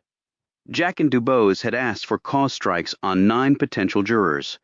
Ambrose had rejected 7 of their challenges, but he had disallowed several of Battle's challenges as well. Court was adjourned for the day. At the council table, Jerome shook his head. We ain't got no chance now. Listen here, Jerome. We got Miss Desiree and Mr. Jack, said his wife firmly. You let 'em do their job. I believe in 'em, and you should too. They were then escorted away by a pair of deputies. Jack looked at Dubose. Well, we have a jury, just not one of our client's peers. She said, we only have one way through this. We have to prove they didn't do it because that's what it's going to take with this damn jury. Chapter 63. Jack dropped off Dubose at his parents' house and then immediately left for Norfolk to speak to Craig Baker, the divorce lawyer for Anne Randolph. Meanwhile, Dubose again called Janice Evans in New York, and this time she answered. Dubose explained who she was and what she wanted. With your testimony, we can show that Pearl could not have been at the Randolphs when they say she was. I understand that, Miss Dubose. But if I come back to Virginia and testify, can you guarantee that I won't be arrested and charged with a crime? No, I'm afraid I cannot. Then I can't possibly do as you ask. I'm terribly sorry about the Washingtons, but women need my services, and I can't perform them if I'm in prison. But would you at least be willing to provide an affidavit? No, I'm sorry, I can't be involved in this. Then I'm afraid I'm going to have to subpoena you. I have no other choice. You do what you have to do, and I'll do the same. Evans hung up. Dubose sat back and sighed. Damn. Trouble? She looked up to see Jeff Lee standing in the side doorway of the garage. A witness we really needed is not going to cooperate. Can you force her to come in? Maybe, but it will take time. Time we don't have, replied Dubose. I guess you can't prove what you need some other way. I suppose I need a miracle. Well, here's praying for one, said Jeff. I guess you did that a lot in Vietnam? Did you ever find one? I'm standing here, aren't I? Jack sat across from Craig Baker in Norfolk. The divorce lawyer stared stoically back. Jack said, okay, let's look at this logically. The rule in question covers privileged communications between counsel and client. Correct. Agreed Baker. And what you sent to Mrs. Randolph was such a communication? Yes. I saw a scrap of it. They looked like pleadings. They were draft pleadings that were to be filed in court once finalized. But why on earth did you send them to the Randolph's house? Baker now looked confused. No, they went to a P.O. box that Anne maintained for our correspondence, not her home. Well, someone at your office got that wrong, and we found the empty package in Mr. Randolph's study. So I think he read and then burned the pages. My God, muttered a clearly distraught Baker. I can't believe this. Jack thought of something. I understand that you specialize in divorce. Yes, I told your colleague that already. Okay, revealing that specialty in court would not break the attorney-client privilege, since I assume you hold yourself out publicly as a divorce lawyer. Baker nodded slowly. Yes, that is correct. Now, the fact that you were Mrs. Randolph's lawyer involves no disclosure of attorney-client privilege, does it? I mean, you were going to file a lawsuit for divorce in court, where it would be a matter of public record. So you could say that you were Mrs. Randolph's lawyer without disclosing communications between the two of you, right? Yes, that's right. Would you be prepared to do so under oath? Baker sat up straighter and smiled as what Jack was proposing dawned on him. I liked Anne Randolph very much, so I would actually be delighted to do so. Chapter 64. Later, Dubose and Jack met up in the garage to prepare for their opening statement. So Baker will testify, she said after Jack told her about his meeting. Yes, and Janice Evans, working on it. We won't need her until the prosecution rests. It was 8 o'clock when they both realized that they had not eaten since breakfast. You want to go out somewhere? Asked Jack. What? To get spit or worse in my food. At that moment, the door opened and Hilly came in carrying a tray, with Frank and Jeff right behind her doing the same. Dinner is served, y'all, Hilly said.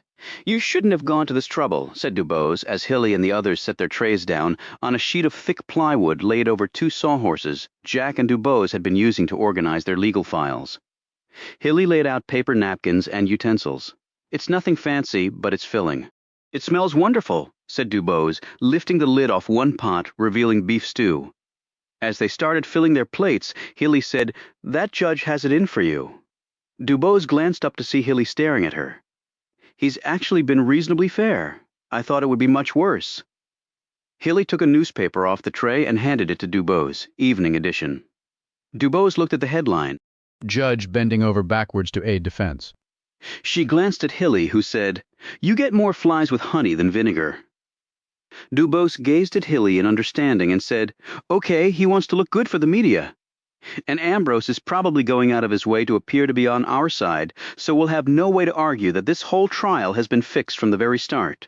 Hilly said, You see, I know when white folks are trying to pretend they're not racist, because I've done it myself. She looked down. But I wasn't always that way. Mama? Said Jack. What are you talking about? Hilly smoothed down the front of her apron and clasped her hands in front of her. She eyed the concrete floor like there was something fascinating there. She looked nervous and unsure of herself, which clearly shocked the other Lees, who knew her to always be a confident, decisive person. I can't believe I'm about to say this, but with what happened to Lucy? She drew a deep, calming breath. I was the youngest of 10. Most of my siblings were long gone by the time I came along. My mama was in her 40s when she had me. I was unexpected. On the day I was born, I also died, or so my mama told me years later.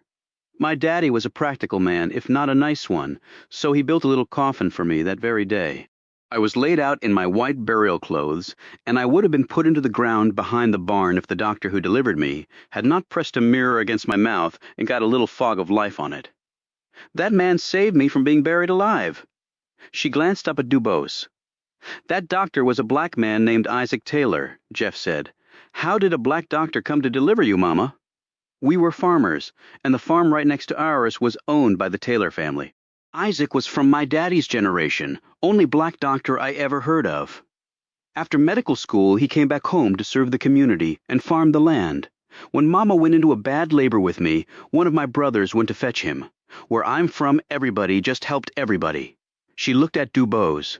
Back then, I just saw good and bad, that was all. Well, Isaac had a son about the time I was born. He was named Joshua. We were best friends growing up, couldn't keep us apart. Roamed all over those mountains together. Now, my parents had their troubles from time to time and left me alone up there. When they did, the Taylors watched over me as best they could. You never told me that, Hilly, said her husband. She looked at him, her features tight and anxious. And I also never told you that I was sweet on Joshua either. Frank and his sons exchanged startled glances, while Dubose kept her gaze fixed on the woman. Hilly continued. He grew up to be one handsome man, and even better, a kind one, and he could play the fiddle so good, it was like his soul was coming out his skin as music. Many an evening his bow and fingers would dance on those strings, and I would sing along. Old Black Joe, oh ride on Jesus, 'tis me, O Lord. Still remember the words after all these years. It was a nice time during hardship. She looked around. And then I moved here, and then suddenly I started seeing color, because everybody around me was seeing it too. And I just went along like sheep being herded, because I was weak. I don't know anybody who would describe you as weak, Hilly, said Frank. But I was, she said sharply. She looked dead at Dubose. I was on the mountain. The blacks were always poor, and most of the white folks were too. The Taylors were the best friends I ever had. And I would like to think I was the best friend they ever had. She looked at Jack, and her son gazed back at her. You found that picture of me and Joshua when you were a little boy. Well, now you know, son. Jack nodded and then glanced away from his mother's vulnerable gaze. Do you know what happened to Joshua? Asked Dubose quietly. Hilly nodded dumbly, her mouth trembling.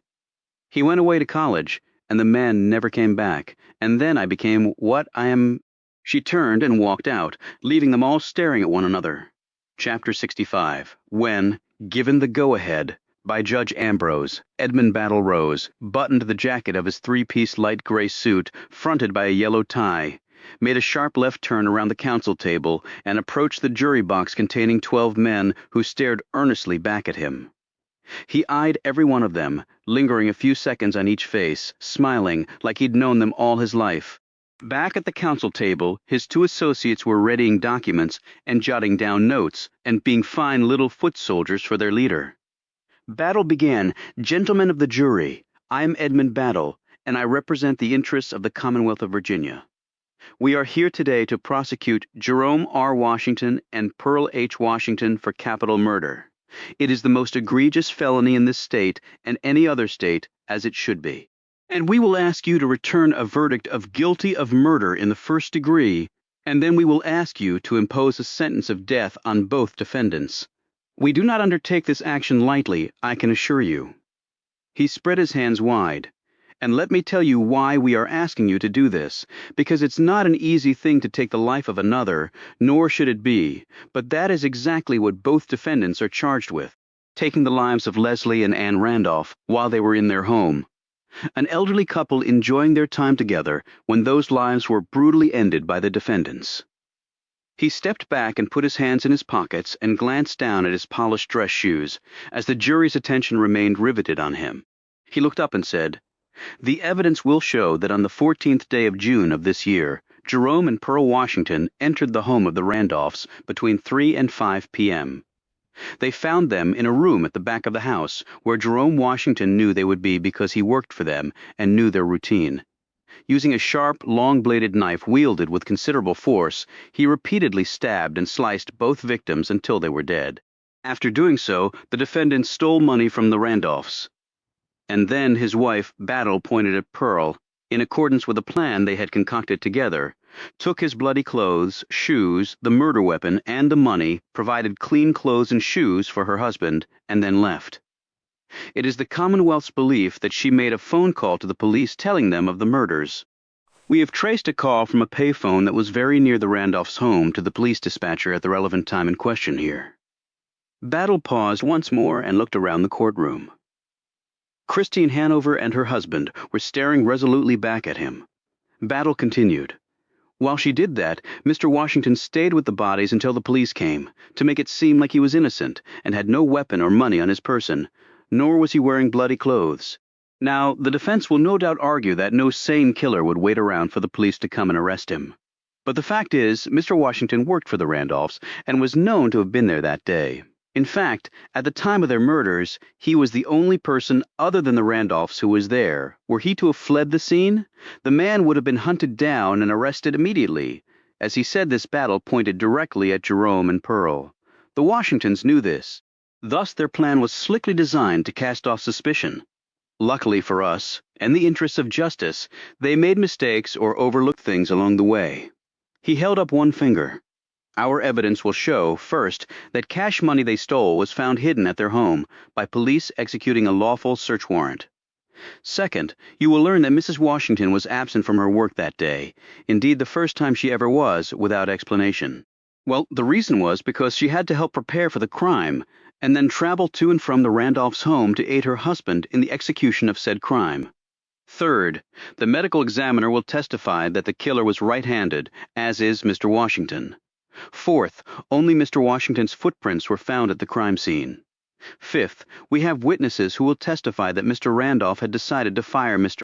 Washington because they had grown afraid of him, and for his belligerence, and also due to the fact that Mr. Randolph believed Mr. Washington had stolen things from him. And you can all see that Mr. Washington is a large, powerfully built young man. He would intimidate most people, especially an elderly couple like the Randolphs. Sixth, we have testimony that Mr. Washington believed Mr. Randolph had also left him something in his will. Therefore, he had the strongest possible motive for killing the couple, as that would hasten his inheritance. Seventh, we have testimony that Mr. Washington had been in the Randolphs' home without their knowledge or permission and was no doubt casing the place for this future crime. Eighth, we have testimony that after coming back from Vietnam, Mr. Washington was prone to violent outbursts. And finally, we have testimony that the Washingtons desperately needed money, and the Randolphs represented their best possible chance to gain that money both by robbery and also, they believed, by inheritance. An inheritance that would come to them sooner rather than later by his and his wife's criminal actions. Battle turned once more to the gallery. The Randolph family members are in this courtroom today, and they obviously want justice, as do I. As we all should. Christine, looking miserable, rubbed at her watery eyes with her gloved hand, while her husband put his arm around her. Battle placed his hands back in his pocket and gazed at the jury. What we have here is a calculated double murder committed for that age-old motive, greed. The Randolphs had something the Washingtons wanted, money. Under these facts, the only possible verdict is guilty, and for these premeditated and gruesome crimes, the only acceptable punishment is death. I am confident that the evidence and your own common sense will lead you to that same conclusion. Thank you. He walked back to his table as Ambrose looked at Jack and Dubose. Defense, your turn. Chapter 66. Jack rose and let his jacket remain unbuttoned. He and Dubose had talked at length about who should deliver the opening statement, and she had finally won out, insisting that he do it. She had argued, "You're the hometown boy, and you connect with people. So go out there and connect." And he had practiced his remarks over and over again in front of her, with Dubose praising some, critiquing some, and suggesting some, and he had learned a hell of a lot from the woman in doing so. Dubose was far more strategic in her approach than he was. While he often winged it in court, she thought about how every point in argument moved into the next one, and the one after that. And then how the whole case came together after you built it deliberate block by deliberate block. He approached the jurors and took a shallow breath. He glanced over and saw his family anxiously watching. Then his gaze alighted on DuBose and held there for a moment before moving over to Jerome and Pearl. Right now their lives were in his hands, and that was a big responsibility for any mortal. Maybe too big. No, Jack, you got this. You can do this because you have to do this. He turned to the jurors. My name is Jack Lee. I was born and raised right here in Freeman County. Never really been anywhere else except over to Virginia Beach to get a sunburn once a year. I know this place, and its people real well. Certainly better than Mr. Battle, who they recruited all the way from Richmond to come and prosecute this case. The Commonwealth clearly has a lot of firepower focused on this. And it is an important case, but then again there are lots of important cases. So you might wonder, why are they so bound and determined to win this one? He indicated the packed courtroom. We got reporters and TV and radio folks from all over the country, right here. We got a crowd of people outside that you can hear yelling out their opinions on this matter. He pointed at Howard Pickett in the back row. And there we got the millionaire mouthpiece for a presidential candidate who I'm sure you've seen on the TV or heard on the radio trying to score political points talking about this case. It's like this has become some sort of national flashpoint for all that's going on in this country. And there is a lot going on, some good, but to be honest, more bad. So far, 1968 has been memorable. He turned and pointed at Jerome and Pearl, but for Jerome Washington and his wife Pearl, this case is as personal as it gets. What the Commonwealth wants you to find is that they are guilty of murder, and then it wants you to condemn them to death by electrocution. Doesn't get any more personal than that. He turned back to the jury and drew closer. The evidence will show that Jerome Washington faithfully labored for the Randolphs, giving them his best effort in return for $40 a week. This was his first job after coming back from the war, where he was severely wounded fighting on behalf of his country, on behalf of all of us. He rode his bike 15 miles each way to the Randolphs, leaving his house early in the morning and returning long past supper time each night. Now, the Commonwealth wants you to believe that Jerome rode his bike to work that day, worked hard all day, and then sometime that afternoon, he and his wife snuck into the house, brutally killed the Randolphs, and stole $50 from them. Then his wife took the murder weapon and his bloody clothes and shoes and the money and gave him a new set of clothes and a new pair of shoes and then left. Just to be clear, the Commonwealth cannot produce a single witness or a lick of evidence to show her doing any of this, or her calling the police from that payphone. And they have yet to find the murder weapon or the bloody clothes and shoes. You will also hear evidence that the Randolphs might have told Jerome that they would leave him something in their will. They say that is the motive, and yet he steals $50, and Pearl, after helping to develop this very careful plan, hides the cash in a place where the police easily find it. Jack looked over at Christine Hanover and saw her listening intently to what he was saying. Her husband was now gazing at the floor. He turned back and let the palms of his hands rest on the top rail of the jury box. Now ask yourself, would any person contemplate committing any crime in that clumsy way, much less the murders of two people? He paused, then took his hands off the rail and lifted his gaze to the dozen men who would decide the Washington's fate. Now, let's deal with the elephant in the room. Jerome and Pearl Washington are black. The victims were white. This country has a history when it comes to the two races, and it's not a good one. We all know it, none can deny it, and that history is still being written day in and day out, often with bloodshed. He spread his hands and pointed at the floor. But in here, in a court of law, in the United States of America, is this one absolute truth that each of you most hold on to as the holy grail of your duty as a juror during this trial. And here it is. Every person, regardless of race, creed, or color, is presumed to be innocent of any crime of which they have been charged. And that presumption of innocence is only overcome, Jack paused here and pointed a finger at the jury, is only overcome by the Commonwealth proving a person's guilt beyond a reasonable doubt. Beyond a reasonable doubt. 4 words that seem pretty clear, but quite frankly, having practiced law for a number of years, I can tell you firsthand that those 4 words are anything but clear in the hearts and minds of most people. Jack ran his eye around the courtroom, landing on his family and Miss Jessup, then the Hanovers, Howard Pickett, Curtis Gates, and then to the Washingtons sitting side by side, and finally to Dubose, who gave him an encouraging smile. He drew close again to the jury. But here's what those words mean to me, and here's what I think they should mean to you. If the case against the Washingtons, as proven by the Commonwealth, leaves no reasonable doubt in your mind that they murdered the Randolphs, then a verdict of guilty is required. But if you do have doubt, even just a sliver in your mind, then you must acquit them. That is the standard. To send a person to their death, I think all of us will agree. We need to be pretty damn sure we're getting it right. There are no second chances. There is no bringing the dead back to life. He leaned down and looked in turn at each juror, and the evidence will demonstrate that not only has the Commonwealth failed to show guilt beyond a reasonable doubt, but it proves that the Washingtons, in fact, are innocent of this crime. But we do not need to show that in order for the defendants to walk out that door over there and return to their 3 small children. The burden of proof forever remains on the Commonwealth. Us showing y'all that they are innocent is just gravy on the mashed potatoes. Jack stepped back and contemplated the jurors for a few moments. I used to go duck hunting with my daddy when I was a kid.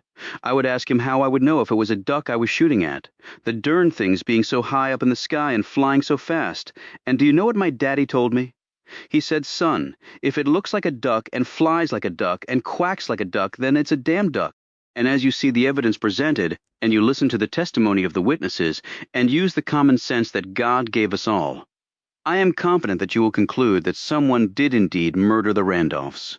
And you will also find, I am certain, that the Commonwealth has failed to prove that the Washingtons were the ones who did it beyond a reasonable doubt, which is what the laws of the United States of America and the Commonwealth of Virginia require. No more, but surely no less. He straightened, buttoned his jacket, nodded his head, and said, Thank you. Chapter 67. Deputy Raymond Leroy was called as the Commonwealth's first witness.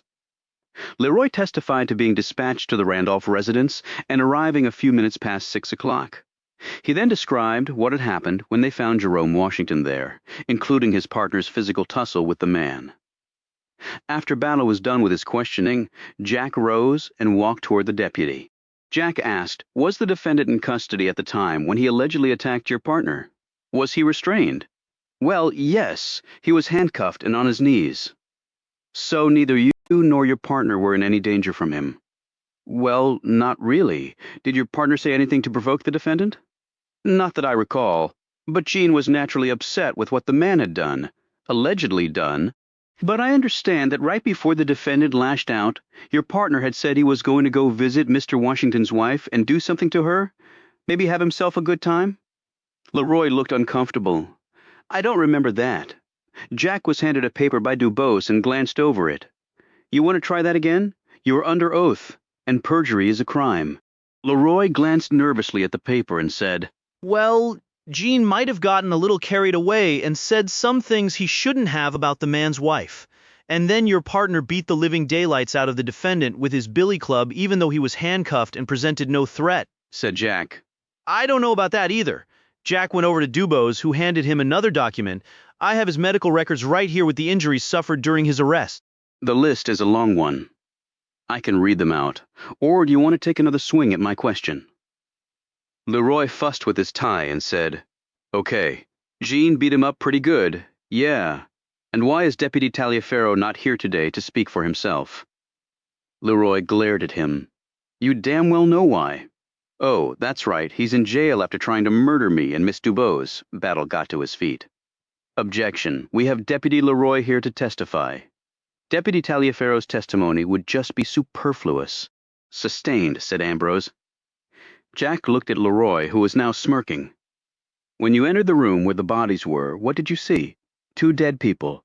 And what was the defendant doing? Well, it looked like he was setting Mrs. Randolph in the chair. Probably to do something weird to her. Move to strike the last statement, non-responsive, argumentative, speculative, and probably 5 other bad things that this court should not tolerate, barked Jack. Ambrose told the jury to disregard the remark and added, and please stick to the facts, Deputy. Personal commentary like that is not helpful. Dubose turned to see Hilly staring pointedly at Ambrose. Then she noted the reporters probably writing their next headlines. So it looked like he was lifting her into the chair, yes or no? Said Jack. Yes, said Leroy, now looking confused. Thank you. I have nothing further to ask this man.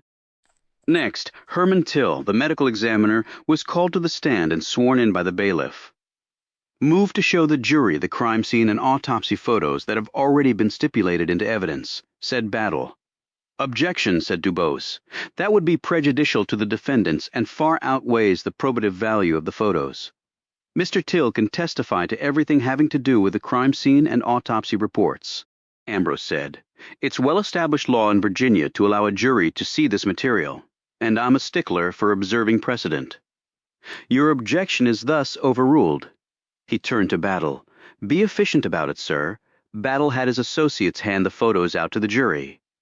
Jack and Dubose watched as expressions of revulsion appeared on all of them. More than half glanced at the Washingtons with obvious anger. Battle led Till through his forensic findings before sitting back down.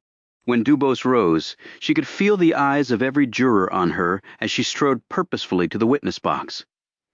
She turned quickly to look at the jurors and found, by her swift tally, at least 9 who held looks of outright hostility toward her. Your Honor, can we have the photos removed from the jury? That is not something anyone should have to look at for long. Certainly. Ambrose nodded at the bailiff to collect the photos. Dubose said, Now, Mr. Till, you said that only Jerome Washington's footprints were visible in the room? Correct. Well, other than those of the deputies who arrested him. But what about the Randolphs? They were obviously in the room too. Well, it seems that during the course of the struggle, their footprints were smeared around so much as to be unidentifiable. So, during the struggle, their footprints were erased, but not Mr. Washington's. Does that seem odd to you? Battle rose. Objection! Calls for speculation by the witness. Sustained, said Ambrose. You can disregard that question, Mr. Till.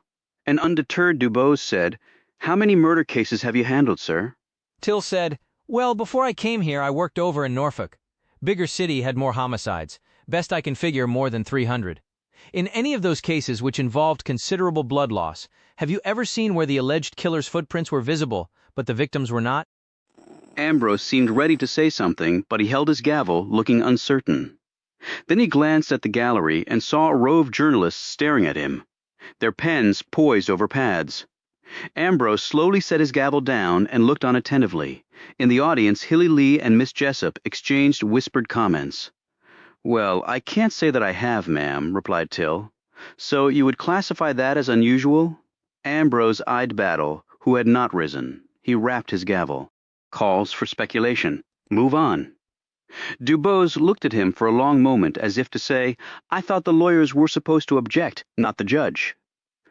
You said that the murders occurred between 3 and 5 p.m., she asked. Till nodded, yes. Mr. Randolph was found on the floor and Mrs. Randolph in a chair, correct?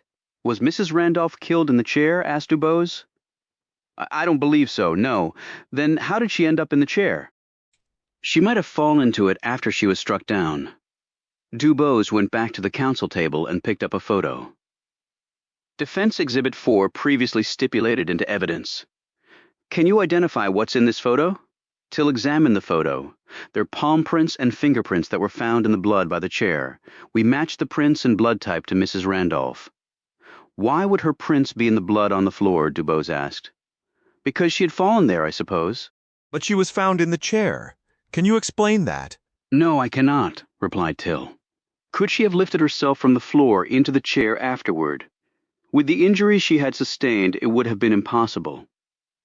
Now, you heard Deputy Leroy's testimony that the defendant was found on his knees with his arms around Mrs. Randolph and her, mostly in the chair. Would that explain it, that he was putting her there? Battle rose to his feet. Objection. Defense counsel is not allowed to testify. She wheeled around. I am in no way testifying, merely attempting to have Mr. Till explain a piece of previous testimony in conjunction with the forensic evidence of which he is the expert of record for the Commonwealth. Ambrose said, Objection sustained. He eyed Dubose severely. Now, come on, Miss Dubose. An attorney of your experience surely knows better than that. Unruffled by this nonsensical ruling, Dubose pulled out some photos from a file that Jack handed her and showed them to Till. These have been previously entered into evidence by Mr. Battle, Commonwealth's Exhibits 10 and 11. Can you describe them for the jury? These are the pictures my people took of the clothes and shoes Mr. Washington was wearing when he was arrested. All right, is there blood on his clothes? No. Is there blood on the tops of the shoes? Till put his glasses on and looked at the pictures more closely. No, none. Is there blood on the soles of the shoes? He looked again at the photos. Well, just a little on this one right there. Just a little on that one right there, repeated Dubose, looking at the jury. Now, you testify that the attack on the Randolphs was furious and violent, and that they lost a lot of blood. How much blood? Between them, nearly 14 pints. How many pints of blood does a human body have on average? 10. So 14 of their combined 20 pints of blood was on the carpet, and on their clothes and the furniture. Everywhere literally? Yes. Is fresh blood sticky? I mean, if you step in it, will it adhere to shoes and clothing? Ambrose interjected. Mr. Till, does that not call for speculation on your part? A puzzled Till looked at the judge. Not at all. I can say for a fact that fresh blood sticks to pretty much everything. When it gets on your clothes, it's damn hard to get out, as my missus will tell you because she has to launder mine. The courtroom tittered at this. Dubose waited for the noise to quiet down because she wanted to make absolute certain the jury heard every bit of what was to come next. Mr. Till, you went to the crime scene and walked where the blood was. Yes, ma'am. No way around it. Had to get to the bodies. And were your shoes covered in blood? No. I mean, I wasn't there, obviously, when they were being murdered. You know, when the wounds were spewing blood, and it was fresh. But if you had been, well, both the victims' carotid arteries were cut, so blood would have been flying out of both bodies like water from little fire hoses. Jack looked back at Christine in time to see her shudder and cover her eyes. So, would you expect some blood to end up on your clothes and shoes if you had been there when the murders occurred? Asked Dubose. Battle rose and objected to this line of questioning. Dubose turned to the judge before he could rule. Surely a medical examiner with as much experience as Mr. Till is qualified to give an opinion about blood residue on clothes and shoes and blood patterns in a crime scene. For why else is he here? I'm giving you a lot of leeway, Miss Dubose, but there are limits. Objection sustained. Move on, said Ambrose. Dubose said, All right, Mr. Till, let's get to some facts you apparently can testify about. Did your wife have to clean the soles of your shoes when you got home that night? What? No, there wasn't any blood on them. I mean, just a tiny bit. A tiny bit? Like the amount on the bottom of one of Mr. Washington's shoes? Yes, that's right. And in your opinion, why was that the case? I mean with your shoes. Well, it's fairly obvious. I got there when the blood had dried and hardened. When blood does that, it loses its viscosity, meaning its stickiness. What time did you get there? Around 7:10. So you had very little blood on your shoes despite the enormous amounts on the carpet because the blood had dried and lost its viscosity. That's right. And what would be the reason why Mr. Washington's shoes would have almost no blood on the soles. Ambrose made to raise his gavel, but Dubose saw this and added, In your professional opinion, of course? Well, same reason as for me. The blood was... Till looked puzzled now. Mr. Till, she prompted. Well, it could be because the blood was already dry when he entered the room and had lost its viscosity. And in your opinion, how long would it take for blood to dry to that extent? On a warm day like that, on a porous surface such as that wool rug, the blood will begin to dry in about a minute, but it will retain its viscosity for up to half an hour. So let's get this as clear as possible for the jury. In your professional opinion, if Mr. Washington killed the Randolphs, would you expect to find blood on his clothes and the tops and soles of his shoes? Now, isn't that speculation? Asked Ambrose. I asked for his professional opinion, Judge. I'm sorry. That's still speculation, and I cannot allow it. He eyed the audience, same as I would rule if the Commonwealth had tried something like that. He turned to the jury. You are instructed to disregard that last question by defense counsel. All right, said Dubose. Mr. Till, the dirty footprints you found of Mr. Washington's, the ones you've already testified to? Yes? Did they show him to be standing in the victim's blood? Absolutely. If the blood was fresh with full viscosity, would it have stuck to the soles of Mr. Washington's shoes? Absolutely. Was that level of blood found on Mr. Washington's shoes? No, not even close. Thank you. No further questions. Mr. Battle, redirect? Asked Ambrose. Battle rose. Mr. Till, if Mr. Washington changed his clothes and shoes after he killed the Randolphs, would that account for the lack of blood on those items? Dubose, who had not yet reached her table, whirled around and exclaimed, "Objection calls for an opinion about facts that have not been introduced into evidence, and for which the Commonwealth has offered no proof whatsoever." "Mr. Till can certainly answer that," said Ambrose amiably. "It's a perfectly appropriate question." "Mr. Till," prompted Battle. "Yes, it would account for it," replied Till. Dubose looked at the jurors to find all of them smiling and nodding. Battle said, "Thank you, no further questions." Chapter 68. After a string of other witnesses took the stand, Cora Robinson, the Randolph's maid, was called by Battle. She testified as to Jerome's coming into the house one afternoon without the Randolph's knowledge. When she tried to explain why he had, Battle cut her off. Nothing further. Jack walked up to her and immediately asked Robinson the reason Jerome had come into the house on that particular day. "He had to use the bathroom real bad.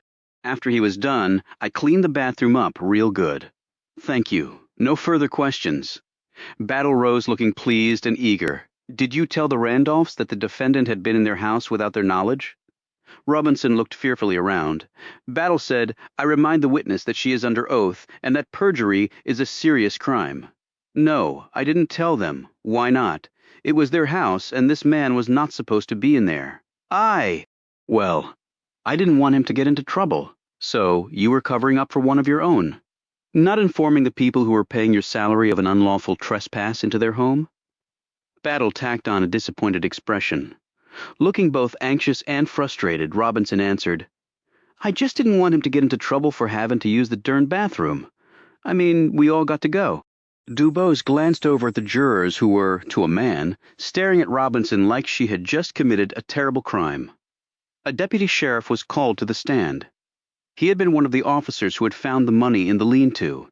Since Jack and Dubose knew that Jerome had secreted the money in there, they could not argue that it might have been planted, but they could still attack its connection to the case. After Battle released the witness, Dubose rose and approached him like a predator coming through the high grass for its next meal. $50 cash found in a hole in the wall of the defendant's lean-to." "That's right," said the deputy confidently. "Do you know who put it there?" "I assume that." "No, the question was, do you know who put it there for certain?" The deputy seemed to shrink under her intimidating gaze.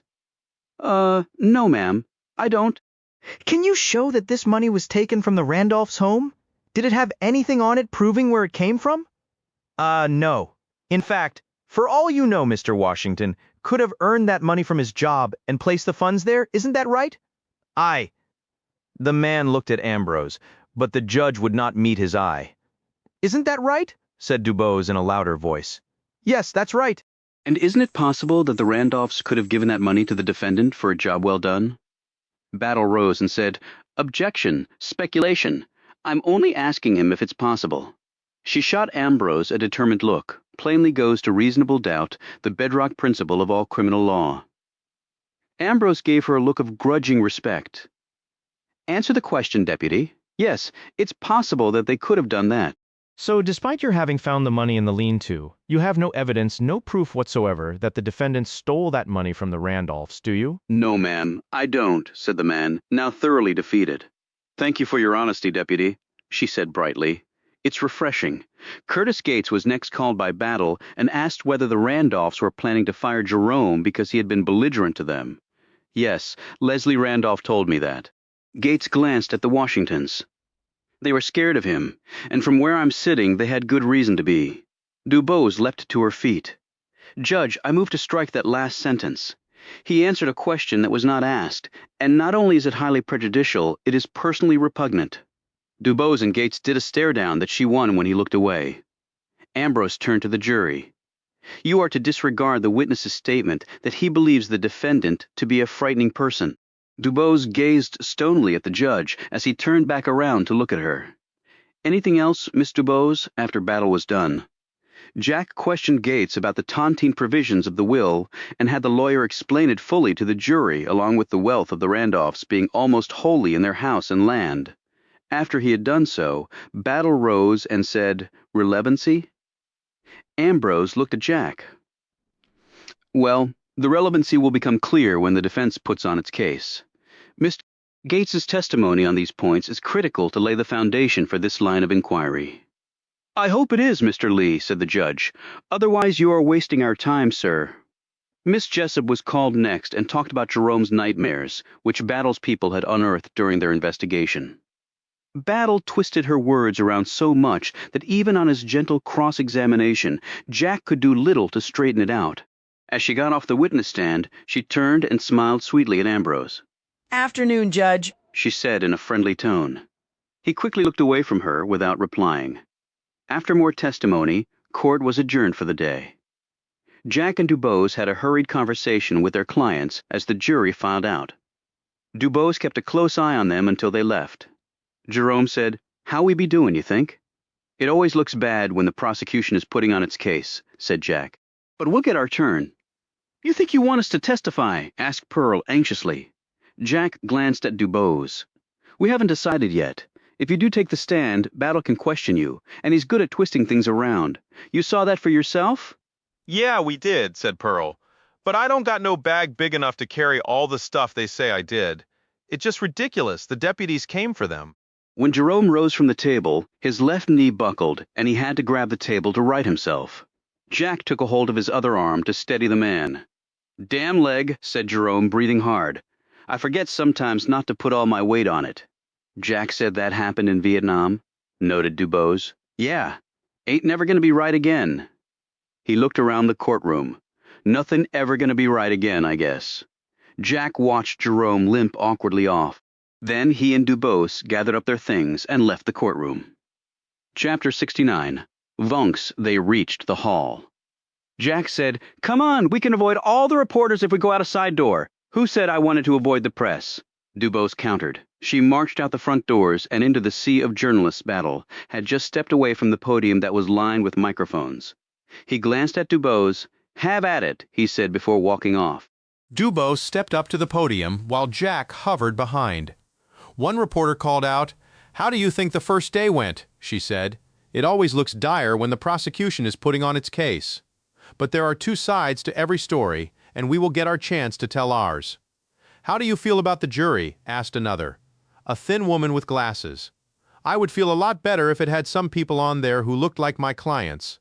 But that wasn't my call. It was the judge's.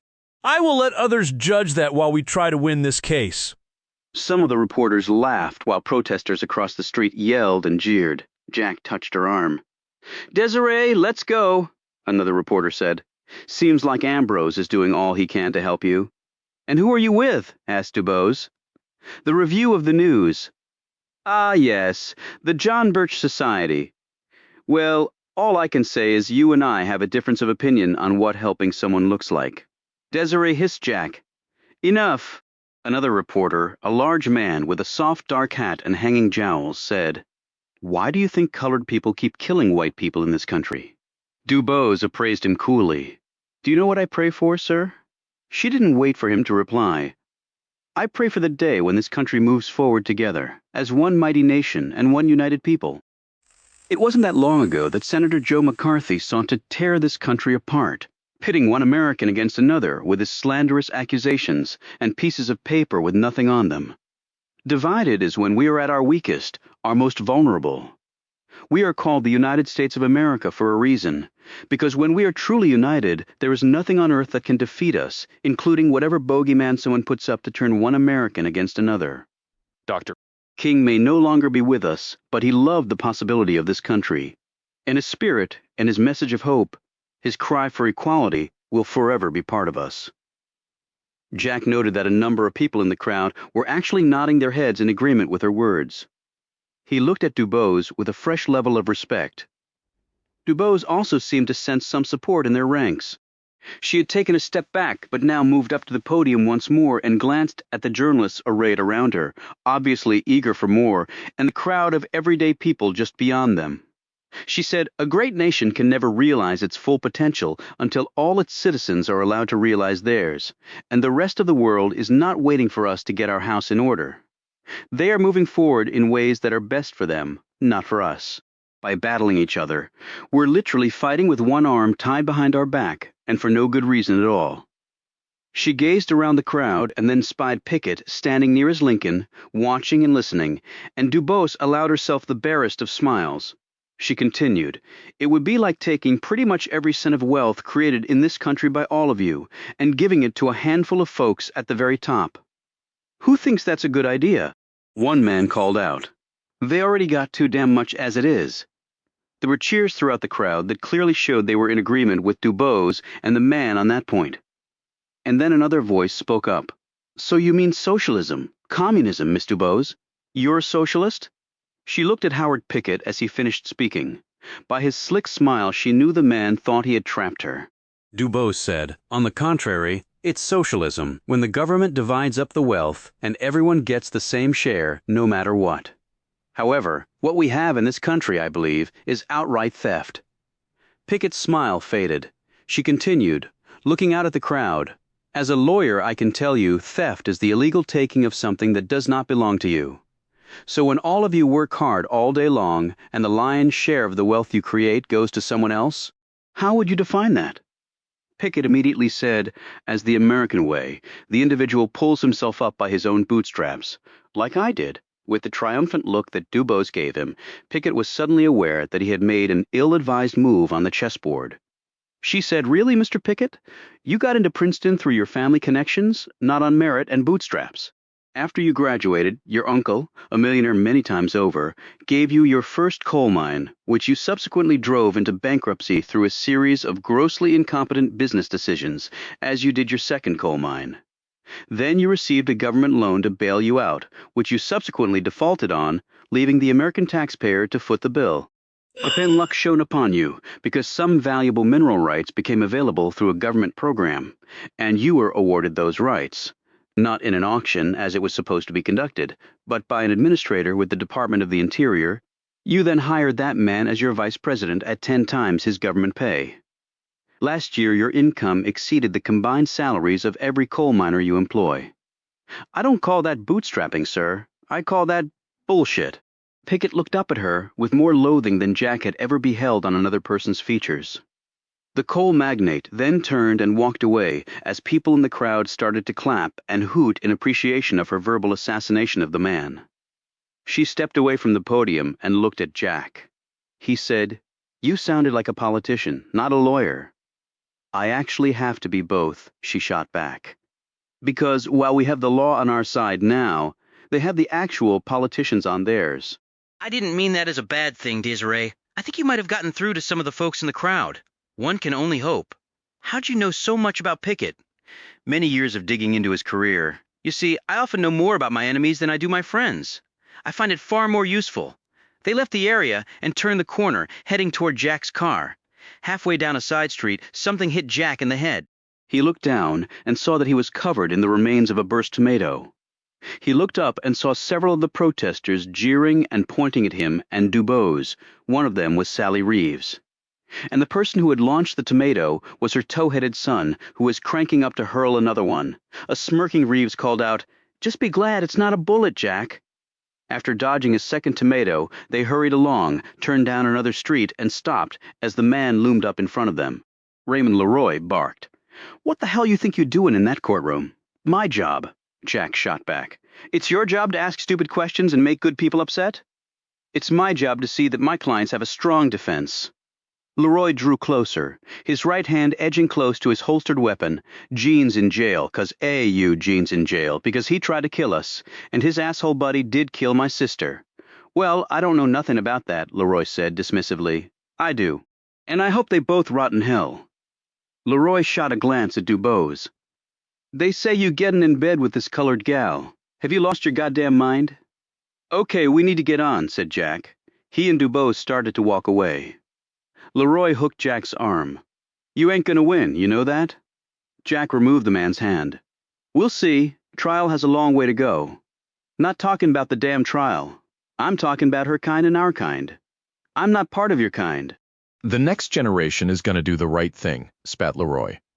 "I dearly hope so," said Dubose. "I ain't talking to you," snapped Leroy. His hand now gripped his revolver. "You pull that gun, I'll lay you right out on the pavement," said Jack, "and then I'll sue your ass off. Daddy?" They all turned to see a boy around 16 running up to them. He was taller than his father and leaner, but they shared the same facial features. "Daddy," said the boy. "Come on, Mama's waiting in the car." He gripped his father's arm, all the while glancing anxiously at Jack and Dubose.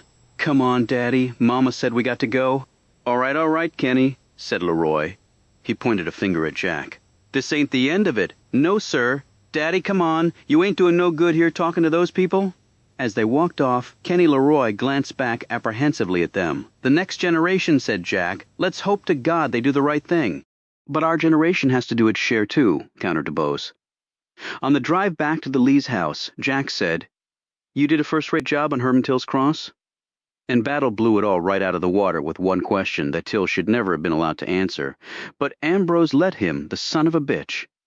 So now Pearl was carrying a big knife, Jerome's bloody clothes, $50 cash, and his size 14 shoes that are about as big as she is? "If the jury wants to believe it, logic doesn't have to play a part," pointed out Dubose. "And from what I've seen, there is very little logic on that jury. But unless you want to give up right now, we have to keep going," noted Jack. "Oh, we're going to keep fighting all right, until justice runs down like water and righteousness like a mighty river."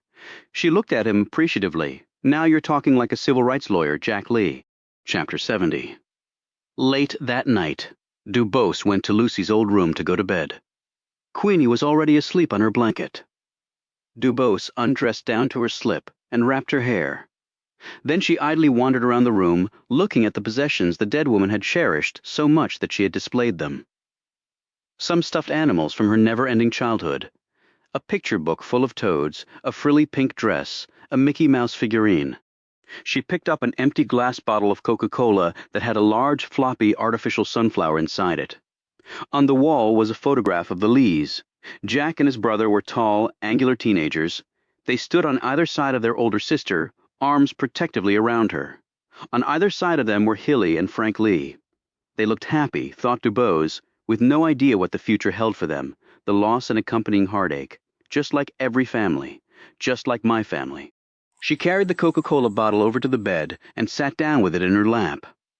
"How much longer are you going to do this, Desiree? Because there will always be another train to catch or plane to hop on, another city to go to, another case to try, more justice to secure. Are your shoulders wide enough? Can you sacrifice just a little bit more of your time on Earth for a cause that will probably never be fully realized while you're still breathing?" She put a hand through her new hairdo under the wrap and liked how it felt. Her fingers seemed to tingle with the freshness of the style. But then a depression seized her, as it sometimes did.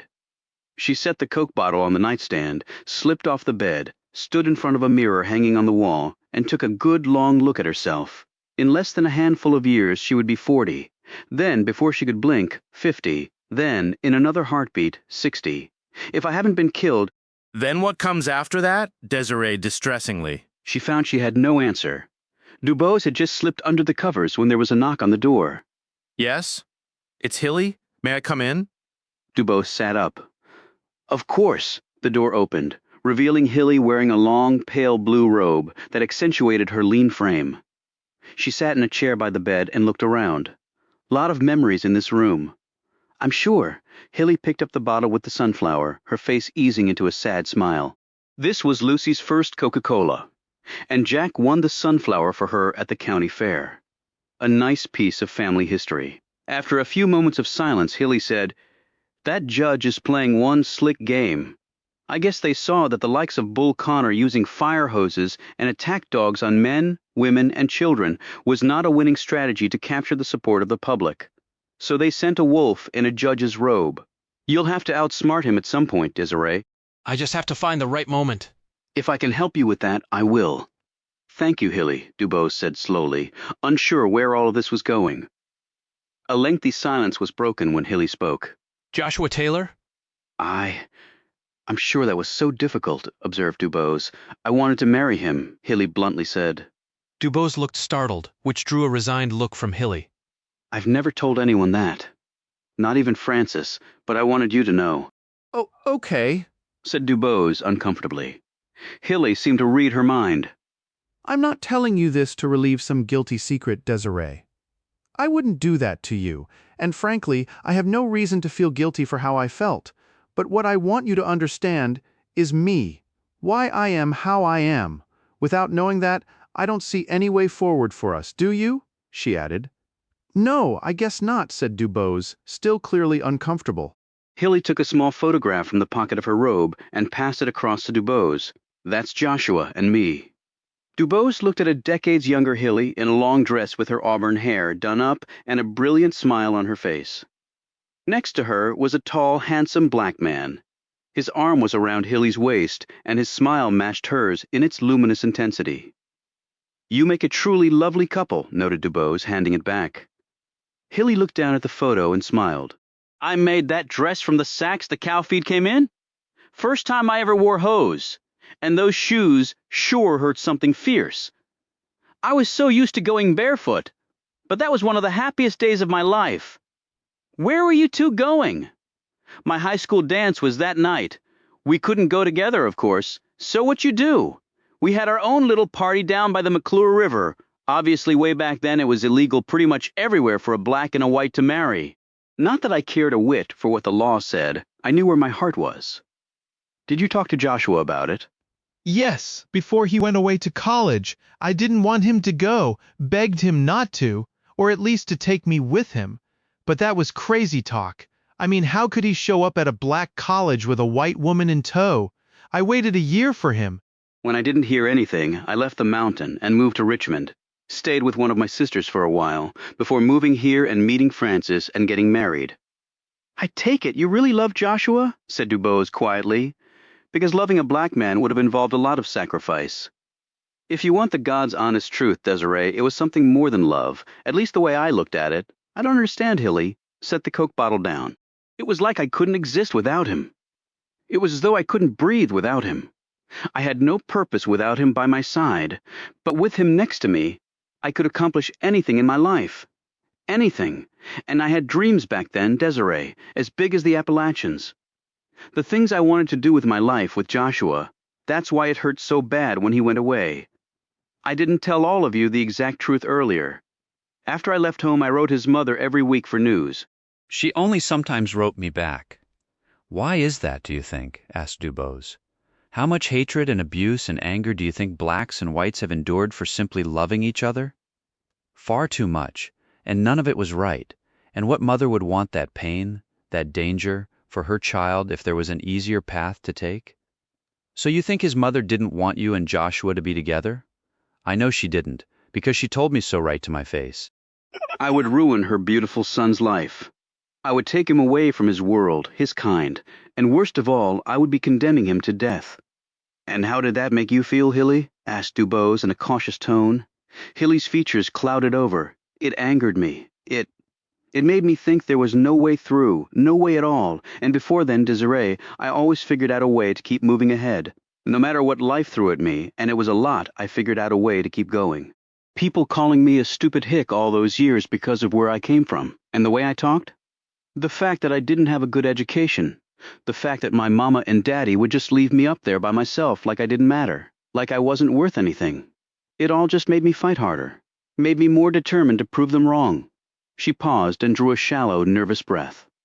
"But with this damnable thing, I couldn't punch through it. It swallowed me whole. It turned me into a person without a lick, a hope about anything, and that's as low as a body can get." Dubose felt her chest grow heavy. "And so Hilly's features tightened, and she nodded. "And so I just accepted it, the way everybody told me how my life was to be led. That's what I did. I was weak. Like I said before, it's always easier to follow, isn't it? See, that way you don't have to face the hard problems. You don't even have to think for yourself. You just do what others want you to do, become the person they tell you that you already are." A solitary tear slid down her cheek. "But wouldn't you know, deep down, it was all a lie?" Hilly dabbed at her eyes and then resettled herself. "I had my issues with how Lucy turned out, as you now know. The guilt was beyond any pain I had ever felt. What I'd done to that poor, innocent child. But it wasn't physical pain. It was all in my mind, my heart. And even after I came back from that hospital over in Petersburg, I believed that I could not survive without some help. So I went to the preacher who used to be at our church here. I talked to him about Lucy, and I told him about me and Joshua, because I just had to tell somebody about it.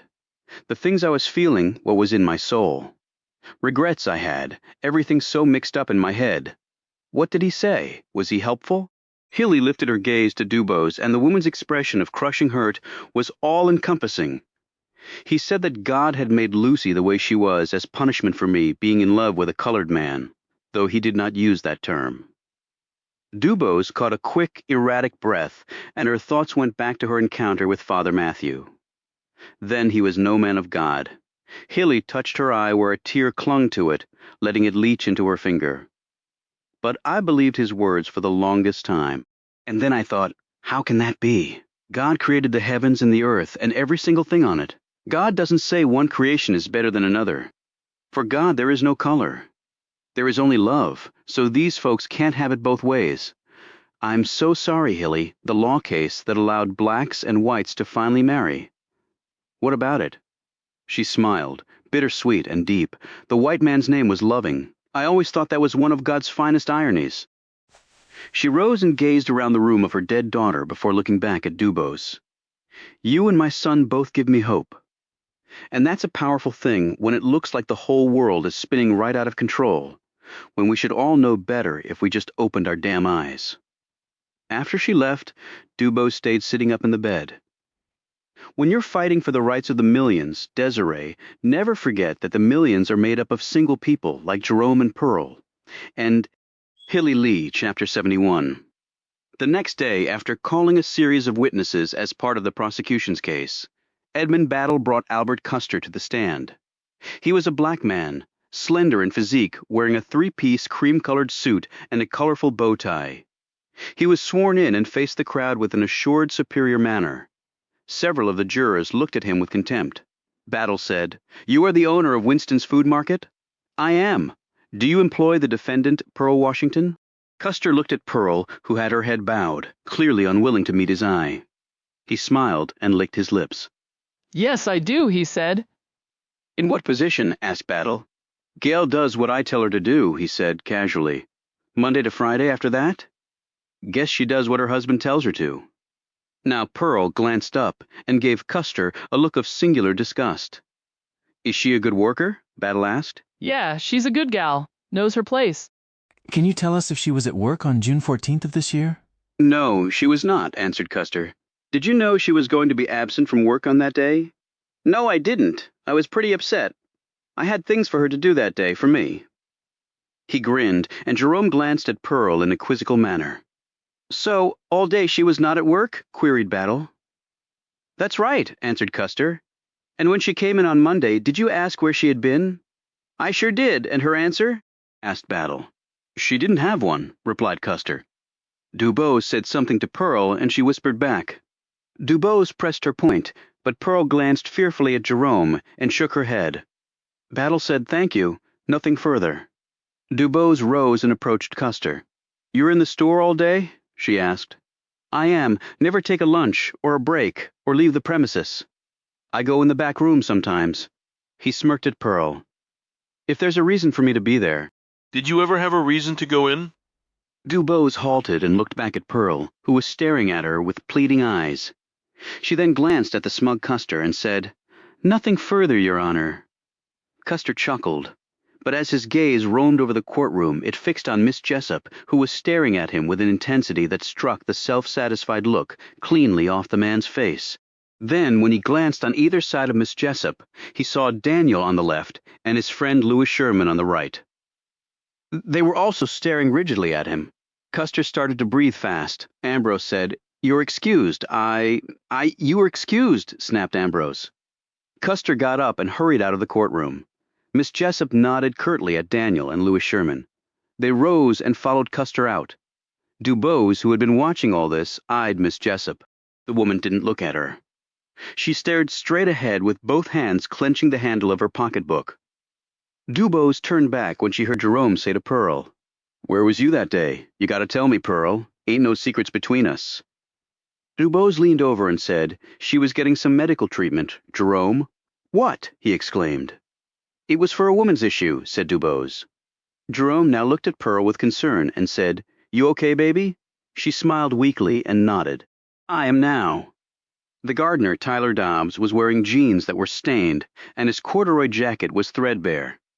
He hadn't shaved, and when Battle approached him to begin his questioning, his nose wrinkled at the sour smell wafting off the man. He led Dobbs through a series of questions that were answered for the most part with one-word responses. But his message to the jury was clear. Jerome Washington had acted belligerently toward the Randolphs, and he needed money. When Battle was done, Jack picked up a piece of paper from the table that had certain items listed on it that Donnie Peppers had previously given to Dubose. He approached Dobbs and smiled. "So you say the defendant acted belligerently towards the Randolphs?" "Yes, he did. And he told you that he needed money?" "Yep. For what purpose? He didn't confide in me, not like we were buddies or nothing." Dobbs winked knowingly at the jurors, and several of them smiled back. "Mr. Dobbs, are you a gambler?" "Objection," said Battle. "Relevancy?" "I will make the relevancy real clear in just a few moments," said Jack.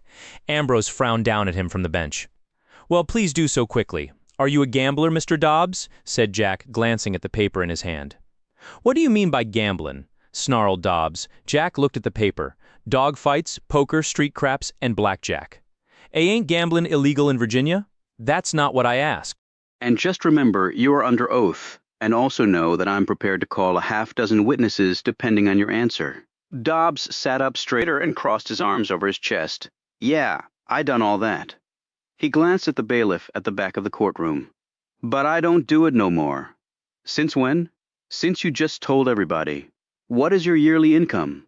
Battle once more said, "Relevancy." "If the witness would answer a little faster, we'd be done by now," retorted Jack. Both men looked at Ambrose, who slowly nodded.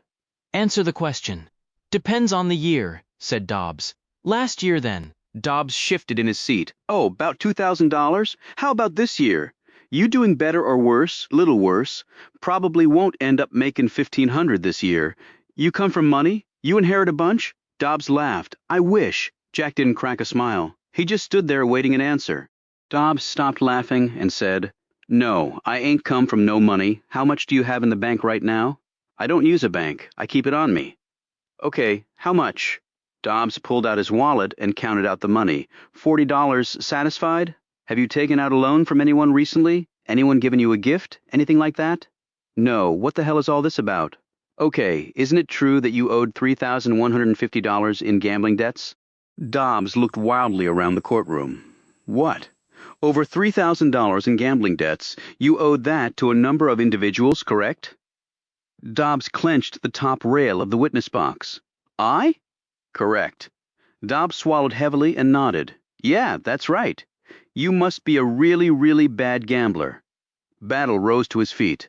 "Your Honor, can counsel tell us where this is going?" "I am right now," said Jack. "And isn't it true, Mr. Dobbs, that those gambling debts have been satisfied in full? Shortly after you told the police and Mr. Battle that the defendant was belligerent toward the Randolphs and that he needed money?" Dubose glanced at the jurors to see several of them stiffen and look more attentive. Ambrose also looked concerned by this revelation. Dobbs said, "I see the thing is." "A simple yes or no will do," said Jack.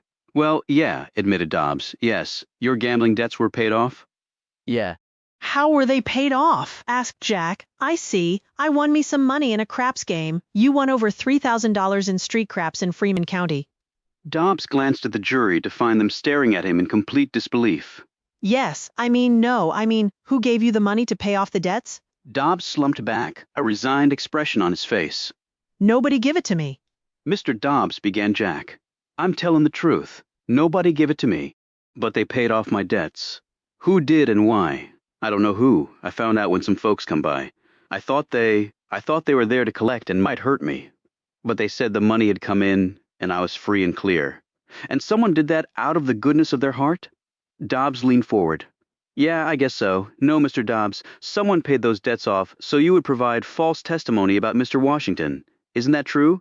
"No, sir, that ain't true at all." Jack was handed another piece of paper by Dubose. He said, "I will give you one more chance to tell the truth, Mr. Dobbs, and then I will refer you for prosecution to the Commonwealth for the charge of perjury, which carries a stiff prison sentence." "Shit," Dobbs stood. "I'm getting the hell out of here," but the burly bailiff came forward to intercept him.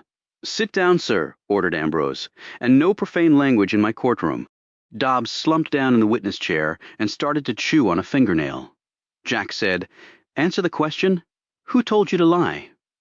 Okay, you're right. I got a note. It told me what to say and that if I did, my debts would be taken care of. And you seriously expect us to believe that you don't know who it is? Said Jack.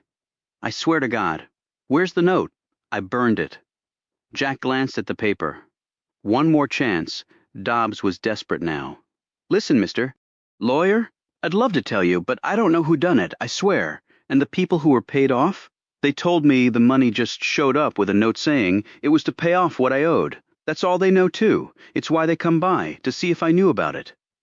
He had half risen in his anxiety and then sat back down. Am I in trouble? Oh, yes, a lot, said Jack. He glanced at the judge expectantly. Ambrose said, Bailiff, take this man into custody and hold him for perjury charges. What? Exclaimed Dobbs. Ambrose peered down at him with a withering expression. You lie in my courtroom, sir. You pay the price. A protesting Tyler Dobbs was removed from the courtroom by the bailiff and an armed deputy.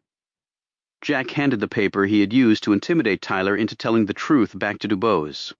On it were simply doodles she had made earlier. He said to the judge, move to strike all of the last witness's testimony on the grounds that it was all lies in return for cash.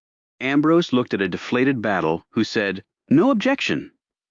The judge turned to the jury. You are hereby instructed to disregard the testimony of the last witness as it dealt with all matters related to the defendants. Thank you, Your Honor, said Jack. Mr. Battle, call your next witness, and let's hope he's not a liar, too, Ambrose snapped. Chapter 72. Battle called Sam Randolph, who walked up to the stand and provided his testimony under the prosecutor's careful direction.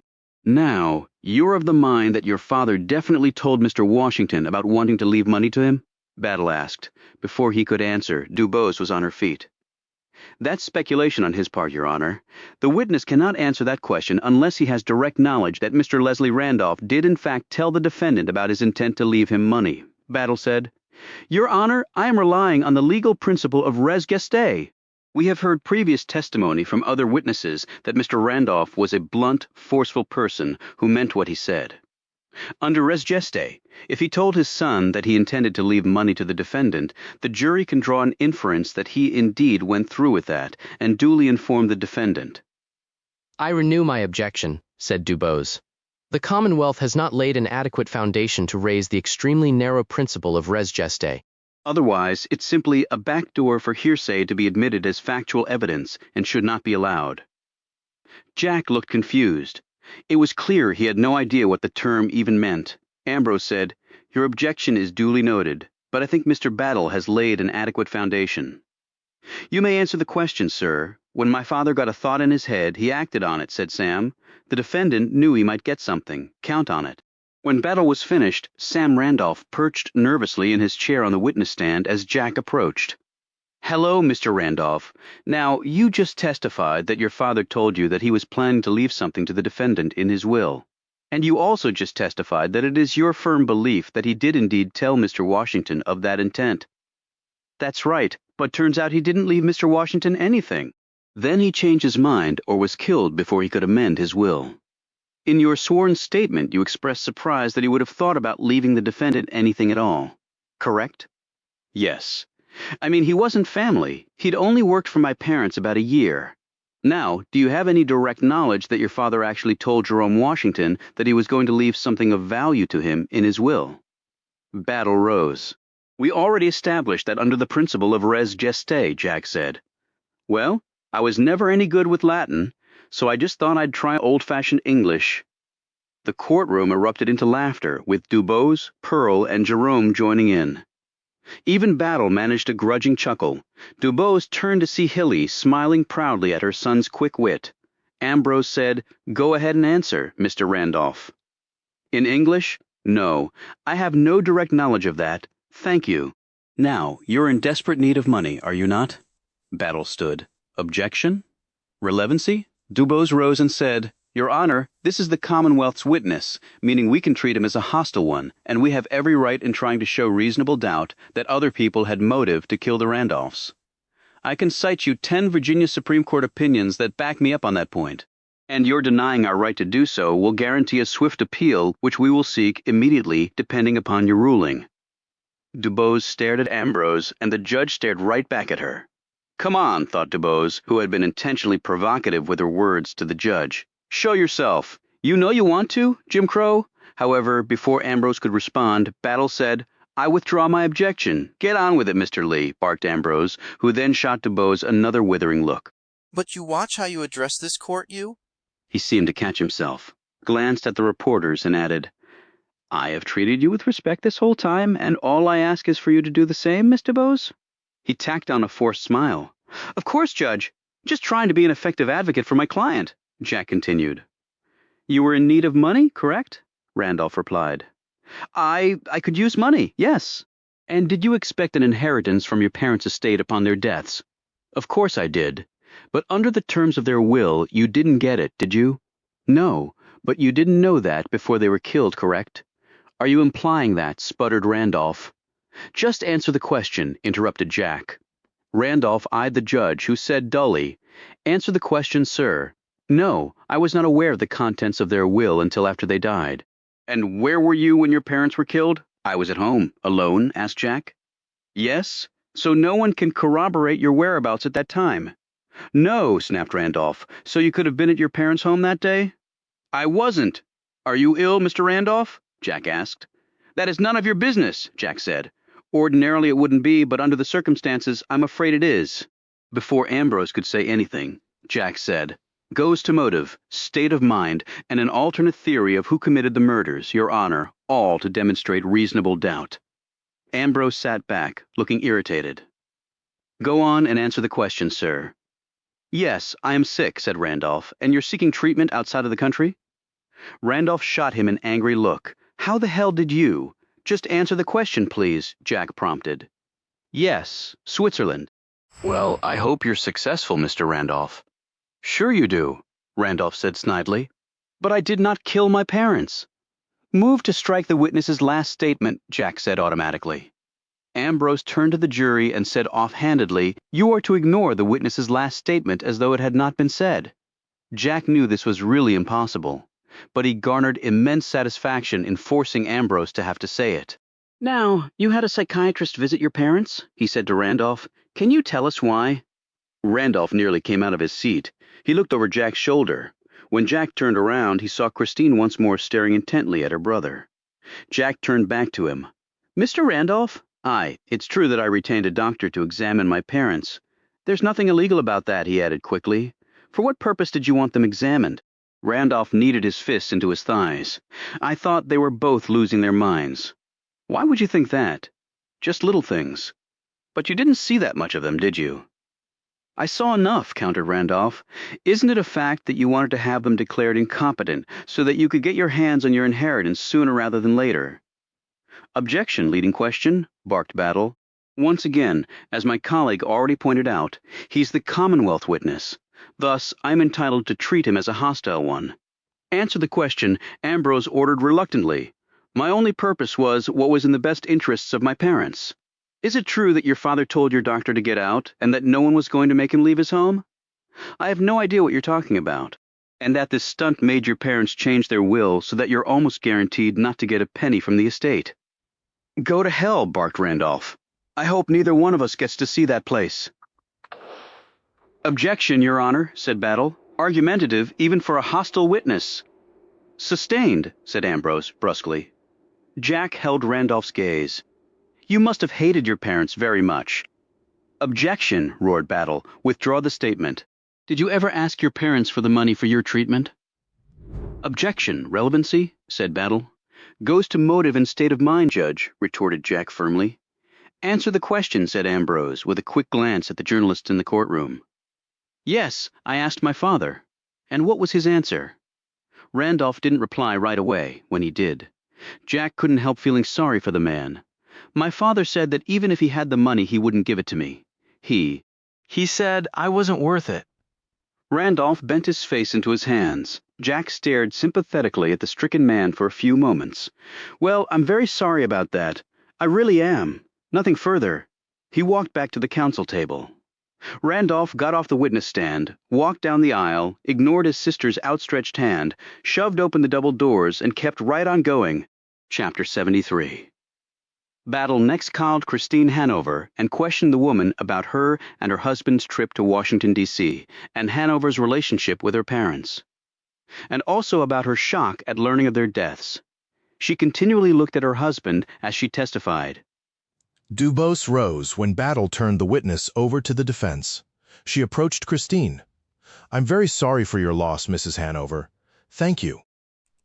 Were you aware that the defendants and their children attended a pool party and luncheon at your parents' house a couple of weeks before their deaths? Yes, my husband and I were arriving with our family as the Washingtons were getting ready to leave. Can you describe that event, please? They were all happy and having a wonderful time. The kids were still wet from the pool, and they had little brown lunch bags my mother had filled up with leftovers for them to take home. Did you speak to your parents about why they had invited them over? Yes. My mother said that Jerome had been working hard and had fixed so many things and was extremely pleasant in his manner. My parents had learned about his family, and she thought it would be fun to have them over, and my father agreed, as sort of a reward for a job well done. Yes. Dubose glanced at the jury, who seemed to be listening to this exchange intently. So you saw no animosity, or fear, or anything else negative between your parents and Jerome and his family that day? That's right, it was all very pleasant. And that made you happy? Asked Dubose. Yes. They're people too. I don't care what color their skin is. Dubose closed her eyes for a moment and then glanced at the jury. Never ask an open-ended question like that. Desiree, that allows a witness to tack on an opinion. The jury will now discount everything she just said. Anything else to ask the witness, Mr. Bose? Ambrose said politely. When she glanced at his smug features, she could just tell he was thinking the very same thing. Thank you, Mrs. Hanover. Nothing further. Battle next called Gordon Hanover to the stand. Mr. Hanover, have you and your wife been financially supporting her parents? That's right. We knew what their expenses were, and they were promptly paid. So if your father-in-law wanted to fire someone, like the defendant, it would not have been over money? Dubose said, "Objection calls for speculation." Sustained, said Ambrose, which almost made Dubose fall out of her chair. But then she understood. He knows the jury has made up its mind. He can afford to appear magnanimous and look good for the media. Did your father-in-law have occasion to speak to you about Jerome Washington? Asked Battle. Hanover looked down and nodded. He did. Can you tell us the substance of that conversation? Hanover glanced up and found his wife in the gallery. His gaze locked on her as he said, Mr. Randolph told me that he suspected that Mr. Washington had been in his house without permission. Anything else? Prompted Battle. I'm not sure that I recall, really? Battle tensed. I can show you your sworn statement if that will refresh your memory, sir. No, that's all right, Hanover replied, looking nervous. He said that he thought Mr. Washington had stolen some tools or some such from the garage and some money from a cash box in the study and was going to fire him because of it. I ain't steal nothin', called out Jerome from the council table. Silence, barked Ambrose. Another outburst like that and I will have you removed from this courtroom. Jack put a restraining hand on Jerome as Ambrose scowled down at him. Battle turned back to Hanover and said, So your father-in-law was going to fire the defendant for stealing? Apparently you were there the day that the defendant and his family were at your in-laws? Yes, answered Hanover. Now, did your conversation with Mr. Randolph happen before or after the Washington family was at the Randolphs? It was after. And on that day everything seemed fine to you too, as your wife testified. Yes. But apparently your father-in-law's opinion changed since. After that time, he told you he was going to fire the defendant. Isn't that right? Noted Battle. Calls for speculation, said Dubose. Sustained, said Ambrose. Battle continued.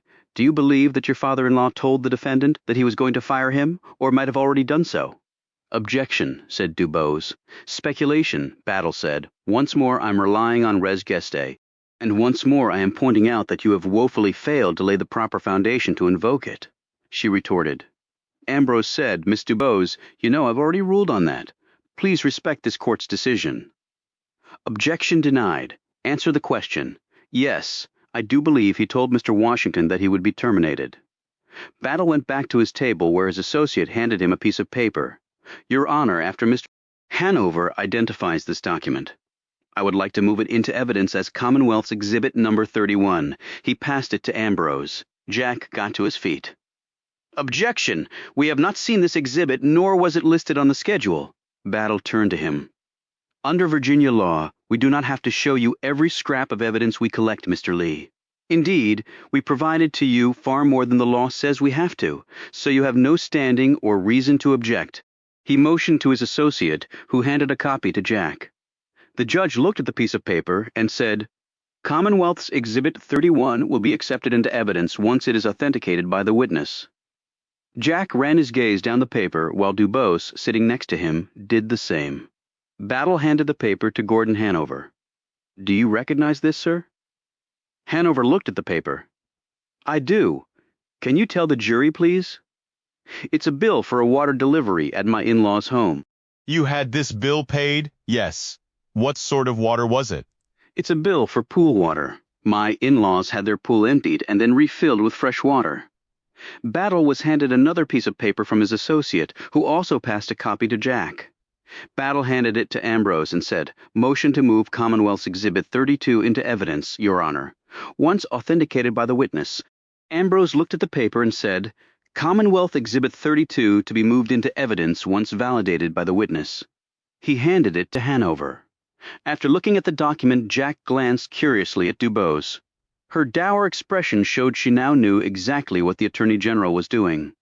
Battle said, "Can you identify that document for the jury?" "It's another bill for pool water that I had paid." "What is the date on that, sir?" "May 24th of this year." "And what is the date of the first document I handed you, Exhibit 31? June 8th? Battle assumed a confused expression. "So let me get this straight. On May 24th, they filled the pool with fresh, clean water, I suppose, for the start of the summer season, correct?" "Yes, that was around the time when they usually did so." "And yet on June 8th, they had water that was only 2 weeks old replaced? That wasn't cheap, I imagine." "No, but it was what they wanted." Did you ever ask them why they did that? "No, I didn't." "Was it normal for them to replace the water twice?" No. "And when exactly did you see the defendant and his family at the Randolphs?" Hanover fidgeted. Mr. Hanover, do I need to refresh your recollection? "We saw them there on June 1st, so 1 week after the defendants and their family used the Randolphs' pool. The Randolphs had the pool completely emptied and refilled with clean water. Is that correct?" Hanover looked out over the courtroom and found his wife once more. His expression was forlorn, thought Dubose, who was watching him carefully. Mr. Hanover prompted Battle. Yes, that's right," he said curtly, his mouth curving in displeasure. "And you have no idea why they would have changed the water after this Negro family swam in their pool." Dubose, her face burning with indignation, rose to her feet. "Objection. Counsel is leading the witness." Before Ambrose could rule, Battle said, "Withdraw the question." "Thank you, Mr. Hanover. Nothing further." "Defense?" said Ambrose. "Any questions for this witness?" Dubose said, "Mr. Hanover, do you have any direct knowledge that your father-in-law told the defendant that he was going to be fired or had, indeed, fired him?" "None whatsoever," Hanover said firmly, staring at the jury. Dubose looked at the jury as well and found that at least half of them did not even appear to be listening.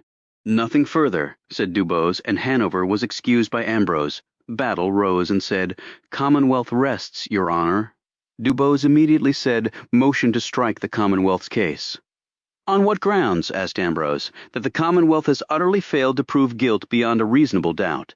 And it has, in particular, failed to provide any proof whatsoever that Pearl Washington was even at the scene of the crime while it was being committed, or did anything that the Commonwealth alleges that she did. They have offered only one witness, who merely testified she was not at work that day.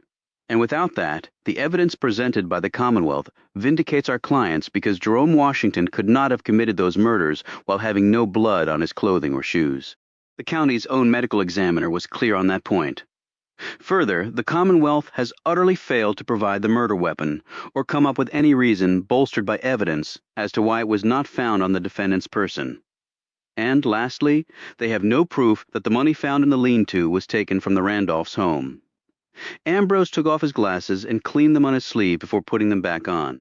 "I know you're only trying to do right by your clients, but the fact is the Commonwealth has put on more than sufficient evidence to take this case to the jury, and you know it, too."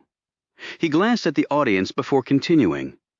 "But you have the opportunity to rebut that case starting tomorrow. Your reputation has preceded you, Miss Dubose.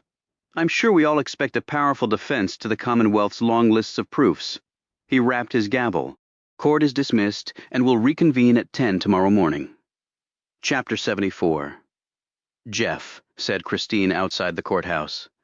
I heard you were in town. Jeff Lee smiled warmly. Good to see you, Chrissy. Haven't been called that in years. In fact, you're the only one who ever did. His smile faded. I'm sorry. I'll just make it Christine. No, I always liked Chrissy. Christine seems so formal, and that's just not me. Sure not the gal that I knew, said Jeff, grinning once more. So if you're back, does that mean everything is okay? I'm no longer in the army, and I can lead my life however I want to. She touched his arm. I'm so glad, and I'm happy you came back to Freeman. Well, it is my home, and my family is here, and I'm so sorry about Lucy. She was just the sweetest thing under the sun. Jeff's grin vanished once more and didn't return. Yes, she sure was. A horn sounded, and they looked over to see Gordon driving up in his elegant silver Rolls-Royce.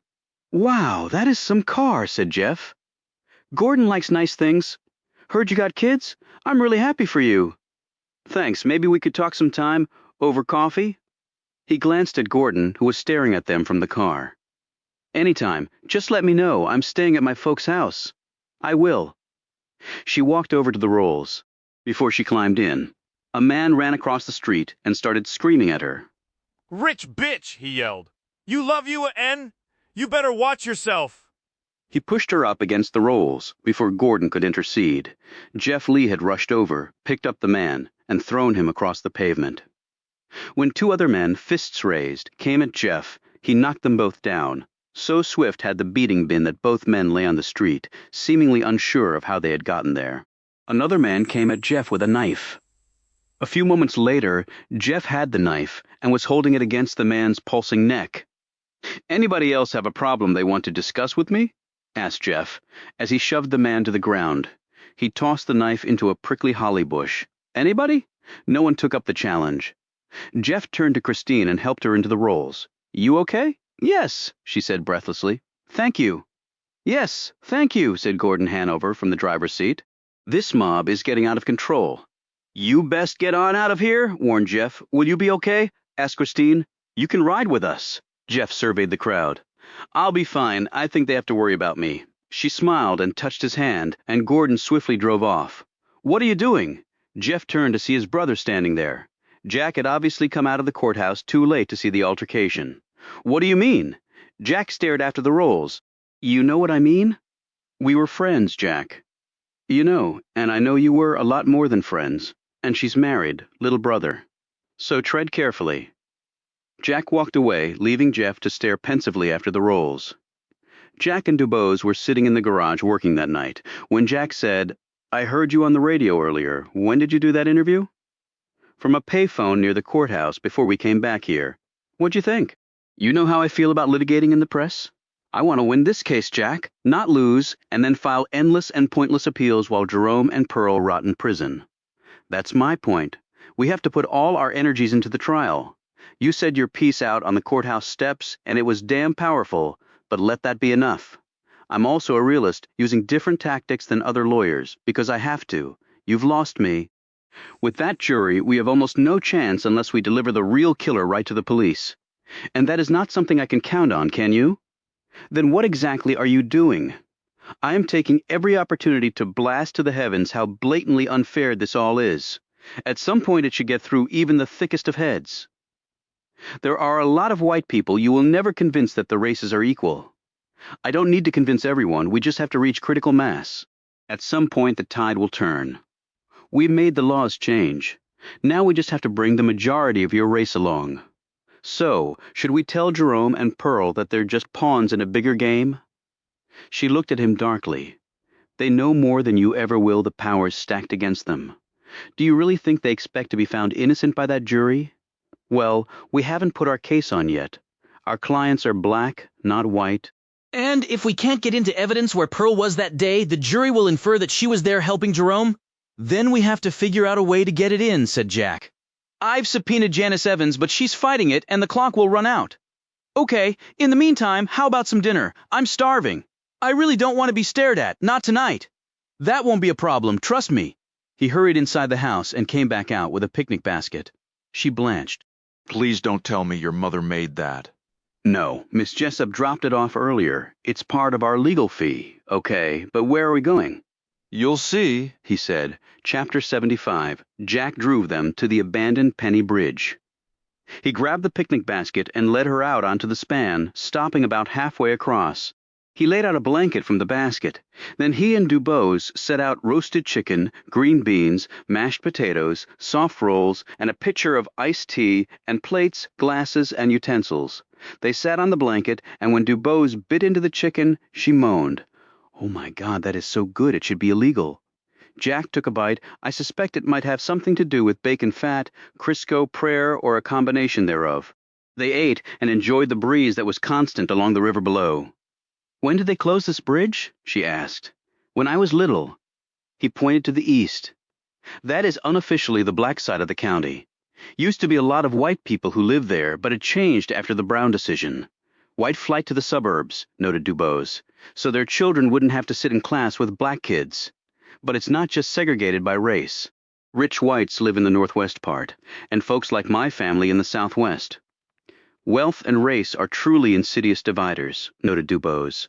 "We'd ride our bikes over to the Penny and lie down and do some stargazing, pick out the big and little dippers, Ursa Minor, Polaris, Orion. See if we could spot a shooting star.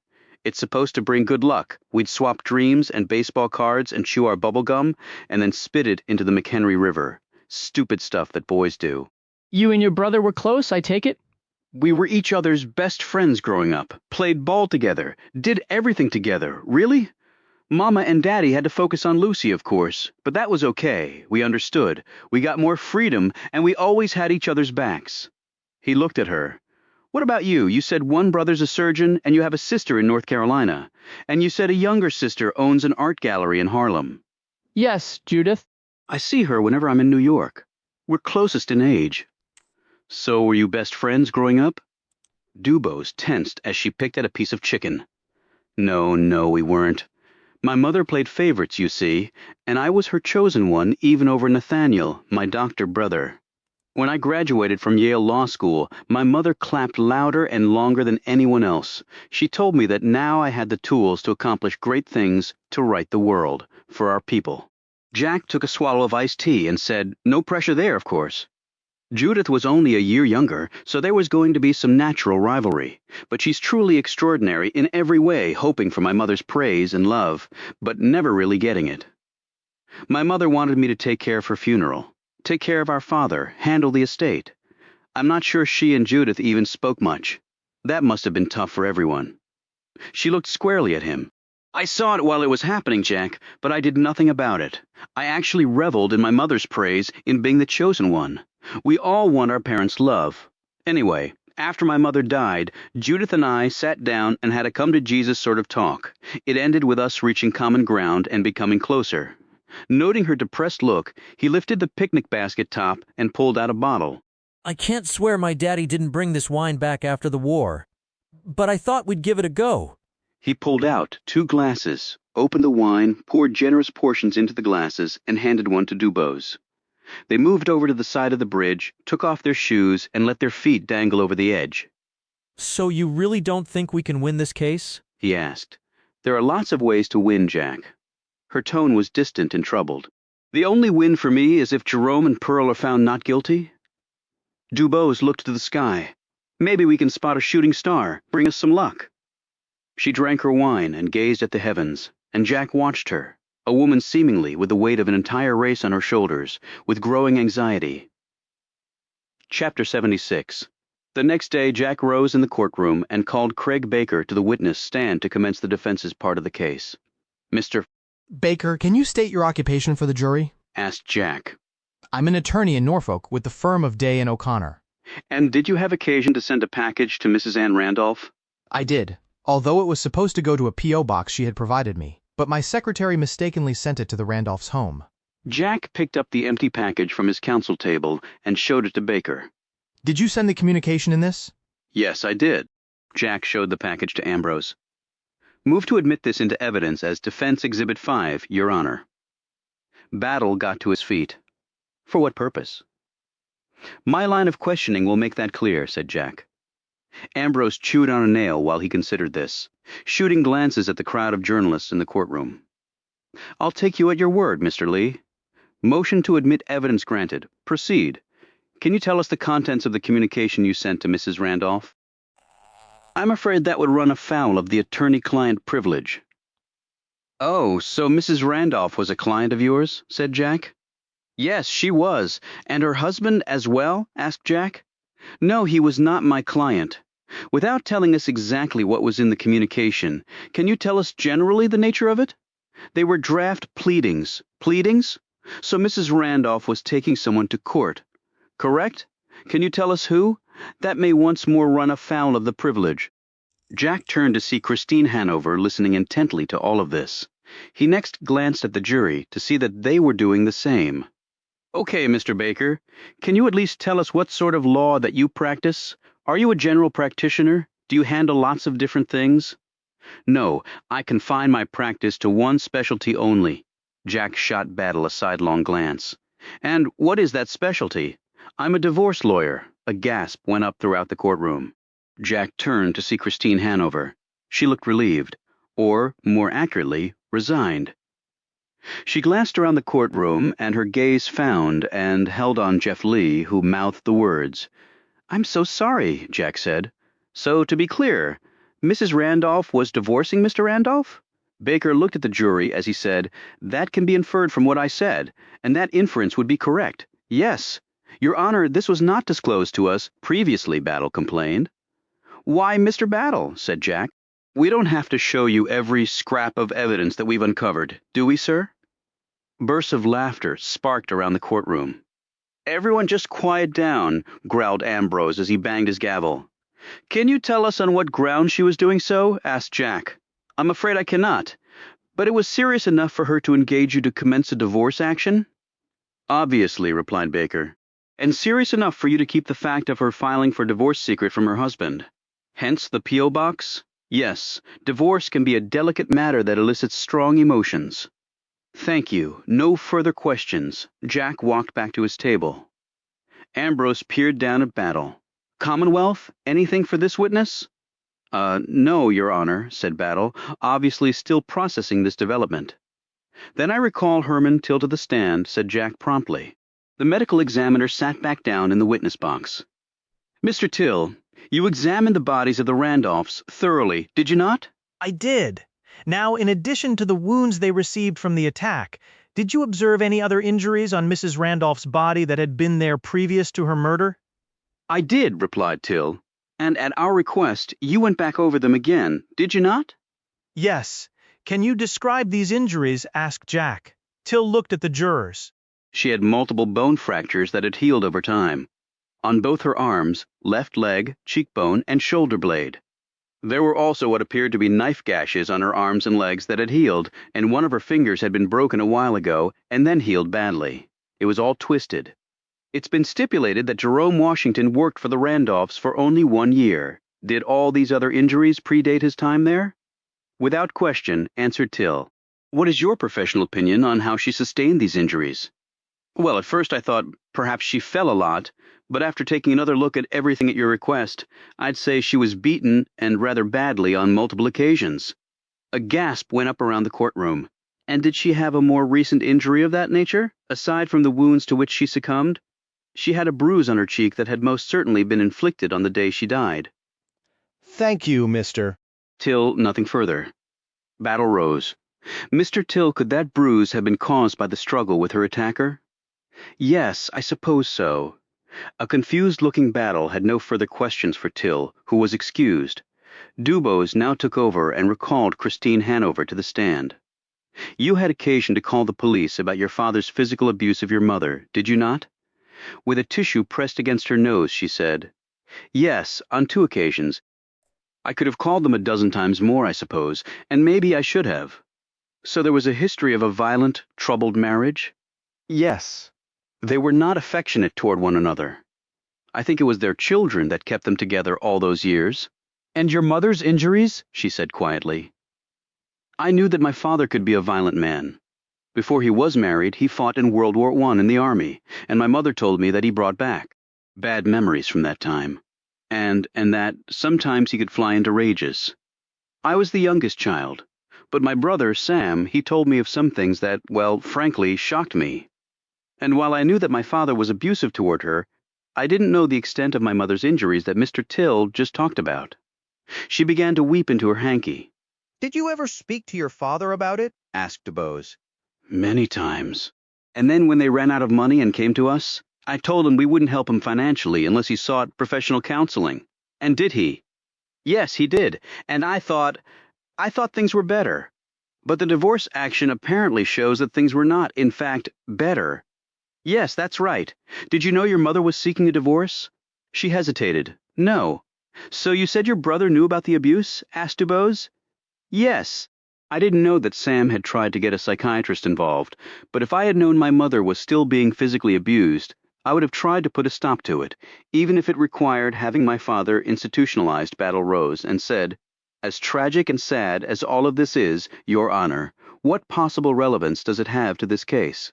Before Ambrose could make a ruling, DuBose looked directly at the jury and said, "With a troubled marriage like that, you could have people who knew the Randolphs and who were taking sides in such a bitter relationship, or who did not want a divorce to take place for some reason.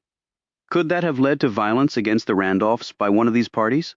And if you have others with reasonable motivation and opportunity to commit the crime, then that equates to the basis for reasonable doubt in the minds of the jury."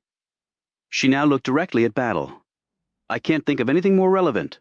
Ambrose said grudgingly to her, "Go on ahead." DuBose turned back to Christine. "You testified that as far as you could see, your parents had a good time with the defendant's family when they went there for lunch and to swim in the pool?" "That's right. They all were happy, even my father. And yet it seems that your father had the pool water replaced after the Washingtons were in it." "Yes," she replied, looking disconsolate. "Can you explain that?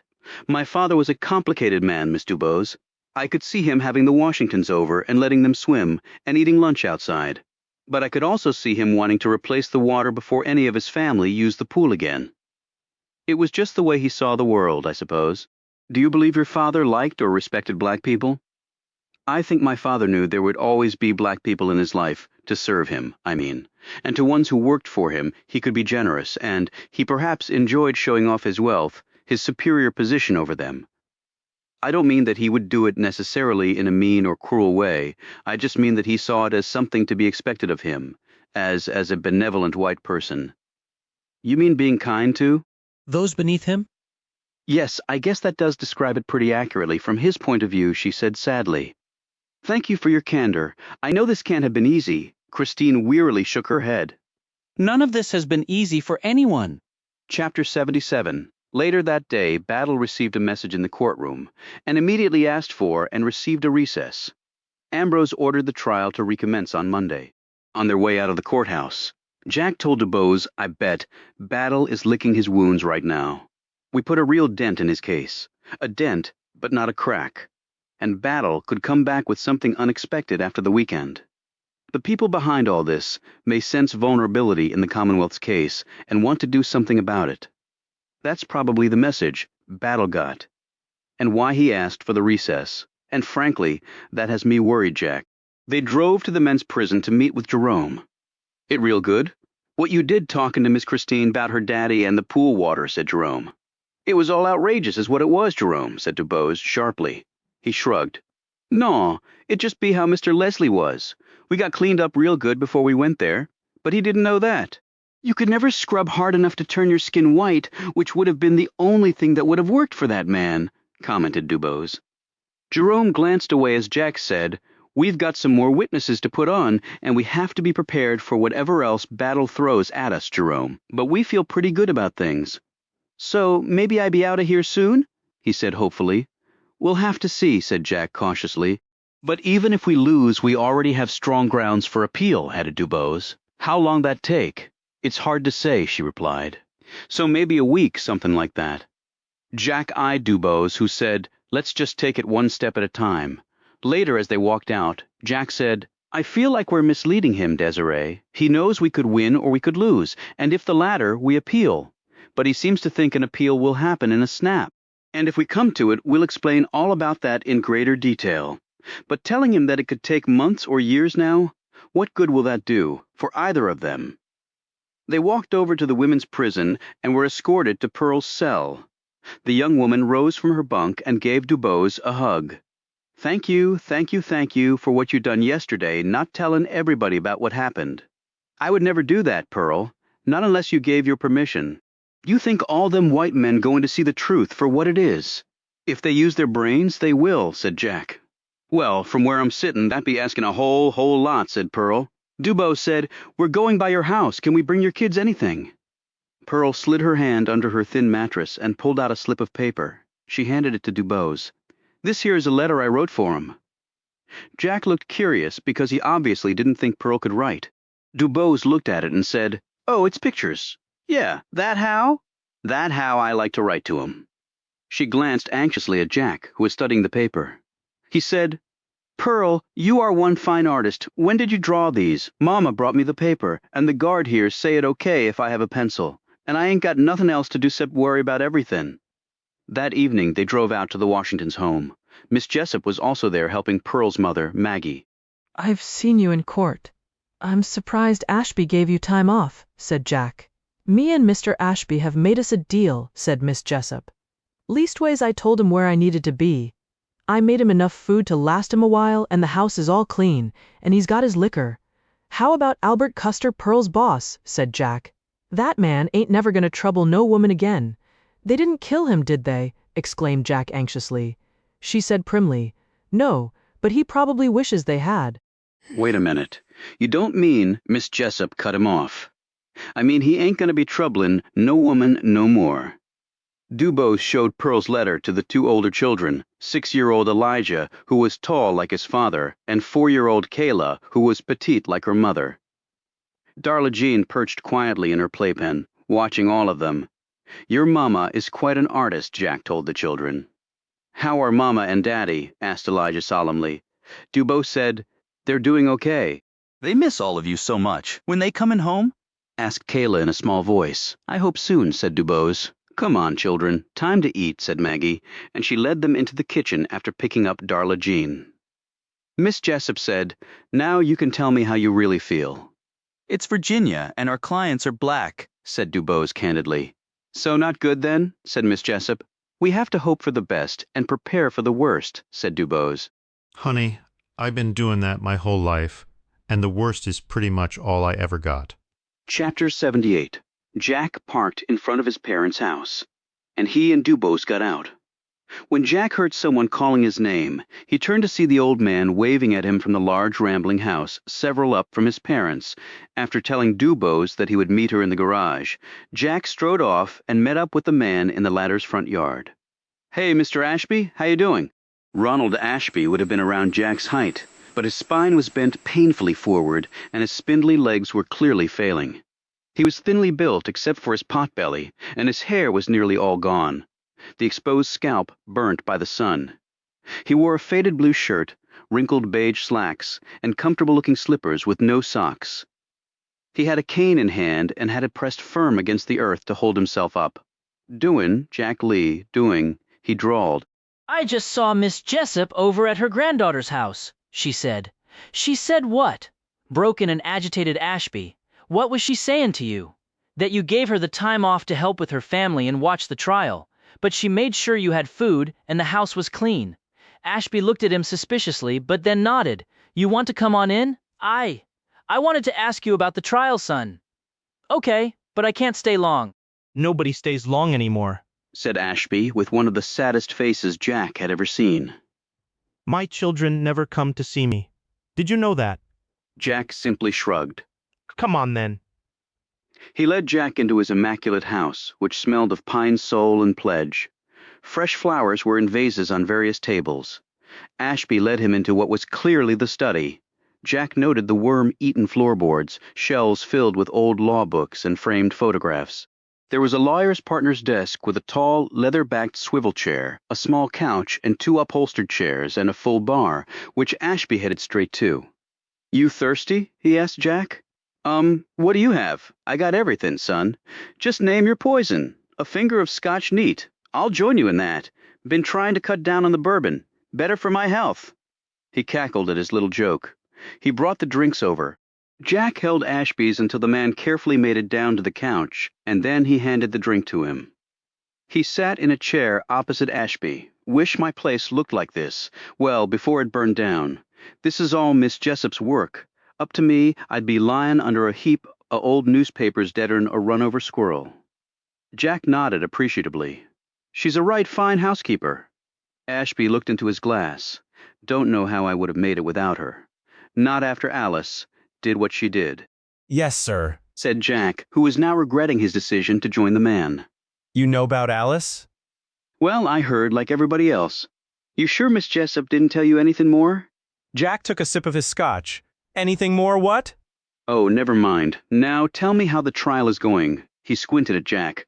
You gonna get them colored folks off, you think? You know as well as I do that predicting a jury is a fool's mission. Ashby sat back, looking disappointed. But then he nodded and said, Hear tell they brought in Eddie Battle all the way from Richmond. And Josiah Ambrose to be the presiding judge. Don't know much about him. You know anything? He's around your age. I know he was in the KKK as a young man. Jack sat up so fast he nearly upended his drink. How do you know that? I know 'cause I was right there with him. Josiah and I grew up with each other in the Piedmont over near Danville. Had too much time on our hands and nothing exciting to do. Remember we went to the pictures and saw Birth of a Nation. The Klan was damn heroic in that flick.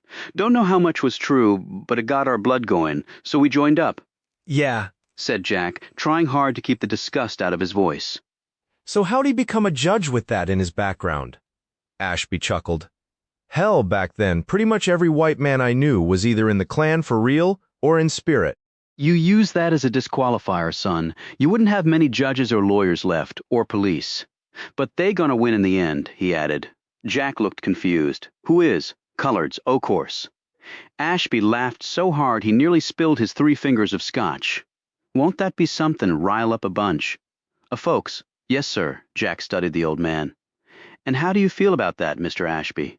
Will you be riled up? Ashby gummed his drink and got some of it down his shirt. You know your end is coming fast when you can't even sip good scotch without dribbling it down your shirt like a goddamn infant. Yes, sir. Ashby let his cane go and used both hands to get the drink properly to his mouth. He smacked his lips and said, Now, that is mighty fine. He looked over at Jack. I find myself actually quite inspired by the idea that old Jim Crow is about to breathe his last. You mind me asking why? Ashby grinned. You think only coon hunters live in Freeman County, Jack Lee? Not by a long shot, since I'm here. But I imagine your parents raised you to think a certain way when it comes to that issue. And you said you were in the Klan. My mama and daddy raised me to believe that white people were up here. He lifted his shaky arm as high as he could, and ends, though I do not use that term anymore, were down here. He got his quivering hand as close to the floor as he could. Well, what changed you then? Miss Jessup did. That's what. How? You know her, right? Yes, I do. She's a remarkable woman. And remarkable women do remarkable things, particularly when it comes to men. He gave Jack a penetrating stare. You sure Miss Jessup didn't tell you nothing? Nothing other than what I already told you. Ashby nodded, then set his drink down and wiped his mouth. What the hell? I'm old and feel like shit. And how much time do I have left, really? He looked at Jack. You ever wonder why my wife killed herself? I guess so, yeah. She thought that way back when. Me and Miss Jessup were, well, you know. Jack narrowed his eyes. I'm not sure I do know. He took a sip of his drink. She thought me and Miss Jessup were getting it on, like the teenagers say. Jack nearly spit out his scotch. What? Exactly, son, exactly. Absurd, on its face. So, why did she suspect? Oh, little things she saw here and there. Looks and words exchanged, which she transformed into paranoid fantasies of debauchery on my part. So it wasn't true, then? Ashby looked at his scotch as though he wanted another sip, but wondered if he could manage the lift. Well, I can't say I didn't want it to be true. This statement knocked the wind out of Jack. I don't understand, Alice was difficult. Well, maybe I was difficult, and Alice didn't know what the hell to do with me. Yeah, that's far more likely the case. And where does Miss Jessup come into all that? She was here, taking care of the kiddies, doing everything really, while Alice played the role of my society wife. A sometimes prosperous lawyer who was flush with cash till he wasn't. And for my part, I wanted to go at Miss Jessup because she was as different from Alice as could be. And back then, she was a mighty fine-looking woman. Jack put his drink down. I don't think I need to hear any more. But she wouldn't have me, said Ashby, seemingly not hearing Jack's response. Flat out turned me down. Schooled me, really. Jack's interest was piqued once more. How do you mean? She told me that I was married to a good woman, and that was where my affections and loyalties should lie. She didn't use those words, you understand. Those are mine, but that was the gist of it. She wasn't married then. Her husband had died young from something or other. But she did say that the two races were not capable of being mixed. This was a long time ago, you understand, before you were even born. He pointed a shaky finger at Jack. That's right. Before she come here, she worked for your folks taking care. Ah, your sister. God damn the sons of bitches that killed poor sweet Lucy. Then your daddy told me to hire her. We had all our kids by then, and sure needed the help, because Alice had her headaches, and I don't think mothering came natural to the woman. And Miss Jessup continued to work for you after. She needed the job, and I was paying her twice what she could make anywhere else. It was a decision she made for her family, and I respected that. And I never did anything to her, never brought it up again. Like she told me to. I turned my affections to Alice and tried my best to make it work. Here, Ashby stopped, grabbed the drink in both hands, and finished it. And then the woman ups and kills herself in the garage, in the goddamn Plymouth. He dropped the glass to the floor. I just don't get it, do you? No, sir, I can't say that I do, but you can marry her now if you want to, and if she's agreeable.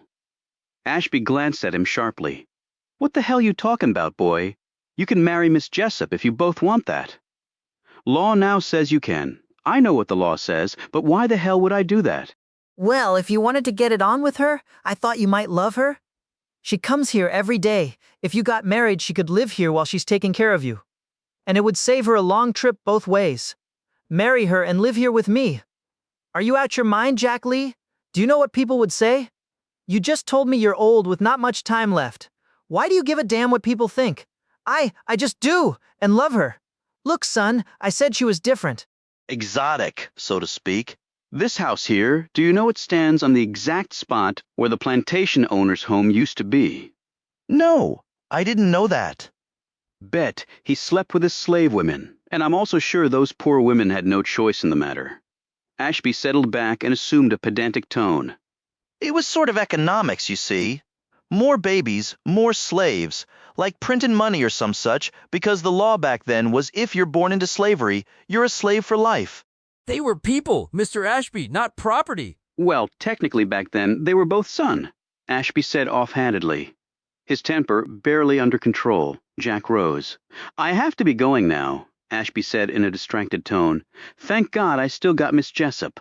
Nobody else comes to visit me, not even my own damn kids.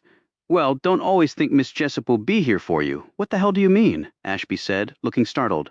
She might just get sick of being around you, like everybody else. Jack left Ashby and headed to his parents' house.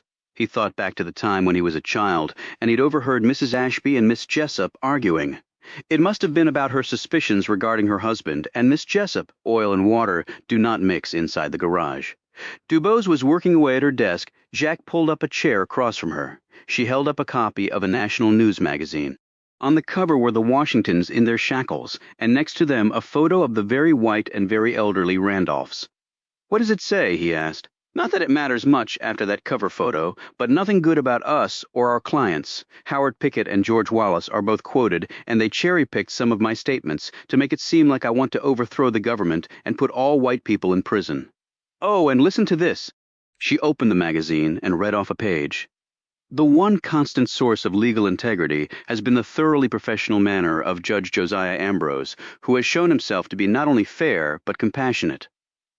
He has exhibited great tolerance and restraint in the face of some of Desiree Dubose's outlandish tactics in her bag of legal tricks. However, appropriate ethics authorities should show no such leeway to the woman and relieve her of her ability to practice law for good. But certainly, if the Washingtons are convicted, they will have no cause to claim any racial animus on the part of the esteemed judge. Well, that esteemed judge was in the KKK when he was a young man. Eyes widening, Dubose put down the magazine. How do you know that? Ashby, the man I just met with, told me. He and Ambrose grew up together and joined the Klan after seeing Birth of a Nation. Dubose looked reinvigorated. A judge presiding over a racially charged case used to be a Klansman? I imagine there were a lot of men back then who wore the white hoods. How many become judges? Okay, I grant you that is troubling, but it was a long time ago. Doesn't matter, we can still use it. How? Asked Jack, looking confused. Not only is that a powerful foundation for a successful appeal, it's plausible grounds for me to go directly to federal court under the Civil Rights Act. Not to mention every TV network and newspaper in the country will want to run with the story. I can see the headline now. Hand-picked judge for a murder trial involving blacks was a Klansman. Then we use that fact, once it's confirmed, to demand a mistrial, a new judge, and a jury of the Washington's peers. But they'll just get another racist judge who wasn't in the Klan, and you're never going to get a jury of their peers, at least not in Virginia. Dubose did not seem to be listening. Do you think Donnie can confirm Ambrose was in the Klan? I can start writing the press release. I think Donnie can do anything, but I'm not sure that's the path we should take. She looked at him blankly. Why not? Desiree? I actually feel good about our case. I think we can win it on the merits. And if we lose, they go to the electric chair. She sat back and scowled at him. You know, you keep berating me for thinking too big picture, but here I am trying to win this case, and you're still complaining. What is it you want from me? Can I ask you a question? What? She said icily. Did you become a lawyer to defend people's rights, or to pen press releases and talk into microphones? I do whatever I have to do to get the job done. I've told you this many times before. Yes, I focus on individual cases, but I have to always remember it's bigger than that. I wish I didn't have to be concerned with all of that, but I don't have that luxury. I'm sure your mother meant well when she told you to make the world equal and just for black folks, but no one person can be the savior of an entire race. She shook her head. You will never understand me or what I'm trying to do. Well, let me tell you what I do understand. She looked at him crossly. What? That you're one hell of a trial lawyer, Desiree Dubose, so why don't we focus on that? They stared at each other. Okay, Jack, we'll play it your way for now. Chapter 79. All rise. Began the bailiff as he called the court into session on Monday morning. Ambrose appeared behind the bench and looked over at Dubose and Jack. Call your next witness. Surprisingly, Battle got to his feet. Your Honor, if I may interrupt. The Commonwealth has just come into possession of a new piece of evidence and a new vital witness to be heard. We therefore request a special motion to have the evidence introduced and the witness testify before the defense recommences its case. Dubose rose. Objection. The prosecution already rested. It is vital to the Commonwealth's case, insisted Battle, and in the interests of justice it must be heard and seen by the jury. Motion granted, said Ambrose. He eyed the jury. Our job is to find the truth, and nothing can get in the way of that. He smiled benignly as he glanced at the row of reporters writing this down. Dubose looked at him and concluded the man must have read the magazine article about his being an esteemed and fair-minded judge. Battle nodded at his associate, who opened a case that was on the floor and pulled out what appeared to be a long-bladed knife wrapped in plastic.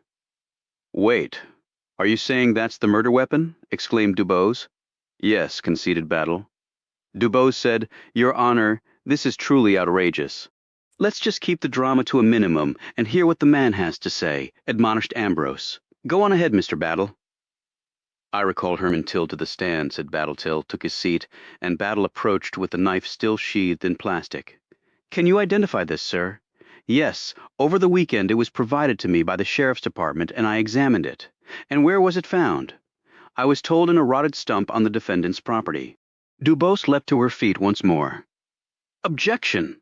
This witness does not have first-hand direct knowledge of any of this. He was given it? He was told it was found on the defendant's property? I fail to see even one evidentiary fact in there. Your Honor, said Battle, while perhaps a little out of the ordinary, Mr. Till is the Commonwealth's medical examiner. He has testified that in his official capacity, he was given this potential piece of evidence which was found pursuant to a lawfully issued search warrant to examine and to maintain the chain of evidentiary custody. I can have the deputy who actually found it testify to that, but in the interests of time, I took a bit of a shortcut. But if the defense insists? We do, said Dubose immediately. Overruled, said Ambrose. We are not going to waste time over that. The word of the Attorney General suffices for this court. Dubose, however, was clearly not ready to concede. Motion to strike the admission of this item into evidence. Battle barked. On what grounds? Dubose said, the failure to identify the person named in the affidavit from which the search warrant was issued. That person would need to have personal observations of the area purportedly covered by the search warrant, as well as any information from any sources believed to be reliable. None of that has been provided. Without that, neither the defense nor the jury can reasonably evaluate the veracity of this supposed evidence. Battle said, Your Honor, the search warrant was validly issued by a magistrate of this court on a showing of probable cause. And a search warrant can be issued for the fruits of the crime and the tools of which this knife is undoubtedly one. And furthermore, Hester v. U.S. holds that open fields or woods do not even require a search warrant, while McLannon v. Chaplin states that any place remote from the defendant's dwelling and not in his presence also does not require a search warrant. Dubose countered. That is not the issue. Mr. Battle got a search warrant, so Hester and McLannon are irrelevant to this discussion. Thus, the defense should have the ability to cross-examine the person who told the police of the object and its location. Your Honor. They are holding this out to be the alleged murder weapon and that it was found on the defendant's property. Thus, it constitutes evidence so critical to our client's ability to receive a fair trial that it must be held up to the strongest possible scrutiny. Otherwise, any fairness to our clients is irreversibly destroyed. It would be like having an eyewitness to a crime on the stand and not allowing defense counsel to cross-examine that person. Battle snapped. Counsel is attempting to impugn the integrity of the evidence. Dubose retorted in a deeply strident voice. I'm trying to evaluate the integrity of this purported evidence, but the prosecution doesn't seem interested in allowing us to do that. So is it admissible on its face? Or do we get an opportunity to question the person who told the police where the object was located so we can determine if that person is reliable and has no conflict that might taint his or her motive in leading the police to the proffered evidence? I can't think of a better example of a defendant's rights under the Sixth Amendment to confront one's accusers than that. And my clients deserve nothing less. No one, regardless of who they are or what color their skin is, deserves less in any court of law in this whole damn country. Battle apparently had nothing left in his legal repertoire to respond to Dubose's pinpoint barrage. He just stared pleadingly up at the judge.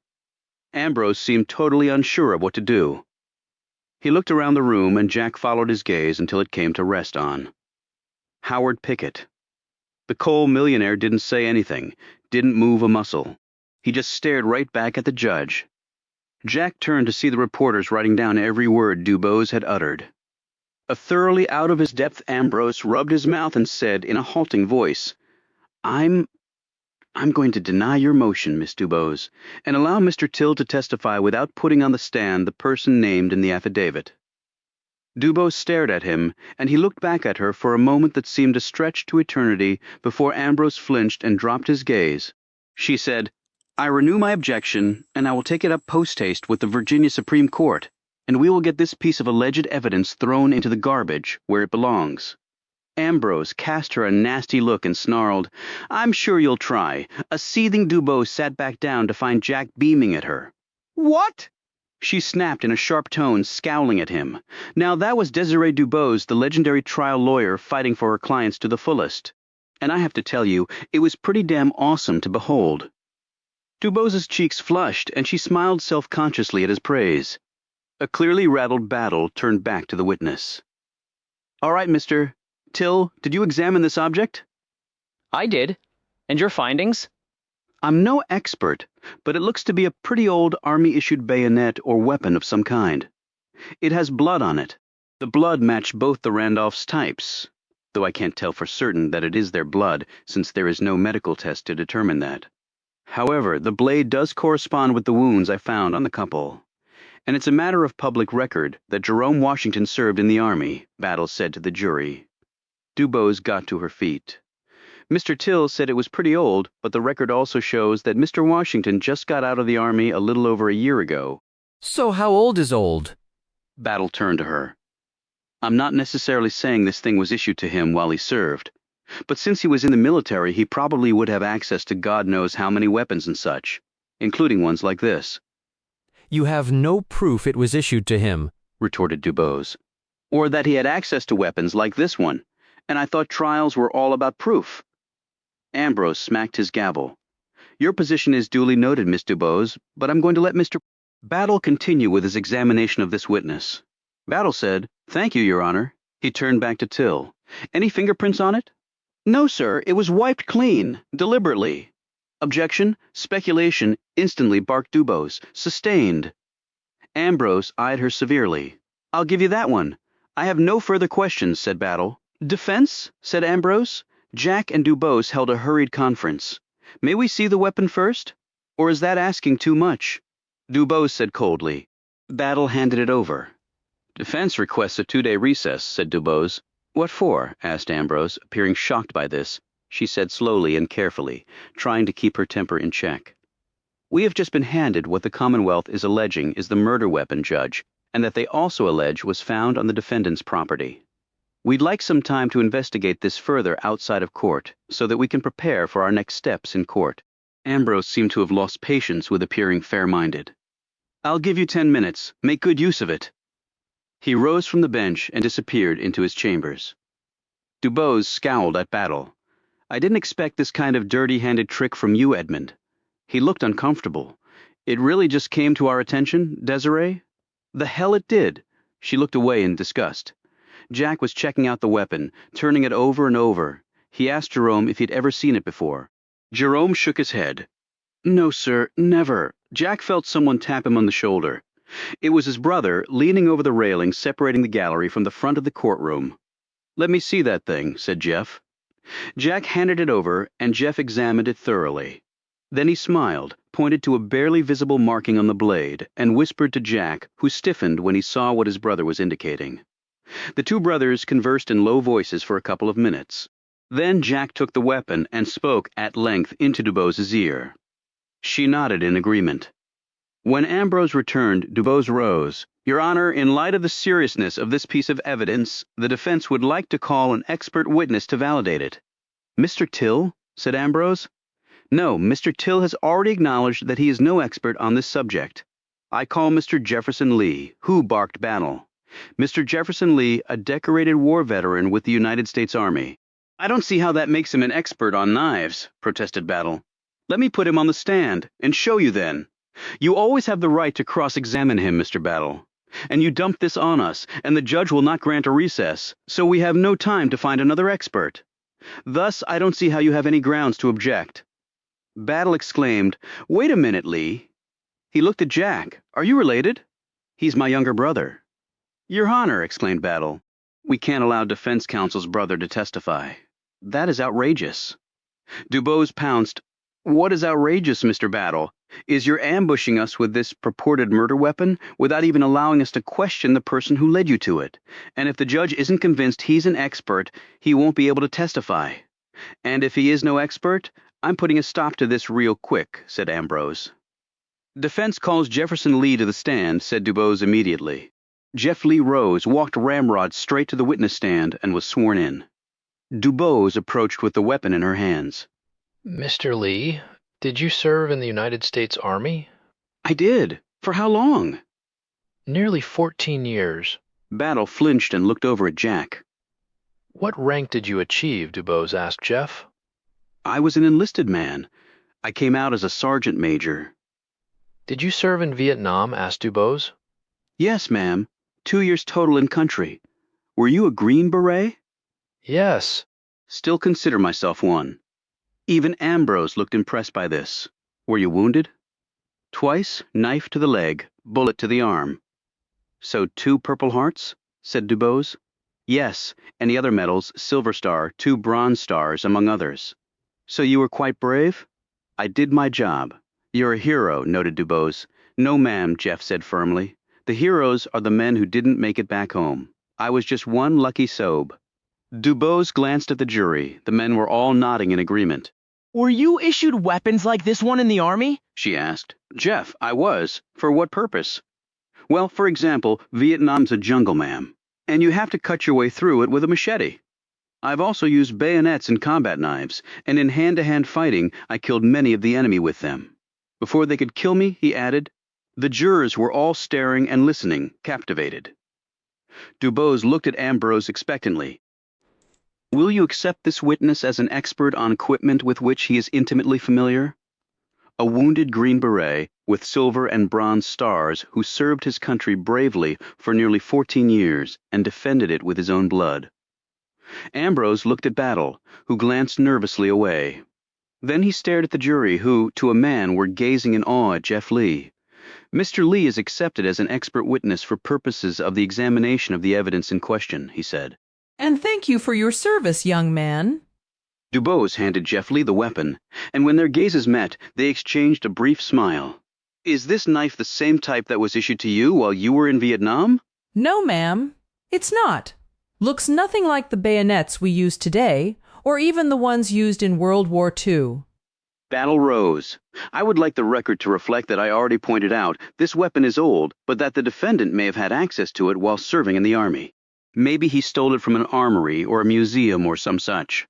Duly noted, said Ambrose. Dubose looked at Jeff Lee. What do you say to that, Mr. Lee? That Mr. Washington would never have been able to obtain this weapon while serving in the United States Army. Why not? Because this is not a U.S. Army weapon at all. He pointed to the letter etched on the blade. Look right there. C read off Dubose. The letters S and A have worn off. CSA stands for Confederate States of America. This is a socket bayonet used during the Civil War by Johnny Reb. All around the courtroom, people started talking in hushed voices. Dubose glanced first at Ambrose and then at Battle. And have you ever seen this particular item before, Mr. Lee? Battle and Ambrose exchanged startled looks. Yes, I have. Where? It belonged to Leslie Randolph. I used to date his daughter and visited their home many times. He showed it to me and told me his ancestor fought with it when he served with General James Longstreet in the Civil War. It was handed down in the family. This revelation threw the courtroom into a complete uproar, and Ambrose had to slam his gavel down several times before order was restored. Ambrose barked, "Lawyers, my chambers now, Chapter 80." Ambrose stripped off his robe once he was in his office. Underneath he wore a white dress shirt, no tie, and dark slacks. Jack noted the sandals in the man's bare feet. The agitated judge paced up and down behind his desk for a few moments before whirling around on the trio of lawyers. "What in the goddamn hell is going on here?" snapped Ambrose. "I'd like to know that as well," said Dubose. She turned to Battle. "What were the events that led to this Confederate bayonet being found?" Battle said, "The police received an anonymous tip that the murder weapon was hidden in a tree stump on the defendant's property. They went there and found it." "An anonymous tip," said Jack incredulously. "Convenient. How did you get a search warrant issued on the basis of that?" Battle had no response. "It obviously doesn't belong to our client," said Dubose. "Doesn't mean he didn't use it." "It has blood on it," said Battle. "He could have seen it at the Randolphs' home." "And it was found on his property," Dubose said. "And what are the odds the anonymous caller placed it there? Just like an anonymous caller knew about the murders and called the police in time to seemingly catch Jerome Washington red-handed, and then we still don't know who paid off Tyler Dobbs to lie on the stand." You have no proof of an anonymous caller phoning the police about the murders. Not a scintilla, snapped Battle. And you have no proof it didn't happen that way, retorted Dubose. Which, prima facie, absolutely leads to reasonable doubt, because the burden of proof is on you, not us, as you damn well know. Someone knocked on the door. "Come," shouted Ambrose. It was the bailiff with a note. He handed it to the judge. "This is extraordinary," said Ambrose after he'd read it. "What is it, Judge?" asked Battle anxiously. He looked up. "The maid, the little Negro gal who testified earlier while you all were looking at that bayonet with Mr. Lee's brother, she got a gander at it, too. Said she's seen it many times sitting in the umbrella stand by the front door of the Randolphs." "She'll need to testify to that," said Battle quickly. "And that shows that the defendant had access to it and could have used the weapon to kill the Randolphs. He'd been in the house before, had probably seen it then, like I just suggested, and it was right there when he came through the door on the day of the murders. And it also could have been planted in the stump by the real killer," said Jack. Ambrose donned his robe and said emphatically, "And that's a fact for the jury to consider. Okay, let's head back in." "Good," said Battle, "because I have another witness to call." "Who?" demanded Dubose. "And what will this witness say?" "You'll find out in a few minutes. Chapter 81. Battle recalled Cora Robinson to the stand. She recounted seeing the bayonet in the umbrella stand by the front door in the house on the day of the murders. She also confirmed that was where Leslie Randolph kept it. So anyone going into the house would be able to see it? Asked Battle. Oh, yes, sir, she said brightly, including the defendant when he went into the house that time. Her features crumpled. I don't know about that, Battle said in a scolding tone. Mrs. Robinson, could the defendant have seen the bayonet if he came into the house? Yes or no? Yes, she said, thoroughly frightened. Now. So he could have used it to kill the Randolphs, could he not? Dubose said. Objection, speculation. No, I'm going to allow that, said Ambrose, glancing at the row of journalists. Mrs. Robinson, prompted Battle. Answer the question. Yes, I guess he could. Thank you. Nothing further? Defense, said the judge. Jack walked up to Robinson. Did the defendant ever indicate to you that he had seen the bayonet? No, sir, she said. Never touched it that you know of. Never asked questions about it? No, sir, never. You said it was in the umbrella stand by the front door? Yes. When he came in the house by himself that time, did Jerome use the front door? Oh, no, sir. He ain't never come in the front door. He always come in the back. Nothing further. Battle stood. Redirect, Your Honor. Now, Mrs. Robinson, were you with him every second while he was in the house? No. So he could have been in the front foyer and seen the bayonet then? Correct? I guess so, replied Robinson. Nothing further. Witness is excused, said Ambrose. The Commonwealth now calls Linda Drucker, said Battle. The doors opened and a petite, mousy woman appeared in the courtroom. She was dressed in an ankle-length skirt and flat shoes, spectacles perched on her nose. Her hair was dark and short with irregularly clipped bangs. She walked nervously up to the witness stand and was duly sworn in. Battle approached and said, Miss Drucker, where are you currently employed? I'm a bookkeeper, but I'm between jobs right now. On June 14th of this year, did you have occasion to ride a bus? I did. Which bus? The bus that picks up on Tyler Street. And why were you on the bus that day? I had done some shopping in the West End, and I took the bus to meet a friend of mine at her house. About what time were you on the bus? I got on at around 5:30. Did you have occasion to see someone get on the bus that day? Yes, replied Drucker. Is that person in the courtroom? Yes. Could you point the person out? Asked Battle. That's her, said Drucker, indicating Pearl. Pearl shook her head violently. No, no, no, she said to herself. That ain't true. Battle said. Let the record reflect that the witness identified Pearl Washington. You are lying. My granddaughter ain't never been on that bus. Everyone turned to see Miss Jessup standing and pointing at Drucker. Sit down, woman, barked Ambrose, and keep quiet. Pearl looked at her grandmother standing there like a wall of granite. She ain't never seen my Pearl on that bus, declared Miss Jessup. How dare you call me a liar, called out Drucker. 'Cause you sure are one, said Miss Jessup calmly. Ambrose roared. Sit down, woman. I will not tell you again. Miss Jessup did not sit down. You can't let people come in here and lie. You a judge. Act like it. Tell her to stop lying. Ambrose snapped. You will not speak to me that way, you fat. He looked at the bailiff. Remove her, now. Drag her out if you have to. But remove her from my courtroom. The bailiff looked at the elderly Miss Jessup standing there defiantly, and then he saw Daniel and 3 other black men sitting directly behind her. They were staring right at him, and their intent was clear. The bailiff glanced nervously at Ambrose.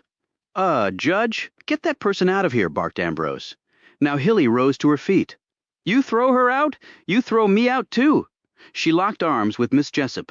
Both or none, added Hilly, staring down Ambrose. The judge looked flummoxed, facing a white woman in solidarity with a black Pearl. Then got to her feet and pointed at Drucker. My granny is telling the truth. You are lying. You ain't got no right to do that. Shame on you. Drucker screamed, You're a filthy liar who doesn't know her place. Ambrose's face flushed crimson as he stood behind the bench and shouted at Pearl. Sit down, or you will be removed.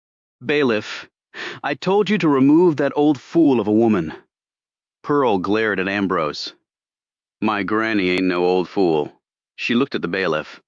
And don't you dare touch her. She got every right to be here, same as you. She pointed at the judge. And you too, Hilly barked. You go through me to get to her. That's our right. Ambrose was seething with indignation now.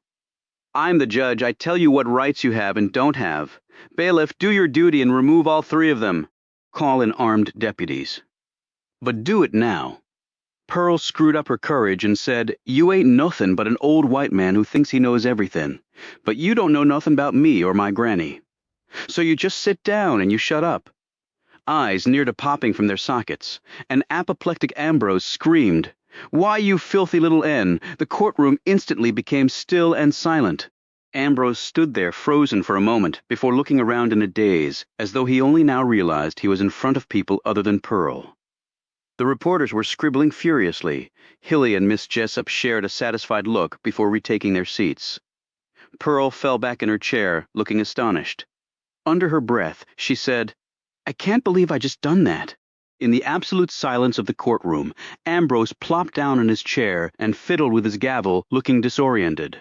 He glanced up and saw all the reporters writing away.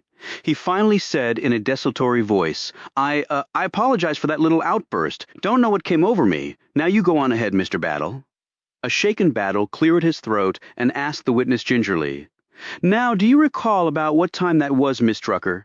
Drucker, also obviously upset by all that had just transpired, said, I do. We were, yes, we stopped at the First Virginia Bank building on Strawberry Street around that time, and the clock on the bank said 6:15. She got on at that stop, right in front of the bank. Let the record show that that First Virginia Bank branch is only 1/4 mile from the Randolphs' home, said Battle, and the payphone used to call the police was nearby. Anybody else get on other than her? No, just her. And did you notice anything unusual about her?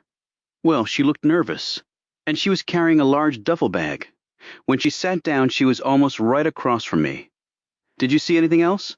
She opened the duffel, and I saw a big old shoe in it. Looked like a man's shoe. You know, a working man, not a businessman. Did you notice anything on the shoe? Yes, it had what looked to be blood on it. The folks in the courtroom started murmuring. And did she get off the bus before you? Asked Battle. Oh, no. My stop was Cavalier Street, just 2 stops after she got on.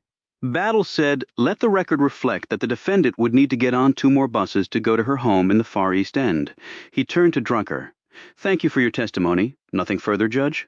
Defense? Said Ambrose in a hushed tone. Jack rose and walked over to Drucker. How did you come to be here today? I don't understand. Did someone tell you to come, or did you call somebody, or what? She pushed her glasses up the bridge of her nose. Oh, I see.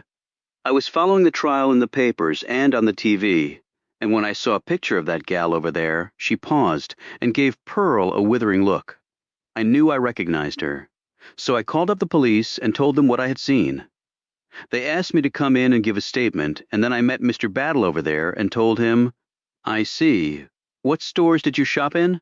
Excuse me? You said you shopped that day in the West End? What stores? I went into the Belk department store to look for a dress.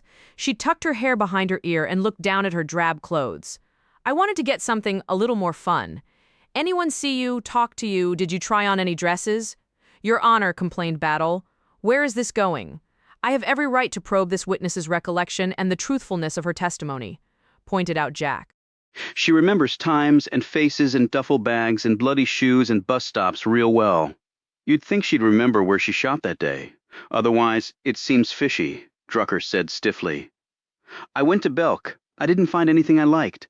I got on the bus and saw her. You remember the bus driver? I do, actually. He was a white man in his 50s. I think his name was Barry, but I can't be sure. I glanced at his name tag when I got on. This friend you were meeting? What's her name? Bella Andrews? You can talk to her. She'll verify it.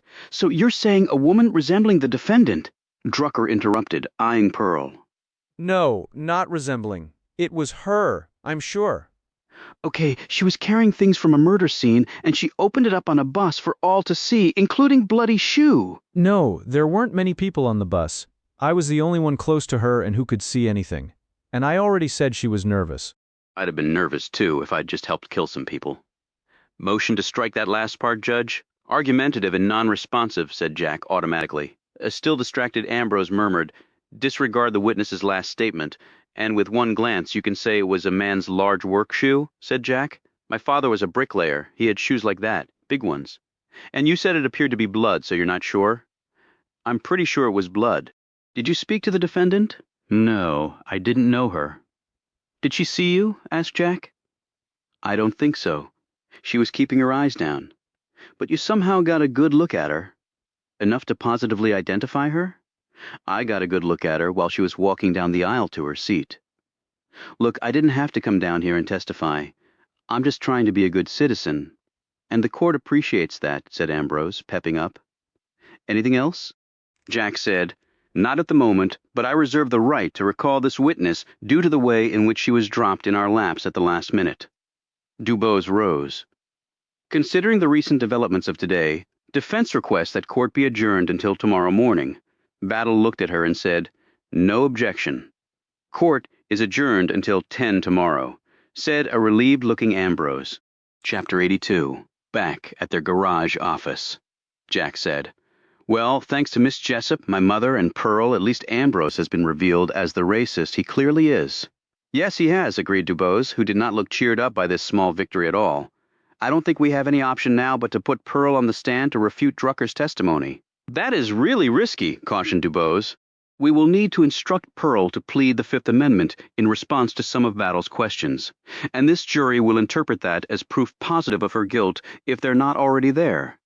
But if we leave Drucker's testimony out there unchallenged, we are as good as dead. And now that Ambrose let the bayonet in and Battle got Cora Robinson to testify that Jerome could have seen and used it. And you think that jury will believe a black woman over a white one? Jack shot her a glance. They might. Are you willing to risk our clients' lives on they might? A dejected Jack stared down at the grimy concrete floor.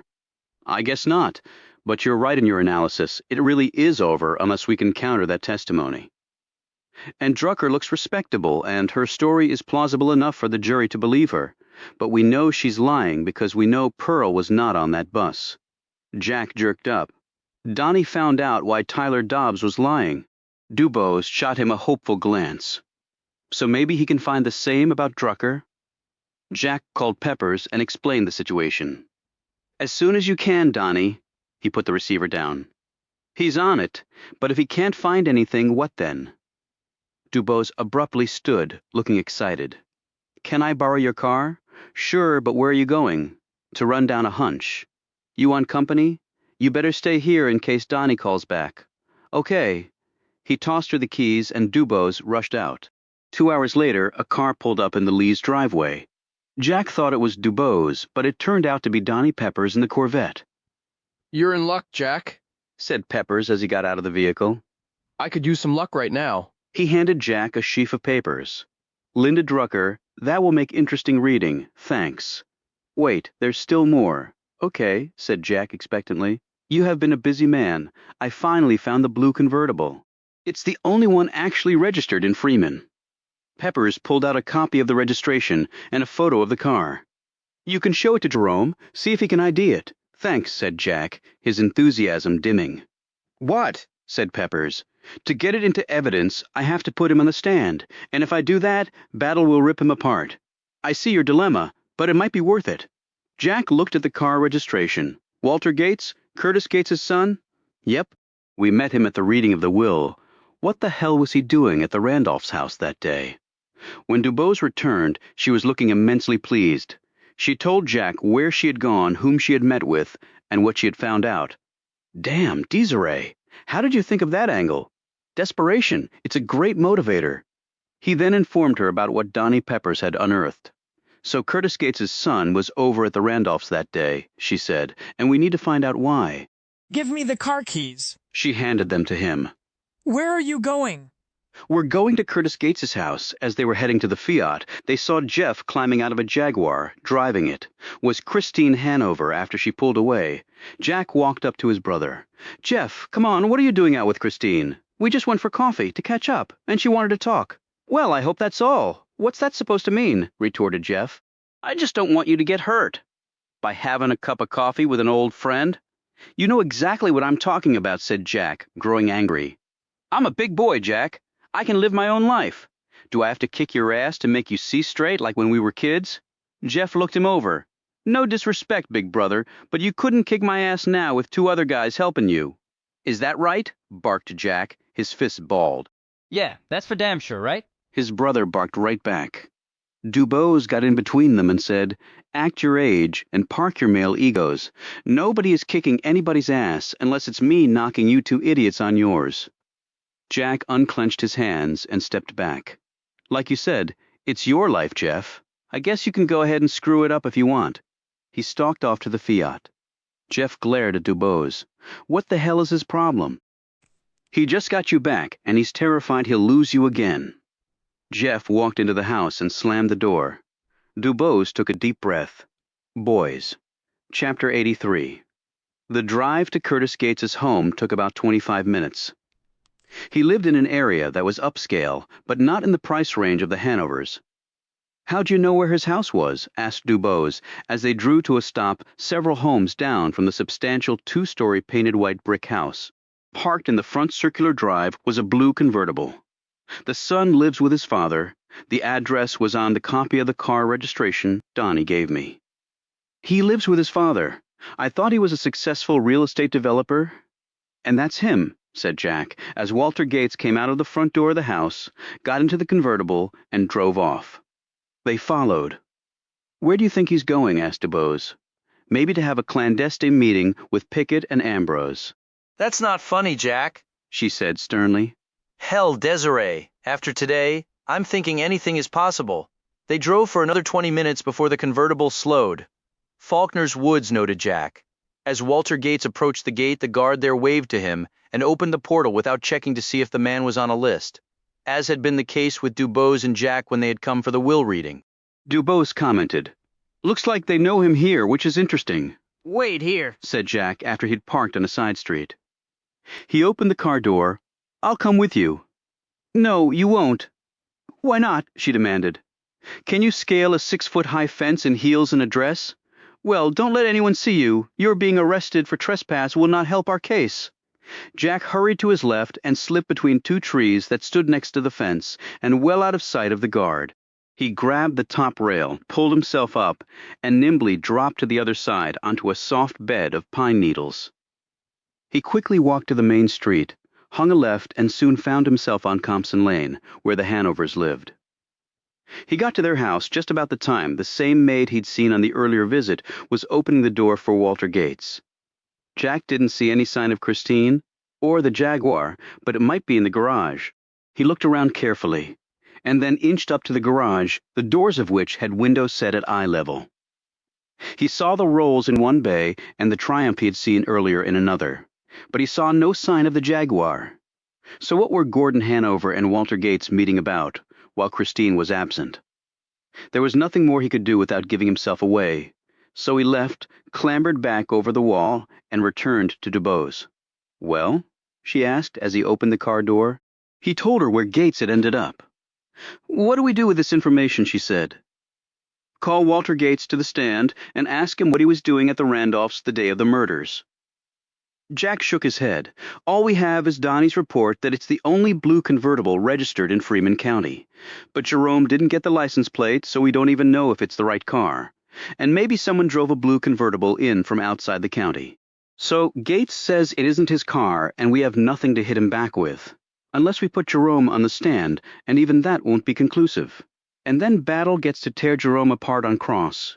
It could blow up in our faces." "I guess you're right," said Dubose. Next, she smiled. "What?" he said, noting this. "You're thinking a lot more strategically now than you were a couple weeks ago." Well, look at my teacher. Chapter 84. The following day, Jack recalled Linda Drucker to the stand. "Nice to see you again, Mr. Lee," she said with a warm smile.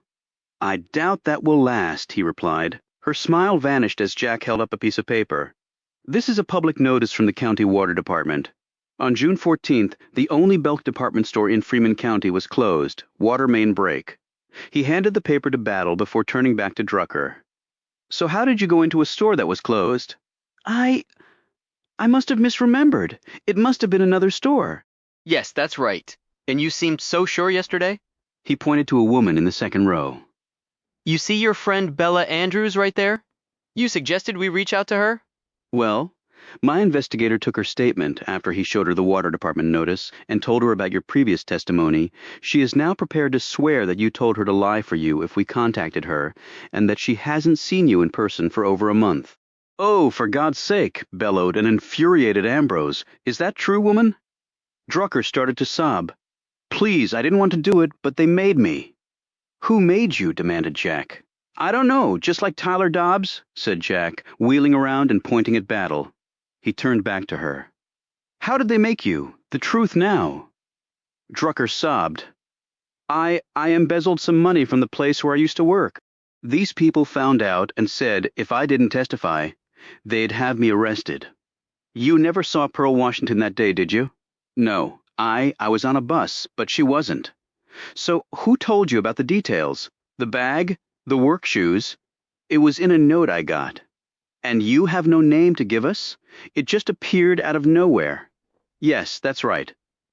Jack stared at her in disgust and then said, Motion to strike every bit of this witness's earlier testimony from the record. Motion granted, spat Ambrose. He turned to the jury. There is now no evidence presented by the Commonwealth that Pearl Washington was ever on that bus carrying the things this witness said she was carrying. You are not to consider her testimony from yesterday in any of your deliberations. It is as though it never happened.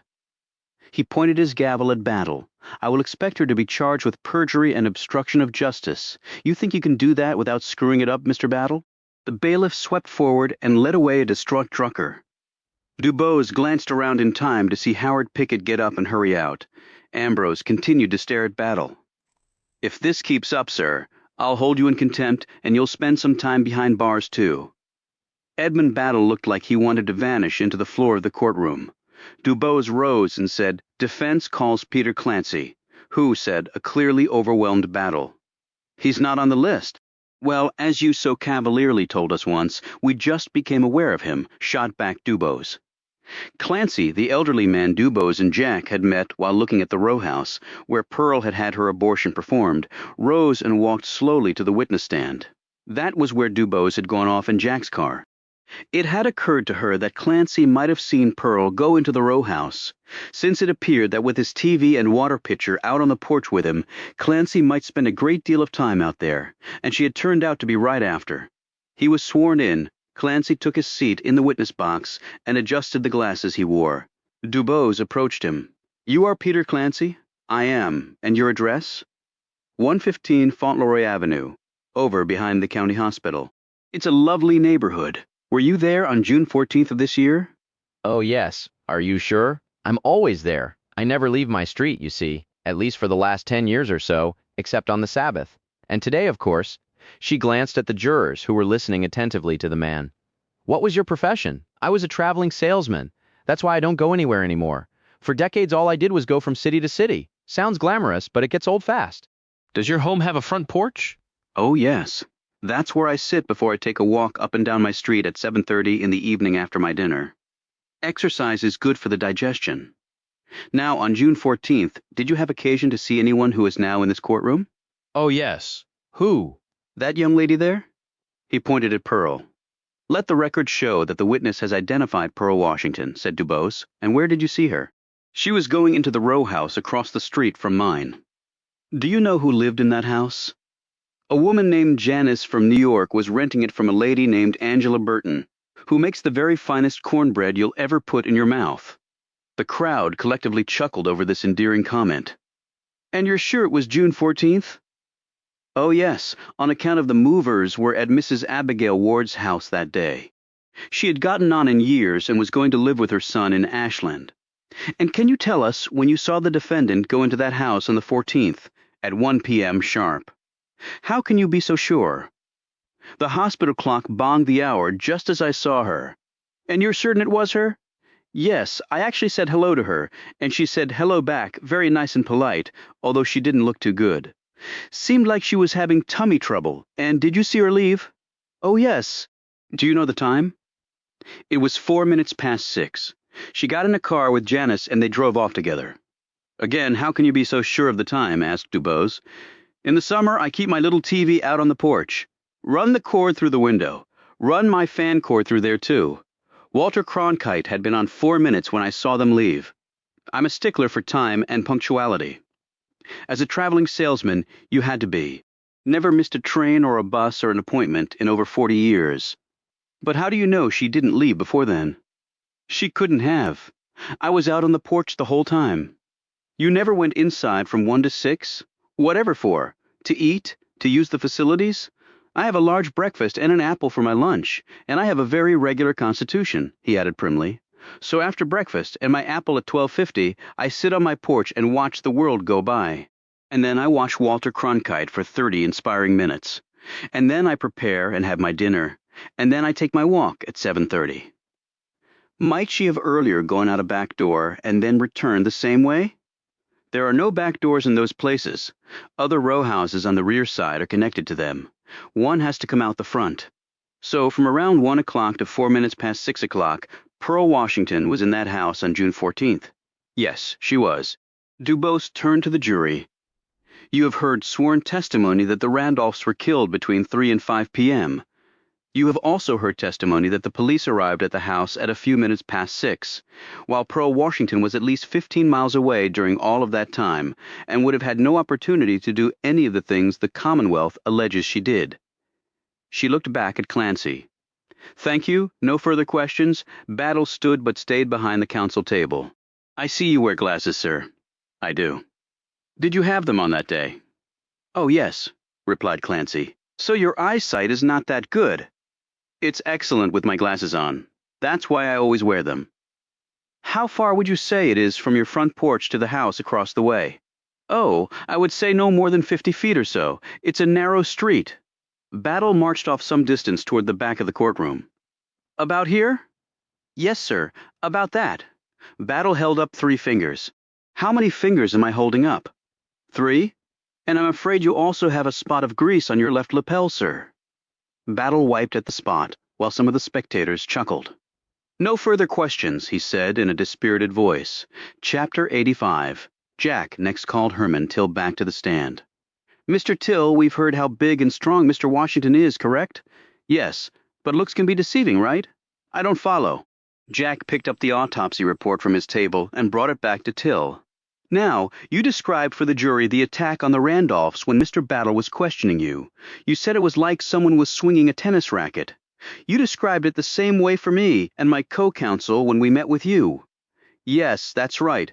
Jack picked up the murder weapon, still wrapped in plastic, and handed it to Till. Could you step out here and demonstrate for the jury exactly what you mean? Till took the bayonet and stepped out of the witness box. He squared his shoulders and said, the blows were delivered by a right-handed person, like I am, and, I believe, like this. He rotated his hips, pivoted his left foot, putting most of his weight on that leg, and then swung the bayonet up, and then forward and down with his right hand, bringing it across his chest. Jack noted that Till raised his right heel as he did so. Just like that. Then you're sure? Pretty darn sure? Yes? Though with Mr. Randolph, it was an upstroke. The depths of the wounds demonstrate they were administered with considerable force and velocity. No matter how big you are, you'd have to get your body into it. And no one will stand rigid when wielding a weapon like that. Okay, you can step back into the witness box. Hang on to that thing for now. Your Honor, I request permission to have Mr. Washington assist me in a little experiment right here in the middle of the courtroom. Only take a minute. Be quick about it, groused Ambrose. Jack rolled up the autopsy report and held it out to Jerome. Now, Jerome, you just saw what Mr. Till did. I want you to stand up and copy his movements exactly, with this paper serving as your weapon. Jerome said gamely, Okay, Mr. Lee, I give it a try. Come on out here in the center of the room so the jury can see you. Jack watched the jury closely as Jerome used the table to lever himself up and then limped heavily out to where he was standing in front of them. Jack could see that several of the jurors looked surprised at the big man's limited mobility and weak leg. Okay, Jerome, go ahead. Swing it, just like Mr. Till did, instructed Jack. Jerome raised the paper, took a breath, and tried to move his legs. But the instant he put all his weight on his bad leg, he fell heavily to the floor. He cried out in pain and grabbed at the limb till, and Jack rushed to help him up, as did the bailiff. The 3 of them managed to get the big man back on his feet. Sorry, said a shamefaced Jerome as he hopped over to the table and used it to support himself. I ain't able to put all my weight like that on my left leg. Stupid to try. Till looked stunned. You got that injury in the war? Yes, sir. A puzzled Till glanced over at Battle, who caught the man's look and frowned. Jack thanked Jerome and helped him back to his seat. Till returned to the witness stand, and Jack said, "Okay, after seeing all that, is it your professional opinion that the defendant could have wielded the murder weapon in such a way as you described to kill the Randolphs?" "Well, I don't see how," said Till. "You'd have to move your feet like I showed you, or something close to it. You'd have to put your full weight into it to inflict the sorts of injuries that were on the bodies." Now, in your report, you said the blows on Mrs. Randolph were delivered above to below, like this, correct? Jack lifted his arm and then brought it downward. "Yes, but on Mr. Randolph, you said the blows were delivered down to up, like this." He made the corresponding upward motion. That's right. Why the difference? Well, the downward strokes make sense if the killer were taller than the victim. How tall was Mrs. Randolph? 5'4", and Mr. Randolph? 6 feet exactly. Jack looked at the jury. "I had Mr. Washington measured this morning at the jail. He is 6 feet 5 and 1/2 inches. So if Mr. Washington were the murderer, wouldn't all of the killing strokes be downward? He's far taller than both of the victims. I have to confess, Mr. Lee, that I'm confused. Don't be too hard on yourself, Mr. Till. I think everyone in this courtroom is confused, including the jury. Nothing further, Judge." Witness is excused, said Ambrose after Battle declined to ask any questions. Dubose rose and said, "Motion to strike the Commonwealth's case, Your Honor." "On what basis? That they have completely failed to carry the burden of proof of guilt beyond a reasonable doubt required to send this case to the jury." "Denied." "Well, that was a shock," Dubose remarked under her breath. Jack said, "The defense rests." Chapter 86. After court was adjourned for the day. Battle dismissed his associates and walked over to Dubose and Jack. "Y'all got a minute?" he said. "Okay," said Dubose, looking at him like she suspected a trap. "Let's find an empty room." Dodging the journalists rushing at them, they hustled out of the courtroom and down the hall. At the bottom of a set of stairs, Battle instructed a deputy to keep the reporters at bay. They walked up to the second floor, where Battle found an unlocked room. They slipped inside, and he bolted the door after them. There was one table and 2 chairs. "I don't feel like sitting," Battle said. "Go on ahead." They sat and watched him pace for a bit before he stopped and faced them. "I don't mind telling y'all that this damn case is embarrassing as hell," Dubose said. "And do you find it suspicious that lying witnesses keep crawling out from under rocks to testify? Or evidence keeps showing up that was clearly planted?" added Jack. "But despite that, the fact is, I have enough to convict Jerome Washington." Jack said, "I don't see how. Mr. Till pretty much said it was impossible that Jerome could have wielded that bayonet to match the evidence. And your whole case is based on the fact that Pearl took him clean clothes and shoes and got rid of the bloody ones, and the murder weapon. Otherwise, none of the physical evidence makes any sense. And you have no proof she did any of that because your witness was blackmailed to lie about it, and our witness proves she was nowhere near the Randolphs at the time of the murders." Dubose added, "I think the least you can do is dismiss the charges against Pearl Washington Edmund. The thing is, if I do that, Desiree, I will be taken off this case, and another prosecutor will be appointed." "By the higher-ups?" said Dubose. "The same ones that brought us Josiah Ambrose. And compared to my replacement, you'll think I'm a drugged-out hippie." "What do you want, Edmund?" said Dubose. "Why did you want to meet?" "Jerome Washington pleads to involuntary manslaughter. The maximum sentence for that is 10 years. I'll recommend he serve 5, and charges against his wife are dropped with prejudice. She'll be free to return to her family immediately." "But not her husband," retorted Dubose. "I can't work miracles, Desiree. This is my best and final offer." "Otherwise, we'll do our closing arguments, and it goes to the jury, and you roll the dice." "But you said if you dropped those charges against Pearl, they would replace you," said Jack. "Not if I get a plea deal on Jerome. He has to spend some time in prison. That is non-negotiable." "So this is all about saving face," said Dubose. "Something for George Wallace to trumpet on his way to the White House." "What it is an offer worth considering," replied Battle. Dubose said, "And if we take our chances with the jury—" He gave her an incredulous look. "You want to risk putting your client's fate in that jury's hands?" Dubose tapped her shoe against the floor. "We need to discuss this with the Washingtons. Don't take too long. Once it goes to the jury, no more deals." He nodded at them both and left. Dubose leaned back in her chair, looking weary. "In any fair system, we would have gotten a directed verdict. And even if we didn't, there is no impartial jury that would ever return a guilty verdict on these ridiculous facts. But we don't have an impartial jury, so I'm scared to death to let 12 white men who have looked at me with disgust this entire time decide our client's fates. And Battle knows that. It's the only leverage he has to make Jerome and Pearl take the plea deal. We still have our closing argument to make, she pointed out. Jack looked at her fixedly. In To Kill a Mockingbird, Atticus Finch gave one of the finest closing arguments I've ever heard. And the jury still found his client guilty. And then the police shot him. Dubose rose. Let's go talk to our clients. Howard Pickett was waiting for them outside. His big Lincoln purred at the corner, its engine kicking fumes into the warm, humid Virginia air. You left the courtroom mighty fast today, said Jack. Pickett said, I'm an important businessman. This is just one of a dozen things I got going on. That's the thing, when you're so damn rich. Lots of responsibilities. Dubose looked him up and down. Is part of your business recruiting Ambrose to oversee this trial? Nothing to do with me. I've noticed that George Wallace has tempered some of his racist talk lately. It's all about winning. You know that.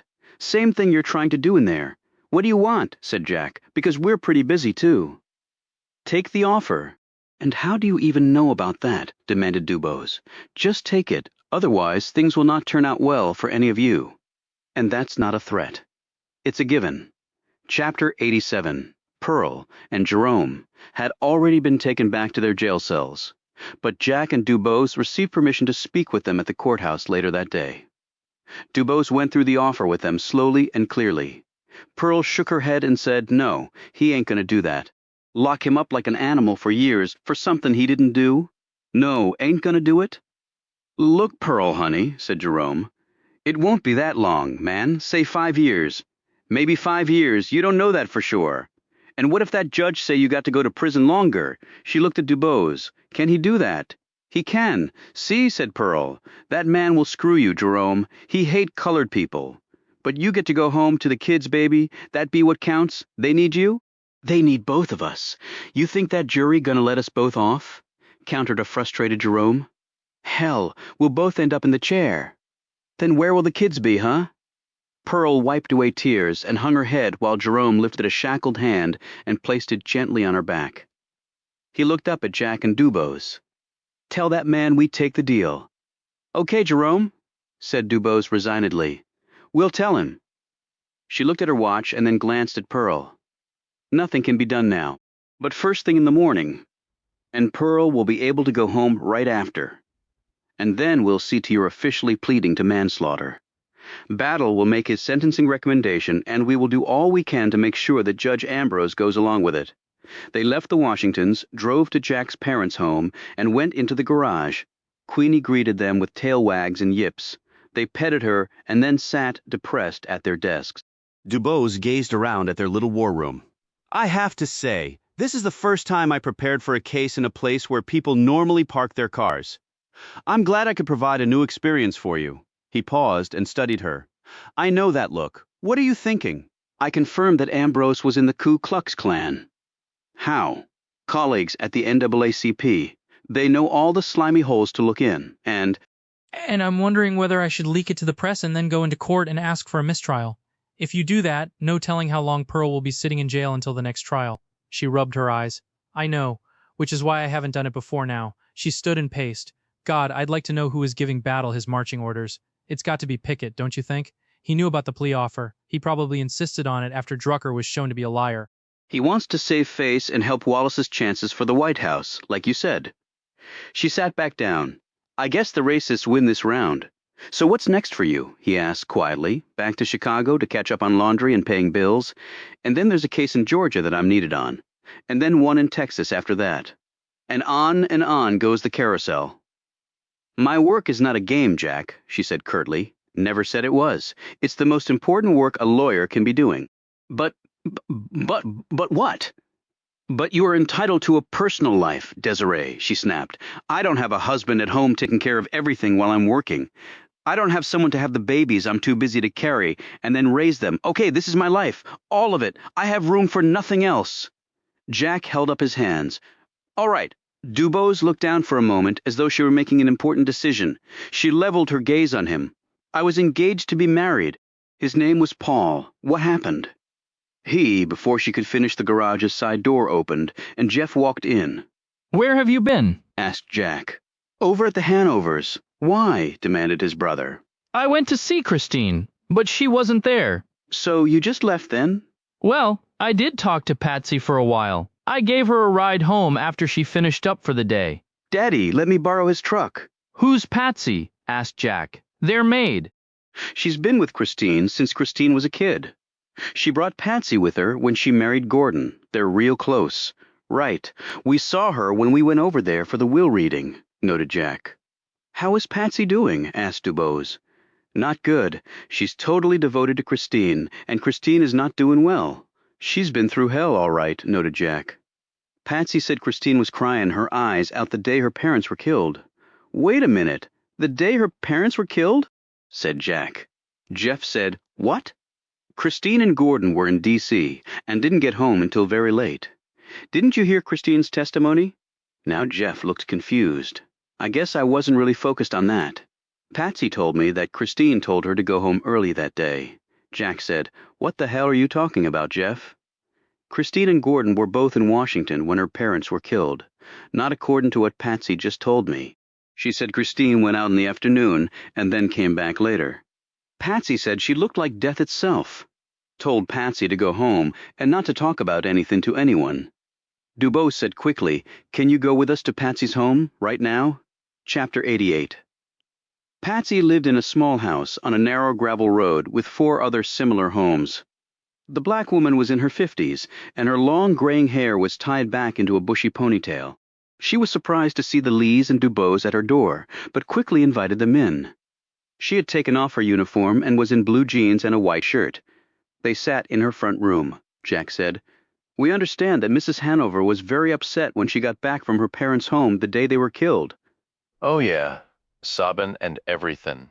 I asked her what was wrong, and she say something bad had happened to her mama and daddy. I was real upset too. I used to work for them when Christine was just a little thing. What was she doing at her parents' that day? Miss Christine say her mama called and was upset about something.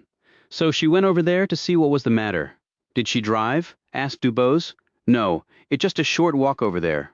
But wouldn't she have to go out the main gate? Asked Dubose. Oh no, they got a locked gate back, of the home. She go out that way, then through a little path in the woods and right to her mama and daddy's through their back gate. I done it lots of times. Only takes 5 minutes. That's right, said Jack. She told us about the back gate at her parents' house. What time did she go over there? And what time did she get back? Oh, she leave the house about 3:15, or thereabouts. Dubose glanced sharply at Jack. And what time did she get back? She got back close to 5. Did she walk back? Well, I thought she would. But then I see her getting out a car over by the garage. I see it through the kitchen window when I was cleaning up. Was it a blue convertible? Asked Jack. Patsy smiled. How you know that? Dubose said. Was she wearing the same clothes that she had on when she left? Well, I guess so. You guess so. I couldn't really tell. She had on a long coat. I guess she got it from her mama and daddy's house. I wondered why she had it on, 'cause it was real hot that day. And when she came in, what did she say? Asked Dubose. She say something bad happened. She told me to go on home right then. And she told you not to talk to anyone, said Dubose. That's right, then come to find out they dead. She shook her head. So sad. They was real good people. Have you been following the trial? Asked Jack. No, I mean, it make Miss Christine sad, so I just closed my eyes and ears to all that. And she told me not to bother with it, so I didn't. I ain't talked to nobody about it. That be Miss Christine's business, nobody else's. Course, I did talk to Mr. Lee here, 'cause he and Miss Christine were such good friends. Dubose looked at her keenly. You're very fond of Mrs. Hanover, aren't you? Oh yeah. I took care of her when she was a little girl. Now I helpin' to raise Miss Christine's children. They real sweet, just like their mama. Jack looked at his brother, who was gazing at Patsy in astonishment. Then he said, Patsy, we don't want to distress Mrs. Hanover, so can you not tell her that we came over and that you talked to us about all this? Oh yeah, I can do that. I don't like talking about it anyways. So sad outside, Jeff said. Does this mean that... But he couldn't finish his thought. Jack looked at Dubose. The evidence is starting to make a lot more sense. She said, and I could kick myself for making assumptions about certain people just because of who they are. So what are you going to do with what we just found out? Asked Jeff. Dubose eyed Jack. probably one of the hardest things we're ever going to have to do. And we have to do it. I know we do, said Jack. Chapter 89. Jack and Dubose spent the next morning making phone calls and verifying some information. They also called Donnie Peppers, explained the situation, and he did some additional legwork for them. Jack phoned Battle's office, and without specifically telling him what was going on, said that they had one more witness to call before they made their closing arguments. Battle said, "Okay, but after today my plea offer goes away, Mr. Lee, and it won't be coming back. I don't think we'll be needing it, Mr. Battle, to tell you the truth." Who's the witness? The person has already been on the stand. Then what else is there to ask? A lot, actually. You'll see and hear it all. They had arranged for the court to return to session at 3 o'clock. The place was once more full, with everyone expecting the closing arguments to be made by the respective counsel before the judge sent the case to the jury for deliberations, and eventually a verdict. Thus all were surprised when Dubose rose and said, "Your Honor, we need to recall one more witness." "You rested your case," retorted Ambrose. "We have just become aware of some extraordinary evidence that this court and the jury need to hear." "This is highly irregular," said an irritated Ambrose. "Mr. Battle, what do you have to say about this?" Battle stood, shot Dubose a glance, and said, "Well, considering we did the same thing to them, and in the interests of justice, we should hear from their witness, so no objection." Dubose then turned to survey the courtroom. Her gaze moved from person to person until it came to rest on one. Defense calls Mrs. Christine Hanover. Gordon Hanover was sitting next to his wife, and they both visibly reacted when Dubose called out her name. Gordon exclaimed, "What is this about?" "My wife has already testified." Dubose said, "Please, Mrs. Hanover, this will not take long." Christine slowly stood, glanced at her husband with a sad expression, and then walked down the aisle and stepped into the witness box. She was reminded by the bailiff that she was still under oath. Dubose approached her, while Jack sat next to Jerome and Pearl, who both looked on curiously. She said, "Mrs. Hanover, I'll try to make this as quick as possible, but I can't promise it will be painless." Christine was shooting nervous glances at her husband. "Hey, all right. But I don't understand." "You testified previously that you were with your husband in Washington, D.C., the day your parents were murdered, correct?" Yes. "And that you received word there about their deaths, and that you and your husband arrived home very late that night?" That is correct. "But that is not correct, is it?" Christine turned as pale as the jacket she was wearing. I don't." "We spoke with the hotel where your husband was staying in Washington. He checked in alone. We also spoke with people in Congress. You were never seen with him. We have affidavits from 3 people that we will be entering into evidence that will corroborate this. We have also talked to your maid, who confirmed that you were home that day." Christine looked up at her as though she could barely hear a thing Dubose was saying. What, Patsy? Who is as loyal to you as anyone can possibly be?" "We all just accepted your account that you were with your husband, because he was in Washington, but in a capital murder case, no assumptions should be made." She glanced at Battle. "We all should have taken steps to confirm your whereabouts, but we didn't. Until now." Christine simply looked at her blankly and remained silent. Dubose continued. "Now, were you at your home in Faulkner's Woods when you received a phone call from your mother on the afternoon of June 14th? "My mother?" "Yes. Was she upset about something? And you walked over to their house, which would only take about 5 minutes. Did you go out through your rear gate, pass along a path in the woods where no one would see you, then enter their property through your parents' rear gate?" Can you tell us what happened when you went inside the house? No one in the courtroom was making a sound.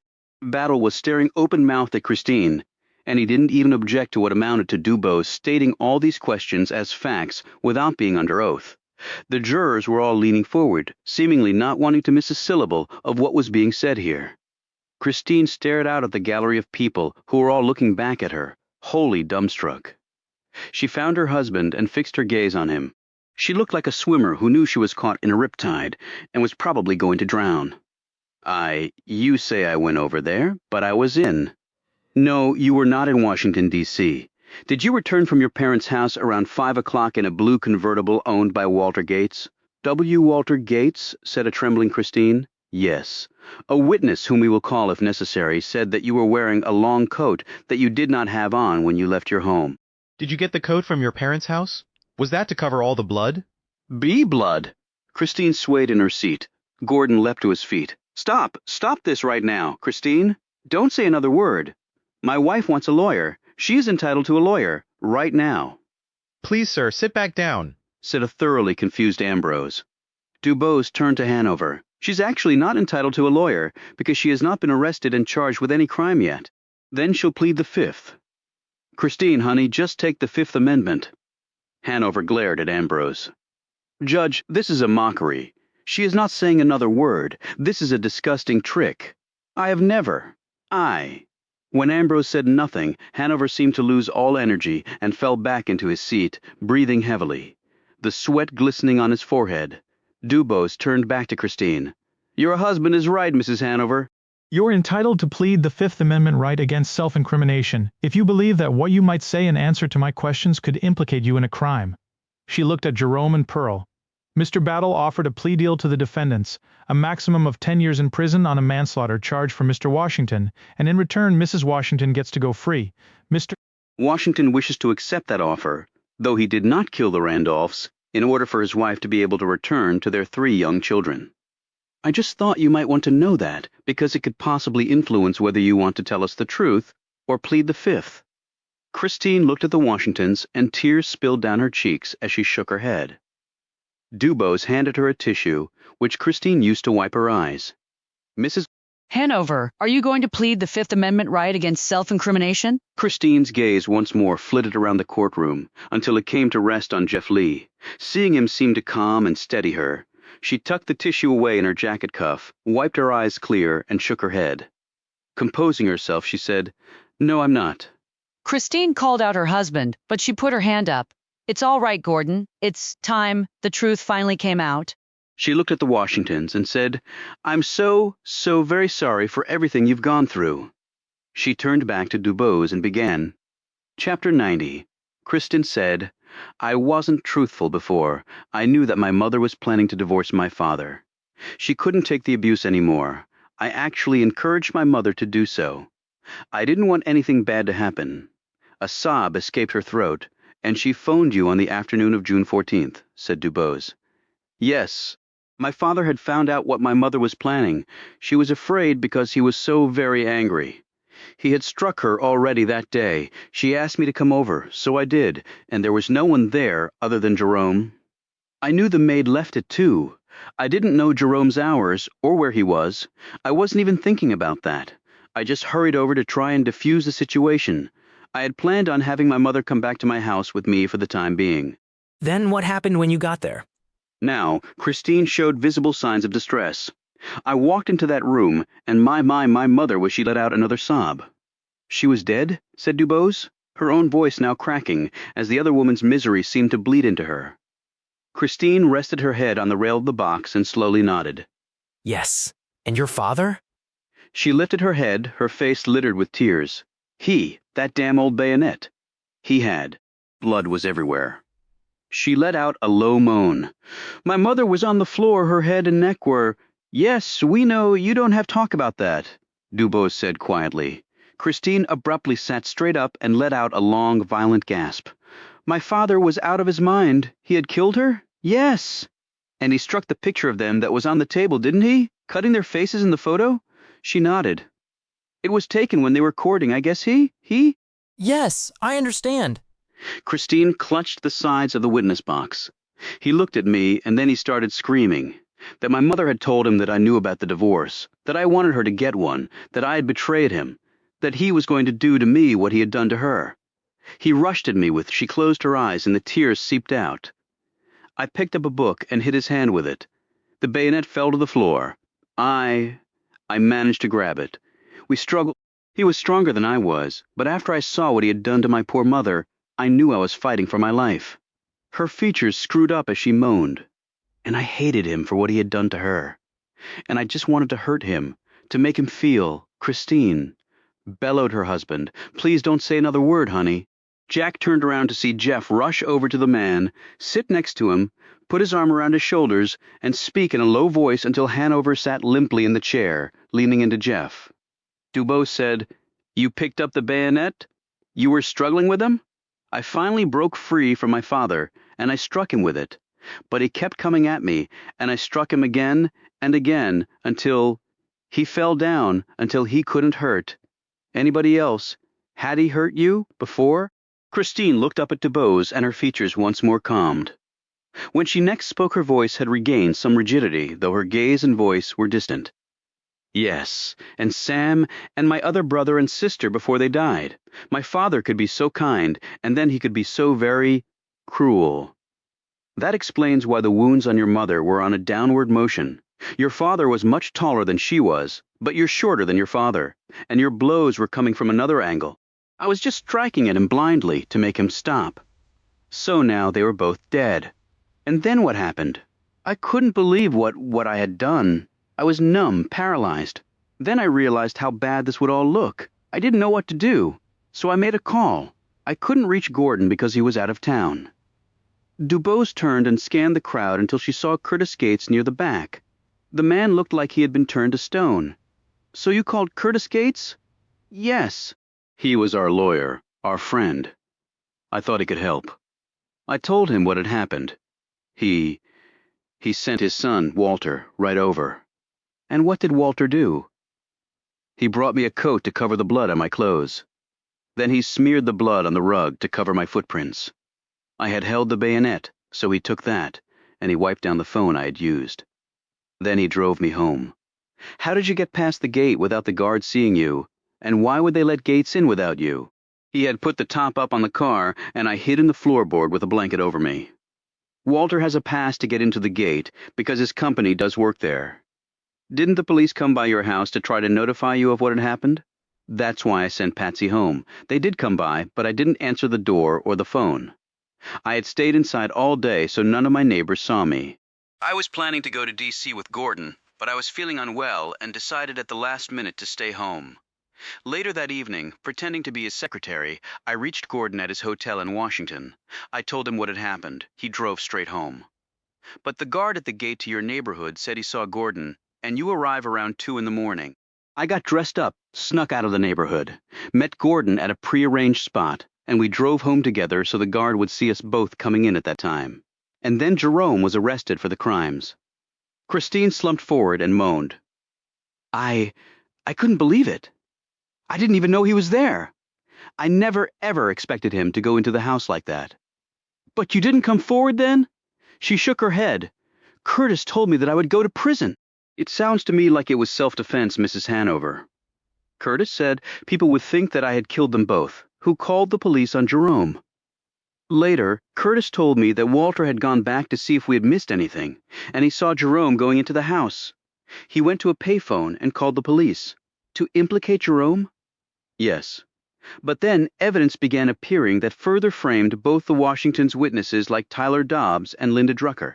The discovery of the money in the lean-to, the bayonet in the tree stump? Christine shook her head, her expression one of misery. My mother had told me about the bonus she paid Jerome. I told the Gateses about it. I guess they had an idea that if the money was found at their property, that it would make things look bad for the Washingtons. I don't know how they found out where Jerome had put the money, and of course my mother wouldn't be around to say that it had been a gift.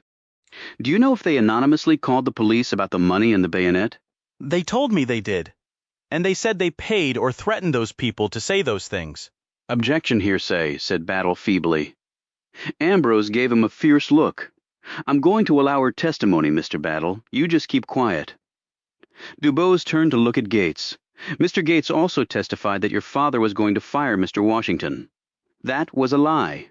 Christine stared directly at Gates. Curtis said that he would take care of everything, so long as when I inherited my parents' estate, when my brother died, we would sell it to him and his son at a very favorable price. Did he know of your brother's illness? Yes. He was Sam's estate lawyer, too. I believe he knew that my brother didn't have long to live. Before all this happened, when my father decided to change his will, I think Curtis came up with this tontine idea so that the property would, realistically, only come to me. He and Gordon were friends, so maybe he thought Gordon would sell it to him and his son because Walter had grand plans to turn it into a luxury neighborhood and make a fortune. Then, with my parents' deaths, the Gateses saw a way to get the property for a fraction of its true value, and a lot sooner because now they just needed my brother to die. Battle started to rise, no doubt to object to all of Christine's speculations. But Ambrose, seeing this, pointed his gavel at the man and barked, "Don't! This fine woman has been through hell and back, and she's entitled to have her say. Sit down." Battle meekly retook his seat. While Christine had been talking, Gates had slowly risen and was attempting to leave the courtroom. However, Jack spotted him and called out, "Hey!" Ambrose saw this and called out to the bailiff, "Place Mr. Gates under arrest and take him away, and have deputies find his damn son and take him into custody too." The bailiff did so, and Ambrose looked back at Christine. "Go on," he said. "Gordon and I hoped that the jury would acquit the Washingtons.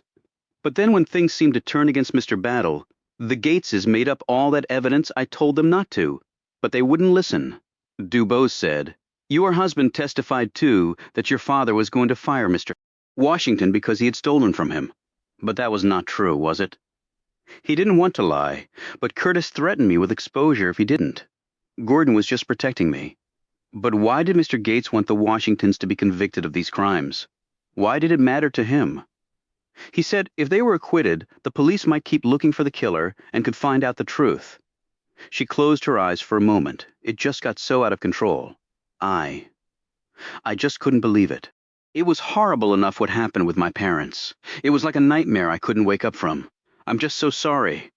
"No further questions," said Dubose. Ambrose eyed Battle, who shook his head. The judge said, "You're excused, Mrs. Hanover, but now I'm afraid that both you and your husband will be taken into custody. It truly saddens me to do this, considering all you have suffered." He gestured at two deputies, who came forward with their handcuffs out. After she was arrested, Christine turned to the Washingtons. "I'm so sorry. I never meant for any of this to happen to you." Pearl looked down while Jerome dumbly nodded. Christine and her husband were led out of the courtroom. Dubose looked at Ambrose.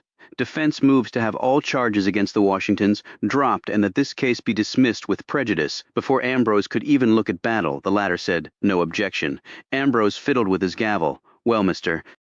Washington did assault the deputy who arrested him." "You mean the same deputy who tried to murder me and Miss Dubose?" Ambrose gave Jack an angry glance and said in a curt tone, "All charges against Jerome and Pearl Washington are withdrawn, and this case is dismissed with prejudice." "You are both free to go. Perhaps an apology from the Commonwealth, Your Honor," said Dubose. Ambrose shot her a stern look. "They can go home to their little colored kitties. Isn't that enough?" He turned to the jury. "On behalf of the Commonwealth, I thank you for your service. The jury is dismissed. Court is dismissed." He slammed his gavel down and disappeared into his chambers. On that, the courtroom erupted. Chapter 91. Jerome and Pearl were crying and hugging one another. Battle shook both Dubose's and Jack's hands. "I hope to hell I never have to face you two in court again," he said. Dubose said, "Who knows, Edmund? Next time we might be on the same side if your thinking continues to evolve." Battle next extended his apologies to the Washingtons for all that they had endured, and left with his associates scurrying along behind. Jack said to Dubose, "Same side? That man and you? Really? Do you know the best thing to make of your enemy?" "What, a friend?" "No, an ally," she replied. Jack and Dubose joined the Washingtons in their celebration. "Thank you, thank you, thank you," said Pearl, hugging them both. Dubose smiled warmly and said, "It's always a good day when justice prevails." Jerome shook his head and said, "I feel real bad for Miss Christine." Pearl shivered. "Can't imagine walking in that room and seeing your daddy done killed your mama, then he come after her. What you think gonna happen to Miss Christine and her husband?" "I think with who they are and the lawyers they can afford, they'll be just fine," opined Dubose dryly. Jack said, "I hope they throw the book at the Gateses, though." "You and me both," said Dubose. Jack looked around and saw his parents and smiled and waved. However, his brother, who was standing near the back of the room, appeared a shadow of himself. Outside they faced a crush of media. Dubose stepped to the podium and with a glance at Jack said, "I wish we lived in a world that was just and equal for all and that lawyers could concentrate on being simply lawyers and not spokespersons for a cause. But today we saw justice done. It was tragic and heartbreaking and should remind us that we're all human and we can all rise high or fall low, but we should all be judged by the same standard. That is the only way we can move forward as a country, as a people." As she stepped away from the podium, Jack said, "Do you mind if I say something?" Dubose was clearly surprised by this, but said quickly, Of course, Jack. You don't need my permission. He stepped to the podium and looked out at the crowd staring back at him, many with hostile expressions. Jack pointed at Dubose. Desiree Dubose is a far better lawyer than I ever have hopes of being, and yet she's closed off to parts of the world where I'm freely welcome. Why? First, because she's not white, and second, because she's a woman. What's fair or right about that? Nothing, that's what. He stared out over the sea of people and noted many women, both black and white, glancing at the men next to them. When they looked back up at Jack, there was grim agreement in their expressions with what he had said. Then he continued, "Now, I see many an upset person out there among y'all." The result of the trial was maybe not to your liking. Jack pointed at Jerome and Pearl Washington. It was conclusively proven that they had nothing to do with the deaths of the Randolphs, so they will not be going to the electric chair, but rather home to their young children. If it had been your family members, wouldn't you be happy? So ask yourself, why is it different for them? He glanced over at a man holding a Confederate battle flag. I've heard a lot about us needing to break up this country into two parts. We can't agree on a damn thing, so why not just walk away from each other? He stopped and again surveyed the crowd, going from one face to the next. We've been through wars and sickness and depressions. We've been through so much together, and we all actually agree on a lot of fundamental principles. Yet I never hear anyone talk about that, just about what we don't agree on, what divides us, not what unites us. He paused and composed himself because he could feel his heart racing and his voice rising, and he didn't want that, not now. He looked at Sally Reeves in the crowd, her son next to her. She was looking angrily at Jack, but her boy's expression was more muted. He actually appeared to be listening, Jack said. But the thing is, we're the United States of America through thick and thin, not the United States of America, except when the going gets tough, and to accept anything less than that from ourselves is to disrespect every single American who came before us. He leaned into the microphones. I'm not naive enough to think that I'll change a single mind today, or tomorrow, or the next day. The most eloquent orators in the world couldn't do that, and I'm certainly not at that level. But y'all just need to start listening to each other, talk things out. It takes a lot of work to be angry all the time, and what good ever comes out of it? What good comes out of hating folks for no reason? Now, kindness and respect go a long, long way. We learn that in school and at church, and those lessons should last a lifetime, and maybe we need to get back to them, and then maybe when enough of us have done that, we might have a decent shot of being united for a long time to come. Now, I don't know about you, but I think what we have here is worth fighting for. At least that's my hope and my prayer, and maybe it should be yours too. He stopped, stepped back from the podium, and looked at Dubose. She did not look happy, he thought. What's wrong, Desiree? Did you not like what I said? I liked it very much. It was thoughtful and powerful, Jack. So why do you look so sad then? Desiree. She glanced out at the crowd and then looked back at him. I fear for you now, Jack. He gently took her arm. It'll be okay, Desiree. Let's go. They pushed through the crowd with Jerome and Pearl in tow. I can give you a ride home, Jack offered to the couple. Can't wait to hug my babies, said an excited Pearl. They turned toward where Jack's car was parked.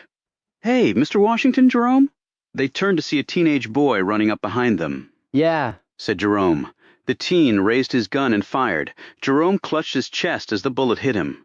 The boy fired again, and this bullet struck Jerome in the neck, ricocheted off his spine, and exited his body. Pearl screamed. Jack felt something strike him with tremendous force. He looked down to see blood streaming from his torso. He slowly looked at Dubose, who watched in horror as Jerome fell dead to the pavement. Then she cried out as Jack collapsed a foot from Jerome. The crowd rushed in every direction to get away, knocking each other down and trampling over one another. Confederate and American flags hit the ground as terrified people scattered. Deputies raced forward, guns drawn. A sobbing Pearl was cradling Jerome's head in her lap, as other people rushed over to them to see if they could help. Dubose gripped Jack. Someone call an ambulance. Hurry. Hilly Lee ran to them, pulled a large handkerchief from her bag, wadded it up, and placed it against the wound to stop the bleeding. Hold on, Jack. Hold on, son. She held his hand and kept eye contact. Look at me, Jack. Stay with us. Help is coming. Stay with me, son. Frank Lee knelt down next to his son. Come on, Jackie. Breathe, son. Breathe. Jack looked up at them. Despite the copious blood loss and his body commencing to shut down, he still seemed able to see his parents and Dubose, but could say nothing. He managed to move his head to the right to see the shooter still standing there with his gun pointed outward. And then Jack Lee's eyes closed. The deputies had their weapons leveled at the shooter, but didn't fire. "Put the gun down, son," one of them said, "before you get hurt." The teenager did not put the gun down. That end deserved what he got. "Put the gun down," bellowed the deputy, looking nervously at his colleagues. "And so does she." When the teen aimed his gun at Pearl, who was holding her dead husband, and started to pull the trigger, a hand grabbed a deputy's gun and shot the teenager. He fell to the pavement, his blood spilling all over him from a gaping wound in his chest. Kenny screamed a voice. Deputy Raymond Leroy raced through the crowd, shoving people out of the way until he reached his dead boy. He stared down, helpless, and then dropped to his knees and clutched his son's body in his arms. "Kenny," sobbed the lawman. "No, boy, no." Jeff Lee handed the gun back to the deputy, who scowled at him. "Why in the hell did you shoot him?" asked the man. "Because he was going to shoot her," Jeff barked. He pointed at Pearl Washington, who was now sprawled on top of her lifeless husband, crying her heart out. "Why the hell didn't you shoot him?" The furious lawman just shook his head. Dubose looked frantically around as she heard the ambulance coming. That was when she saw Howard Pickett standing on the corner. With a smile, he made a gun with his right hand, pointed it directly at Dubose, and pulled the trigger. Then he turned and walked off, leaving behind the dead and the dying, and those who mourned them. Chapter 92, nearly 3 months to the day after being shot. Jack Lee drove his Fiat slowly down the street to his parents' house and parked out front. The air was cooler and the sky held not a single cloud. Leaves were changing color and had started falling from trees. Jack liked this time of year. Things seemed to slow down and a person could get their bearings and think clearer. He had been in the hospital for 6 weeks. Things had been touch and go for a while, as he had lost a lot of blood, and the internal damage had been considerable. And then infections had set in, nearly killing him twice. After multiple operations, he was sent for a lengthy stay in another facility, where he slowly regained his strength and relearned how to move his limbs. His parents had been with him every day in the hospital, and for the first month of his rehabilitation, they'd helped him to do his exercises hour after hour, until he had had to literally chase them out of the place. He eased out of the car and stared back up at Ashby's house. The man had died a month before. He had learned, "Too much alcohol and not enough to live for," Jack reckoned.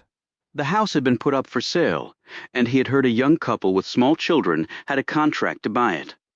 He had been unable to attend Jerome's funeral, although his parents and brother had been there. It was a beautiful service, his mother had told him, with a large crowd in attendance. A lot of white folks were there, too, she had added. They didn't know the family, but came to pay their respects. They also had told him that Miss Jessup had left her home on Tuxedo Boulevard and moved in with the widowed Pearl to help with the children. He walked in the front door, half expecting to be hugged by Lucy, and to hear her call out, "Mama, Daddy, it be Jack!" But there was no Lucy. Not anymore. His brother came around the corner and gazed stoically at him. Jeff would be leaving in a few weeks. On his last visit to see Jack, Jeff had told him he was moving to England. He had gotten a job there with a large security firm to train its field personnel. He wasn't sure if he was ever coming back. He glanced at Jack's surgically repaired shoulder. "How is it?" Jack slowly moved his arm in a small circle. "I won't be throwing any more touchdown passes, but I can wield a pen and carry my briefcase," he added. "And I'm alive. That was always the best test for me." "Christine?" asked Jack. He had not been paying attention to anything other than his long recovery, and was anxious to know what had happened during that time. "They didn't charge her, Gordon, either. But Curtis and Walter Gates are both going to prison, nothing less than they deserved. And Gordon and Christine bought Pearl a real nice house, and they're paying her so she doesn't have to work. And they have a tutor teaching her to read and write so she can get a good job one day.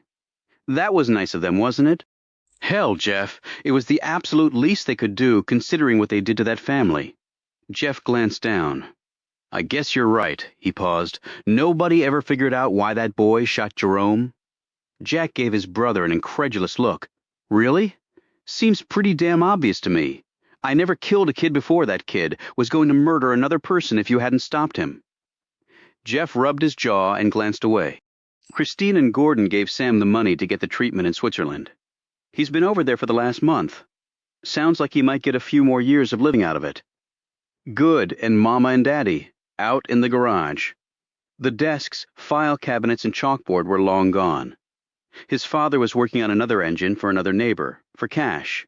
They had bought the dishwasher with the proceeds of the other motor rebuild. Hilly was handing him the tools he needed. The recliner and TV were gone. His father was not smoking, and it seemed that his breathing had eased some. The sign, though, was still up on the wall. Jack glanced at it, Dubose and Lee. His mother carefully embraced him, and his father shook his son's hand, but did so gently. I talked to your doctor, and he said you're almost 80%, Hilly said. I guess. He looked at the engine. You should open up your own shop.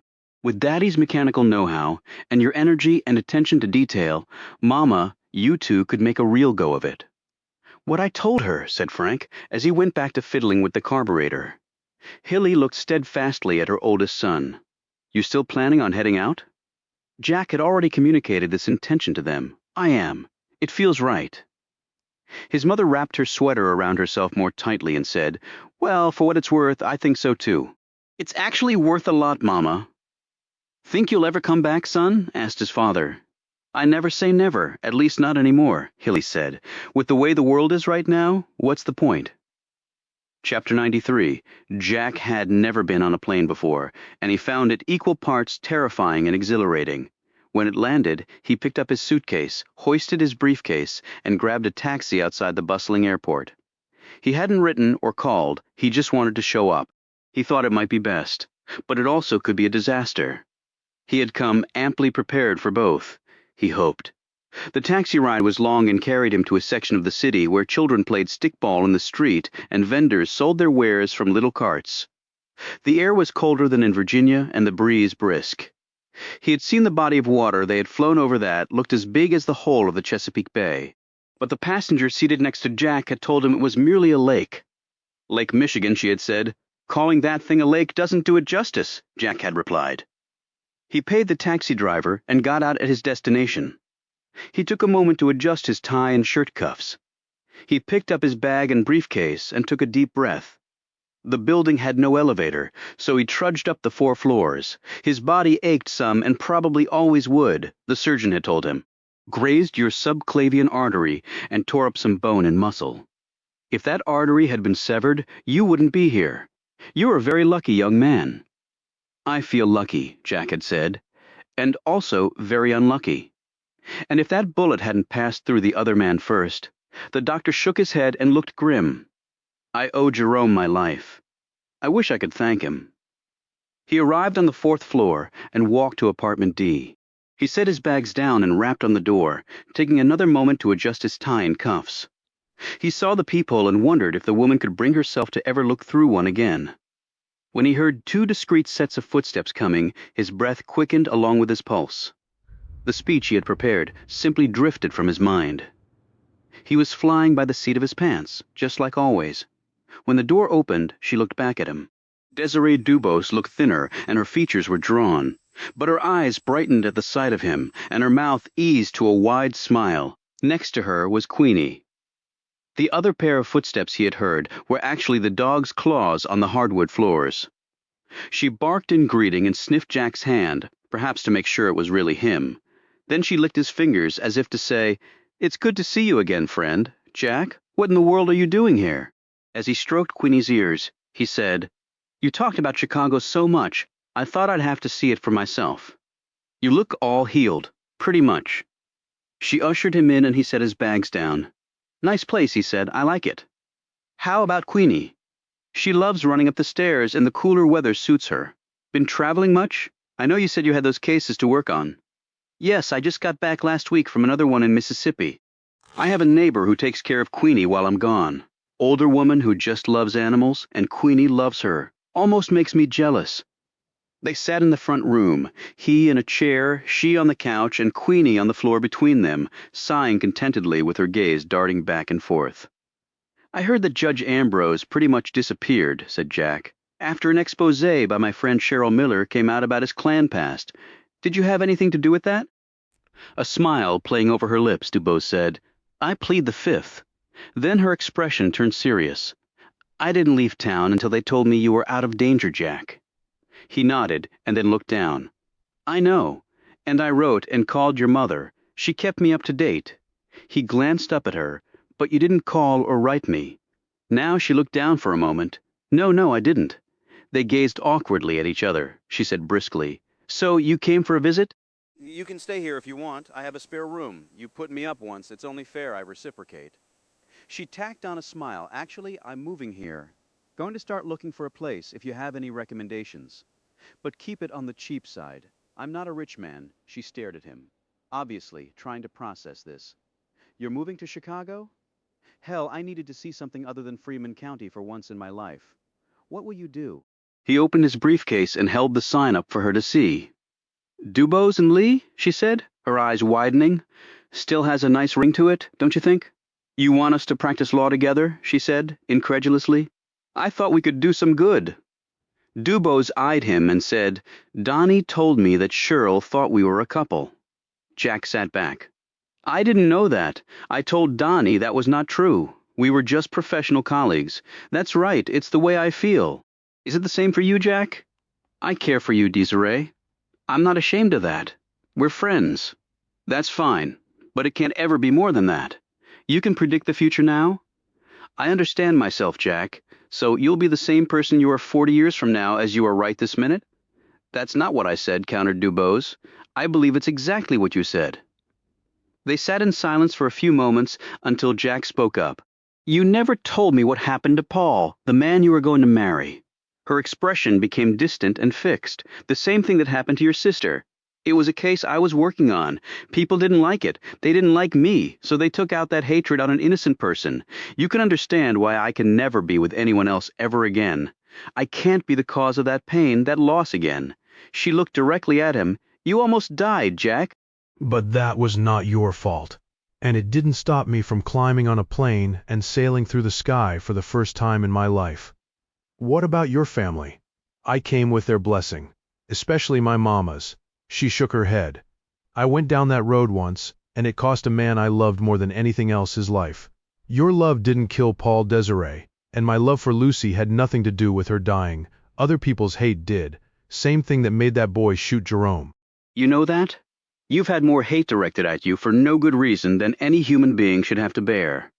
He let out a long breath and said, You gave me every chance to walk away from the case.